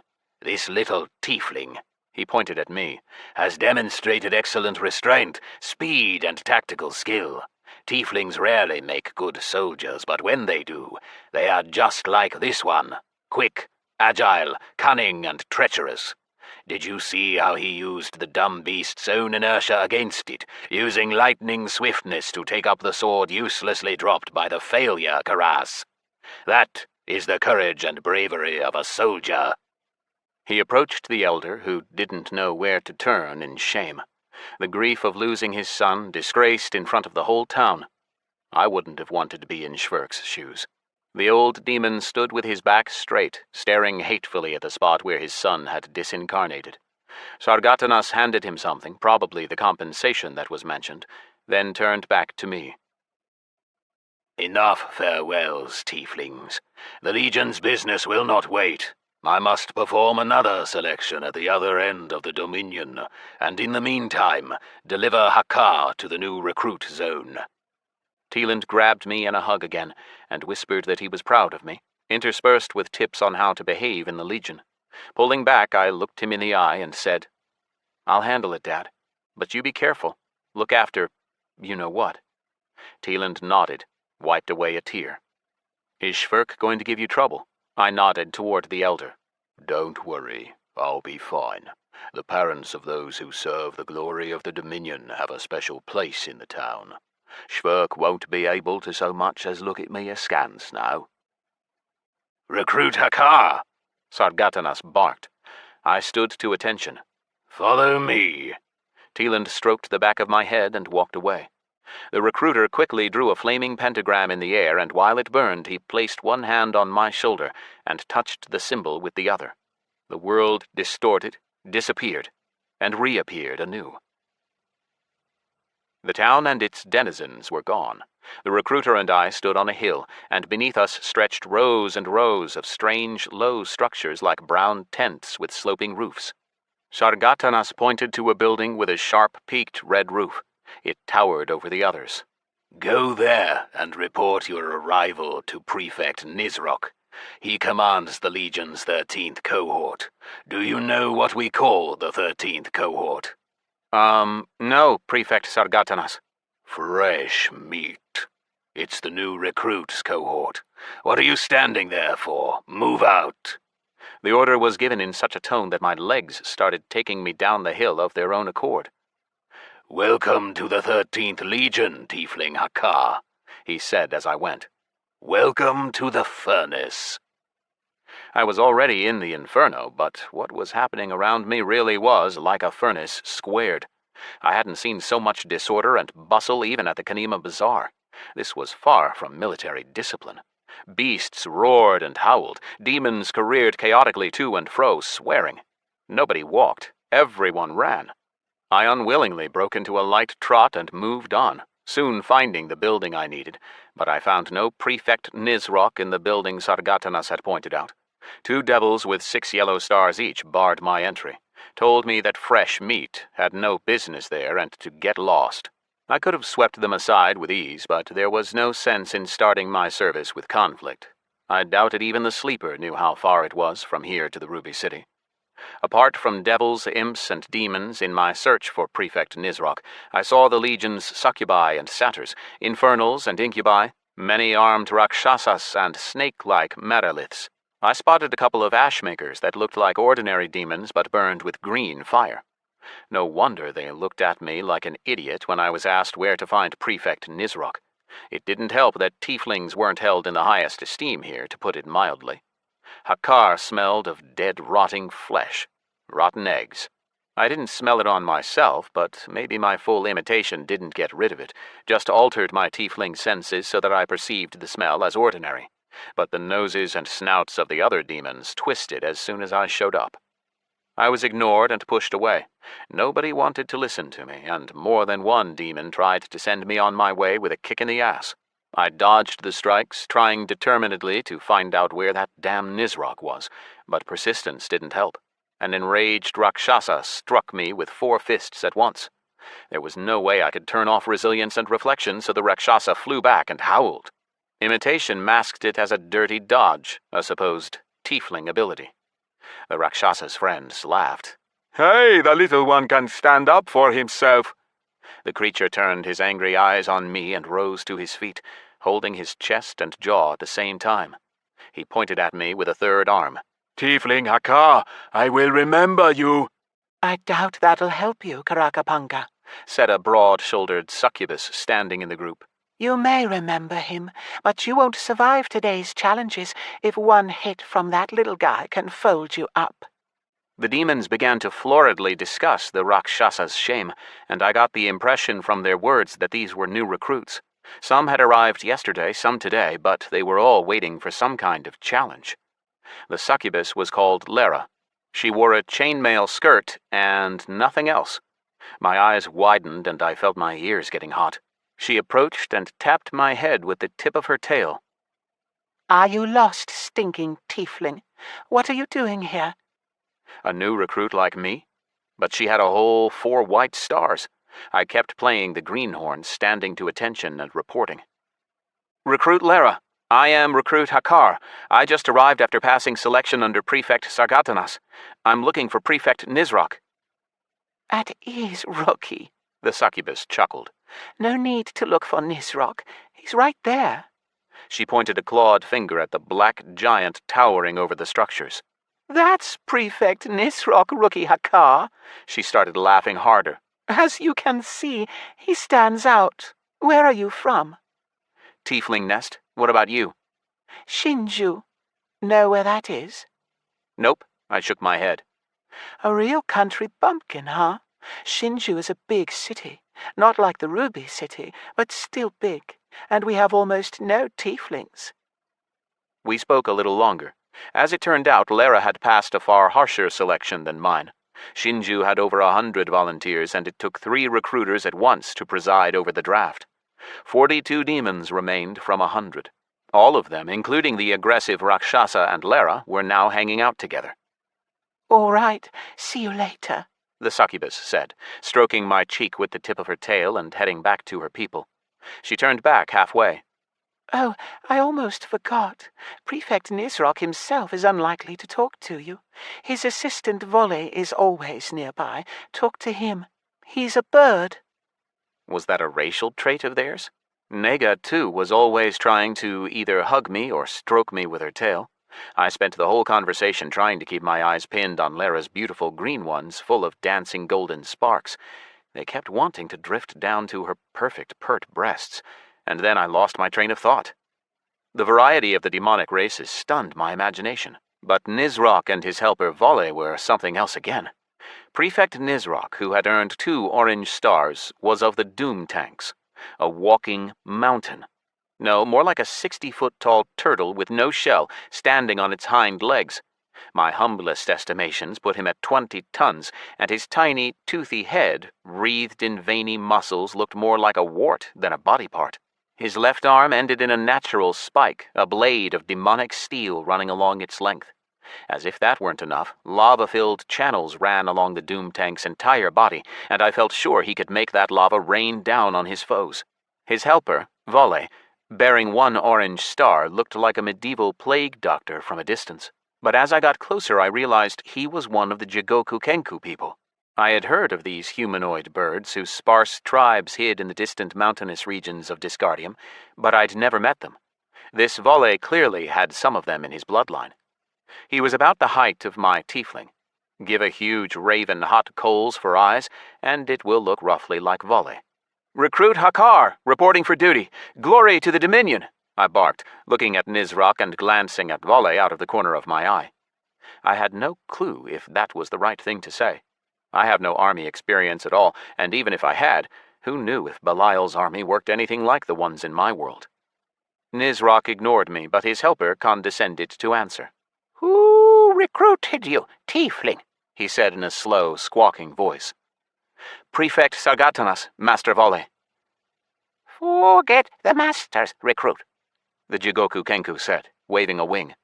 "All we who serve the glory of the Dominion are brothers and sisters. Address me thusly, Prefect Nizrok's assistant, Volley." This army clearly liked to complicate as much as possible. Master Volley was at least half the length. I kept that to myself and just nodded. "Got it." "Not got it, but yes, sir, recruit." "Yes, sir, recruit." The joke either didn't land or Volley didn't get it. He gave a sad sigh. "Dear me, I had heard that tieflings were smart, but you clearly aren't the sharpest bird in the flock." "Yes, sir, Prefect Nizrok's assistant, Volley." "Better," the Jigoku Kenku chuckled. "So you're from the outskirts. 1 white star? Oofed." "Is something wrong, Prefect Nizrok's assistant, Volley?" "I fear the Dominion is dying if Sargatanas did not turn down meat such as yours. Oh well, the challenge will reveal all. If you survive, then you'll be glad you came here. As we say back home, shame not those who are weak. Their chow will still go to the strongest beak." "Yes, sir," I barked, just in case. "What is the challenge, Prefect Nizrok's assistant, Volley?" Volley rolled his eyes, squawked. "All recruits must undergo a trial by battle before they join the Legion. You will fight with the 13th cohort of the 12th Legion. Glory to the Dominion. If you achieve victory, you will cease to be fleshless spirits and will be entered into the Legion's register. Understood?" "Yes, sir, Prefect Nizrok's assistant, Volley." "Then heed my command. You shall be at the disposal of Centurion Citri of the 13th cohort. Go to the armory and get your equipment, then find Citri. And hurry, the challenges will soon begin, and Citri does not like it when his fresh meat is late. You know what he does with it then?" No, sir. Prefect Nizrok's assistant, Volley. He eats it alive, He laughed. About face, head northwest, on the double. I ran to the armory, the hoarse squawk still ringing in my ears for a long time to come. Chapter 16. Trial by Combat. There was only one paragraph on the Inferno in the in-game encyclopedia, a non-player realm inhabited by demons. It was pointless looking there for anything useful, such as the structure of the army I was going to be serving in. Not for long, I hoped. I'd wait till the first vacation in Ruby City, then I could say goodbye to my career in the Legion. I was lucky enough to run into 6 other newcomers on the way to the armory, just as clueless as I was, and trudged along behind them, listening in on their conversations. Those recruits were sticking together. An imp, 3 devils, a demon, and a satyr. The imp was something of an expert in the ways of the army, and his tales told me how the Dominion's army organized itself. Despite the fact that they used ancient Roman names, the system was different. The princes each had 13 legions, which I already learned at the selection. Each legion had 13 cohorts numbering 666 demons each, save the last one, the 13th, the fresh meat cohort, whose numbers fluctuated depending on the recruiter's efforts. That was all. None of the maniples, phalanxes, or centuries I heard about when we studied the army of ancient Rome in school.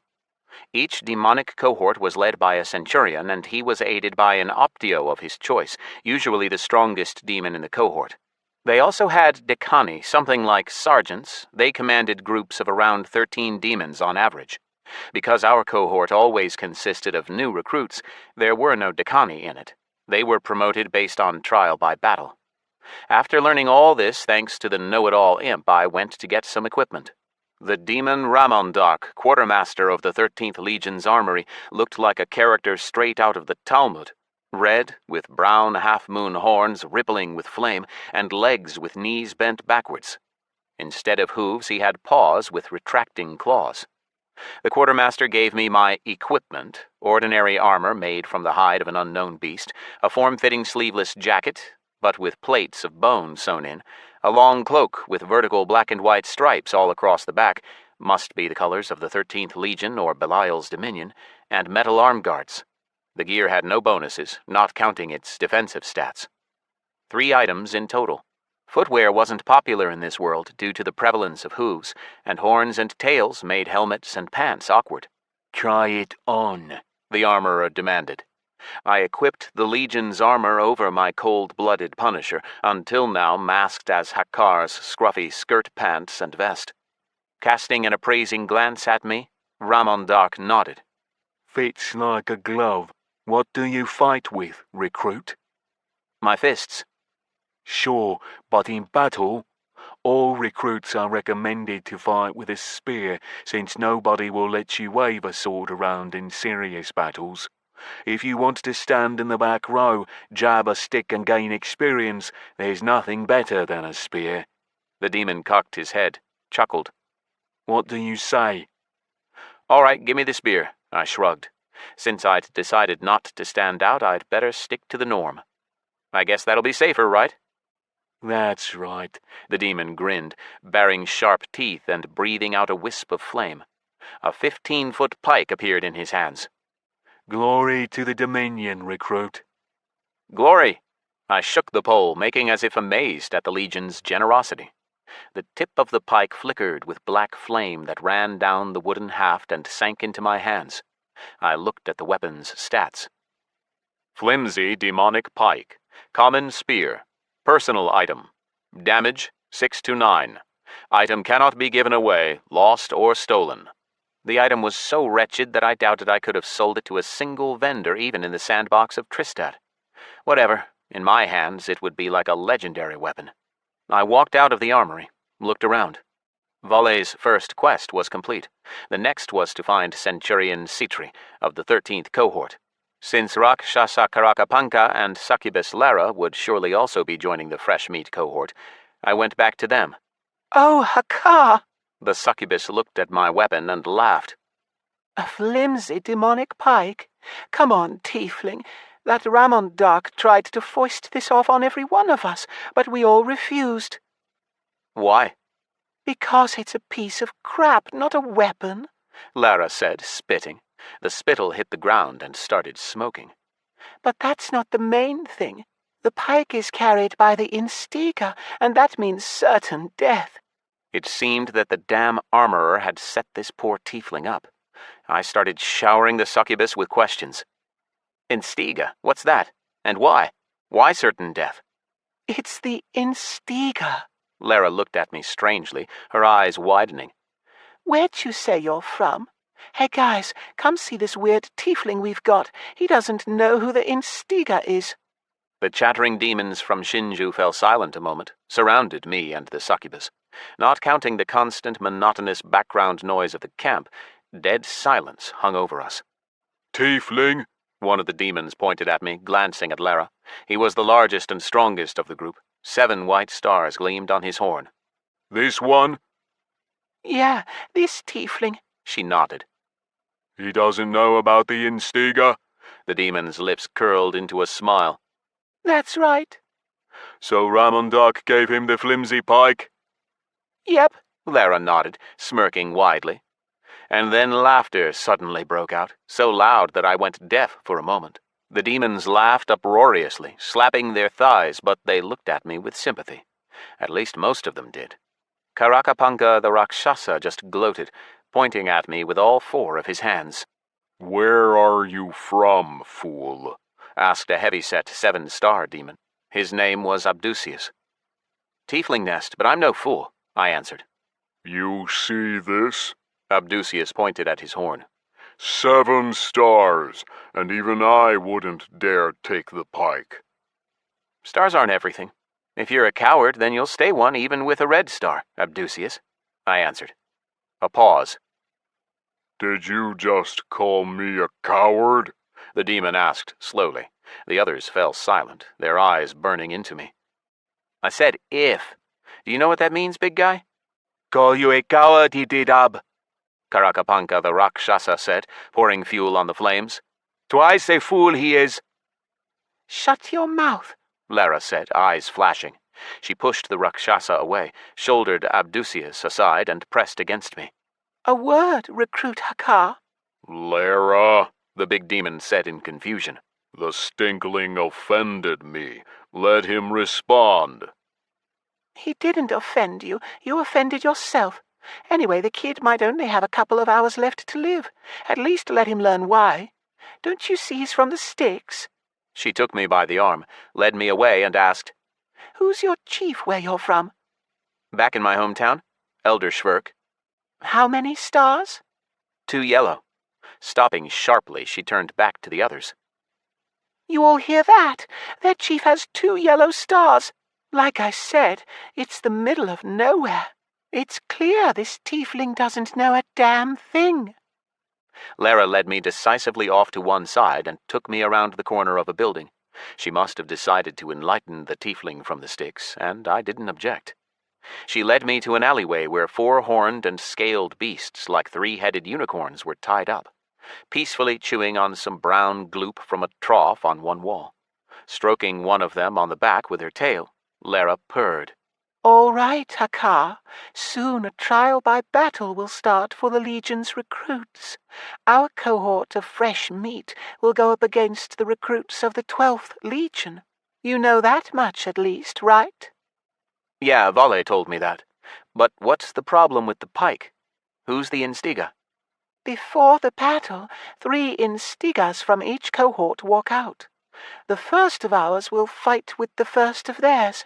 If he wins, he fights the second, and then the third. Why? To attract chaos. When one carrier of Chow fights another, chaos always takes note. If he sees a battle brewing, with lots of streams of Chow to be lost, gained, and scattered, then he takes special interest and follows the fight, supporting one side or the other. Chaos is always on someone's side. He finds it more fun that way. And why do we want his attention? The side with at least 1 instiga left standing gets chaotic frenzy for the duration of the battle. Each of the instiga's comrades gains another star, and its color is the highest he already possesses. All right, but why is it certain death? You really are from the sticks, Lara exclaimed helplessly. I told you, the Instigas draw the attention of chaos, and he never gives out anything for free. He always takes something in exchange. An emissary will appear and attack the last surviving Instiga. In answer to my look of confusion, the succubus sighed and explained. Emissaries of chaos are proto-demons, real demons, not transformed ones like our people's. Now I realized why Rion's Staffa had been marked as an untransformed demon. It must be some intermediary state between an ordinary mortal and a demon of the Inferno. Can the emissaries not be defeated? They can, and in the great game the Instigas are usually the strongest demons. They can take down the proto-demon and send him back, and so much chow drops from the emissary. Lara licked her lips and her face turned dreamy. But I'd be amazed if you could take down the weakest enemy Instiga, let alone the proto-demon. After measuring me up with a glance full of equal parts scorn and pity, Lara returned to her countrymen. I walked around the building, ran into an imp recruit who told me where I could find Citri, and went off in search. Centurion Citri turned out to be a demon. From what I learned, Prefect Nizrok, or rather his helper Volle, commanded the cohort outside of battle and the Centurion during battle. And that was strange because the Doom Tank could surely trample a dozen demons like Citri, who himself was gigantic and matched Despot in his size, furnace mouth and halberd horns. His arms weren't quite as large, and the bony spines on them hadn't yet formed into full-fledged weapons. It looked like I'd come at a bad time. The Centurion was resting and nursing a small barrel. He looked tired. I felt it more than I saw it. It was hard to tell the demon's mood from his dispassionate face. "Recruit Hakar, reporting for duty to serve the glory of the Dominion," I said. He didn't so much as look at me, just lazily spoke out of the corner of his mouth, showing a glimpse of a powerful fang. "Await the trials, Recruit Hakar. When the sky burns blue, that is your signal that the foe has arrived on the battlefield. Ensure that you are not late. I consider lateness desertion, and I punish it strictly." "By devouring latecomers?" "What?" Citri choked on his ale, set the barrel aside, and started wiping his eyes. He finished, stayed staring off to one side, rumbled. "Oh, I see. You spoke to that feathered idiot, Volle. That shithead is the only one who scares the recruits with me." "My mistake, Centurion Citri. I'll wait for the blue fire, Centurion Citri. Permission to ask a question, Centurion Citri. Where do I go and what do I do when the sky lights up, Centurion Citri?" "What do you do?" the demon echoed. "Fight the enemy. Where do they recruit, you idiots?"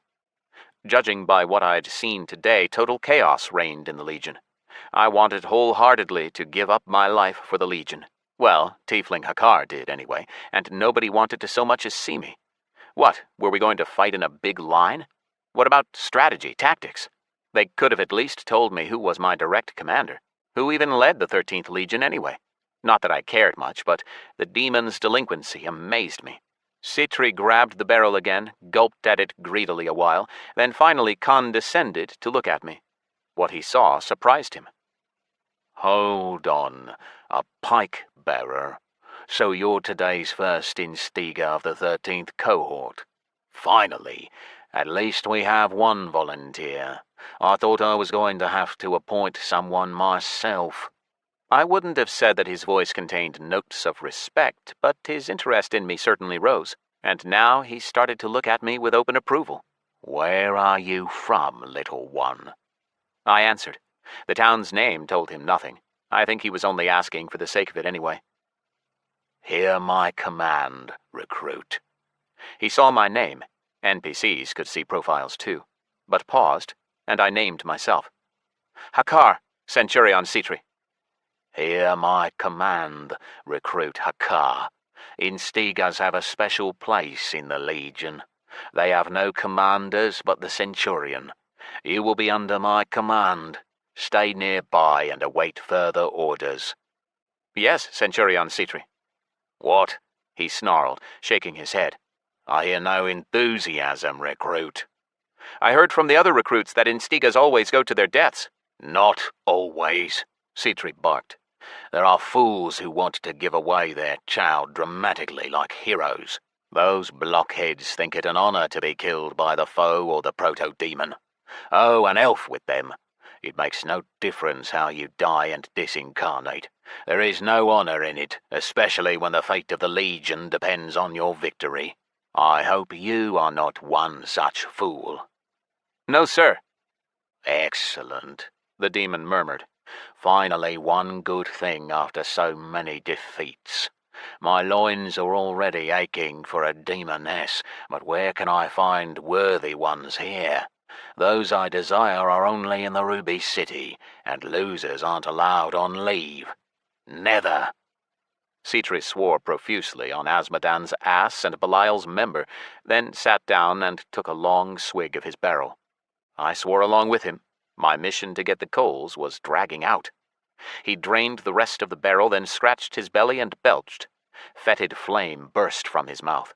I stood nearby for some time, awaiting further orders. I had to wait quite a while. Citri seemed to have forgotten about me, and when his murky gaze did find me, he demanded, Who are you? Recruit Hakar, 1st Instiga of the 13th Cohort, Centurion Citri. Await the trials, Recruit Hakar. When the sky burns blue, that is your signal that... He began, and then repeated everything he'd already said. Stay nearby and await further orders.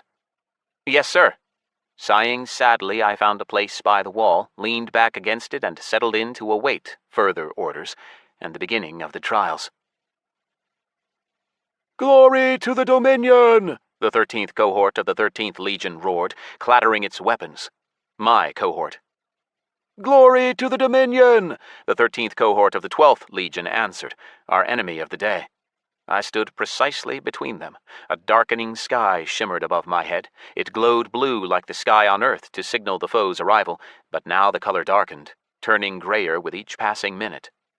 A motley mass of troops teemed behind me from at least 10 demonic races, if not 20.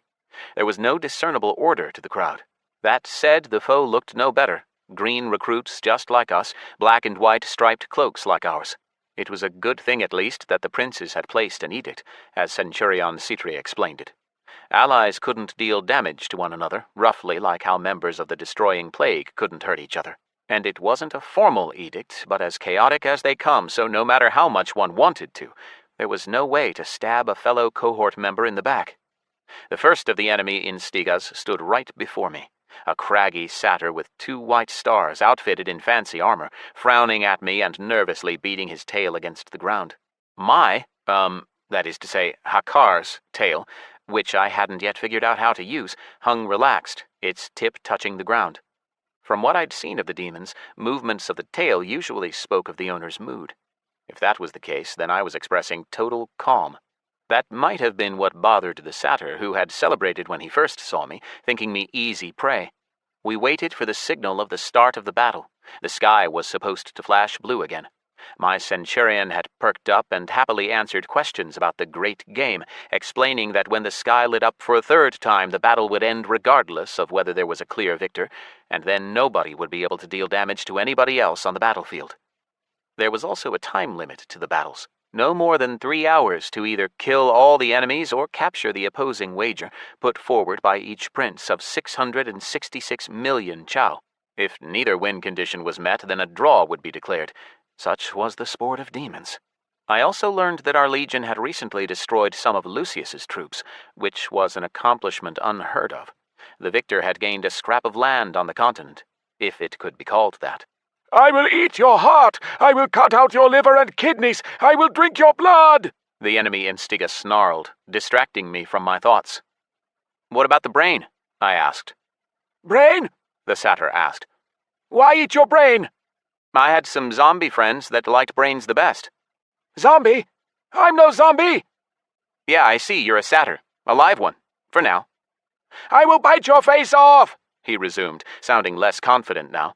I will wrap your guts around my pike! His tail was plowing up the ground, trying to drill into it, reminding me of my diamond worm crash. Any moment now the sky would flash blue and then... Apart from me, there are 2 huge demon Instigas in our cohort, I lied. So say goodbye to your chow, buddy. You won't survive the day. I will eat their hearts, he growled. In actual fact, Citri had assigned as the 2nd and 3rd Instigas a tiny imp and a skinny demon who fell into despair at the news. Like me, both had 1 white star each. I feel no pity for such vermin, the Centurion had snapped, choosing his Instigas on the basis of sifting the wheat from the chaff. The satyr went on threatening to do unnatural things with the kidneys and livers of the other Instigas in our cohort, who were to emerge if I lost. Then the sky lit up blue. The combined roar of 2 demon cohorts screaming for blood deafened me. For the 13th Legion! For the 12th Legion! The satyr didn't get to hear the glory to and 4 Prince Belial parts. I stabbed him with my pike as he went on about all the faces he planned to eat off, and then it was all over for my enemy Instiga. Impaled on the blade, he collapsed into ash, which blew away and left behind only a little chow. I picked it all up, down to the last crumb. Hakar! My cohort roared behind me, shaking their weapons. The clamor of support for me seemed to shake the very pillars of creation.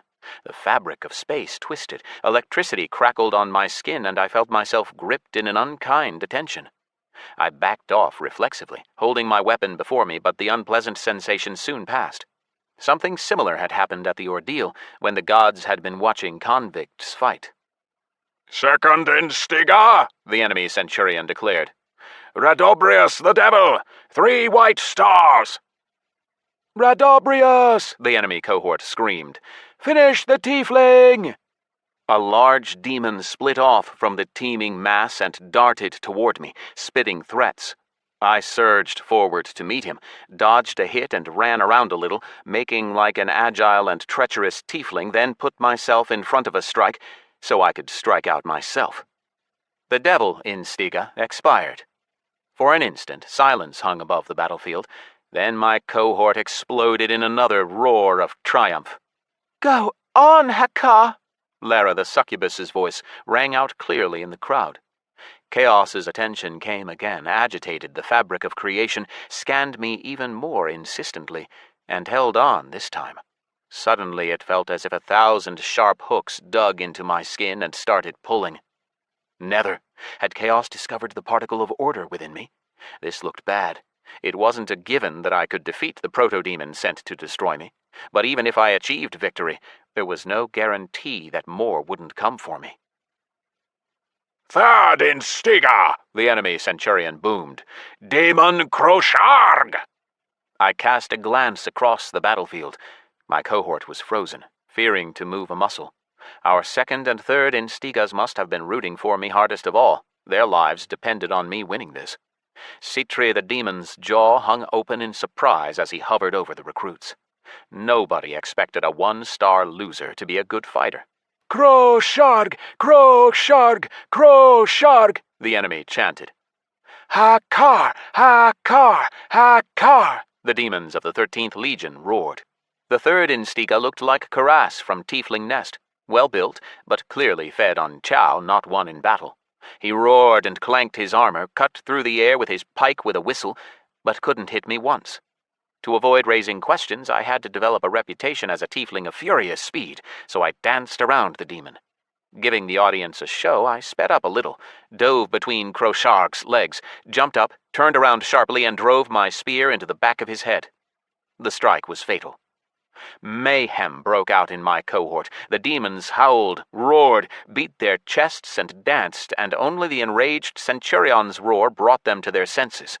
Our opponents watched on glumly and silently. Not bad, Instiga Hakar, Citri rumbled after settling down his subjects. Before I could pick up the demon's chow, darkness smothered the world. The air vibrated as if we'd been placed in some huge microwave oven. It lasted no longer than an instant, and after it ended, some unimaginable, nightmarish creature stood before me.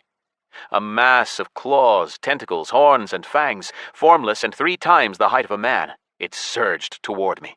The beast kept changing shape, moving in blinks faster than the eye could track. I couldn't even make out the label above its head. Dodging a strike, I went into clarity. Je boucler Ioadlet, Wave 5 Proto-Demon, Emissary of Chaos. Impressively useless information, but what had I expected? It made sense that the plane of chaos had none of Dis's levels or the stars of the Inferno. Throwing away the spear hanging in the air a few feet from me, I got ready to calmly work the proto-demon with my fists, but the creature, until now frozen in motion, attacked first. 6 tentacles shot out from it. They grabbed me by my head, limbs, and tail and started pulling in different directions. A normal tiefling would have been torn apart, but I twisted out of their grasp and jumped away. Path of equanimity from resilience saved me from the damage. I glanced at the 2 armies, saw they were still frozen. I was still sped up, so the proto-demon could speed up too? Well, what about this? Hurricane Ferocity. The enemy slowed. It didn't stop, but now it was moving as if through jelly. I fired a combo into it, thinking I'd have to hit the megaboss for a long time, but the emissary and proto-demon of the 5th wave, whatever that meant, folded up from my first strike and burst, covering me with fountains of concentrated chow. Chow particles, plus 9,031,000. Against the settings, the particles didn't go into my inventory, but were absorbed immediately. The effect was staggering. Second white star earned, plus 5% to all base stats.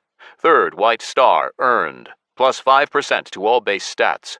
10th white star earned, plus 5% to all base stats. My body twitched in convulsions, savoring every particle it absorbed. I was tossed and turned, thrown from side to side. My muscles and bones grew, my clothes tightened around me, my horns lengthened, and another 9 white stars appeared on the left one. I was overwhelmed. It took more than one try to emerge from clarity. Then the thunder of the crowds hit me, despairing from in front and exultant from behind. My entire cohort had gained chaotic frenzy. Fight! The centurions of the cohorts rumbled in unison. Glory to the Dominion! Forward, fresh meat, Citri added hungrily, pointing at the enemy. Turning around, I saw my frenzied allies careering towards me. I picked up my pike, shook it in the air, and shouted, 13th Legion! Fresh meat! Follow me! Chapter 17. Glory to the Dominion. A huge infernal running ahead of its allies at the speed of an air train became my first victim. It threw its demonic body against us like a battering ram burning with green fire, and I met it with my pike. The spear was ripped out of my fingers, and I flew 10 yards backwards and crashed to the ground. From the combined damage of my weapon and reflection, the infernal exploded into pieces that pulsated on the ground, slowly darkening. While I lifted myself up, the warriors of the 13th cohort streamed past, spurred on by my victory. The huge, red-faced demon Abdusius, one of Lera's group mates, saw me as he ran by. Keep it up, Instiga, he shouted, clapping me on the shoulder. For the Legion! I picked up my pike and ran after him. I'd been in epic battles before, especially counting this skirmish that never happened in the Lacarian desert, but practically never in fights like this, with equal opponents on both sides, apart from the meat grinder on the floor of the pitfall during the demonic games. The battle was fast-paced. Everyone fought with everyone else, and in the few seconds it took me to run to the enemy, thick in the thrill of battle, half the fighters had fallen. And then more. And more. The air was thick with roars, clanking metal, wails, and the groans of the wounded. Breaking through the fighters without telling friend from foe, pushing aside anyone I ran into, I rushed forward toward the wager. I thought that if I could grab it and stop the bloodshed, I'd make a huge leap up the military career ladder. Although this training battle was as deadly as any real one, its wager was far lower than in the Great Game. No chow, just a red flag with the black crest of the Legion on a mound. The task was to grab it and take it to our own wager, practically the same rules as the battleground in Lisher Hollow. Naturally, as soon as I grabbed the flag, the enemy would drop its entire might down on me. No problem. I'd tested myself in combat and was sure I could stand against them. Enemies rose up in my path, but in the chaos of battle I stopped hiding my strength and just waved them away, crushing skulls with hammer fist and impaling bodies on my pike. The dead collapsed into ash, and despite my loot settings, the chow from the opponents I killed was absorbed automatically. I broke through the epicenter of the battle where the main mass of enemies was concentrated, then slowed for a moment, turned my head and found what I was looking for. Protected by at least 40 of the strongest enemy soldiers, the scarlet flag stood on a small hill, tongues of flame running down its flagpole. There was nobody to bar my path to the heavy-set demons surrounding the wager 30 yards ahead. I ran straight at them. They held their formation, stayed in position. The defenders bristled with weapons and viewed the pathetic tiefling's charge as a suicide run, not a threat. 20 yards? 10? 3? I leapt forward and rose up above their heads, giving myself a boost with flight to imitate a high jump. The demons' snarling faces tightened as they watched my climb. One bellowed and threw his spear. Another spat a ball of fire that flew by me in a wave of heat. I somersaulted, landed next to the wager, tore it from the ground, and jumped back. The enemies rushed me. Thankfully, they had melee weapons, not throwing weapons. Hakar, enemy wager captured. You cannot use your skills or abilities until you drop the wager or bring it to your own wager. I read that too late, after jumping over some enemies and trying to extend the jump with flight. It failed, and I crashed down on the head of a huge demon, nearly impaling myself on his horns. We fell to the ground together. The enemy grabbed me by the leg, but I put a hoof print in his skull and jabbed the tip of my spear into the neck of an incubus attacking at the same time. Using the flag as a staff, I swept my path clear, dodging the blades of demons swarming around me. My small stature worked to my advantage. I weaved between the huge bodies, giving out jabs with my pike that took foes out of the game for a long time. Crush him! A large imp shrieked, kicking me in the chest with a hoof and getting thrown back, knocking down a devil and a demon in flight and opening my path to my own side. The defenders rushed after me. Hold him! The enemy centurion roared, but nobody heard him in the heat of battle. The 12th Legion's wager has been captured. Nizrok's voice boomed over the battlefield. The Doom tank took no part in the battle, just watched us from atop the hill where our flag stood. The enemies redoubled their efforts to reclaim the flag. Roaring and shrieking, they ran as fast as they could. Someone even threw a sword, which stuck into the ground with a thrum a few inches from one of my hooves. The other fighters of the 12th Legion started to withdraw and look around for me. There was no point in fighting if your wager was already taken. Now their main task was to take me down and get their flag back. A couple of heartbeats later, the entire enemy cohort was after me. Realizing that I couldn't break straight through them, I ran in an arc along the front line to make my enemies crowd together and get in each other's way. But then they started to spread out to encircle me. The enemy's main strike force ran in from the left, the flag defenders from the right and behind. My allies tried their best to stop everyone chasing me, bogging them down in skirmishes. He's mine! A huge and fast satyr with 6 white stars roared, working his legs as fast as he could. An elf with them, as Centurion Citri would say. I abandoned the idea of stopping, turning, and finishing off the satyr. Whichever way you swung it, he was still one of ours, serving the dominion of Belial. Avoiding unnecessary victims, I ran as fast as I could toward my side, describing a semicircle around the edge of the battlefield. Those damn princes sure played a mean trick by depriving the flag-bearer of his abilities, or else I would have leapt ahead like a grasshopper a long time ago. All the same, I was getting along fine even without flight. I even had to hold back a little, stop myself from running at full speed. My run speed was too high for my star level. I kept up a quick enough pace to stay ahead of my enemies, but not so fast that they lost hope and stopped chasing. And so the legend of the quick little tiefling would gain the credible detail it needed. The enraged bleating of a devil galloping towards me derailed my train of thought. I prepared for the collision, but then... Ha! Lara said, falling in next to me with Abdusius by her side. To their left ran Karakapanka, growling and spinning 4 swords at once. We'll cover you, Hakar. The succubus's voice rang. Boom! The demon met the powerful devil with his shoulder, bowling him head over heels. The Rakshasa cut off another 2 pursuers that got too close, using a lighter version of my lashing wind. His blades gleamed, blurring and cutting through everything in his path like a helicopter rotor. The escort expanded. The number of allies protecting me grew and grew. I didn't exactly need their help, but they made my job easier and kept me from getting distracted. except that I had to hold myself back to avoid outpacing them all. We ran side by side all the way to our hill, where not only the troops defending our flag were observing the battle, but also the leaders of the cohort, Centurion Citri, Optio Shishax, Prefect Nizrok, and his helper Vole. Place the flag, Instiga, Citri urged me, pointing at the empty spot next to our own wager. It was clear where to put it without the hint. The place shimmered with the ghostly silhouette of the enemy standard. Making another impressive leap, I landed and struck the flagpole into the ground. Touchdown! The triumphant roar of the 13th Legion's 13th cohort vibrated through to my bones. The sky lit up blue, signaling the end of the trial by combat. Lift the Instiga, boomed the doom tank Nizrok, baring long blackened teeth in a smile of satisfaction. Those were nearly the first words I'd heard from him. Lift the Instiga! Vole shrieked, snapping his beak. Suddenly the earth disappeared beneath my feet and the sky rushed down to meet me. The demons had picked me up and started throwing me into the air.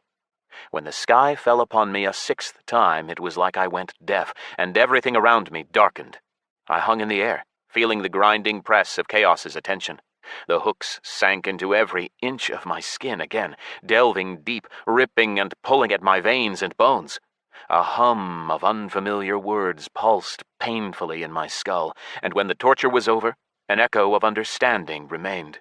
Tiefling, a speck of order abides within you, hidden deep. Even the demons sense it not, but I see an eternal enemy. I see your spirit. No tiefling, you, visitor from Disgardium, marked by the sleepers, disturber of peace. Interesting. Balance of Disgardium shifting. I see who is the cause. Useful. Will not touch. For now. Let us see where it leads. I grabbed my head, clenched my teeth. The pain passed, and only then did I realize that I was standing on my feet again, with all the eyes of the cohort on me. He's overwhelmed with happiness, Prefect Nizrok, came Vole's squeaking voice from off to the side. The boy is simply out of his mind, seeing and hearing nothing. What? Wake up, tiefling, Shining Centurion Citri roared. Say thank you to the prefect. The demon, as it turned out, was standing next to me and hugging me. Lara stood on my other side. She raised a fist, shouted, For Decanus Hakar! For Decanus Hakar! The cohort shouted back. And then it hit me. While I was in the grip of chaos, I'd been promoted. Getting a grip on myself, I saluted with my fist to my chest, glancing at the doom tank. Thank you, Prefect of 13th Legion's 13th Cohort, Nizrok. I will live up to your trust. Glory to the Dominion. Glory to the Dominion. The giant prefect rumbled and left along with Vole. Waiting until they left, the Centurion cast a glance across the cohort and barked with contrived discontent. Form up. The prefect liked what he saw, but let me remind you that you are up against fresh meat just like you. You have nothing to be proud of. At least most of you survived. How many are left? Count off. The demons counted off, and the Centurion's discontent turned real. From almost 700 demons, only 180 remained.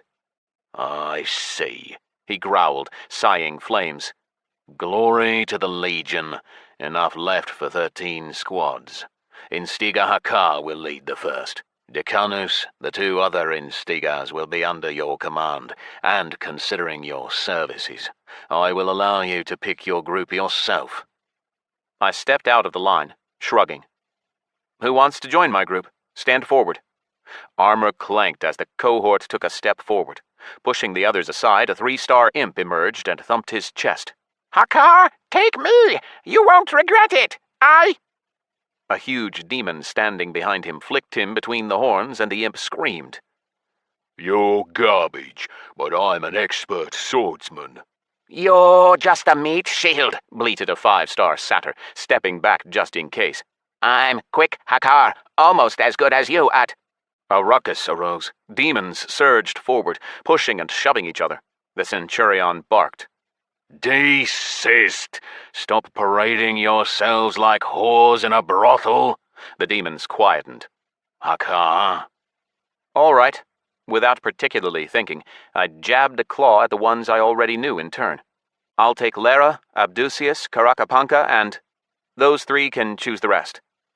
After a couple of minutes of furious arguing, eventually interrupted by the Centurion, my platoon, as I'd decided to call it, was formed. The 2 Instigas, the little imp and the skinny demon, then the trio I named, plus 2 devils, an infernal, an ashmaker, and 3 demons. And then me, the 13th.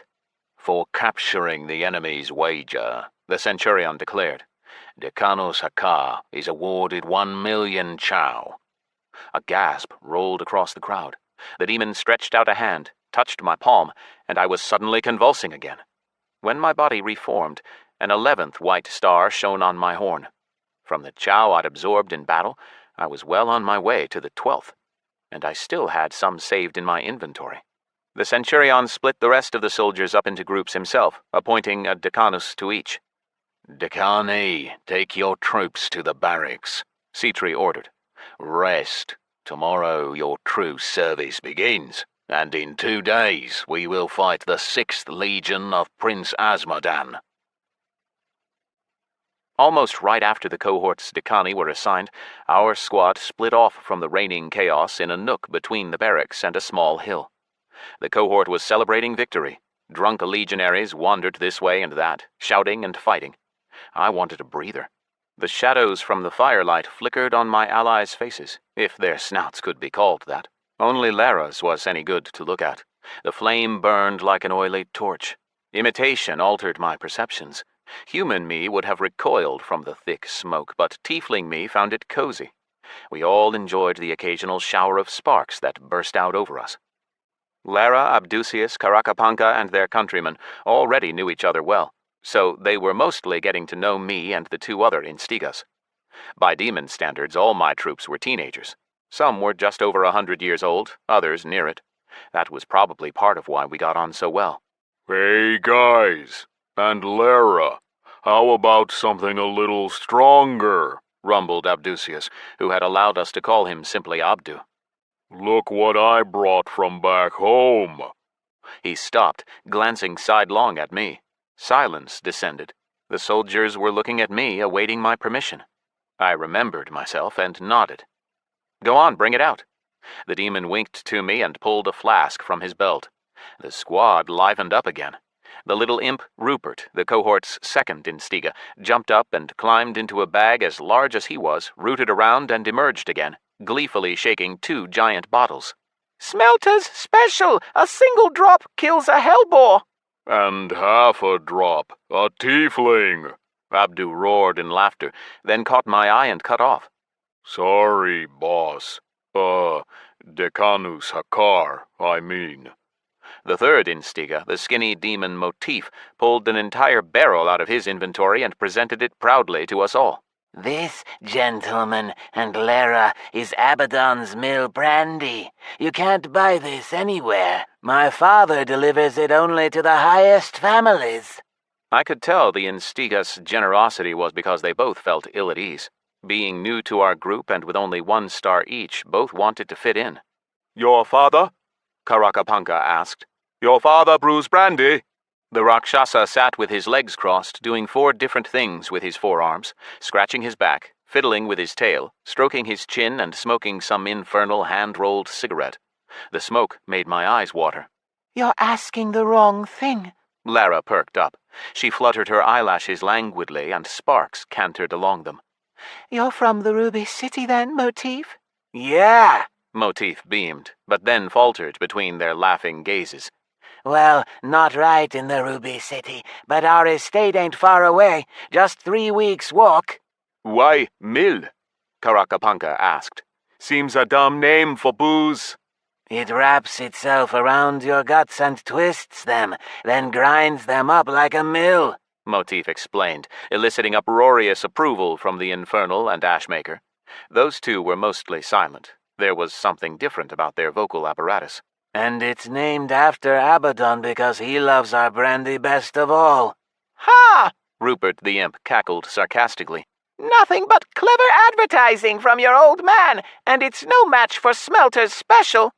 I took note of the surprising reference to clever advertising. Not exactly what I expected to hear from a demon in the Inferno. Bullshit, Motif, Odell the Devil bleated. As if General Abaddon would drink your dad's swill. He and the other high-ups don't even drink, I heard. Oh, yeah? What do you think the higher-ups use to relax, then? Motif asked, needling the Imp. If I tell you, you'll want some too. The Devil laughed and kept on teasing the Instigas, who started to argue over whose alcohol was better. They got so excited that the demon seemed almost ready to fight the Imp hand to hand to defend the honor of the family spirits. Both of you pipe down, Abdusius said, breaking up their scuffle. Let's try them both and find out. And you, Odell, you best stop with your devilment. They emptied the barrel of Abaddon's mill brandy, both bottles of Smelter's Special, and a flask of liquid fire that Abdusius brought out, but never did establish who the hell or who the elf made the better poison. I only sipped the liquid, assuming that my tiefling body wasn't used to such strong drinks. I didn't want them grinding up my guts. Maybe the feeling was a good one, but I'd rather not try it. Incidentally, the demon who had shown off his 7 stars when we first met now changed his behavior toward me sharply. With 11, I was the strongest in the group, not only on the inside, but outwardly, too. I spent most of the day listening to the others and saying nothing much. I didn't want to slip up on something small. At some point, the demons got out of hand, wanted to sneak into the tent of another squad and look for alcohol. I stood up. "Stand to attention." They stood. "Tidy up here, and then all of you go rest." Muttering unhappily, but not daring to disobey, the soldiers put out the fire, picked up their garbage, and headed into the tent. After waiting for them all to fall asleep, I logged out of Dis. From the ship to the ball, as Uncle Nick used to say. The capsule waited for me to adapt and come round in the real world. Then the intragel slid away. The back of my head was killing me, but aside from that, I felt fine. I walked through my apartments, learned from Raj that Tobias hadn't yet arrived, drank a glass of juice, stretched my legs with a walk down the long corridors with Maria. On the way back to my rooms, I found Rita and Tissa. My girlfriend wore a long, form-fitting golden dress that highlighted her alluring curves. She clicked across the floor on high heels, tapping at her comm screen as she went. Tissa wore a short black dress that shimmered silver. The rolled-up hollow poster in the crook of her elbow didn't stop her from walking toward me as if toward a podium as soon as she saw me. She must have had some posture training in her time on the Amazon's island. Thank the sleepers they weren't bristling at each other anymore. The girls had gotten everything ready for the party. It was strange to see them together, especially working together. "Hi, Alex," Rita said, kissing me on the cheek and then looking back down at her comm. "Sorry, lots to do. The boys ordered all kinds of things, and it's not so easy to get stuff delivered here. I'm going to have to think up some logistics." "Fireworks aren't the worst of it," Tissa added, sighing. "Fireworks?" I asked, raising my brows. "Who ordered them?" "Ed. He's always wanted to have a firework display, and now he has an excuse." "He's paying for it himself," Rita said, raising her head. "The clown musician and the stripper, though, those were Malik and Hung's idea." "Stripper?" My jaw, already on the floor, broke through the concrete and fell down to the floor below. "Why?" "I think Hung wants to impress Tobias. Craig's probably never seen anything like that in real life," Tissa answered, giggling. "I mean, first Hung wanted Rita and I to strip, but after our response—" "Which he deserved," Rita said, still tapping away at her comm. "Yeah, after we both slapped him at once, he changed his tune. So now we're looking for talent." "By the way, Hung asked me to invite Gyula's daughter, Eniko," Rita said, concerned. "I haven't told her anything yet. I wanted to talk to you about it first. You don't mind?" "Eniko? The girl knows all about us anyway. Let her come. What's that poster?" Tissa unfolded the holographic poster, and I saw in huge, gleaming letters, "Welcome, Toby." After I read it, she rolled it back up and explained, "By rights, we should have put in Tamoshi's names and ours, too. All the new arrivals at the base, but..." It felt dumb writing it to ourselves, Rita finished. Yeah, pretty much that. How are things in the Inferno? Tissa asked. Got any achievements? I'll tell you all tonight, I answered. When's the party starting, and where? 10 o'clock. We're meeting in Hung's apartment. Rita smiled. It was his idea, and initiative must be punished. He'll have to tidy up in the morning. Plenty of time before 10. Enough for the battle with Azmodan's Legion, and if we won, then for a vacation to Ruby City. Actually, it's because he has the best speakers, Tissa added. You know how Hung loves his loud music. I didn't know that, but nodded. All right, I'll get out of your hair. I have to head back to the demons. They promoted me. How's that? Tissa asked in surprise. I'm serving in Belial's army now. Glory to the Dominion, I barked and went back to my rooms. Judging by the interface block, dawn was breaking in the Inferno, meaning the time the demons marked as morning. My troops were still sleeping. Rising from my cot, I walked out of the tent and went to see Sitri for orders. I had no idea what my squad and I were meant to do. Drills? Training? Or did everyone just look after themselves until the battle? The Centurion wasn't asleep, but was no happier to see me for it. His eyes flashed balefully as he answered. The squad is yours, and you are its decanus. Prepare your fighters as you will. The battle is the day after tomorrow. The Legion has its instigas. Your role is simple. Just try not to die. Demons would never make it in Dis with strategy like this. No discipline, just total disorder. Chaos. And chaos. The next 2 days flew by unnoticed. Everything here was new to me. The world itself, the NPCs within it, their hellish customs. It was fun to explore the world from the inside rather than from the fairy tales of Dis and Flaygray and Nega's war stories. The Inferno, cut off from Dis but still abuzz with activity owing to its faster passage of time, had transformed over thousands of years into a mixture of the old, pre-demonic traditions of the citizens of Andara and the fierce customs of a new society, corrupted by chaos. The place ran on a cult of power and stars, and the demons dreamed of one day returning to Disgardium and restoring Andara. They were bright dreams stained by the planned methods of capture. The demons believed that all who betrayed the old gods and submitted to the new had to be destroyed. And since, by their reckoning, all of Disgardium now bowed to the new gods, the demonic legions were preparing to sweep through Latyria, Shadowrung, and Bakaba with flame and sword, cutting down everything in their path, sparing not even the women and children. The princes remembered how strong were the new gods, so they did all they could to make each legion stronger, not in number but in stars, and in science and technology.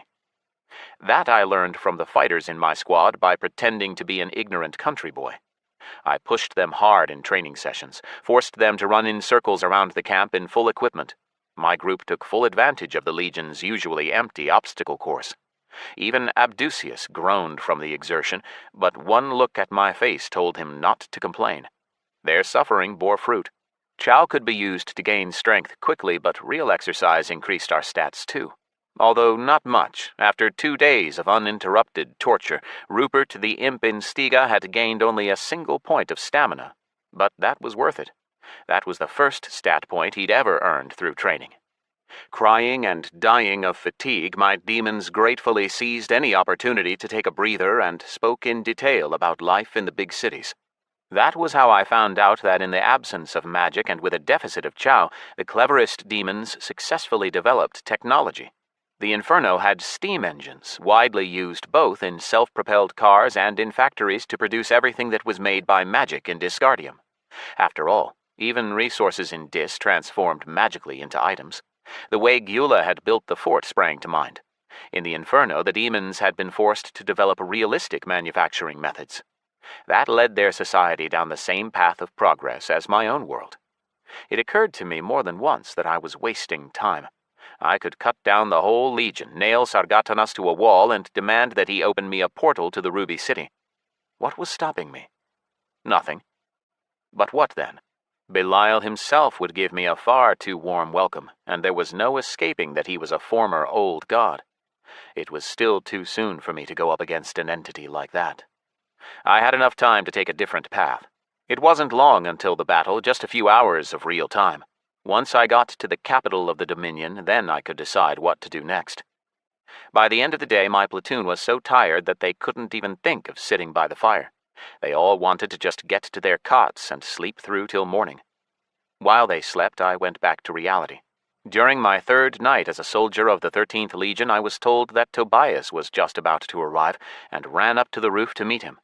The stars flickered in the wind. The sky seemed deep, layered, alive, unlike the Inferno. Despot would have loved it. He would have stopped and stared like a statue. One star stood out from the rest, burning brighter, then split into two, the lights of the flyer coming in. Hovering above the roof, it descended fluidly, blasting me with hot air. The hatch opened with a light hiss, and Toby climbed out, waving and running over to me in a baseball cap. He had a huge backpack over his shoulders. We hugged, exchanged greetings. Willie hid the flyer beneath a holographic camouflage tarp and came to join us. "This place is awesome, Alex," Tobias said, looking around the roof. His eyes burned. "You going to show me around?" "I can't, Toby. I have to get back to the demons. Feel free to explore, though." "I'll show him around," Willie volunteered. "Then help him pick an apartment and get settled in." "Hey, how's it going with the demons?" Tobias shouted to my retreating back. "Just fine," I shrugged, turning around. "Today we're fighting Asmodan's 6th Legion. Glory to the Dominion." "What?" he said in confusion, but I didn't answer. Mentally, I was already fighting bloodthirsty enemies alongside my platoon. He who lives with cripples learns how to limp, Uncle Nick used to say. He was right. Chapter 18. Fire Beneath the Enemy's Feet.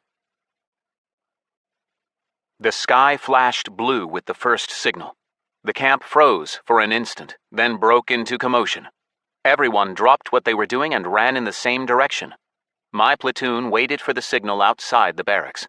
In anticipation of the battle, Karakapanka the Rakshasa trembled, thrashing everyone nearby with his tail. "Well, it's started," Rupert groaned, staring miserably at the sky. "Maybe we can move to the rear? No future for us otherwise, and that way we can earn some experience."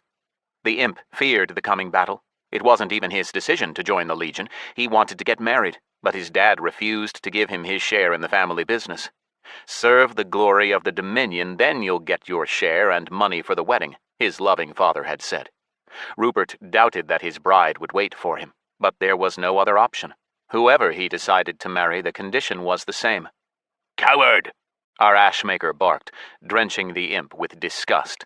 He's right. Lara shook her head. Even if our whole squad attacks a single one of Asmodan's veterans, we'll all be disincarnated. What do you say, Decanus Hakar? I say we figure it out as we go. We won't go right into the thick of things, don't worry, I answered. I wouldn't want to lose my troops in the very first battle. But cower as much as you want before we enter the portal, but as soon as we're on the other side, I want you thinking of nothing but how to defeat the enemy. "Yes, sir," the platoon answered. All right, follow me. We ran after the rest. We few scraps of fresh meat dissolved in the crowd among the seasoned veterans. 13th Legion, Legatus Philotanus roared. "Glory to the Dominion!" Glory to the Dominion! The answer came, thundering so loud that goosebumps ran along my skin. Excitement and a sense of unity with my comrades flooded me, but the voice of pure reason made me shake the feeling off. Wake up, Alex. That's not why you're here. But while the aims of the 13th Legion matched my own, I let my lust for battle rise to the surface and take hold. Plus, now that I knew Lara and the Horned Boys a little better, and got attached to my platoon in the last 2 days, the fate of the new recruits meant something to me. A little over 8,000 demons stood around the perimeter, cohort to cohort. The centurions stood in conference alongside the prefects and the legion's legatus. After finishing, they turned to us. Prefect Sargatanas walked out into the center. He waved his arms, drawing a huge pentagram in the air. The portal opened. Legatus Philotanus drove the centurions and optios toward it, who gave out kicks and blows to the decani. Citri shouted at me to get moving, and then we passed on the boss's enthusiasm to those beneath us in the ranks. My platoon was one of the first to pass through the portal. Demons pressed in from behind us, pushing us forward and away from the safe rear. It was hard to make anything out at first. I was more focused on not stumbling and finding myself beneath hundreds of hooves. And when the press weakened, I saw that the portal had thrown us out into a huge, elongated canyon whose walls rose more than 100 feet into the air. Asmodan's 6th Legion was already in formation at the opposite end of the canyon. Aye, aye, aye! The enemy trilled in greeting, their weapons rattling and armor clanking. The ululations rolled over us, echoing off the walls and multiplying. The 6th Legion of Prince Asmodan welcomes the enemy. Aye, aye, aye, aye! Our side answered. The 13th Legion of Prince Belial welcomes the enemy. The legati advanced. Ours, the demon Philotanus, with 5 orange stars, galloped ahead on a fiery buffalo.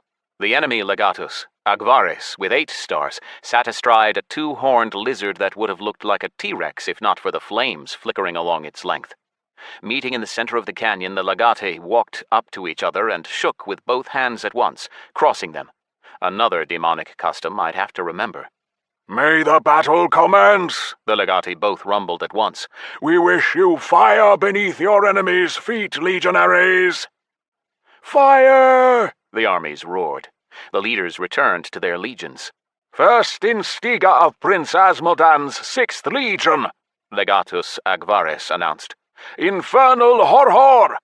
A gigantic figure separated from the enemy ranks, shaking the earth. The demons of my platoon shivered. Rupert the Imp, the smallest in our group, jumped up and down in frustration and chirped quietly, What's happening?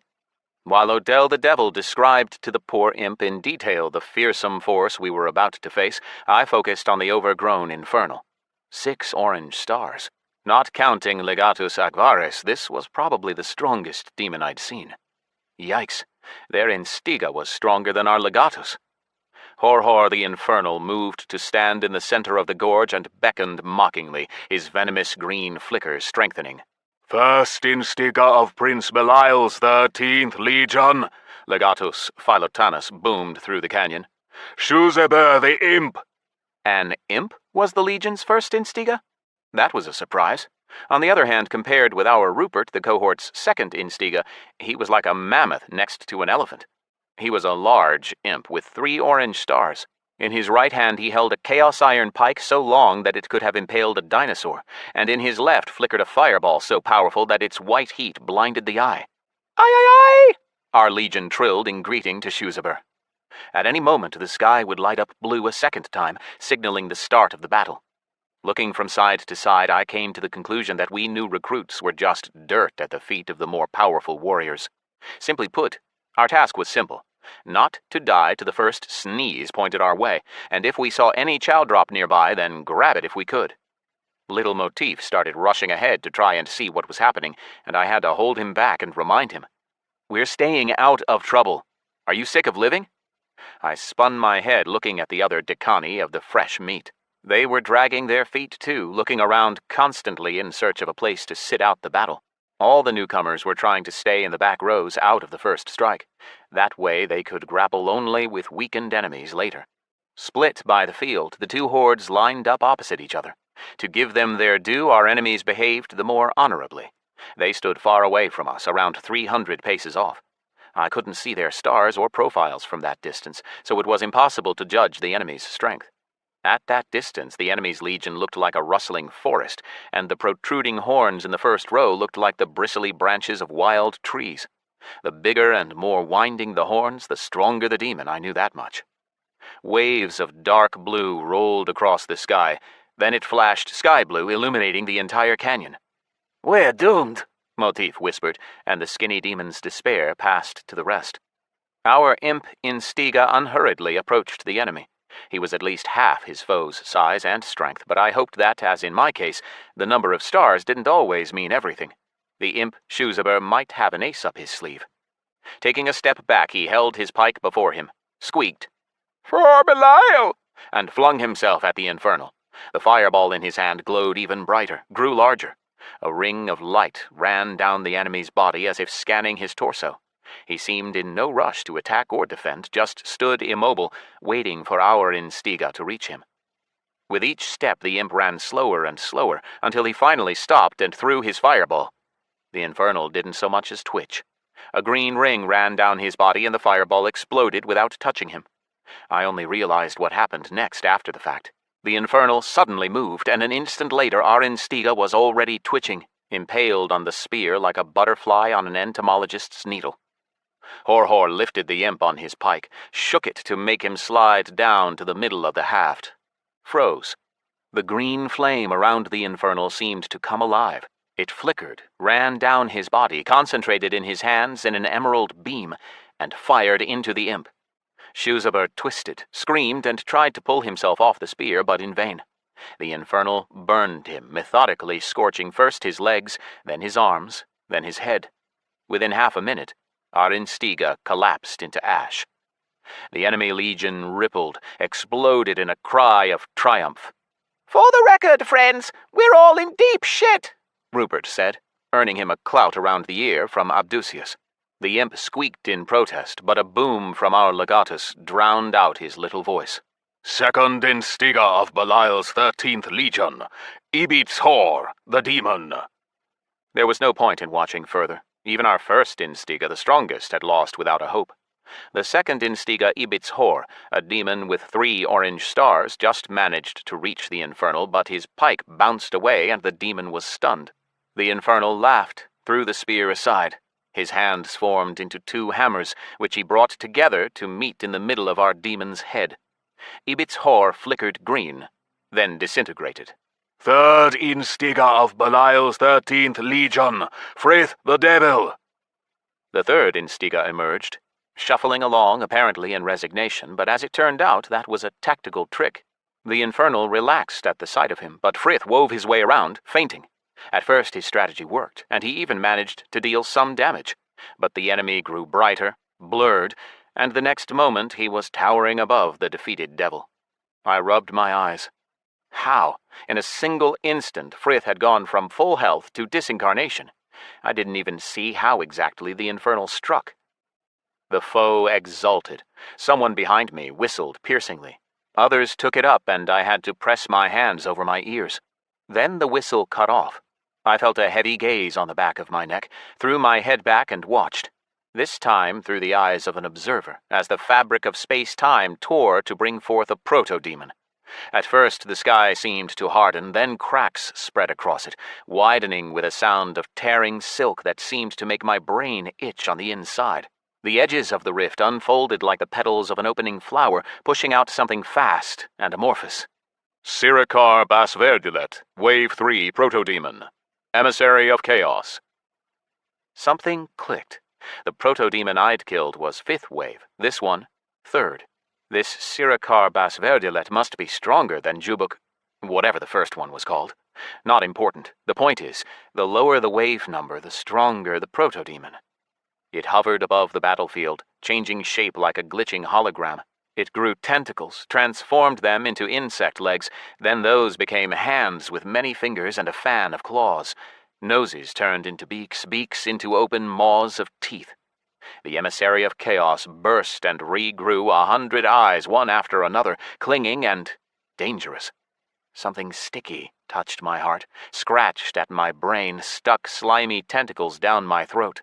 It was like I was being studied, but I knew that beast wasn't of this world, knew that each of the proto-demon's eyes could fire out something so acrid that it would atomize all it touched like antimatter. Belial's member impale me, Lara muttered in fright and excitement, nervously waving her tail. It's huge. That Instiga's done for, Abdu the demon muttered. That proto-demon could swallow up both legions. At least that's some justice. It'll take vengeance for our boys. That's it! Show's over! Rupert quipped. He was shaking, but trying desperately to seem cooler than he was. Nah, Motif the demon argued. the main clown is still in the ring. You'll see, The proto-demon's shriek drowned out his words. Even my blood froze in my veins. The Infernal spun on his own axis, shining brighter and brighter, his spear at the ready. I remembered that proto-demons can speed up, and wasn't surprised when it blinked to its foe, but then the Infernal sped up too, blurring and moving to the side, then counterattacking with the spear. The emissary of chaos was slowed down. It tumbled in flight and crashed to the ground, breaking all 3 pairs of wings. The Infernal got hit too. Smoldering emerald blood leaked from his torn side. When the Protodemon and Infernal clashed again, I called over my squad, said, "All right, listen up. The Legion has no chance. We don't need an oracle to tell us that. So our only hope is—" Capturing their wager, Lara guessed. like back in the trial. Exactly. If the Legion has a plan to capture the wager already, then they didn't share it with us fresh meat. So I came up with my own. Hopefully I'm fast enough to get away. Otherwise— You're screwed, Abdusius nodded. You'll get wiped out with 1 hit. Maybe, I shrugged uncertainly. As soon as the battle starts, we head to the right. It'll be easier to get through there. Don't engage. My fighters listened to the plan. Abdu and Lara added a couple of useful corrections, giving me more information on the enemy's capabilities. Their comments made it clear that I'd have to make maximum use of clarity. The main problem was that I couldn't leave my platoon or abandon it to the mercy of the enemy. What commander would do that? Losing troops wouldn't change my initial plan, to get the Coals of Hellflame, but inside something objected to the thought. Either my newly attained nature was standing up for the demons, or just my new character. I didn't want to abandon my own, and these 12 fanged, horned, and tailed creatures were now as much my own as anyone else. "Aye, aye, aye!" Asmodan's legion trilled in fury. Looking over the battlefield, I saw that their Instiga had defeated the Protodemon and almost reached his first red star. 12 orange stars. Uh-oh. Our legion was going to have a tough time against an enemy strengthened with chaotic frenzy. A horn sounded. The earth shook from the steps of thousands of hooves. "Join hands," I commanded, before we were pushed ahead to meet the enemy. My entire platoon linked arms. Lara held on to me on one side, Abdusius on the other, then Karakapanka held on to him. The Rakshasa used all his upper limbs, grabbing our 2 weakling Instigas, Rupert the Imp and the skinny demon motif, along with the 2 devils who held on to the Infernal.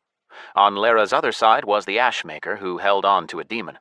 The final 2 demons of the platoon had disappeared somewhere, maybe pushed away to another zone. "Come on, to the wager!" I shouted, pushing between the bodies. The platoon broke through after me. Our entire cohort, spurred on by the legates at the edge, was behaving crazily. The Decani couldn't handle the panic, and we had to force our way through, kicking aside terrified recruits and handing out bruises. Clustering together and bristling with weaponry, we started fighting our way to the right flank. The image that unfolded before us was apocalyptic. Battle raged all around. 2 winged demons clashed above us. Ours was injured, his right arm hanging limp, his left holding a sword, but he wasn't giving up. A satyr fell at my feet, his skull crushed. The enemy demon above us cast a glance across us as if looking at bugs. 9 yellow stars gleamed on his horn, and he was the height of a 2-story building. He tried to crush us in passing, but we scampered in different directions. I sped up, hit him in the knee with hammer fist, crushing a bony plate of armor.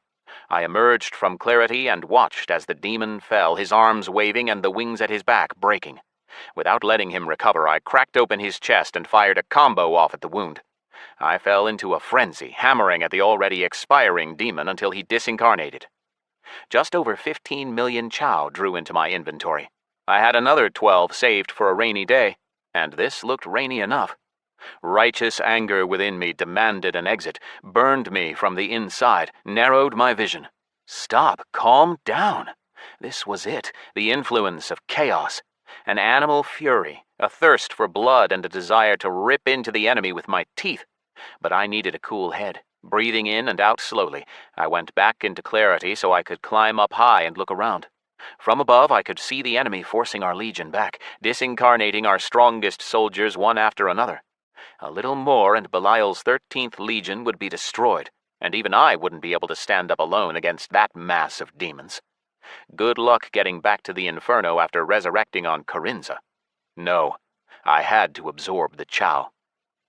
12th White Star earned, plus 5% to all base stats. 13th White Star earned. Your 13 white stars have transformed into a yellow star. Your chow grows, Hakar. First yellow star earned, plus 200% to all base stats. Then came another 13 new white stars, each giving 5% to stats, then transforming into a yellow star.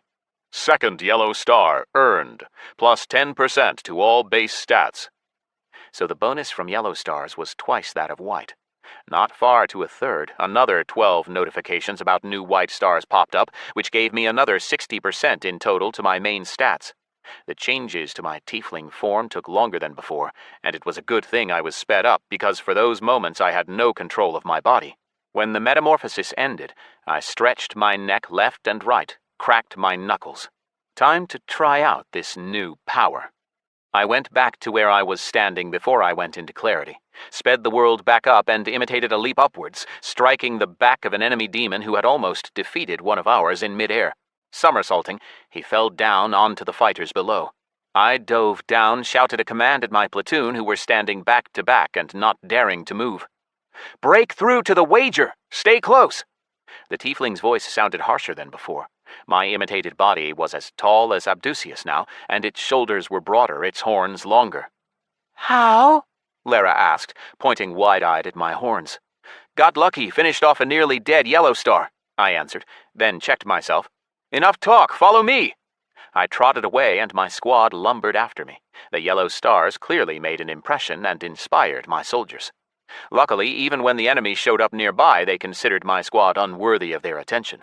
They focused on cutting down the strongest of Belial's fighters first and foremost, trying to crush us only in passing. So when we ran in different directions, they didn't waste time chasing us and searched for meteor targets instead.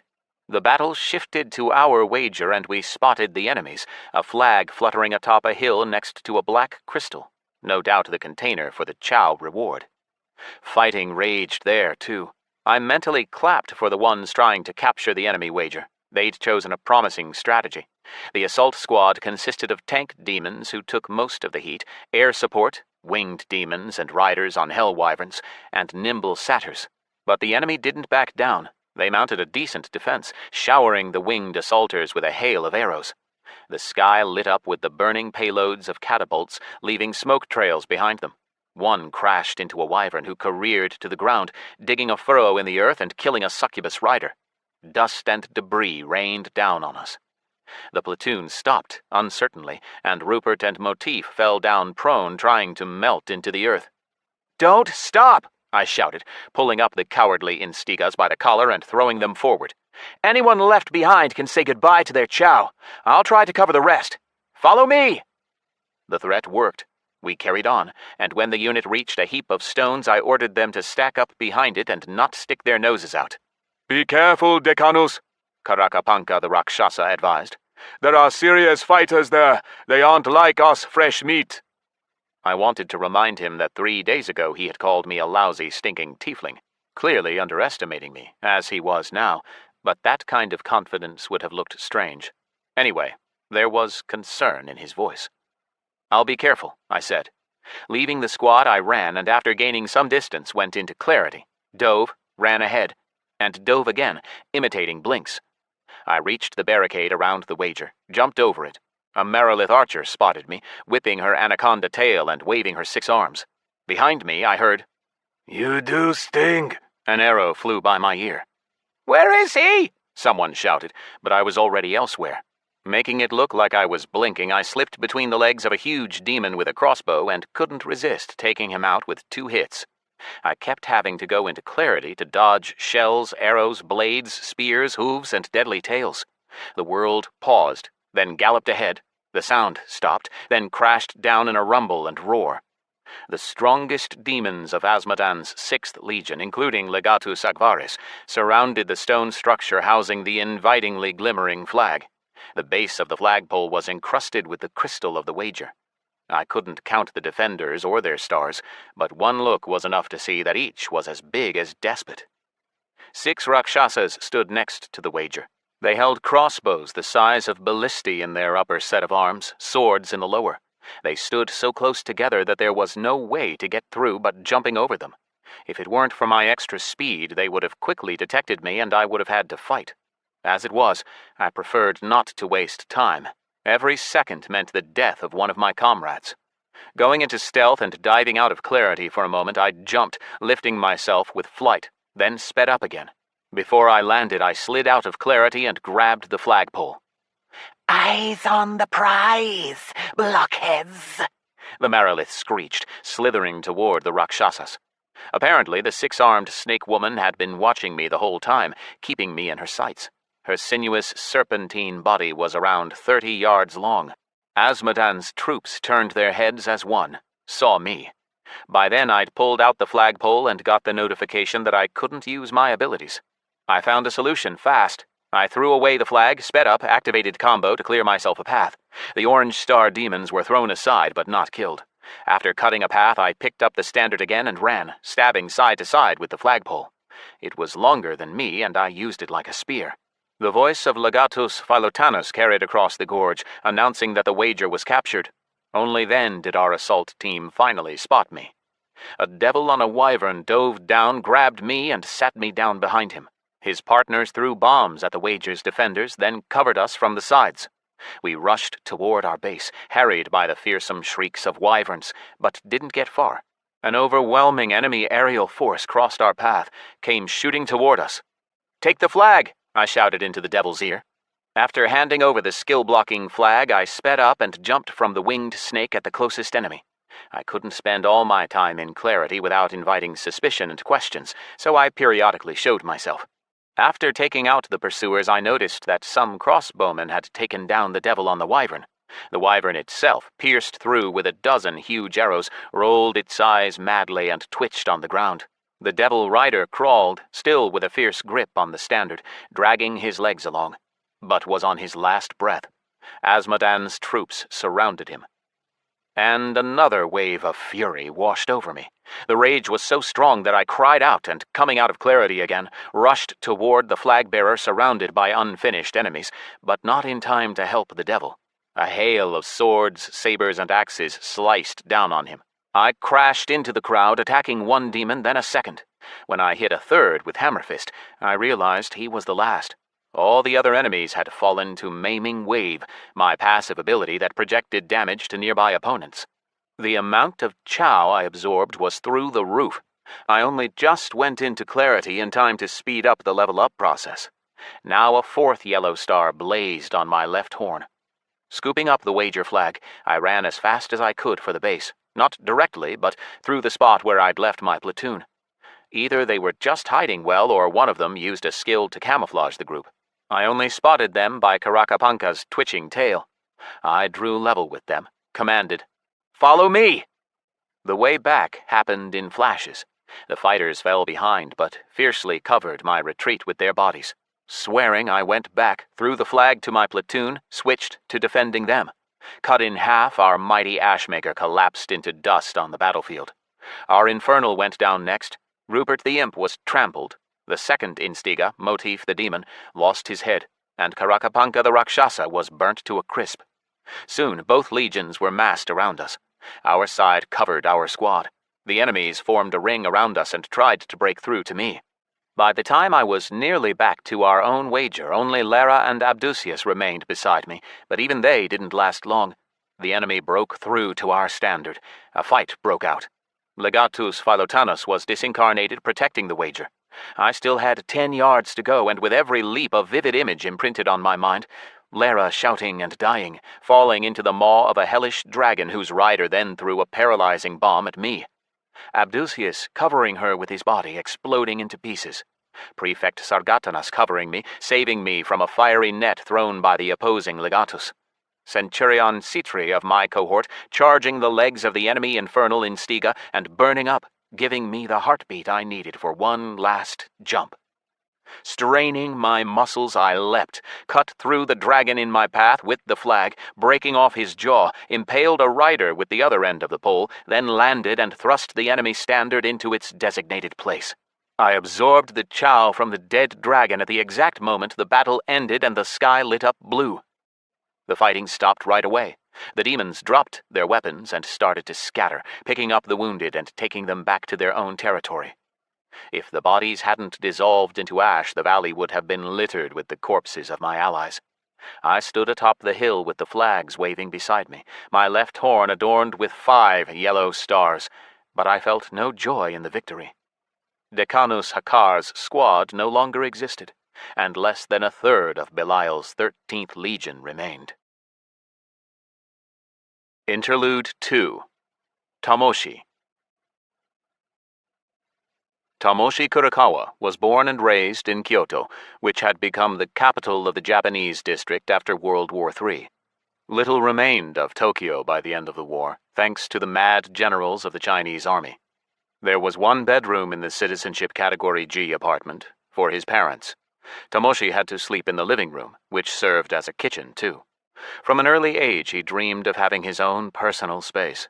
Couldn't stand noise and groups of people, and the press of crowds in the streets gave him panic attacks. Put simply, he hated people. And the feeling was mutual. Tomoshi's standoffishness, irritability, strangeness, and unfriendliness pushed away not only his classmates, but even other hikikomori like him. The otaku club that Tomoshi signed up to at his parents' insistence accepted him warmly. The club's members avoided people just as he did, and lived more in imaginary worlds than in reality. That united them, and should have helped them make friends with Tomoshi. Even he allowed himself to hope, and he was right to. The boy found not only friends, but also love.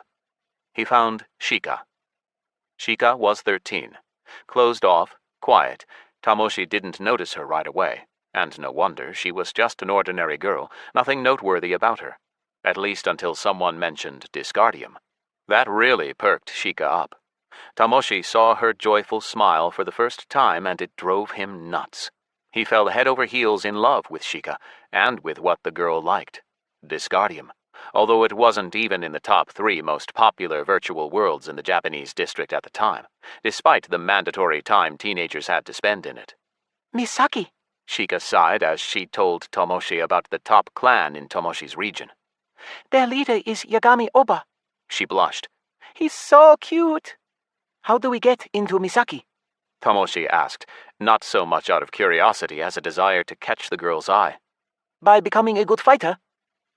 No matter how skilled a fighter you become, Tomoshi, you still can't catch up to the best fighters of the clan. The only way to join them is to get good at a craft. Tomoshi's first feelings quickly led to nothing. Shika's parents, who worked at the Department of Health, were moved to another district, and the young man lost all interest in the otaku club and left it. But the excitement with which Shika spoke of Disgardium stuck with him. The world itself was now clearly associated in Tomoshi's mind with vivid and uplifting things, like Shika's smile, which was probably lost to him forever. They both found it hard to talk to people, whether in real life or remotely. They exchanged messages at first, but then Shika stopped answering, apparently occupied with settling into her new place. And he didn't write again. Tomoshi's classless character, called Hiros, did nothing of note in the sandbox. He completed social quests, went into dungeons with groups, tried to catch rare mobs or get achievements, but without particular zeal, because Tomoshi had decided to become a professional crafter, pave his way into Misaki, and maybe one day meet Shika again. One question remained. Which craft should he level up? Tomoshi liked to work with metal, so he took blacksmithing and mining. Since he felt a strange love for flora, herbalism caught his eye too, which naturally led to alchemy. He wandered the most dangerous places of the sandbox in search of rare ingredients, which led him to level up stealth, a skill perfect for attacking first and from behind. Once, Hiros had to climb a tree to save himself from wolves and started shooting them with a crossbow he'd found. He reached level 10, after which the system offered him 3 classes: miner, alchemist, and ninja. He spent an entire sleepless night unable to decide, then finally realized he liked fighting more than digging up ore and brewing potions. The path of the ninja meant he would never get into Misaki, but it offered something else in exchange: the Guild of Mercenaries. Hiros spent the rest of his time in the sandbox training his combat skills and forgot all about crafting. He firmly decided to join the Guild of Mercenaries, seeing in it an ideal solution to all his problems and a promising future. He would try to take on individual contracts that required special skills and stealth instead of brute force. That would lead to a minimum of contact with other players and non-players. His social phobia extended to all sentience. All the same, he had to talk a lot more in Dis than in real life, to vendors, trainers, quest givers. His internal conflict resolved itself in a surprising way. At some point, Tomoshi stopped seeing Hiros as himself. The ninja became a kind of mask, a puppet, then an entirely separate personality with nothing in common with the puppet master Tomoshi Kurokawa. At first it was subconscious, but the more time he spent in Dis, the more Tomoshi and Hiros differed. The former shivered at the mere thought of risk. The latter went in search of crazy adventures. The player avoided conflict. The ninja lived for it. Tomoshi spoke quietly and with downcast eyes. Hiros spoke confidently, although he too hid his eyes, not wanting to reveal his feelings. After passing the citizenship tests with Category I, Tomoshi left his parents' crowded apartment. The little room he rented was even smaller, but he was alone. If not for the cardboard walls that let in all sound from outside, Tomoshi would have been happy. But those damn walls. Thanks to them, he always knew what was going on in his neighbors' lives right down to when they went to the toilet. For the first few days, he didn't log into Dis, but enjoyed the peace and quiet. Ate ramen, watched dumb Hollow series, slept in until midday. He would have spent his entire life like that if he could, but he needed money. For noodles, Hollow series, rent. Mom and Dad couldn't help. The law said that of-age citizens had to live independently from their parents. That meant he had to go back to Dis and give his time over to Hiros the ninja. He spent 2 years leveling up his character, or the character leveled up himself, following his own goals. The human considered it a partnership. After all, Hiros' successes provided Tomoshi with financial independence. But the ninja didn't seem to give a damn about the human. He didn't concern himself in the least with matters of another world, real life. But that was only how it seemed. For want of his own life, Tomoshi watched Hiros' actions with interest. The ninja leveled up stealth to perfection, which helped him explore high-level dungeons, find and open chests right under the boss's noses. Expensive equipment, rare ingredients, materials. 2 years passed. The more Hiros leveled up, the more his confidence grew. The ninja even made some friends. First, they called him the fifth in their group. Then they invited him to their clan, but he refused. All the same, Hiros' friends in Dis became Tomoshi's friends in real life, and one of them, Kamiko, his girlfriend. The 3rd year in Big Dis brought radical changes for Hiros. The ninja gained the status of threat, potential E. He was the first to enter the Astral Rift instance in the northwest of the Lacarian Desert, successfully evading the beasts of the sands to get there. He got no first kill, and Excommunicado scouts found his dungeon the very next day, but Hiros still managed to squirrel away a treasure.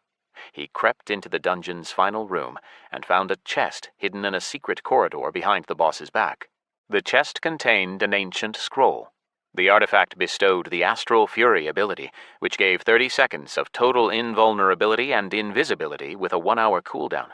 Hiros stopped thieving and started clearing instances alone, getting more experience, money, and gear. He also became a threat, which meant he started focusing completely on solo leveling. Tomoshi's in-game wallet grew each month, allowing him to rent a nicer apartment and buy a good flyer. Then the differences between the lives of Tomoshi and Hiros played their fateful role. The ninja's former allies remained Tomoshi's friends, and he openly shared Hiros' achievements with them. He took Kamiko out in his flyer and brought her back to his place. His new apartment was in a nice area, with a view of the sea, high glass walls, and good furniture. All this made an impression. Perhaps too much. Kamiko started to suspect something and told her friends, who asked Tomoshi directly at their next meeting. Tomoshi-kun, are you a threat now? Tomoshi shook his head. No, of course not. I'm the same Tomoshi as ever. He wasn't lying. It wasn't he who had become a threat. It was Hiros. But they still didn't believe him. That said, Tomoshi wasn't great at recognizing other people's motives. He thought it was just a harmless question. Hiros, on the other hand, knew perfectly well what was going on. On their next immersion, he dragged the hiding human out for a frank conversation, shouting at him, calling him a cretin, and demanding that he evacuate immediately and lay low. If you don't do this, human, then tomorrow you'll get a home visit from the Preventers, or worse, the Triad. They'll make you, which means me, do something terrible. You have to hide, human Tomoshi. But where? From who? What will Kamiko say? Should I take her with me? You really are an idiot. Kamiko is the one who started all this. She dreams of eliminating a threat and getting rich. She'll hand us over to the preventers for a share of the reward. To your beloved Mizaki. Or worse, she'll sell you to the Triad. Kamiko isn't like that, Tamoshi argued tentatively. If you don't do what I say, human, then you can say goodbye to me and your life of luxury both. To living at all. Like Hiros demanded, Tamoshi went to ground. He got himself an account in Dark Phoenixes, rented a capsule residence where nobody asked for identification, but he still gave in to a weakness. He kept talking to Kamiko via comm. The girl convinced him to meet her in person. Come on, Tamoshi, let's go to a cafe. Please, I miss you. I really miss you, Tamoshi, she said with a sigh. You know what I mean? And he gave in. Their relationship was developing slowly and hadn't yet reached the most exciting level. Tamoshi really hoped this date would change everything. It did, but not in the way he hoped. Rough men in black cloaks and dark glasses appeared in the cafe. All the waitresses and all the other customers disappeared in the same moment. Even the droids went somewhere. Distracted and excited by his date with Kamiko, Tamoshi noticed nothing strange at first. When he finally realized who was surrounding their table, he looked at his girlfriend and he shivered in comprehension. A cold-blooded killer had been hiding behind the mask of Kamiko. She stared at him with greedy eyes, licked her hungry lips. Her face was still human, still just like any face you could glance at in the street and forget immediately, but her eyes had turned dead, her gaze pitiless, like a vampire thirsting for my blood. This terrible woman had one single desire, but as for when she would feed on the blood, before or after a polite conversation, that was another question. Tamoshi jumped up from the chair at once and bowed. He stood like a statue for the rest of the conversation, keeping his eyes pinned on his feet. My name is Mr. Yao, a man said in a colorless voice. And you are the threat Tamoshi Kurakawa. The boy bowed. I am honored, Yao-sama, but I must object, Yao-sama. Tamoshi Kurakawa is not the threat, Yao-sama. Perhaps, the terrible man answered agreeably. But we must verify that. You will come with us. On rigid legs, Tamoshi followed the men to an unremarkable gray flyer. They flew to the continent, somewhere. He didn't find out exactly where because he lost consciousness on the way. When he woke up, he was back home. A couple of weeks later, Tamoshi had forgotten the incident as a nightmare. The only reminder was that Kamiko had disappeared off somewhere. The girl wasn't answering calls. Her parents didn't know where she was. Their friends all insisted that she was fine, that there was nothing to worry about. Tamoshi paid no attention to the strange tone in their voices. But Hiros did pay attention. The ninja remembered the terrible man, and the deep mental scan that had been roughly scrubbed from his memory by the Triad's medics, and the neural programming that had turned Tamoshi into a puppet. All the same, even Hiros had no idea why they let the human Tamoshi go, so he decided to take control not only of himself, but of the human too. The body and the character alike needed safety. Protection from someone strong, someone with whom even the preventers couldn't reckon. Someone powerful and smart, capable of standing up against the preventers and hiding successfully from both the United Cartel and the Triad. Hiros knew only one such person. Scythe. Alex Shepard. Hiros had no doubt that the top threat wasn't alone. He must have a whole organization that could provide protection. More than a month passed before Hiros and Tamoshi along with him found that protection. Alex-san was delayed. Tamoshi liked him, and he was even thinking about swapping the san for the less formal kun. They were brothers in arms now, after all, especially after the joint mission to send Scythe-san to the Inferno. But ever since the closest person in his life betrayed him, Tamoshi feared to get close to anyone. The only exception he made was for the girls of the clan. They'd been so kind to him, so friendly. Trying to be himself for the others, he decided not to sit off in the corner, but took a seat at the bar instead, where there were endless rows of alcoholic beverages. He didn't drink, wanting to keep a clear head and a close eye on the others. Tamoshi had a bad feeling about the party. Apart from Alex-san, everyone was already gathered in Hung-san's rooms, including the bald newcomer to the clan, Tobias-san. That one was sitting alone at a dining table set against the wall, chewing away in concentration from a salad bowl, getting coleslaw in his beard. Strange guy, Tamoshi thought. Takes one to know one, Hiros replied. Malik-san stood in the corner at the DJ station. Tamoshi had met him in a poor circumstance. As soon as Malik-san climbed out of his flyer, he was put in handcuffs and locked in the isolation room along with Trixie-san, another clan member being punished for something. The final fate of both had been delayed until Alex-san's return from the demonic games. Alex had been angry at first. Even Tamoshi could see that, but soon showed his innate goodness by forgiving the treachery of Malik-san and Tissa-chan. Come on, people! Malik-san shouted, putting on a fresh Cray jungle track. Boom, boom, boom. The walls shuddered. The floor vibrated in Tamoshi's jaw, which ached in time to the beat. He squirmed, regretting coming here. The people surrounding him were far from the polite society Tamoshi was used to. Take the girls, for example, seated at the other end of the lounge. Apart from Tissa-chan and Rita-chan, there was a third with them whom Hiros had only seen before in Dis. Eniko-chan, daughter of Gyula-senpai. Tissa-chan was telling some story, gesturing and waving her arms, and Rita-chan's behavior was completely unbecoming of a clan leader. She threw her head back and laughed loudly without even covering her mouth. Eniko-chan was much better, smiling without opening her mouth. Hey, Tommy, Hong-san said, approaching him. Welcome. Edward-san accompanied the big man. Ignore Toby. He comes from a hellhole. Poor guy missed good food, he said. Come sit with us. Let's talk. Why did he say to ignore Tobias-san? Suspicious. Apparently Tobias-san was to do something that Tamoshi was not to see. Violating Edward-san's order, Tamoshi took to looking even harder at Tobias-san until he noticed that the music had quietened a little and the DJ was gone. Where was he? Where was Malik-san? The boy suddenly appeared behind him.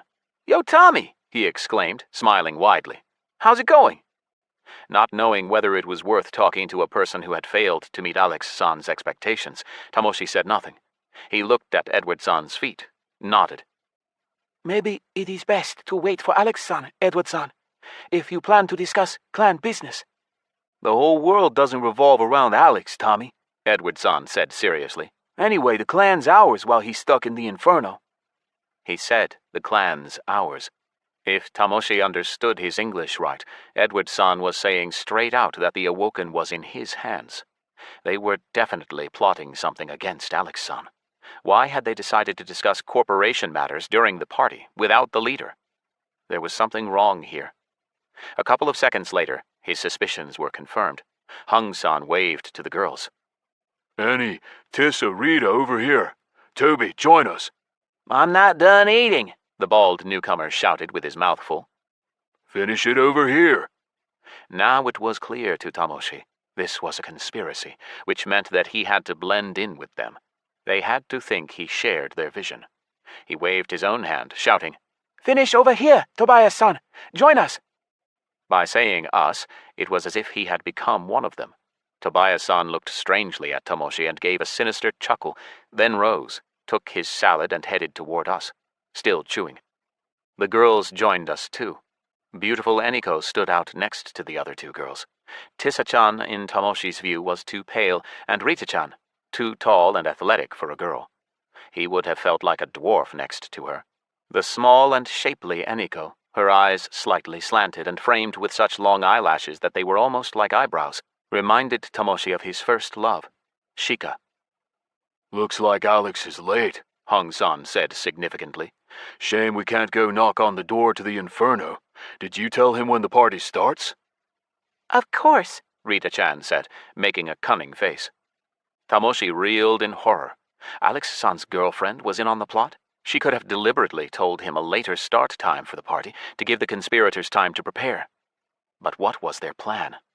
All right, folks, here's the plan then, Edward-san announced, leaning against the wall. Soon the clown musician will get here, along with someone else, and then we'll start the party. In the meantime, this is the first time we've all met in real life, so first, as is traditional in the Awoken, we wanted to hold something like a clan council meeting. You know. To discuss what's happening in Dis, share our plans, Hung-san interjected, standing opposite him. We planned for Alex to be here too, but he's stuck with the demons. Also, if anyone has any requests, wishes, and so on regarding their characters, speak up, Rita-chan added, sitting down on a couch. That'll help us coordinate our actions and all that stuff. I'll tell Alex the gist later. I have only one request, Eniko-chan whispered, hesitating to sit down. A loan for a good capsule and help leveling up, if that's possible. I don't want to be a waitress in Aunt Stephanie's tavern my whole life. I will help, Tamoshi volunteered immediately. Not with the capsule, but with the leveling up. If Eniko played some role in the conspiracy, working alongside her would get him closer to the girl. Hiros laughed in the young man's consciousness. Ha, sure.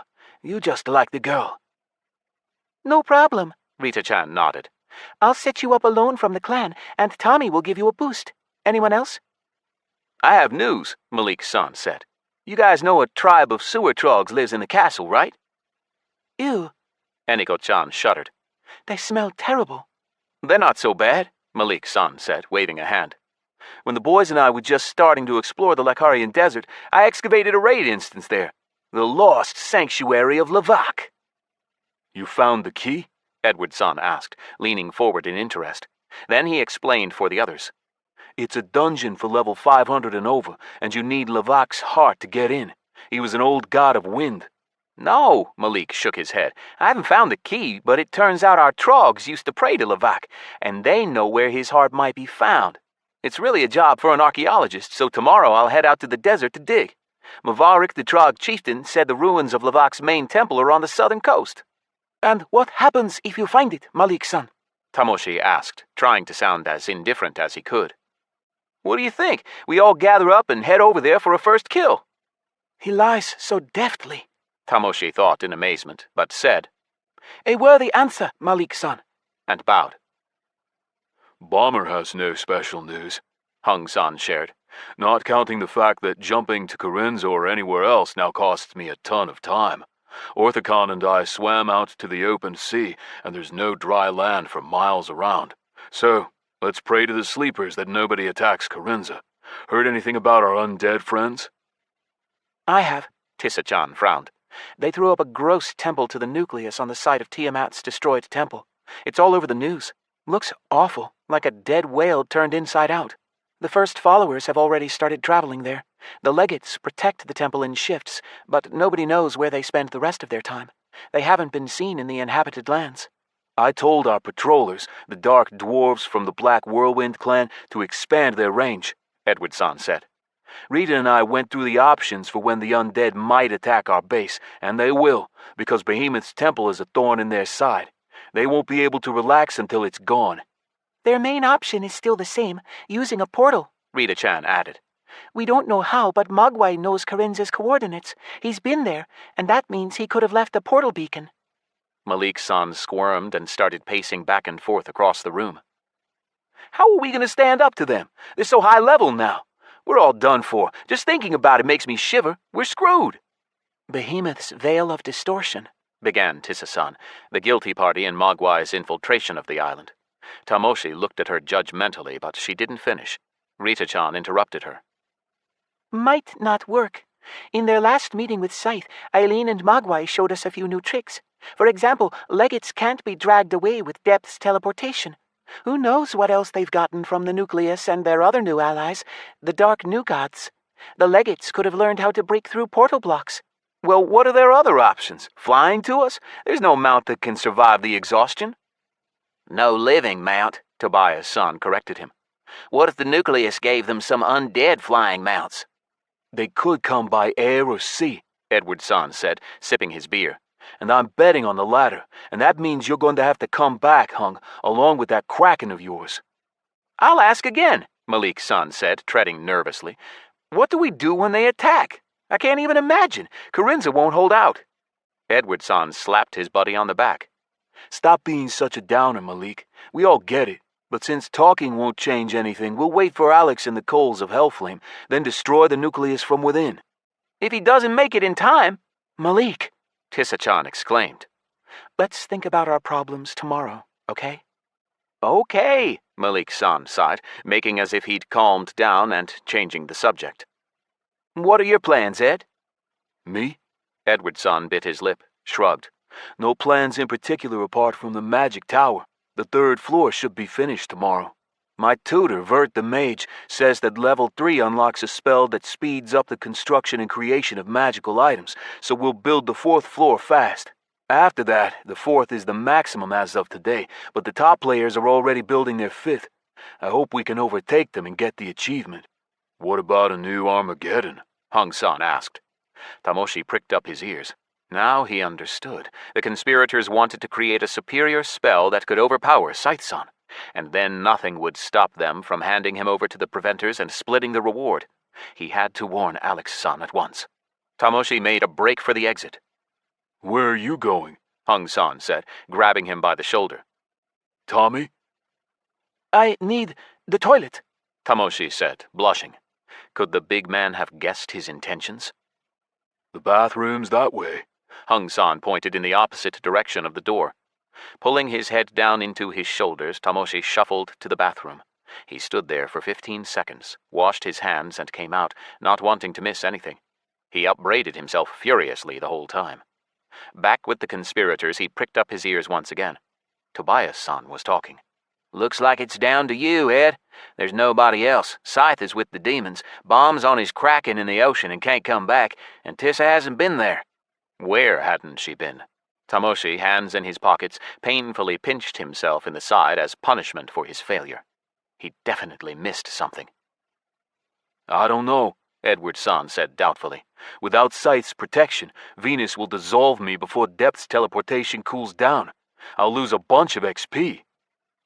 Come on, Ed, Tobias-san cajoled him, looking into Edward-san's eyes. This is an order from Scythe, and if there really is an instance there, the entire clan will benefit. All right, Edward-san looked at Hung-san. Are you sure you can't come back? We could shoot over there together. No way, Hung-san said. You go, or take Tissa. The girl beamed. Yeah, Ed. No, Edward-san shook his head. You know that Alex won't approve. He started to explain why he couldn't take her with him, and Tamoshi tried to memorize it all word for word so he could later repeat it to Alex-san. The treachery of the cunning, bald newcomer was clear. He was using the task from the already overworked leader as a cover to achieve some end of his own. Bearded bastard. All right, Edward-san nodded. Anything else? Oh, I do have one thing, Tobias-san said. If anyone hears anything about the Ravagers, tell me right away, will you? I have a divine quest for them, but I haven't seen any in a while. Tamoshi felt rising terror. What divine quest was Tobias-san talking about? It had to be from Nergal, and he was known to be the greatest enemy of the Sleepers and Scythe-san. It's like you're new, Toby, Tissa-chan said, smiling cunningly. Subscribe to the Commonwealth Herald and check the box for Ravager notifications. When one of them appears, you'll get an alert right away, either in Dis or in real life on your comm. You choose. You're the noob, Tissa, Tobias-san chuckled. I'm undead, remember? No way in hell they'll let me subscribe to the Commonwealth Herald. Oh, true. Sorry, I forgot. Then I'll subscribe and let you know. The door swung open. Alex-san walked in, accompanied by the bodyguard Raj-senpai. Tamoshi had seen him before, but only now realized that Alex-san needed more serious security. His life was priceless after all, and bodyguards were worth the money. Alex rubbed his temples and cast a vague glance across the room, then headed toward his clanmates' cries of greeting. Finally! About time! Rita-chan threw herself around the clan leader's neck. The others livened up too. I could eat a horse, Alex-san complained, looking hungrily at the snack bar. Eat, Hung-san said, and Tamoshi thought that the big guy wanted to distract the leader so the conspirators could finish their discussion. But his suspicions were wrong. Everyone moved over to Alex-san and started asking him all kinds of questions about the demons. After chewing on a bite of burger, he said, I won't tell you the long version. Not much to tell, anyway. The Inferno is another plane of existence. Time flows faster there, like in the Nether, roughly 10 times faster. So I've already been there 6 days. I imitated a tiefling's body. In the Inferno, they aren't even considered demons. What about the Coals? Hung-san asked excitedly. Nothing yet. Alex-san shook his head. There are only 3 of them. Each prince of the Inferno has one, and they keep them at the top of their towers. Like a replacement for the sun, it shines and warms them. The trouble is that the closest capital, Ruby City, is 30 years away on foot. A lot faster with flight, but it'd still take at least a year. So I decided to get there another way, by signing up to fight in Belial's Legion. Glory to the Dominion. What? Malik-san asked, confused. It's something the demons say all the time. You kill someone, glory to the Dominion. Eat someone, glory to the Dominion. One of the fighters in my squad farted, and it was glory to the Dominion. Tamoshi blushed. Alex-san was clearly referring to his unworthy behavior a half a minute ago. It was the food in this place. It was fully possible that they were deliberately feeding that stuff to Tamoshi. The idea demanded a separate investigation, but this wasn't the time for it. Anyway, I passed muster in a little town, and the recruiter took me into the 13th Legion. They gave me equipment, a spear. Hold on, Malik-san interrupted. I heard that your spirit got to the Inferno, but not your body. How did you keep your skills and the ability to use gear? Alex-san didn't answer right away. First, he cast a measuring glance at Malik, then looked off to one side and grumbled. Hades knows. Damn, I'm starting to talk like them. Where we say God knows, they say Hades knows, and so on. There really are devils and imps in the Inferno, you know, with horns and snouts. Anyway, however it happened, the game mechanics messed up on the transfer.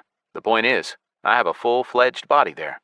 Alex-san, I think it is because of astral fury, Tamoshi said, bowing.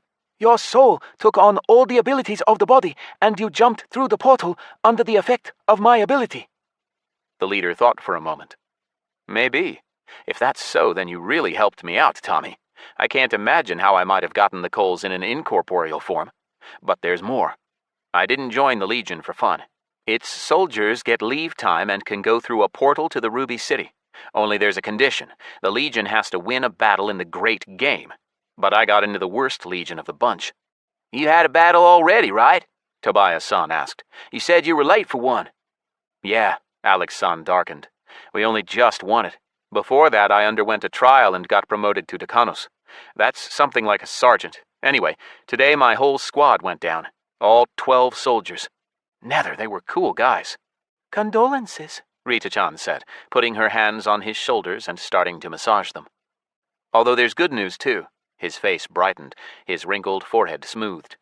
The demons have a disadvantage. Along with ordinary loot, they drop chow, some crap they have instead of a soul.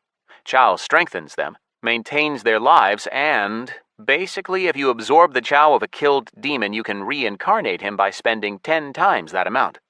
Did you reincarnate your squad? Hung-san asked, rubbing his hands. All of them? No, like I said, only works if you kill them yourself. Or if you kill the one who killed them and absorb his chow. I got lucky. I brought down an enemy demon on a dragon who killed my 2 strongest fighters, a big demon kinda like Hung and a mischievous succubus. There are dragons in the Inferno? Tissa-chan asked in surprise. Yeah, but they're hellish, horrible 4-winged fiery things, corrupted by chaos. So what's the deal with the demon and succubus?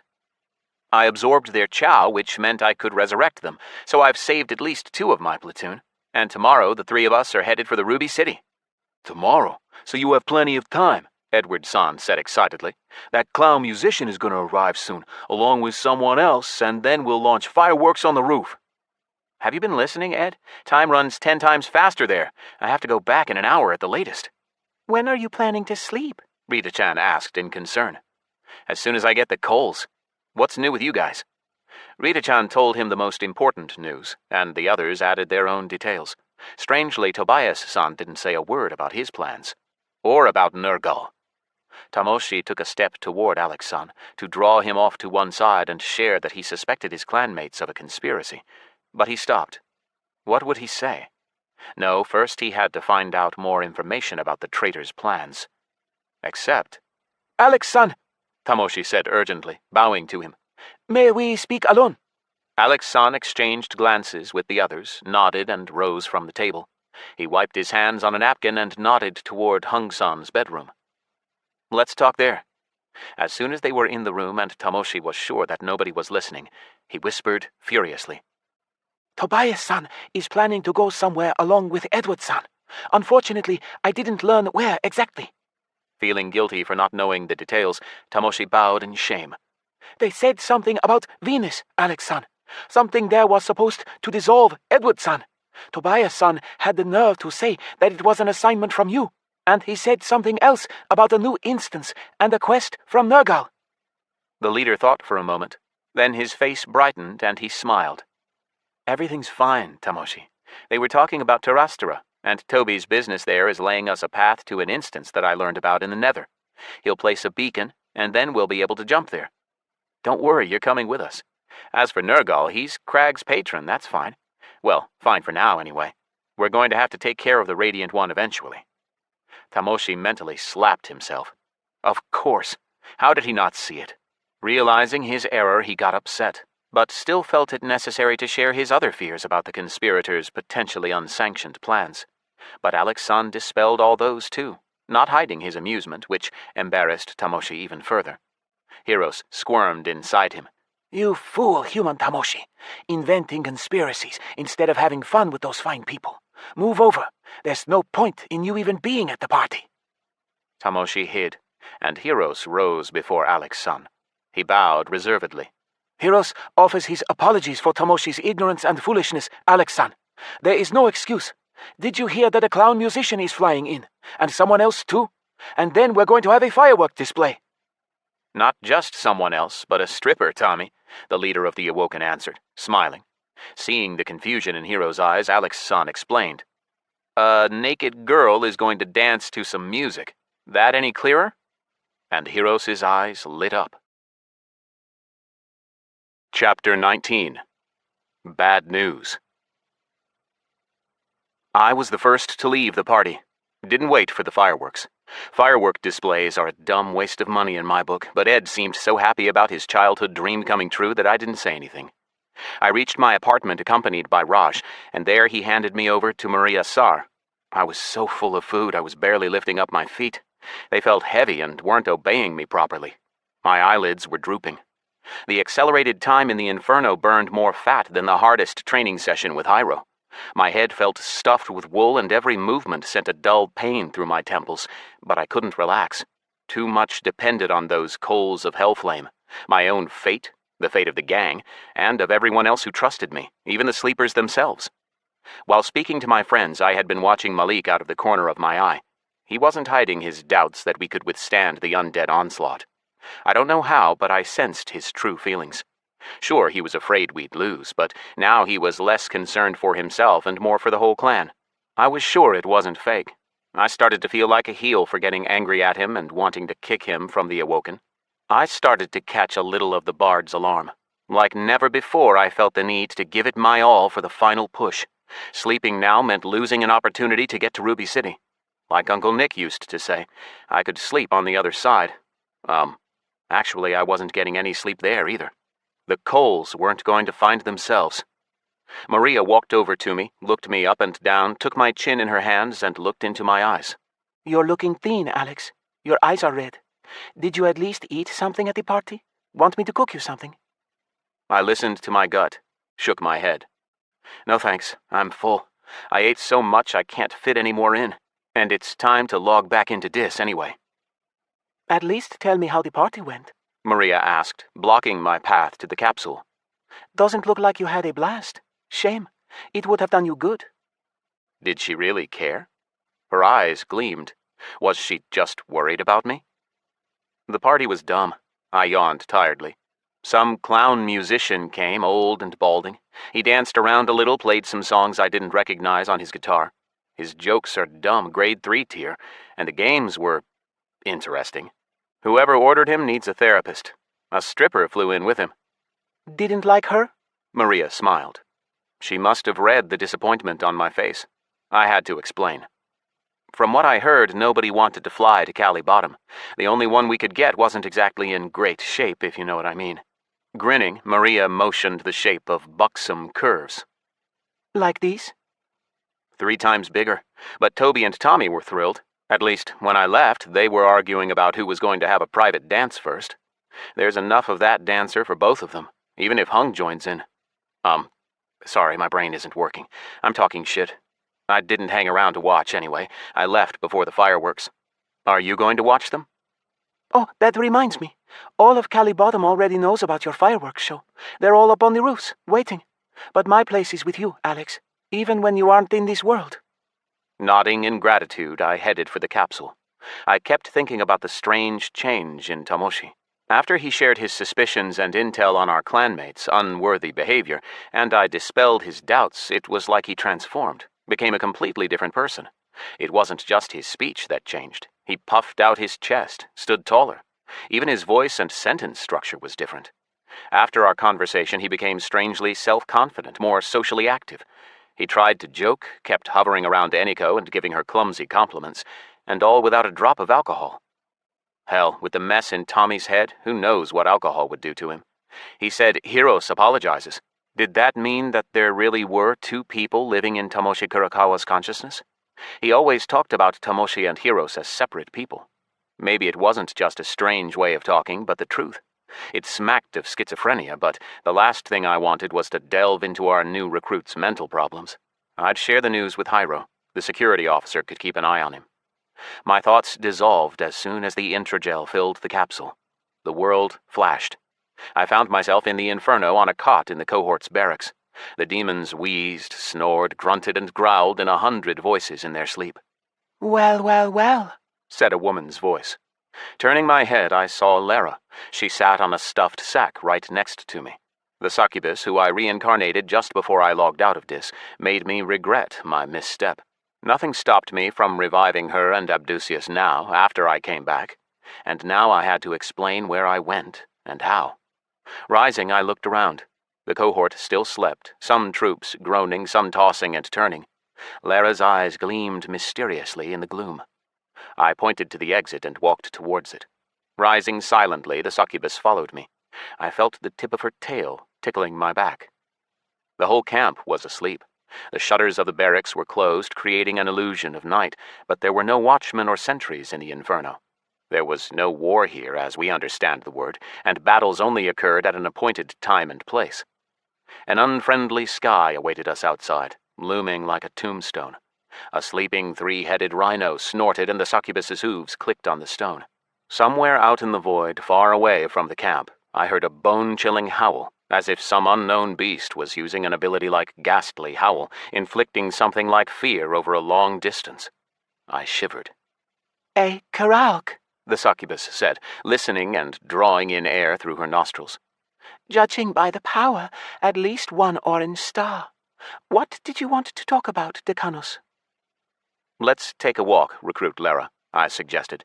The soldiers of the cohort need to sleep before they go on leave. But, Decanus, did you not promote me to your deputy yesterday? Did I not survive the battle? Her tone seemed friendly, but something in it put my back up. No, you didn't survive it, actually, I answered directly. And I'm grateful that you spared your chow for me, Decanus Hakar, Lara said in ringing tones. But... She stopped.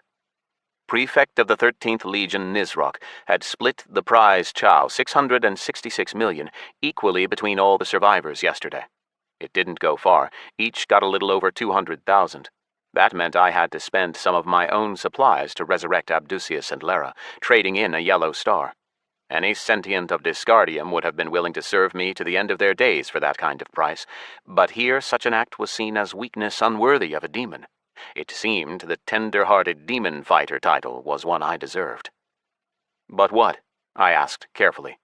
Sorry, Decanus Hakar, but I've started to doubt that you're worthy of your position, and whether you even are who you say you are.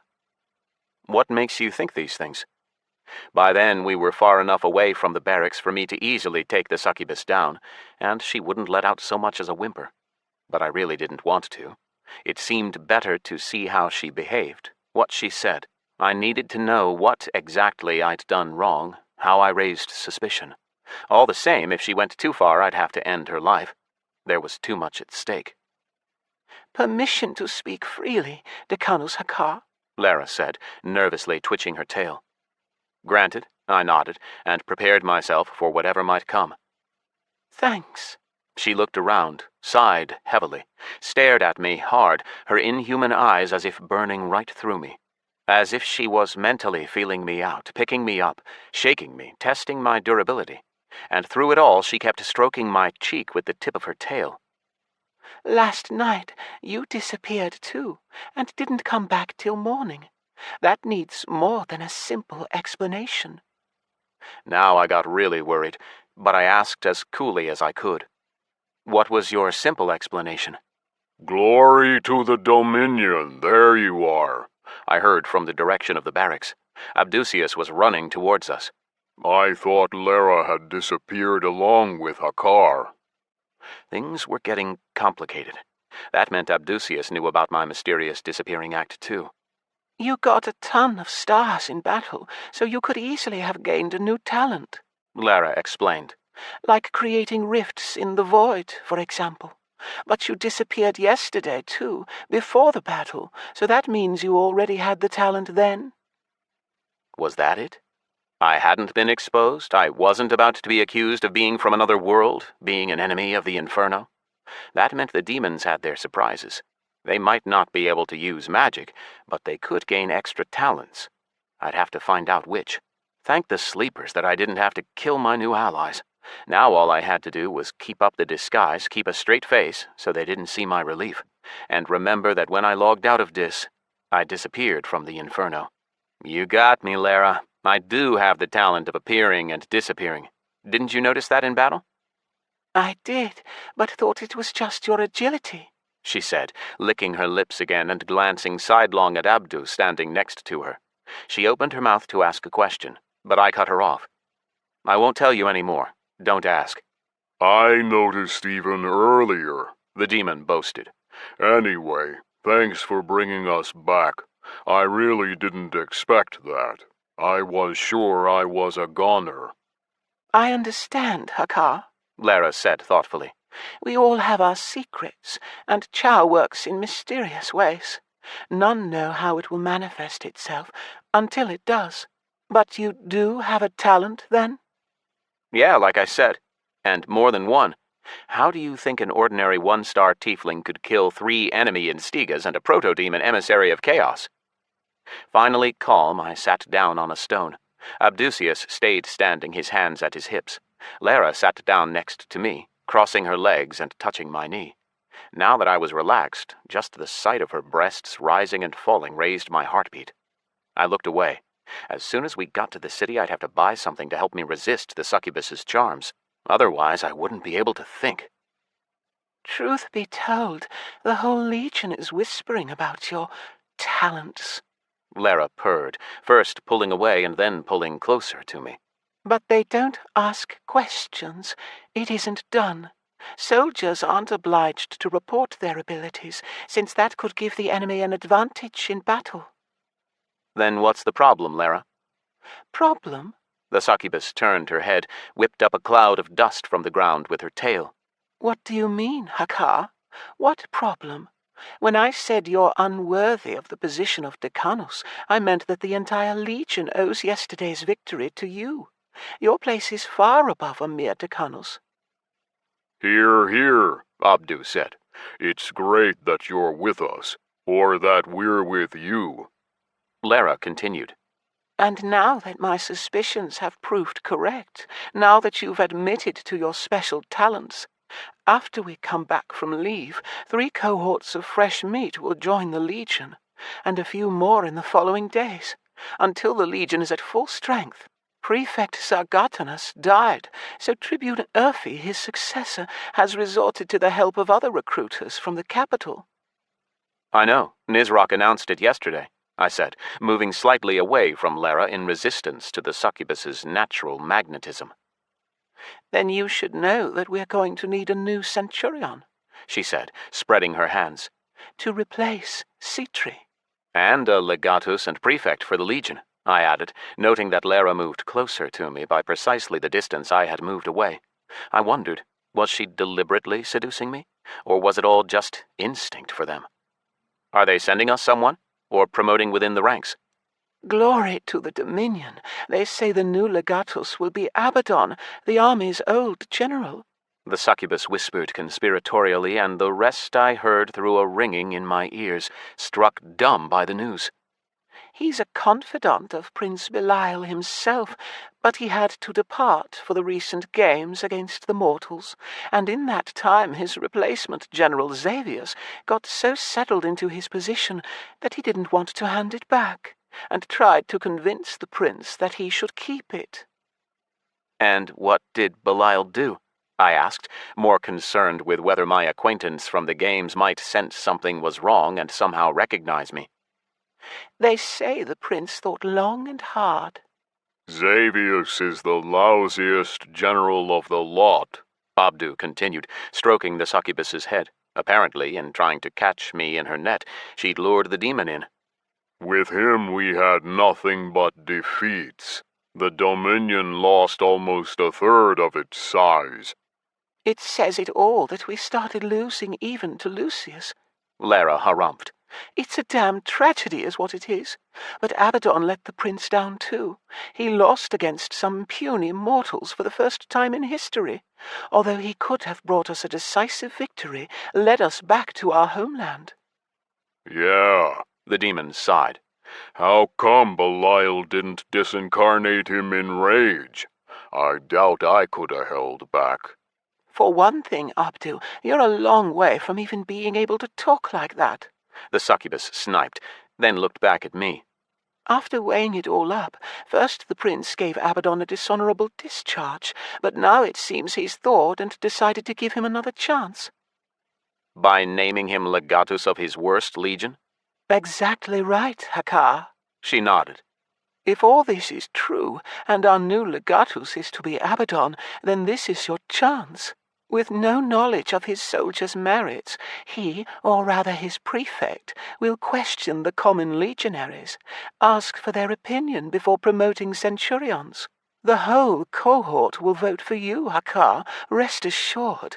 Abdu and I will take care of that. Chapter 20. Ruby City. Thanks, Lara, I answered the succubus. And you, Abdusius, I added, looking at the demon. He punched me in the shoulder, but I didn't twitch. Glory to the Dominion, Decanus Hakar. Looking at you makes it easy to believe in miracles.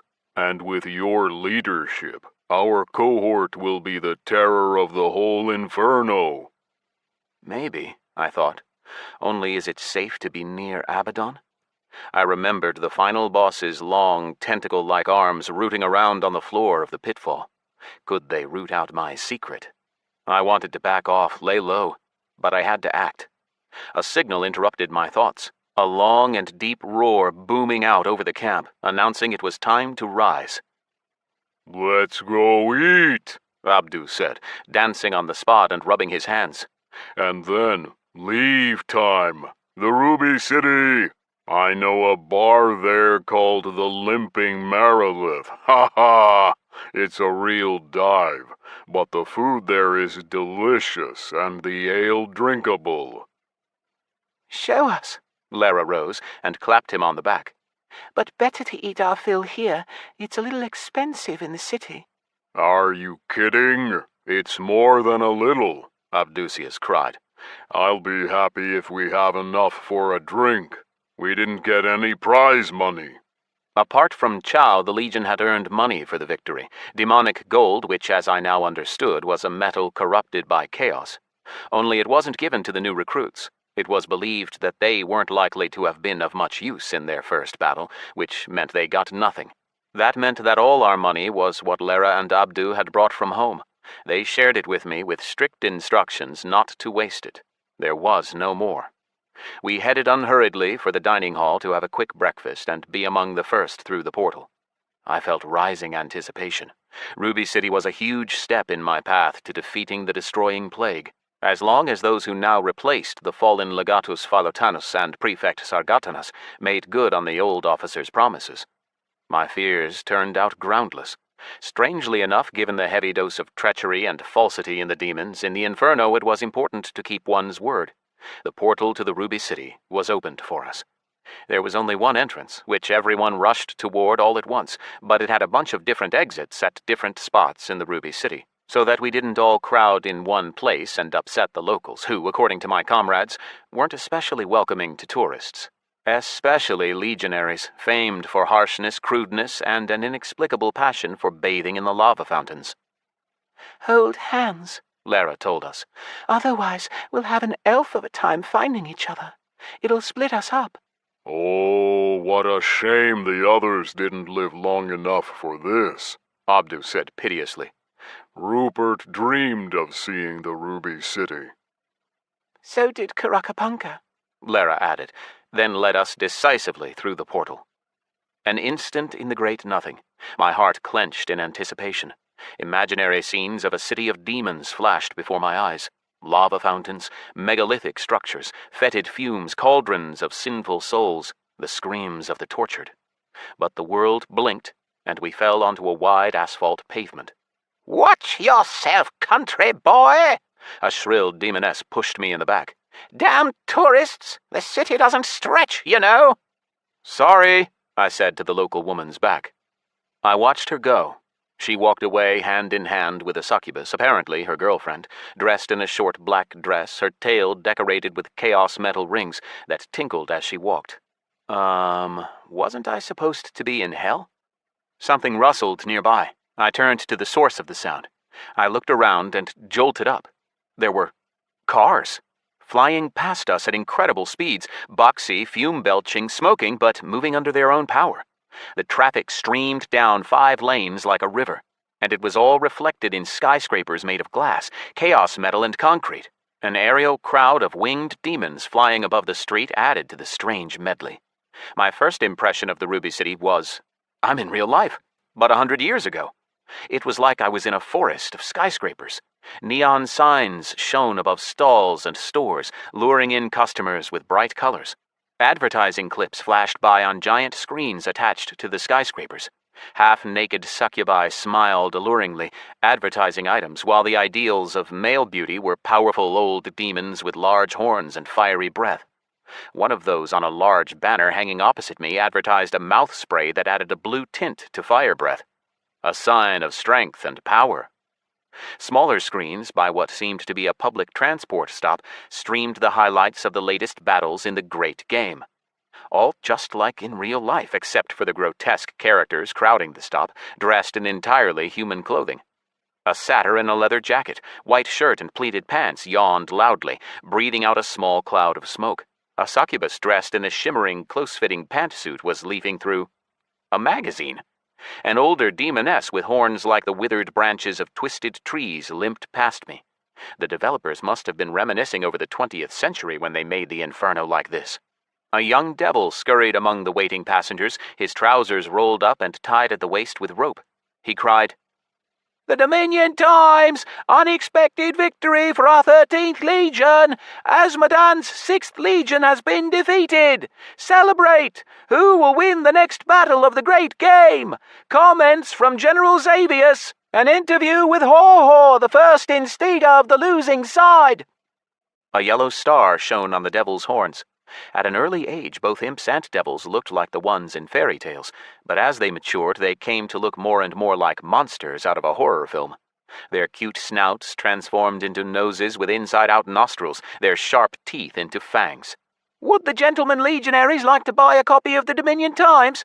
The little devil bleated, shaking a stack of papers and staring me in the eye. Just 5 gold. Abdusius made a fearsome face and stamped a hoof. Get out of here, pipsqueak. Just before the little devil ran off, I stopped him, took a paper, counted out 5 gold. I touched the pages. Chaotic leather. Wow, paper had apparently never caught on here. Must be all the fire everywhere. Huh? Hakar, that money could have bought us 2 cups of first-class booze, Abdusius complained, staring angrily at the newspaper. What the elf did you do that for? Lara stroked his cheek with the tip of her tail, said sweetly, Come on, Abdu, don't be angry. Our Decanus has never been to the big city before. Ain't that right, Hakar? Right, I nodded, looking all around me. You like it, don't you? She asked. I left the question unanswered. Of course he does. She clapped her hands. He loves it. So much, I said. She was kind of right, but my excitement was diluted by a hefty dose of confusion. The Ruby City wasn't at all what I was expecting. I struck the sidewalk with a hoof. Definitely asphalt. Or something like it. If I remembered what I'd read in Teeland's book right, they'd invented steam engines. Throwing my head back in search of some flying machine like an airship, I saw nothing. But I did see the local public transport arriving, just like an omnibus from the century before, only not on wheels. A bug-eyed, caterpillar-like creature carried it on its back, long with deformed horns that crackled with branching electricity. The demons all squeezed inside, and when the omnibus jerked into motion, some little imps ran along behind it, jumped onto the footplate, and started making faces at a many-armed Merilith. The snake woman just barely fit inside the packed bus. This capital was like New York City from the 1950s overlaid on modern steampunk with a generous dash of the mystical. I bet my right fang Hakar hasn't seen steamers before. Lara laughed. Right, Hakar? This is magic. How do they, what moves them? The machines, or steamers, careered along at a speed that would have been considered high even in my world. Steam? Steam and chow particles.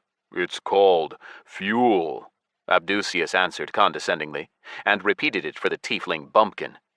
Fuel. Turning my head, I found the source of light.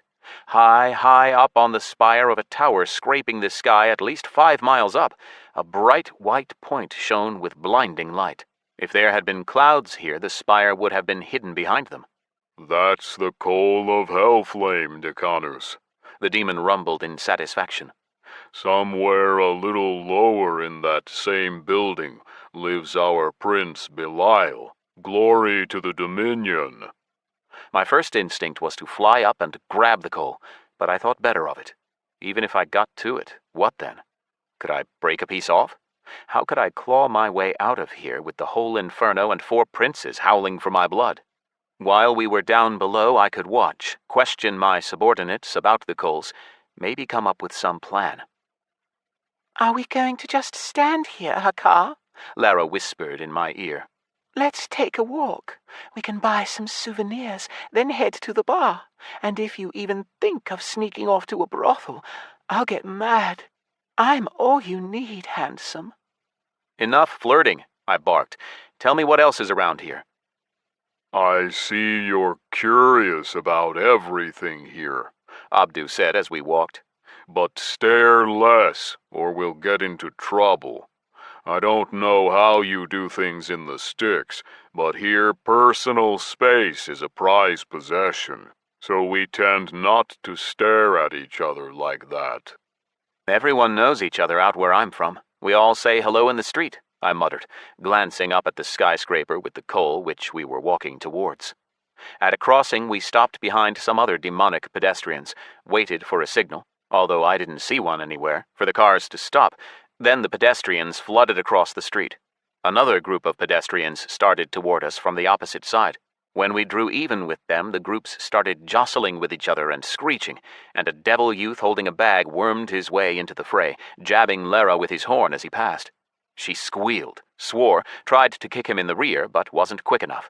"Thief!" someone shouted in the crowd. My bag! A feminine voice cried. And mine! "Catch him!" someone else shouted, now in our group of crossers. The demons from the opposite side rushed toward us. A fight broke out. Someone fell, someone else swore. I was pushed away from Lara and Abdu and realized this was a chance to pretend to get lost. I could head for the coals and find out whether I could make off with them. I backed away, returned to the sidewalk, slipped into the crowd of babbling demons trying to catch the thief, went into stealth, then clarity. I hid for a moment, making sure nobody had seen me, checked to make sure my shadow wasn't too obvious. Everything was fine. I looked around, saw Abdusius frozen, open-mouthed. Lara was nowhere to be seen over the heads of the locals, but the succubus wouldn't lose her head. She was a feisty girl. Mentally praying to the sleepers, I flew along the skyscraper, looking down at the rapidly disappearing twisted faces. Then, my heart beating fast, I shot toward my target, the spire gleaming with the coal of Hellflame. I thought while I flew. It did seem better to just break a piece off if I could. If I took away the entire coal, then the local NPCs would die. What? I was starting to think like a demon again. Nether, was chaos somehow infiltrating my mind? Of course, I was full of Chow after all. Not just the tiefling Hakar, but me, imitating him. But I still needed to think of a way to return the artifact to the Inferno after it fulfilled its function. The demons were sentient just like anyone else, and Disgardium was their home. Sure, from a mortal's point of view, the creatures were creepy and nightmarish, with all their strange customs and rituals, but by and large they were no crueler or stranger than any of the dark races. Ogres, for example, were in the habit of eating their weaker children. In the meantime, I was nearing my destination. Suspecting that Belial's residence was guarded and might have something like a torch of true flame burning near it, I stopped, flew all the way around the detached skyscraper in clarity. No guards? Was it that easy? Where was the catch? Maybe there were no guards because the locals would never dream of stealing the coal. It was like stealing the sun. You'd be no richer for it. That might be why they weren't careful about it. Same as the barracks while the soldiers slept. Diablo, Belial, Asmodan, and Lucius weren't out to hurt each other, but to make their armies as strong as possible, leaving only the best of the best. So maybe there was no catch. Looking around once more, I came out of clarity and set off again, flying toward the spire, slower this time. It felt like the light was going to burn out my retina. I screwed up my eyes, and still had to shade them with my hand. Bang! I hit an invisible force field. A powerful shock knocked me back, pulling me out of stealth. Reflection bounced the damage back, but the invisible field withstood it, rippling with flames. The building's walls began to vibrate. An alarm signal started to go off somewhere inside. Damn, it looked like someone was about to spot one curious flying tiefling. It could be Prince Belial himself, for all I knew. What now? My goal was so close. Holdest was just a step away. But it was foolish to expect such an important artifact to be undefended. I had to back off, look for other options. I sped myself back up and headed back down to my squad before the guards could arrive. Lara and Abdusius had probably barely had time to get their bearings. It had been less than a minute for them. But a moment was enough for Belial's guards to raise the alarm. The air hummed with the drawn-out signal, slowed and distorted. I dropped down in the same place I'd taken off from, pressed to the wall. By then, the crowd had only just crossed the street. A little devil stood next to me, wide-eyed and dragging a sack, apparently full of stolen handbags. Without coming out of clarity, I grabbed his loot, went back to my spot, and reappeared. Car! Abdu's roar ended. Where are you? Hakar! The succubus shouted. I looked for the young demoness who had shouted about her bag, poured the contents of the sack out at my feet, 2 purses, 4 bracelets, and shouted, "Hey, glory to the Dominion!" Everyone turned their heads and I pointed at my feet. "I got the thief! Come take what's yours!" And I slipped to the side, letting the owners of the items grab their things. My allies ran to me. I thought you got lost, The succubus sighed. or trampled. Or taken by the cursed Inquisition, Abdu added. or the pacifists. They aren't fans of legionaries. Everything's fine, I shrugged. I went after the thief and caught him. It was easy. He's over there. A grateful demoness who got her bag back ran over and stared at me with a mix of surprise and gratitude in her eyes. Thank you, tiefling. I wanted to reward for your bravery and offer you. Huge, hellish wyverns clad in armor flew by above us, flapping their wings. Those wings could have overshadowed an entire legion. I watched them go, saw that they were headed for Belial's residence. It wasn't hard, I smiled, watching the high-ranking demons swarming around the spire. What's happening up there? Probably a drill. The prince testing the Rubites. Lara suggested. Rubites? Yeah, that's what we call people who live here. But that alarm wasn't a drill. It was real as they come. I wanted to hurry and move on. What if there were checks, investigations, or whatever the demonic equivalent was? Anything could happen. I turned to Abdu. You said there's somewhere to eat and drink around here? That way. The demon waved to the left. Lara rubbed her hands together and danced on the spot. Great, that takes us down the parkway. I always wanted to see Belial's park with my own eyes. Chapter 21. The Cursed Inquisition. The Great Prince's park surprised me. It was as if from another reality, ornately shaped stone statues emitting green, blue, or white shimmering light. Lava fountains that spat out sparkling foam before they erupted, a mix of children from the various demonic races frolicking in it, and a young doom tank around the size of Abdu from whom the other children ran, not recognizing him as their own. "Hail!" shouted an unfamiliar bald and powerful demon with 3 orange stars. He was bare-chested and digging around in his teeth with a 6-foot blade. "Hey, runts, what's your legion? Name yourselves." 13th Legion, 13th Cohort, we answered in unison. "Oh, fresh meat. I heard you have some fighter who stole Azmodan's wager right out from under the enemy's nose and carried it all the way home. Is that true?" He's right here, Lara squeaked joyfully, pushing me toward the huge musclehead. Tiefling Hakar, the fastest instiga in the whole Inferno. "Glory to the Dominion," the bald demon grinned. "Come here, kid. I want to kiss ya. I thought there weren't no more good soldiers since I left the service." I walked hesitatingly toward the mountain of muscles crisscrossed with scars. The demon sheathed the sword behind his back, belched flames, and embraced me. Had the real Hakar been in my place, the demon would have crushed him. I just made my peace and waited for the veteran to vent his feelings and finish kissing my forehead. He slobbered all over my face. "Strong, brother, strong." He touched my shoulders with respect, felt my muscles. "Solid, even if you are a stinkling." Hey! Abdu bristled behind me. Watch your tongue, mister.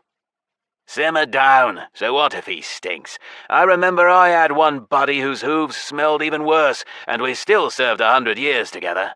His bed was next to mine in the barracks." He took my head in his calloused hands, looked into my eyes, and asked, "What's your name and rank, little guy?" "Hakar, Decanus of the 13th Cohort of the 13th Legion." "Let me tell you something, Decanus Hakar. I'd give half my chow to watch what you did with my own eyes. Ain't the same when you watch it on the chow vision, you know.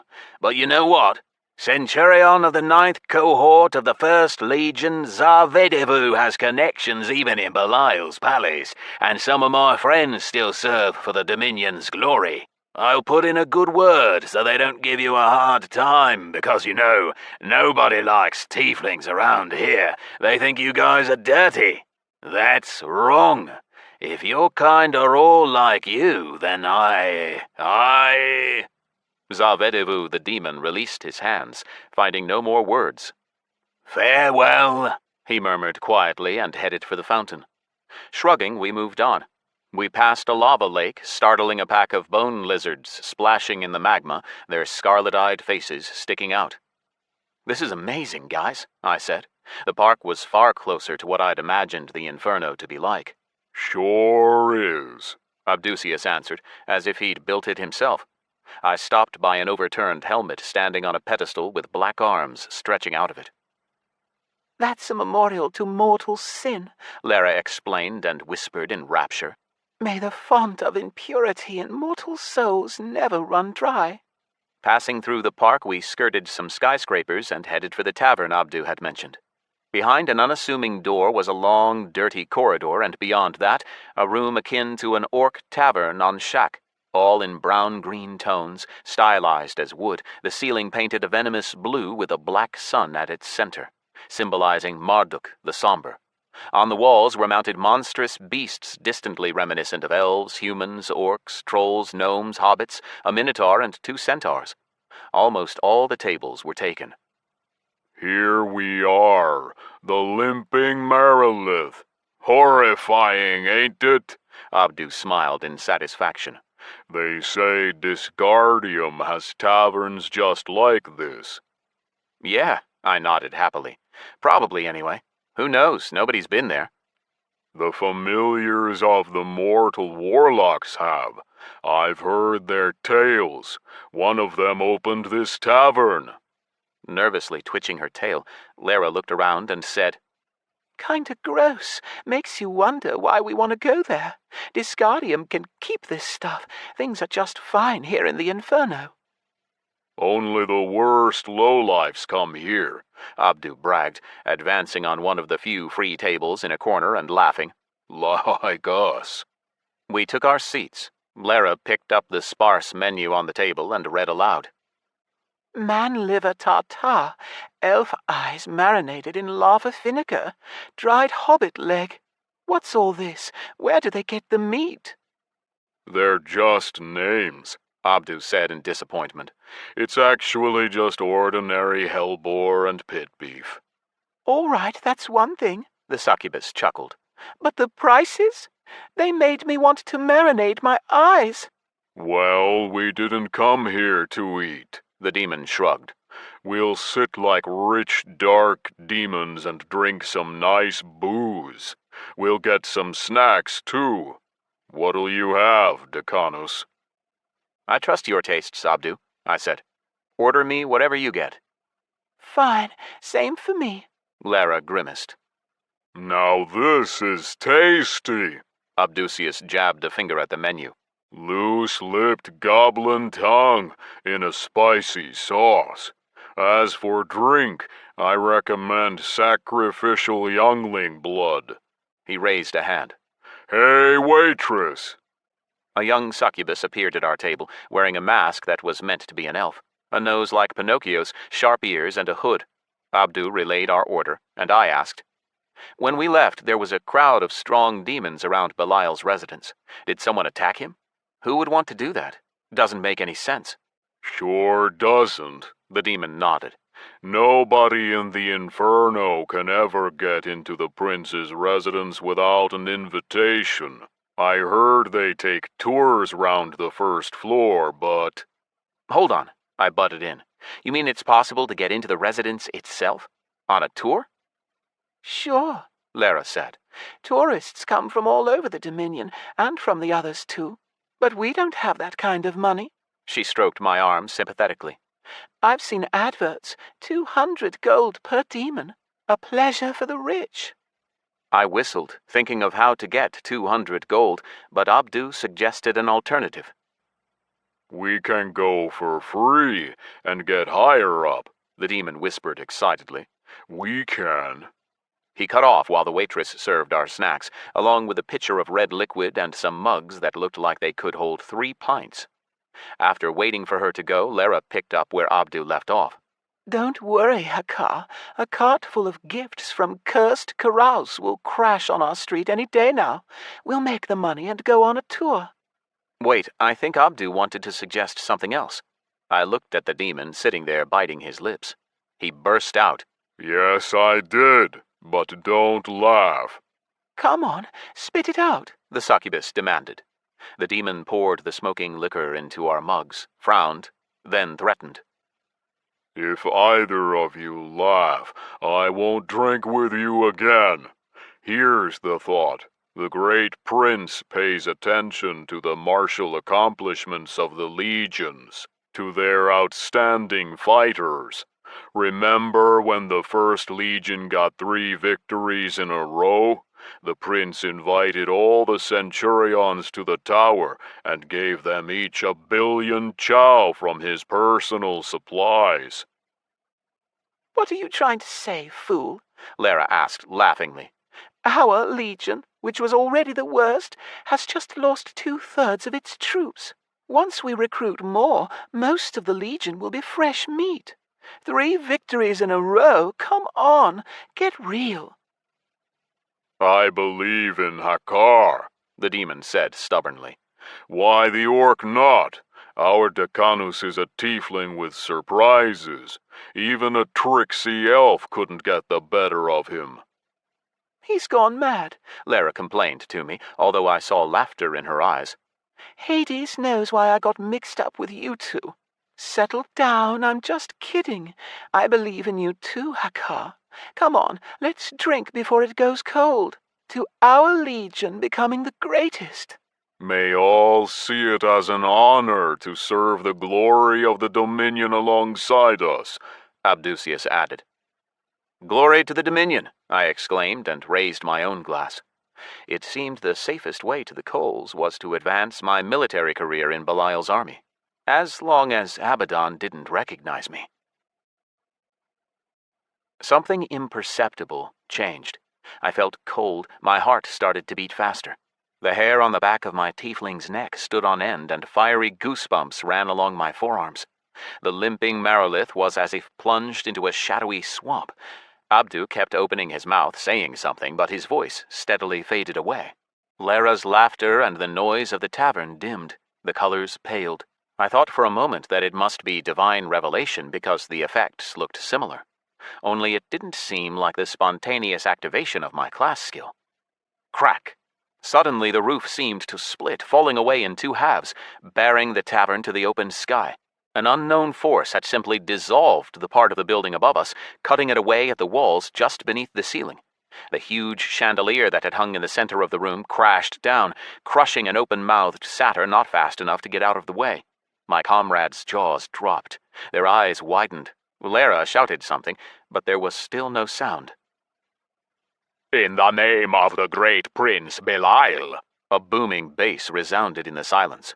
This is the special operation of the Cursed Inquisition. All remain calm and stay in your seats. The voice's owner wouldn't have fit under the roof even if thrice folded. He was huge, bigger even than the doom tank Nizrok. His lower jaw bristled with fangs so huge that they could have pierced right through any one of us. He stepped forward. His ogreish inside-out nostrils snorted out fire. Horny brown plates gleamed on his forehead, and a mane of bone ran down his spine. That must have been why they decapitated the building. Whether for good or just for now, I didn't know. The demon simply wouldn't have fit inside. He leaned down over us, allowing me to read his characteristics. Dantalion, Demon, Cursed Inquisitor, Dominion of Belial. Red stars, 9. Orange stars, 4. Yellow stars, 3. White stars, 6. His somewhat smaller fellow Inquisitors stood beside him, still much taller than Despot and carrying at least 6 red stars each. One of them, an imp, had grown as large as a demon. Mantles of fire served as their clothes. Tongues of flame flowed from the tips of their horns down their backs, acting as a cloak. The only thing that could explain what was going on was my attempt to fly to the Coal of Hellflame, and that meant these demons were there for me. I tried to jump up from the chair, but couldn't. Without any warning, it turned out I'd been placed under Cursed Inquisitor's decision, which not only paralyzed me, but also dropped all my stats down to close to 0. A terrible debuff, but I'd been a ragdoll before. Flight. Clarity. I tensed my muscles, shot up, but didn't. Nothing happened. My body wasn't moving. Even with all my millions of bugged stat points, I couldn't so much as sneeze while bound by the decision. Dantalion's foot carried above the hall, and he lowered it on the other side, standing there with his arms crossed. One after another, he looked at the tavern's customers with a piercing gaze. Lara, hit by the debuff with her head thrown back, was looking at the part of the Cursed Inquisitor hanging directly above us and nervously licking her lips. "He's here, Dantalion. You're looking in the wrong place," an imp Inquisitor standing nearby said lazily and indifferently.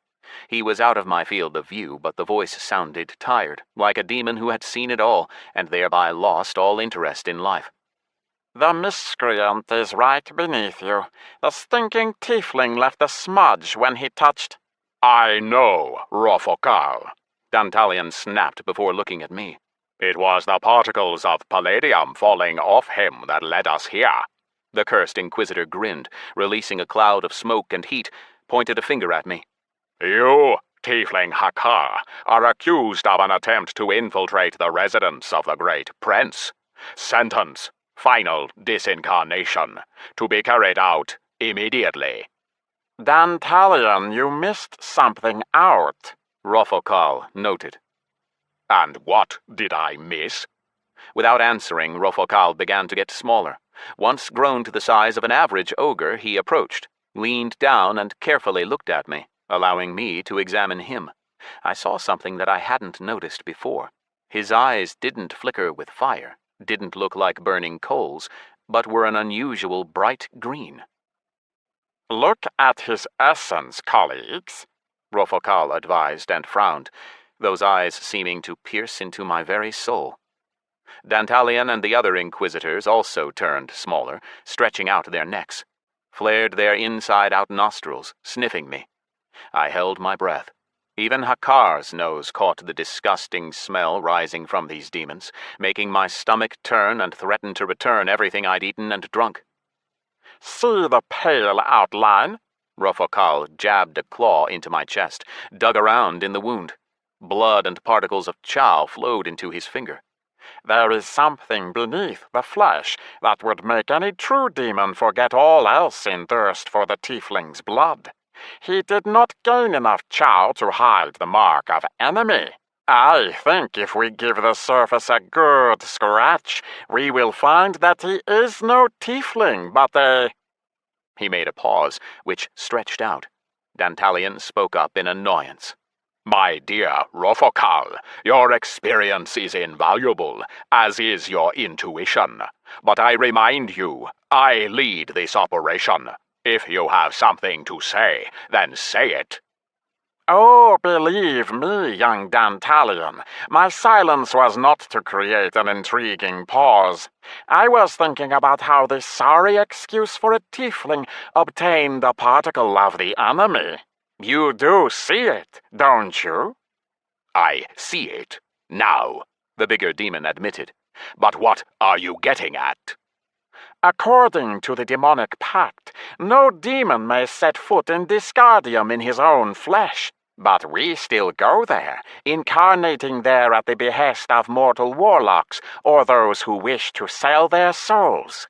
There is no chow there, and creation in trying to summon the demon uses whichever materials are to hand.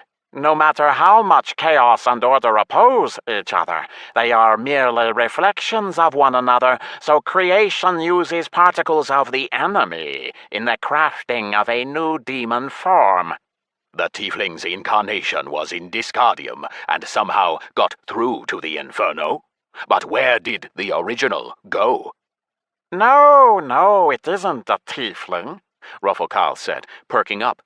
"It's a mortal. I dare say it's a mortal beast hiding behind a tiefling mask. He killed the incarnation of a summoned higher demon and took a shard of his essence. He might have used it to create armor or an artifact. That's happened before, but—" The old demon fell silent, flickered with flame. "A spirit preserving the characteristics of the body? Incredible! I think Belial will take an interest in this mortal, and how he got here." "No, he will not," Dantalion barked, stretching a monstrous hand out towards me. "Be this creature tiefling or no tiefling, he is a violator of the law, trespasser on the property of the great prince himself. My sentence has been declared and will be carried out at once." He grabbed me in his fist, lifted me up before him. "The decisions of the Cursed Inquisition are final. Glory to the Dominion." My bones cracked beneath tremendous pressure, and Tiefling Hakar immediately disincarnated. The last thing I saw was Abdu and Lara watching me, equal measures shock and revulsion in their eyes. "You are dead. Remaining time to respawn. 9, 8, 7. And everything disappeared. Or I did.